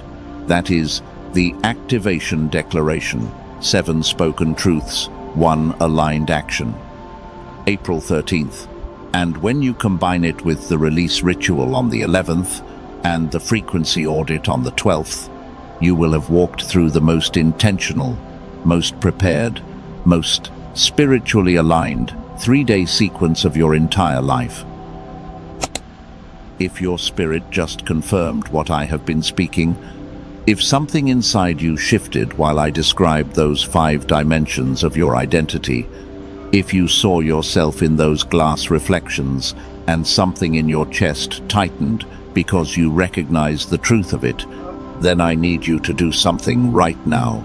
Type "I am ready" in the comments. Not as a casual phrase, as a declaration, as the strongest words you have typed today. Say it with the force of everything you have survived. Say it with the weight of every wilderness night, every silent prayer, every door that closed, every person who left, every tear that fell when no one was watching. I am ready. Type it now. Now, I have shown you 3 days, 3 truths, 3 activations. April 11th releases. April 12th recalibrates. April 13th activates. And if this message ended here, it would already be enough to fundamentally change how you walk through those 72 hours. The frameworks alone, the release ritual, the frequency audit, the sacred silence practice, the activation declaration, these are tools that most people will never receive because they walked through prophetic windows without preparation. But this message does not end here, because there is one more truth, the deepest one, the one I almost did not share because of how heavy it sits in my spirit. And it is the truth that ties April 11th, 12th, and 13th together into a single divine operation. Because these are not 3 separate events, they never were. And when you see what they actually are, what they form when viewed from the vantage point of heaven, every question you have ever asked about your life will finally have an answer. That is what comes next. And I want you to hear me carefully. What I am about to reveal is the reason this entire message was placed in front of you. Everything before this point was foundation. What comes next is the building itself. What I am about to share is the truth that sits at the center of everything. It is the truth that turns 3 dates on a calendar into a single act of divine engineering. And when you see it, truly see it, you will understand why you had to hear everything that came before it. Because without the signs, without the formation, without the release, and the recalibration and the activation, this truth would have been too big for you to carry. It would have bounced off your mind like a stone skipping across water, touching the surface but never sinking in. But now you are ready. Now you have been prepared. And now I can tell you what April 11th, 12th, and 13th actually are. They are not 3 events. They are 1 event. One single, unified, 72-hour divine operation. And that operation has a name that has been echoing through sacred history for thousands of years. A name that has been the mechanism for every transformation, every elevation, every breakthrough that God has ever orchestrated for a chosen one. The name is resurrection. Let me say that again, because I do not want this to slide past you. April 11th, 12th, and 13th. The 3-day sequence you have been preparing for is not 3 separate spiritual exercises. It is a single resurrection sequence. Day 1, death, the dying of the old, the releasing of the frequencies that kept you alive in the wrong season, the laying down of the false identity, the survival patterns, the grief, the control, the proving. That is not cleanup. That is crucifixion. The old version of you is being laid to rest on April 11th. Day 2, burial, the quiet, hidden, invisible space between death and rising. The recalibration, the space where nothing appears to be happening on the outside while everything is being reorganized on the inside. The tomb is not punishment. The tomb is the cocoon.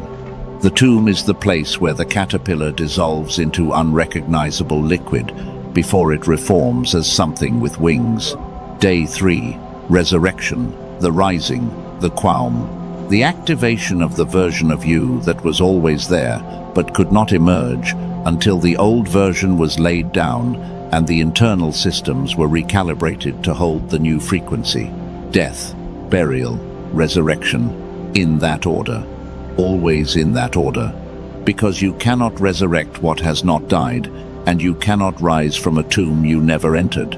And this is what makes your 3 days different from every other prophetic message you have ever received.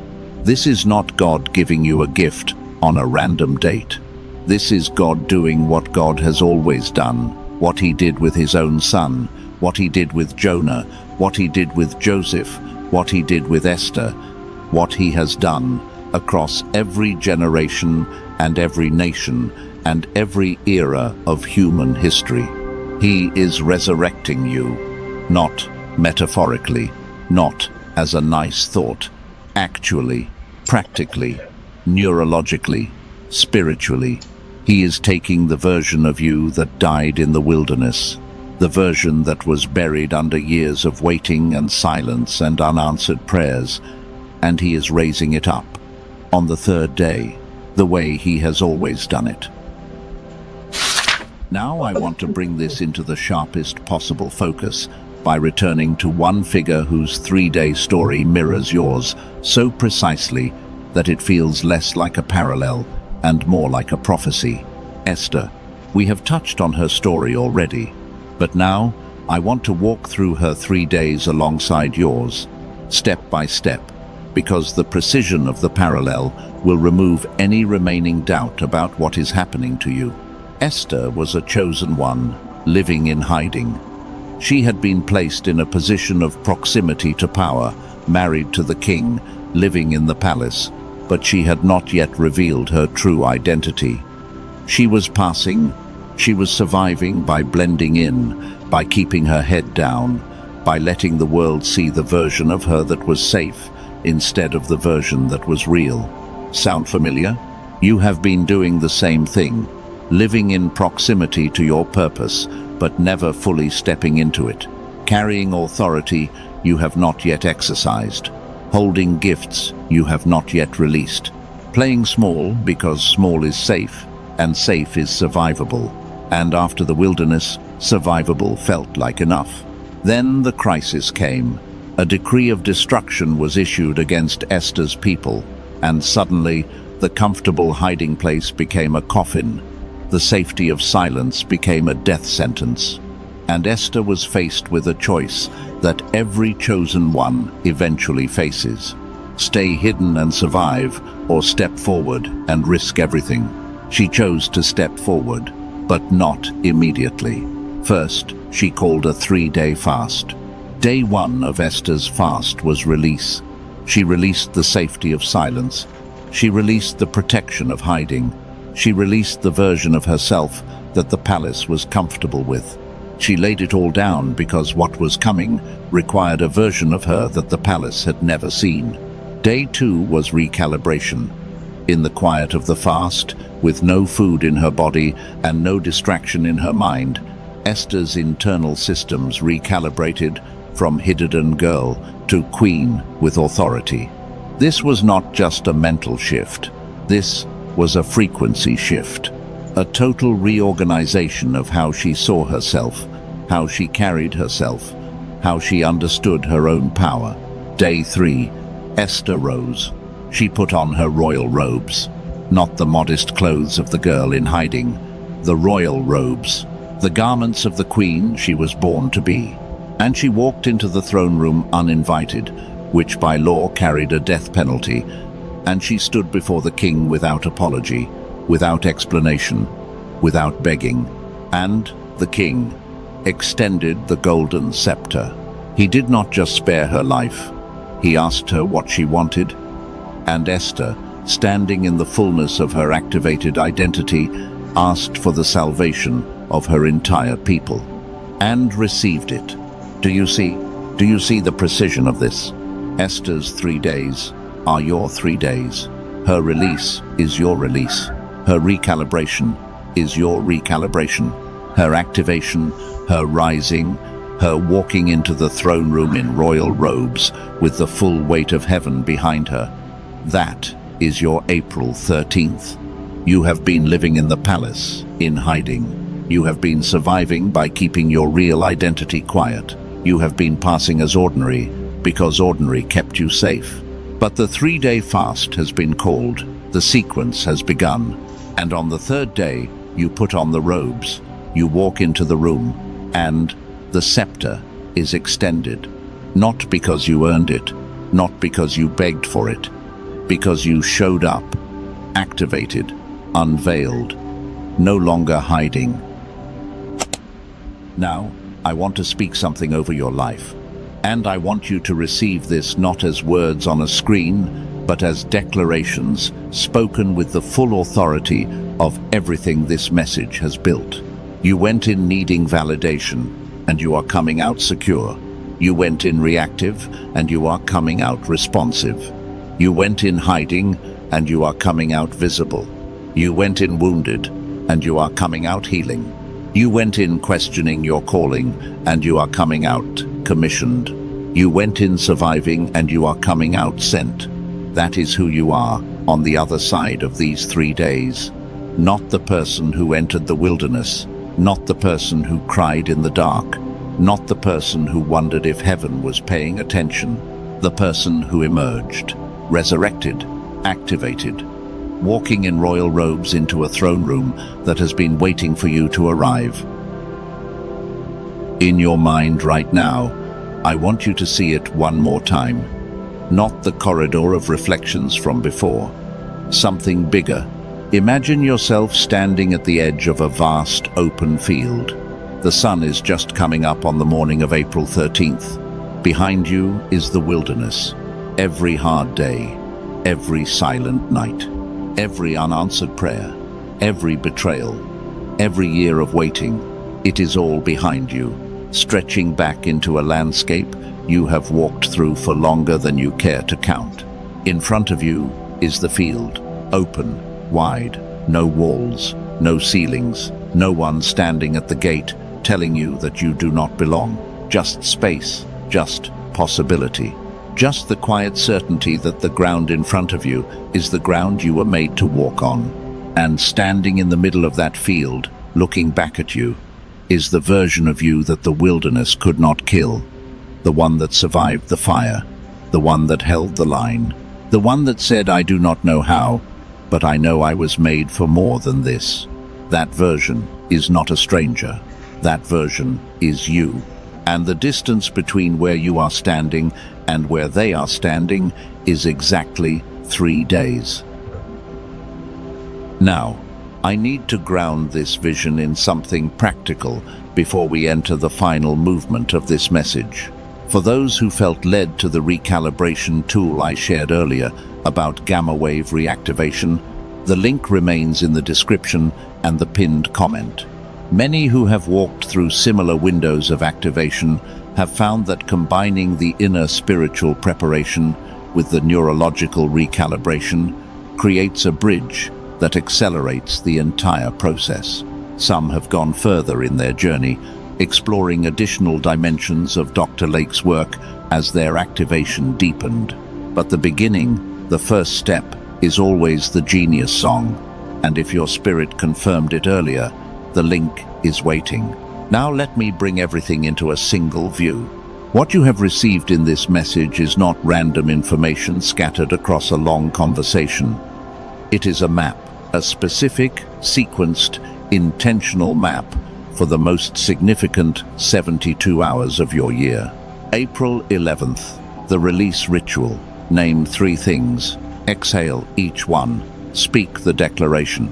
April 12th, the frequency audit. Identify 3 drains.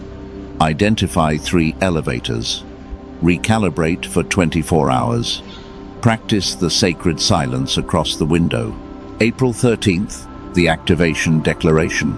7 spoken truths. 1. Aligned action. Rise into your assignment. Release. Recalibrate. Activate. 3 days. 1. Resurrection.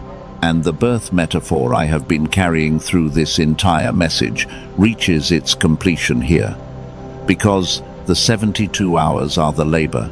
April 11th is the first contraction, the release of the old. April 12th is the transition, the most intense phase, where everything narrows and concentrates and the urge to panic is overwhelming.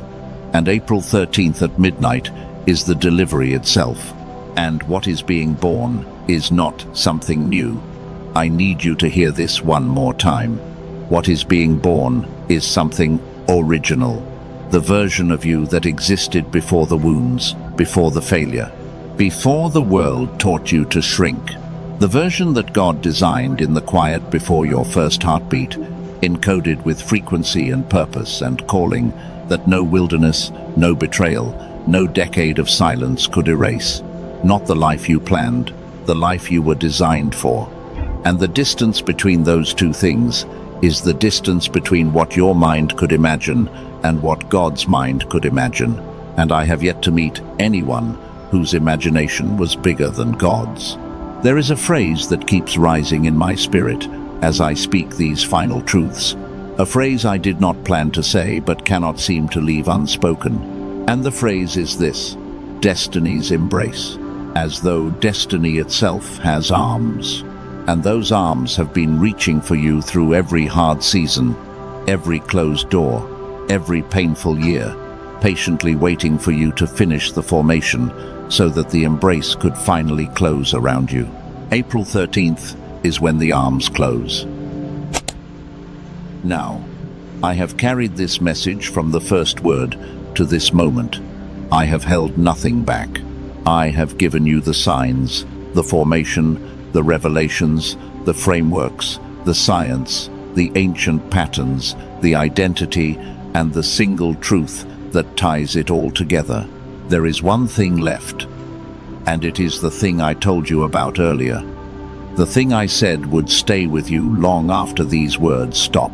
It is not a regular prayer. It is not a closing statement. It is an activation ceremony. A sealing, a commissioning that is designed to take everything you have received across this entire message and anchor it into your spirit so deeply that it cannot be shaken by what comes between now and April 11th. That ceremony is next, and I need you to enter it differently than you entered this message. You started this message as a listener. You are about to finish it as a participant. What happens next is not for you to observe. It is for you to receive, to absorb, to let it mark you. Let us begin. I want to begin by honoring what you just walked through. Not just the last few minutes, the entirety of this message. You showed up. You stayed. Through the signs, through the formation, through the wilderness, memories that were not easy to revisit, through the revelations, through the science, through the frameworks, through the truth about who you are, that most people will never have the courage to hear. That is not a small thing. Most people leave. Most people get to the part that requires something of them, and they close the window. But you did not close the window. You walked through it. And the person who walks through is never the same as the person who walks away. So, before anything else is spoken, before any ceremony begins, I want to say thank you. Thank you for the nights you stayed awake asking questions that no one around you could answer. Thank you for the prayers you sent up that felt like they hit concrete. Thank you for the mornings you got out of bed when your body begged you to stay down, not because you were strong, but because something inside you, something that refused to die, something deeper than motivation, deeper than willpower, something planted by God Himself whispered, "Not yet, there is more. Keep going." You kept going, and you are still going, and that is why you are here. Now, I want you to know that what you are carrying right now, in this moment, is seen. The specific weight you have been holding, the one you do not tell anyone about, the one you carry alone, because you convinced yourself that needing help means failing, the one that wakes you up at 3 in the morning and sits on your chest like a stone. It is seen. The questions you have been holding, the why that has been echoing in your heart for months, maybe years, the question you are almost afraid to ask because you are not sure you can handle the answer. It is seen. The faithfulness that nobody noticed, the times you showed up when no one was watching, the times you chose right when wrong, would have been so much easier. The small acts of obedience that felt pointless in the moment because no reward came, no applause followed, no angel appeared to tell you that heaven was keeping score. Heaven was keeping score. And every act of faithfulness is recorded. Not one moment was wasted. Not one tear fell without a witness. Not one prayer dissolved into nothing. It was all counted, every single second of it. Now I want to lead you through a release. Not the conceptual release we discussed earlier. A real-time, right-now release that happens as you hear these words. I want you to let go of the old ceiling, the invisible boundary above your life that you stopped trying to break through because you hit it so many times that your spirit developed scar tissue. That ceiling was not put there by God. It was put there by disappointment. And right now, in this moment, it shatters. Release. Let go of the old story, the narrative you have been telling yourself about who you are based on what happened to you. The story that says, you are the one who gets left, the one who always comes close but never arrives, the one who loves deeply but never receives it back. That story was the old season's script, and the old season is over. Release. Let go of the timeline you created in your mind, the one that says, by this age I should have been here, by this year I should have had this, by now things should look different. That timeline was yours. The real timeline is God's, and God's timeline has never been late. Not once. Release. Let go of the need for everyone to understand what you are going through. They do not have to understand it. They were not called to walk it. You were. And the validation you need does not come from their comprehension. It comes from the same God who formed you in secret and is about to reveal you in public. Release. Let go of the guilt of outgrowing. the shame you carry for becoming someone that the old environment cannot hold. That growth is not selfishness, it is obedience. And obedience sometimes looks like walking away from what is familiar and into what is right. Release. Let go of the fear of being seen, the terror of visibility, the voice that says if they really see me, they will know I am not enough. That voice is a liar, and it has been lying to you your entire life. You are enough. You have always been enough, and the world is about to see exactly what God has been building in the darkness. Release.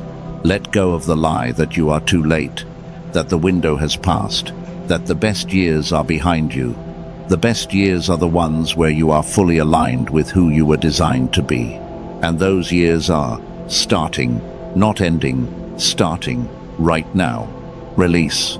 Let go of the comparison, the measuring of your chapter 3 against someone else's chapter 20.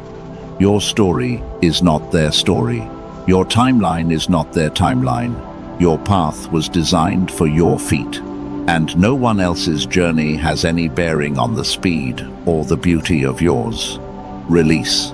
Let go of the version of you that survived by staying small, the version that made itself less so that others could feel more, the version that folded its wings because the room was too low. You are leaving that room, and where you are going, the ceilings are gone.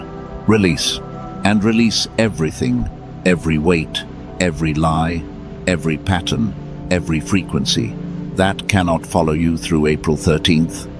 Whatever it is, whatever name it carries, whatever face it wears, if it does not belong to your future, it stays here. Release. Now, with the ground cleared, with the weights laid down, I want to activate what is rising. I activate the clarity that was forming in the darkness. Rise. I activate the divine connections that have been held in waiting, the right people, the aligned relationships, the partnerships that heaven has been preparing behind the scenes. Come forward. I activate the frequency that was dormant since childhood, the gamma wave, the God-given brainwave, the genius signal that the world suppressed but could not destroy. Reawaken.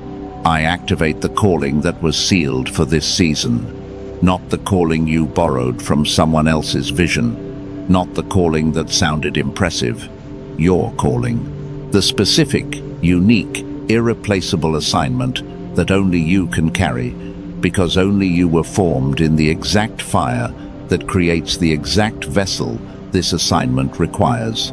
Come alive. I activate the doors that were meant to open in this window. Not doors you need to knock on, doors that recognize your frequency and open as you approach. Open. I activate the provision that was held back not because you were unworthy, but because the timing was not complete. The timing is now complete. Flow. Now, I speak protection over what is rising. I speak protection over this activation from the sabotage of your own nervous system, the old wiring that panics in unfamiliar peace. I command that wiring to recalibrate.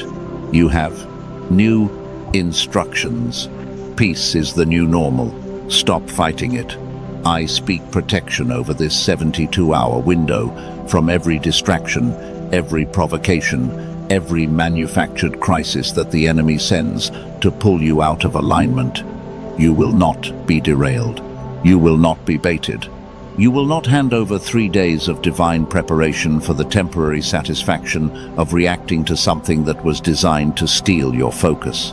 I speak protection over what God is building in you from premature exposure. The world does not get to see the building before the scaffolding comes down. You are not obligated to announce your elevation. You are not required to explain your transformation. Let the results speak. Let the fruit grow. Let the evidence of what happened inside you become visible on its own timeline. No weapon formed against this activation shall prosper. Not the weapon of doubt, not the weapon of delay, not the weapon of other people's opinions, not the weapon of your own history. None of them shall prosper. It is spoken. It is sealed. Now, this is the peak. This is the moment. This is the declaration that everything in this message has been building toward. And I hear the Father saying these words, not through me, through the Spirit that guided you to this message in the first place. The same Spirit that woke you up, the same Spirit that kept you listening when you almost stopped. The same Spirit that has been with you in every dark night, every empty room, every silent prayer. I hear the Father saying, you are not the person who entered this message. You are the one I have been preparing, and your 3 days begin now. I speak this over you. You are the one who releases without fear. You are the one who recalibrates without guilt. You are the one who activates without permission from the world. You are the one who sees what others cannot see and does not apologize for the seeing. You are the one who carries light into rooms that forgot what light looks like. You are the one who breaks cycles that have been running for generations. You are the one who goes first into the unknown, because the unknown was always your territory. You are the one who holds the line when everything and everyone else collapses. You are chosen, you are commissioned, you are sent. And the 3-day sequence that is about to begin is not a test. It is not a trial. It is not one more thing you have to survive. It is a coronation. Now, do not say amen yet. I want you to stay right here, in this frequency, in this moment, for just a little longer.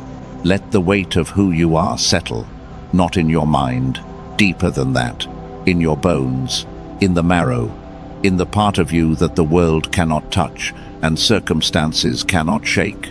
Feel the shift that has happened since this message began. You are not the same person who pressed play. Something has moved, something has opened, something has activated that cannot be deactivated. Sit in it, breathe in it, let it become yours. It is done. It is spoken. It is sealed. April 11th, 12th, and 13th are marked over your life. The release is prepared. The recalibration is ready. The activation is set. And so it is. Amen. One more thing before you go. And I almost ended without saying this, but I cannot let you leave without hearing it. You are not the person who pressed play on this message. Something shifted while you were here. Something was rearranged. And the people around you, the ones who see you tomorrow, the ones who sit across from you at dinner, the ones who pass you in the hallway, they might not be able to name what is different, but they will feel it. They will sense it. They will notice that something about you has changed, even if they do not have the language for it. And that is okay. You do not owe them an explanation. You do not owe anyone a narration of your transformation. You owe yourself alignment. And alignment has already begun. Remember this. You were chosen before you were formed. You were called before you were named. And these 3 days were written into your story before you knew what a story was. If this message brought clarity to confusion, if it brought peace to chaos, if it brought preparation to what felt like random dates on a calendar, let your like be your amen, without words. One gentle press to say, I received this, and to send this signal further into the world so it can reach the next person who needs it before April 11th arrives. If this message found you at the right moment, and I believe it did, there are more words being prepared for your next season, for what comes after the 3 days, for the integration and the walking out and the unfolding of everything that is about to be activated. Stay connected so those words can find you when you need them. For those who felt led earlier to the recalibration tool, the link remains in the description and in the pinned comment, only if your spirit resonates. And now, one final thing. If someone came to mind while you were listening to this message, someone who has been unusually quiet lately, Someone who has been pulling away from everyone without explanation. Someone who looks fine on the surface. But you know that something deeper is shifting inside them. Someone who would never search for a message like this on their own, but desperately needs to hear that what they are going through is not punishment, but preparation. I want you to send this to them. Text it, email it, share it, however you need to. Because your share is not a click. It is an intervention. It is the moment where one chosen one reaches across the silence and says to another, I see you. And there is something you need to hear before April 11th arrives. This might be the preparation they have been praying for without knowing how to ask for it. This might be the message that helps them understand that the exhaustion is not depression, the isolation is not abandonment, and the weight they have been carrying has an expiration date. Your share could be the difference between them walking through April 11th asleep and walking through it fully awake. Go in peace, chosen one. April 11th is coming, and you are ready. You are not leaving a message. You are leaving a season. And the one you are stepping into has been waiting for you longer than you know.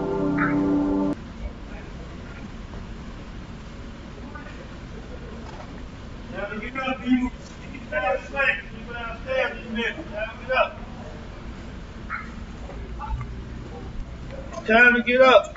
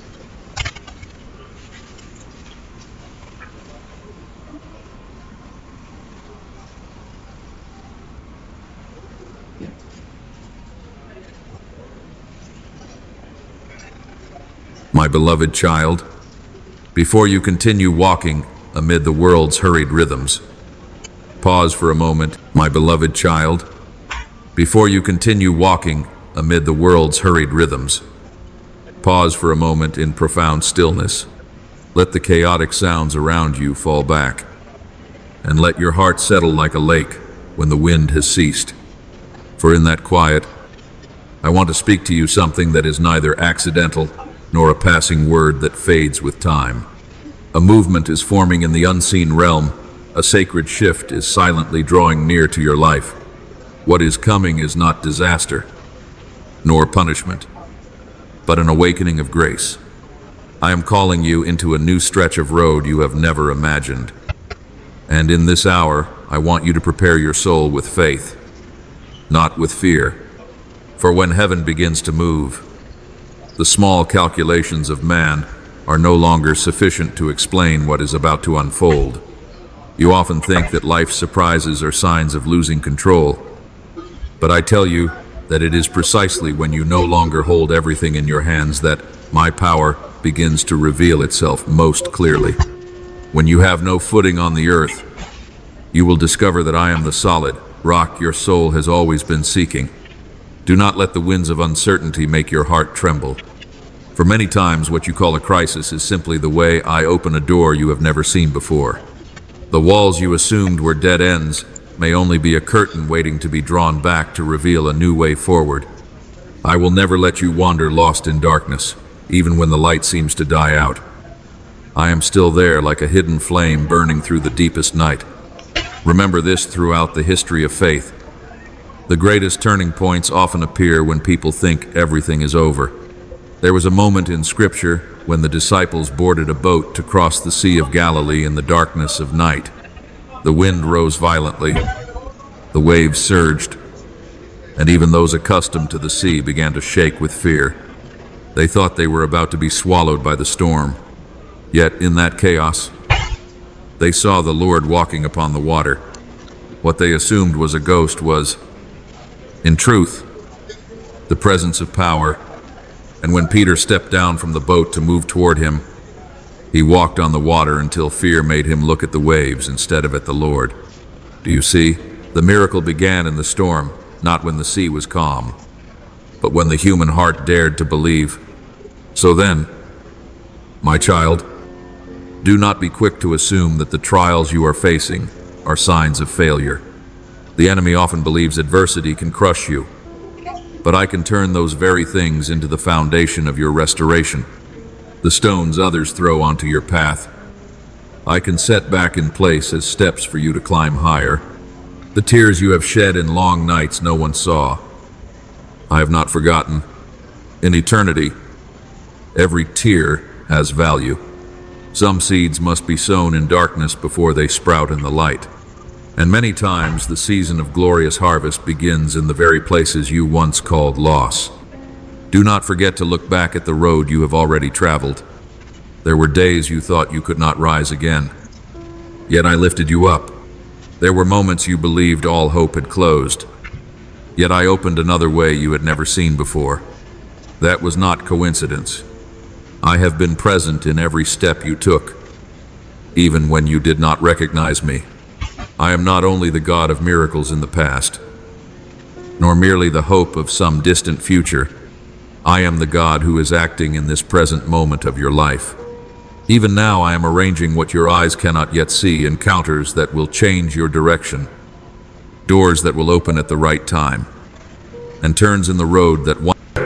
Now I am arranging what your eyes cannot yet see, encounters that will change your direction, doors that will open at the right time, and turns in the road that one day you will look back on with gratitude.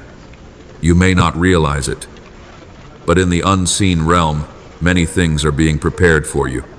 Promises spoken long ago have not been forgotten. In the appointed time, they will bloom. I am shaking the walls of delay. What seemed stuck in silence is beginning to move. My angels are working at my command, making a way where you never imagined there could be one. You are not fighting alone on this journey. A divine help is going before you, clearing the road for the footsteps you are about to place. Therefore, what I ask of you is not perfect understanding, but steadfast trust. Faith is not your ability to grasp every detail of tomorrow. Faith is your willingness to keep walking even when you cannot yet see the entire road. When you place your trust in me, you will discover that what once seemed to oppose you becomes a channel for grace. The peace I give does not depend on the circumstances around you. It flows from my presence within you. When you let that presence cover you, the storms outside will no longer hold authority over your soul. And then a day will come when you look back on all that has happened and realize that everything was woven with purpose. Wounds will become witnesses of healing. Trials will become stories of victory. Tears will be turned into the oil of joy. I am transforming the broken pieces into a complete picture of grace. You may not yet see the whole picture, but I do, and I am leading you step by step to finish what I began in your life. So, my beloved child, do not let fear take the place in your heart that belongs to faith. Place your hand over your heart and let faith speak. When you choose to believe instead of trembling, you step into a new reality. You will pass through deep waters and not be drowned. You will walk through burning fire and not be consumed. What once stood against you will become a launch pad for my glory. Let your heart be still, for I am at work. I am turning chaos into harmony, darkness into dawn, and your difficult journey into a living testimony of my power and my everlasting love.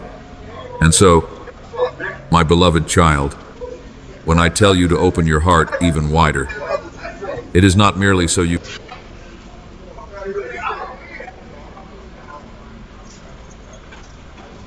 through burning fire and not be consumed. What once stood against you will become a launch pad for my glory. Let your heart be still, for I am at work. I am turning chaos into harmony, darkness into dawn, and your difficult journey into a living testimony of my power and my everlasting love. And so, my beloved child, when I tell you to open your heart even wider, it is not merely so you can hear a few more comforting words, but so your soul may go deeper into a spiritual reality that before you only touched at its edges. I have told you to stand firm in faith, but today, I want you to understand that steadfastness is not the condition of an unfeeling stone that never shakes. It is like an ancient tree rooted deep beside living waters. But today, I want you to understand that steadfastness is not the condition of an unfeeling stone that never shakes. It is like an ancient tree rooted deep beside living waters. The wind may make its branches tremble. The rain may bend its trunk, but its roots hold fast in the earth, so it is not torn out. In the same way, when the winds of hurtful words, betrayal, doubt, or sudden upheaval blow through your life, you may tremble in emotion. Yet your soul does not leave my foundation. This is the deeper meaning of standing in upheavals, betrayal, doubt, or sudden upheaval blow through your life. You may tremble in emotion. Yet your soul does not leave my foundation.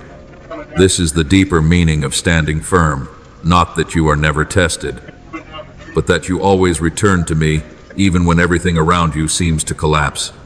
There are times you look at your life and wonder why everything has become so hard to understand.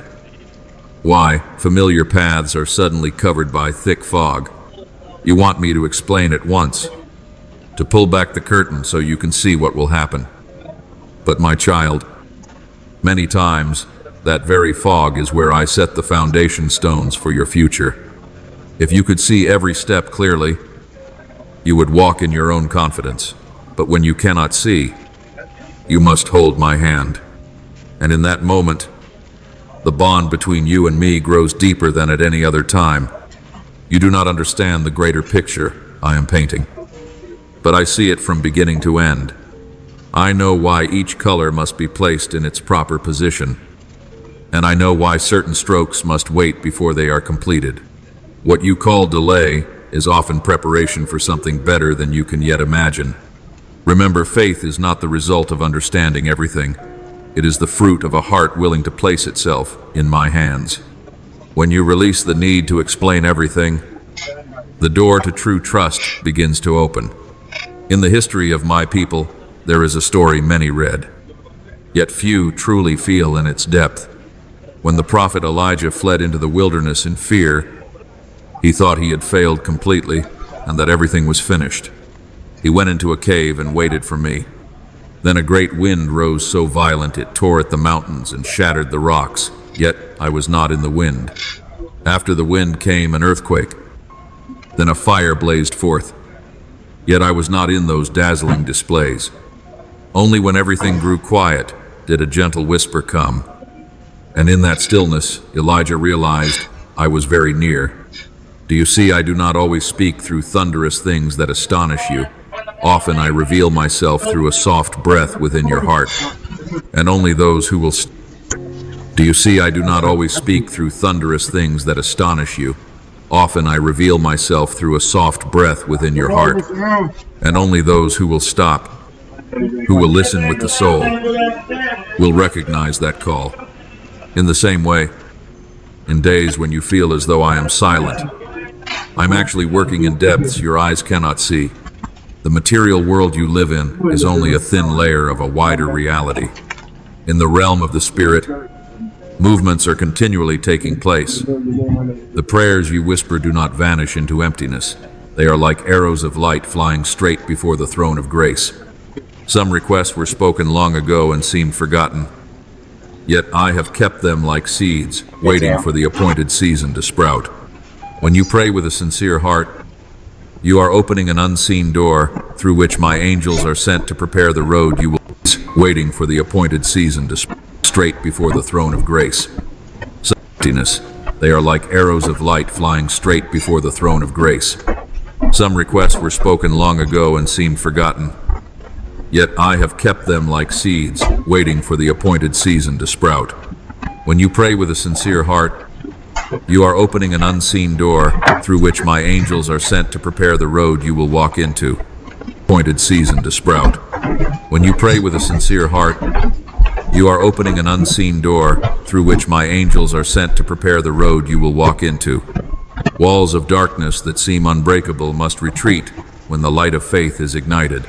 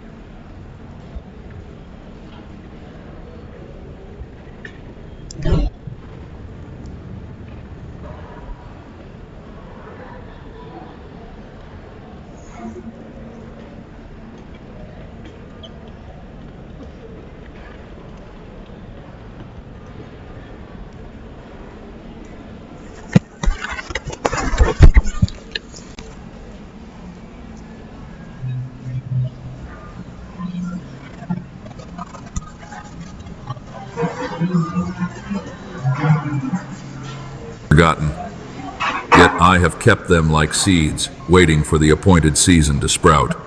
When you pray with a sincere heart, you are opening an unseen door through which my angels are sent to prepare the road you will walk into. Walls of darkness that seem unbreakable must retreat when the light of faith is ignited. You may not see it with natural eyes, but heaven takes notice of every word you speak. Therefore, when you look at your circumstances and feel as though darkness is closing in from every side, do not rush to conclude that the light has vanished. No night lasts forever. I am the Lord of the radiant morning. Yet I am also the one who is present in the deepest night. When you weep in silence and think that no one understands what is inside you, I am there. When you pray in broken, scattered words because your heart feels too heavy, I still listen. There are times I allow you to pass through shadowed places without clearly sensing my presence, not because I have left you, but because I am teaching you to walk by truth and not by emotion. If you believe only when you feel peaceful, your faith will be fragile like the morning mist. But when you believe even when your heart feels empty, that faith becomes strong.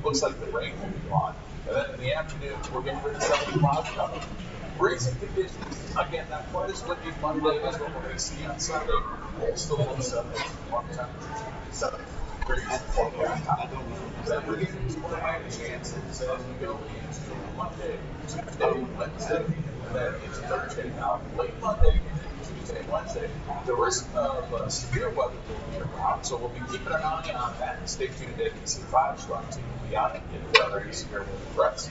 And as you can see, we'll be cooling things out by the time we get into next weekend. So we'll be on with more chances for some rain. Thank you, Phoenix. Coming up next, there's a full track.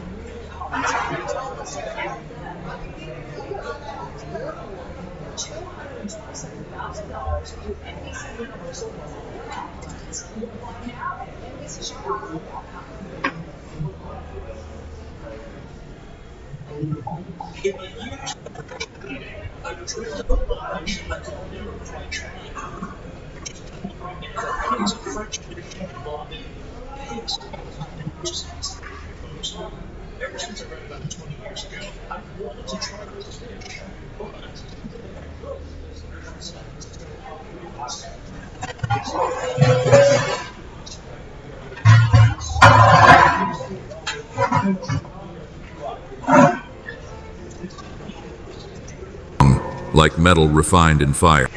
Your faith will be fragile like the morning mist. But when you believe, even when your heart feels empty, that faith becomes strong like metal refined in fire. In this season of your life, I do not only want you to find and heart feels empty, that faith being mist. But when you believe, even when your heart feels empty, that faith becomes strong like metal refined in fire.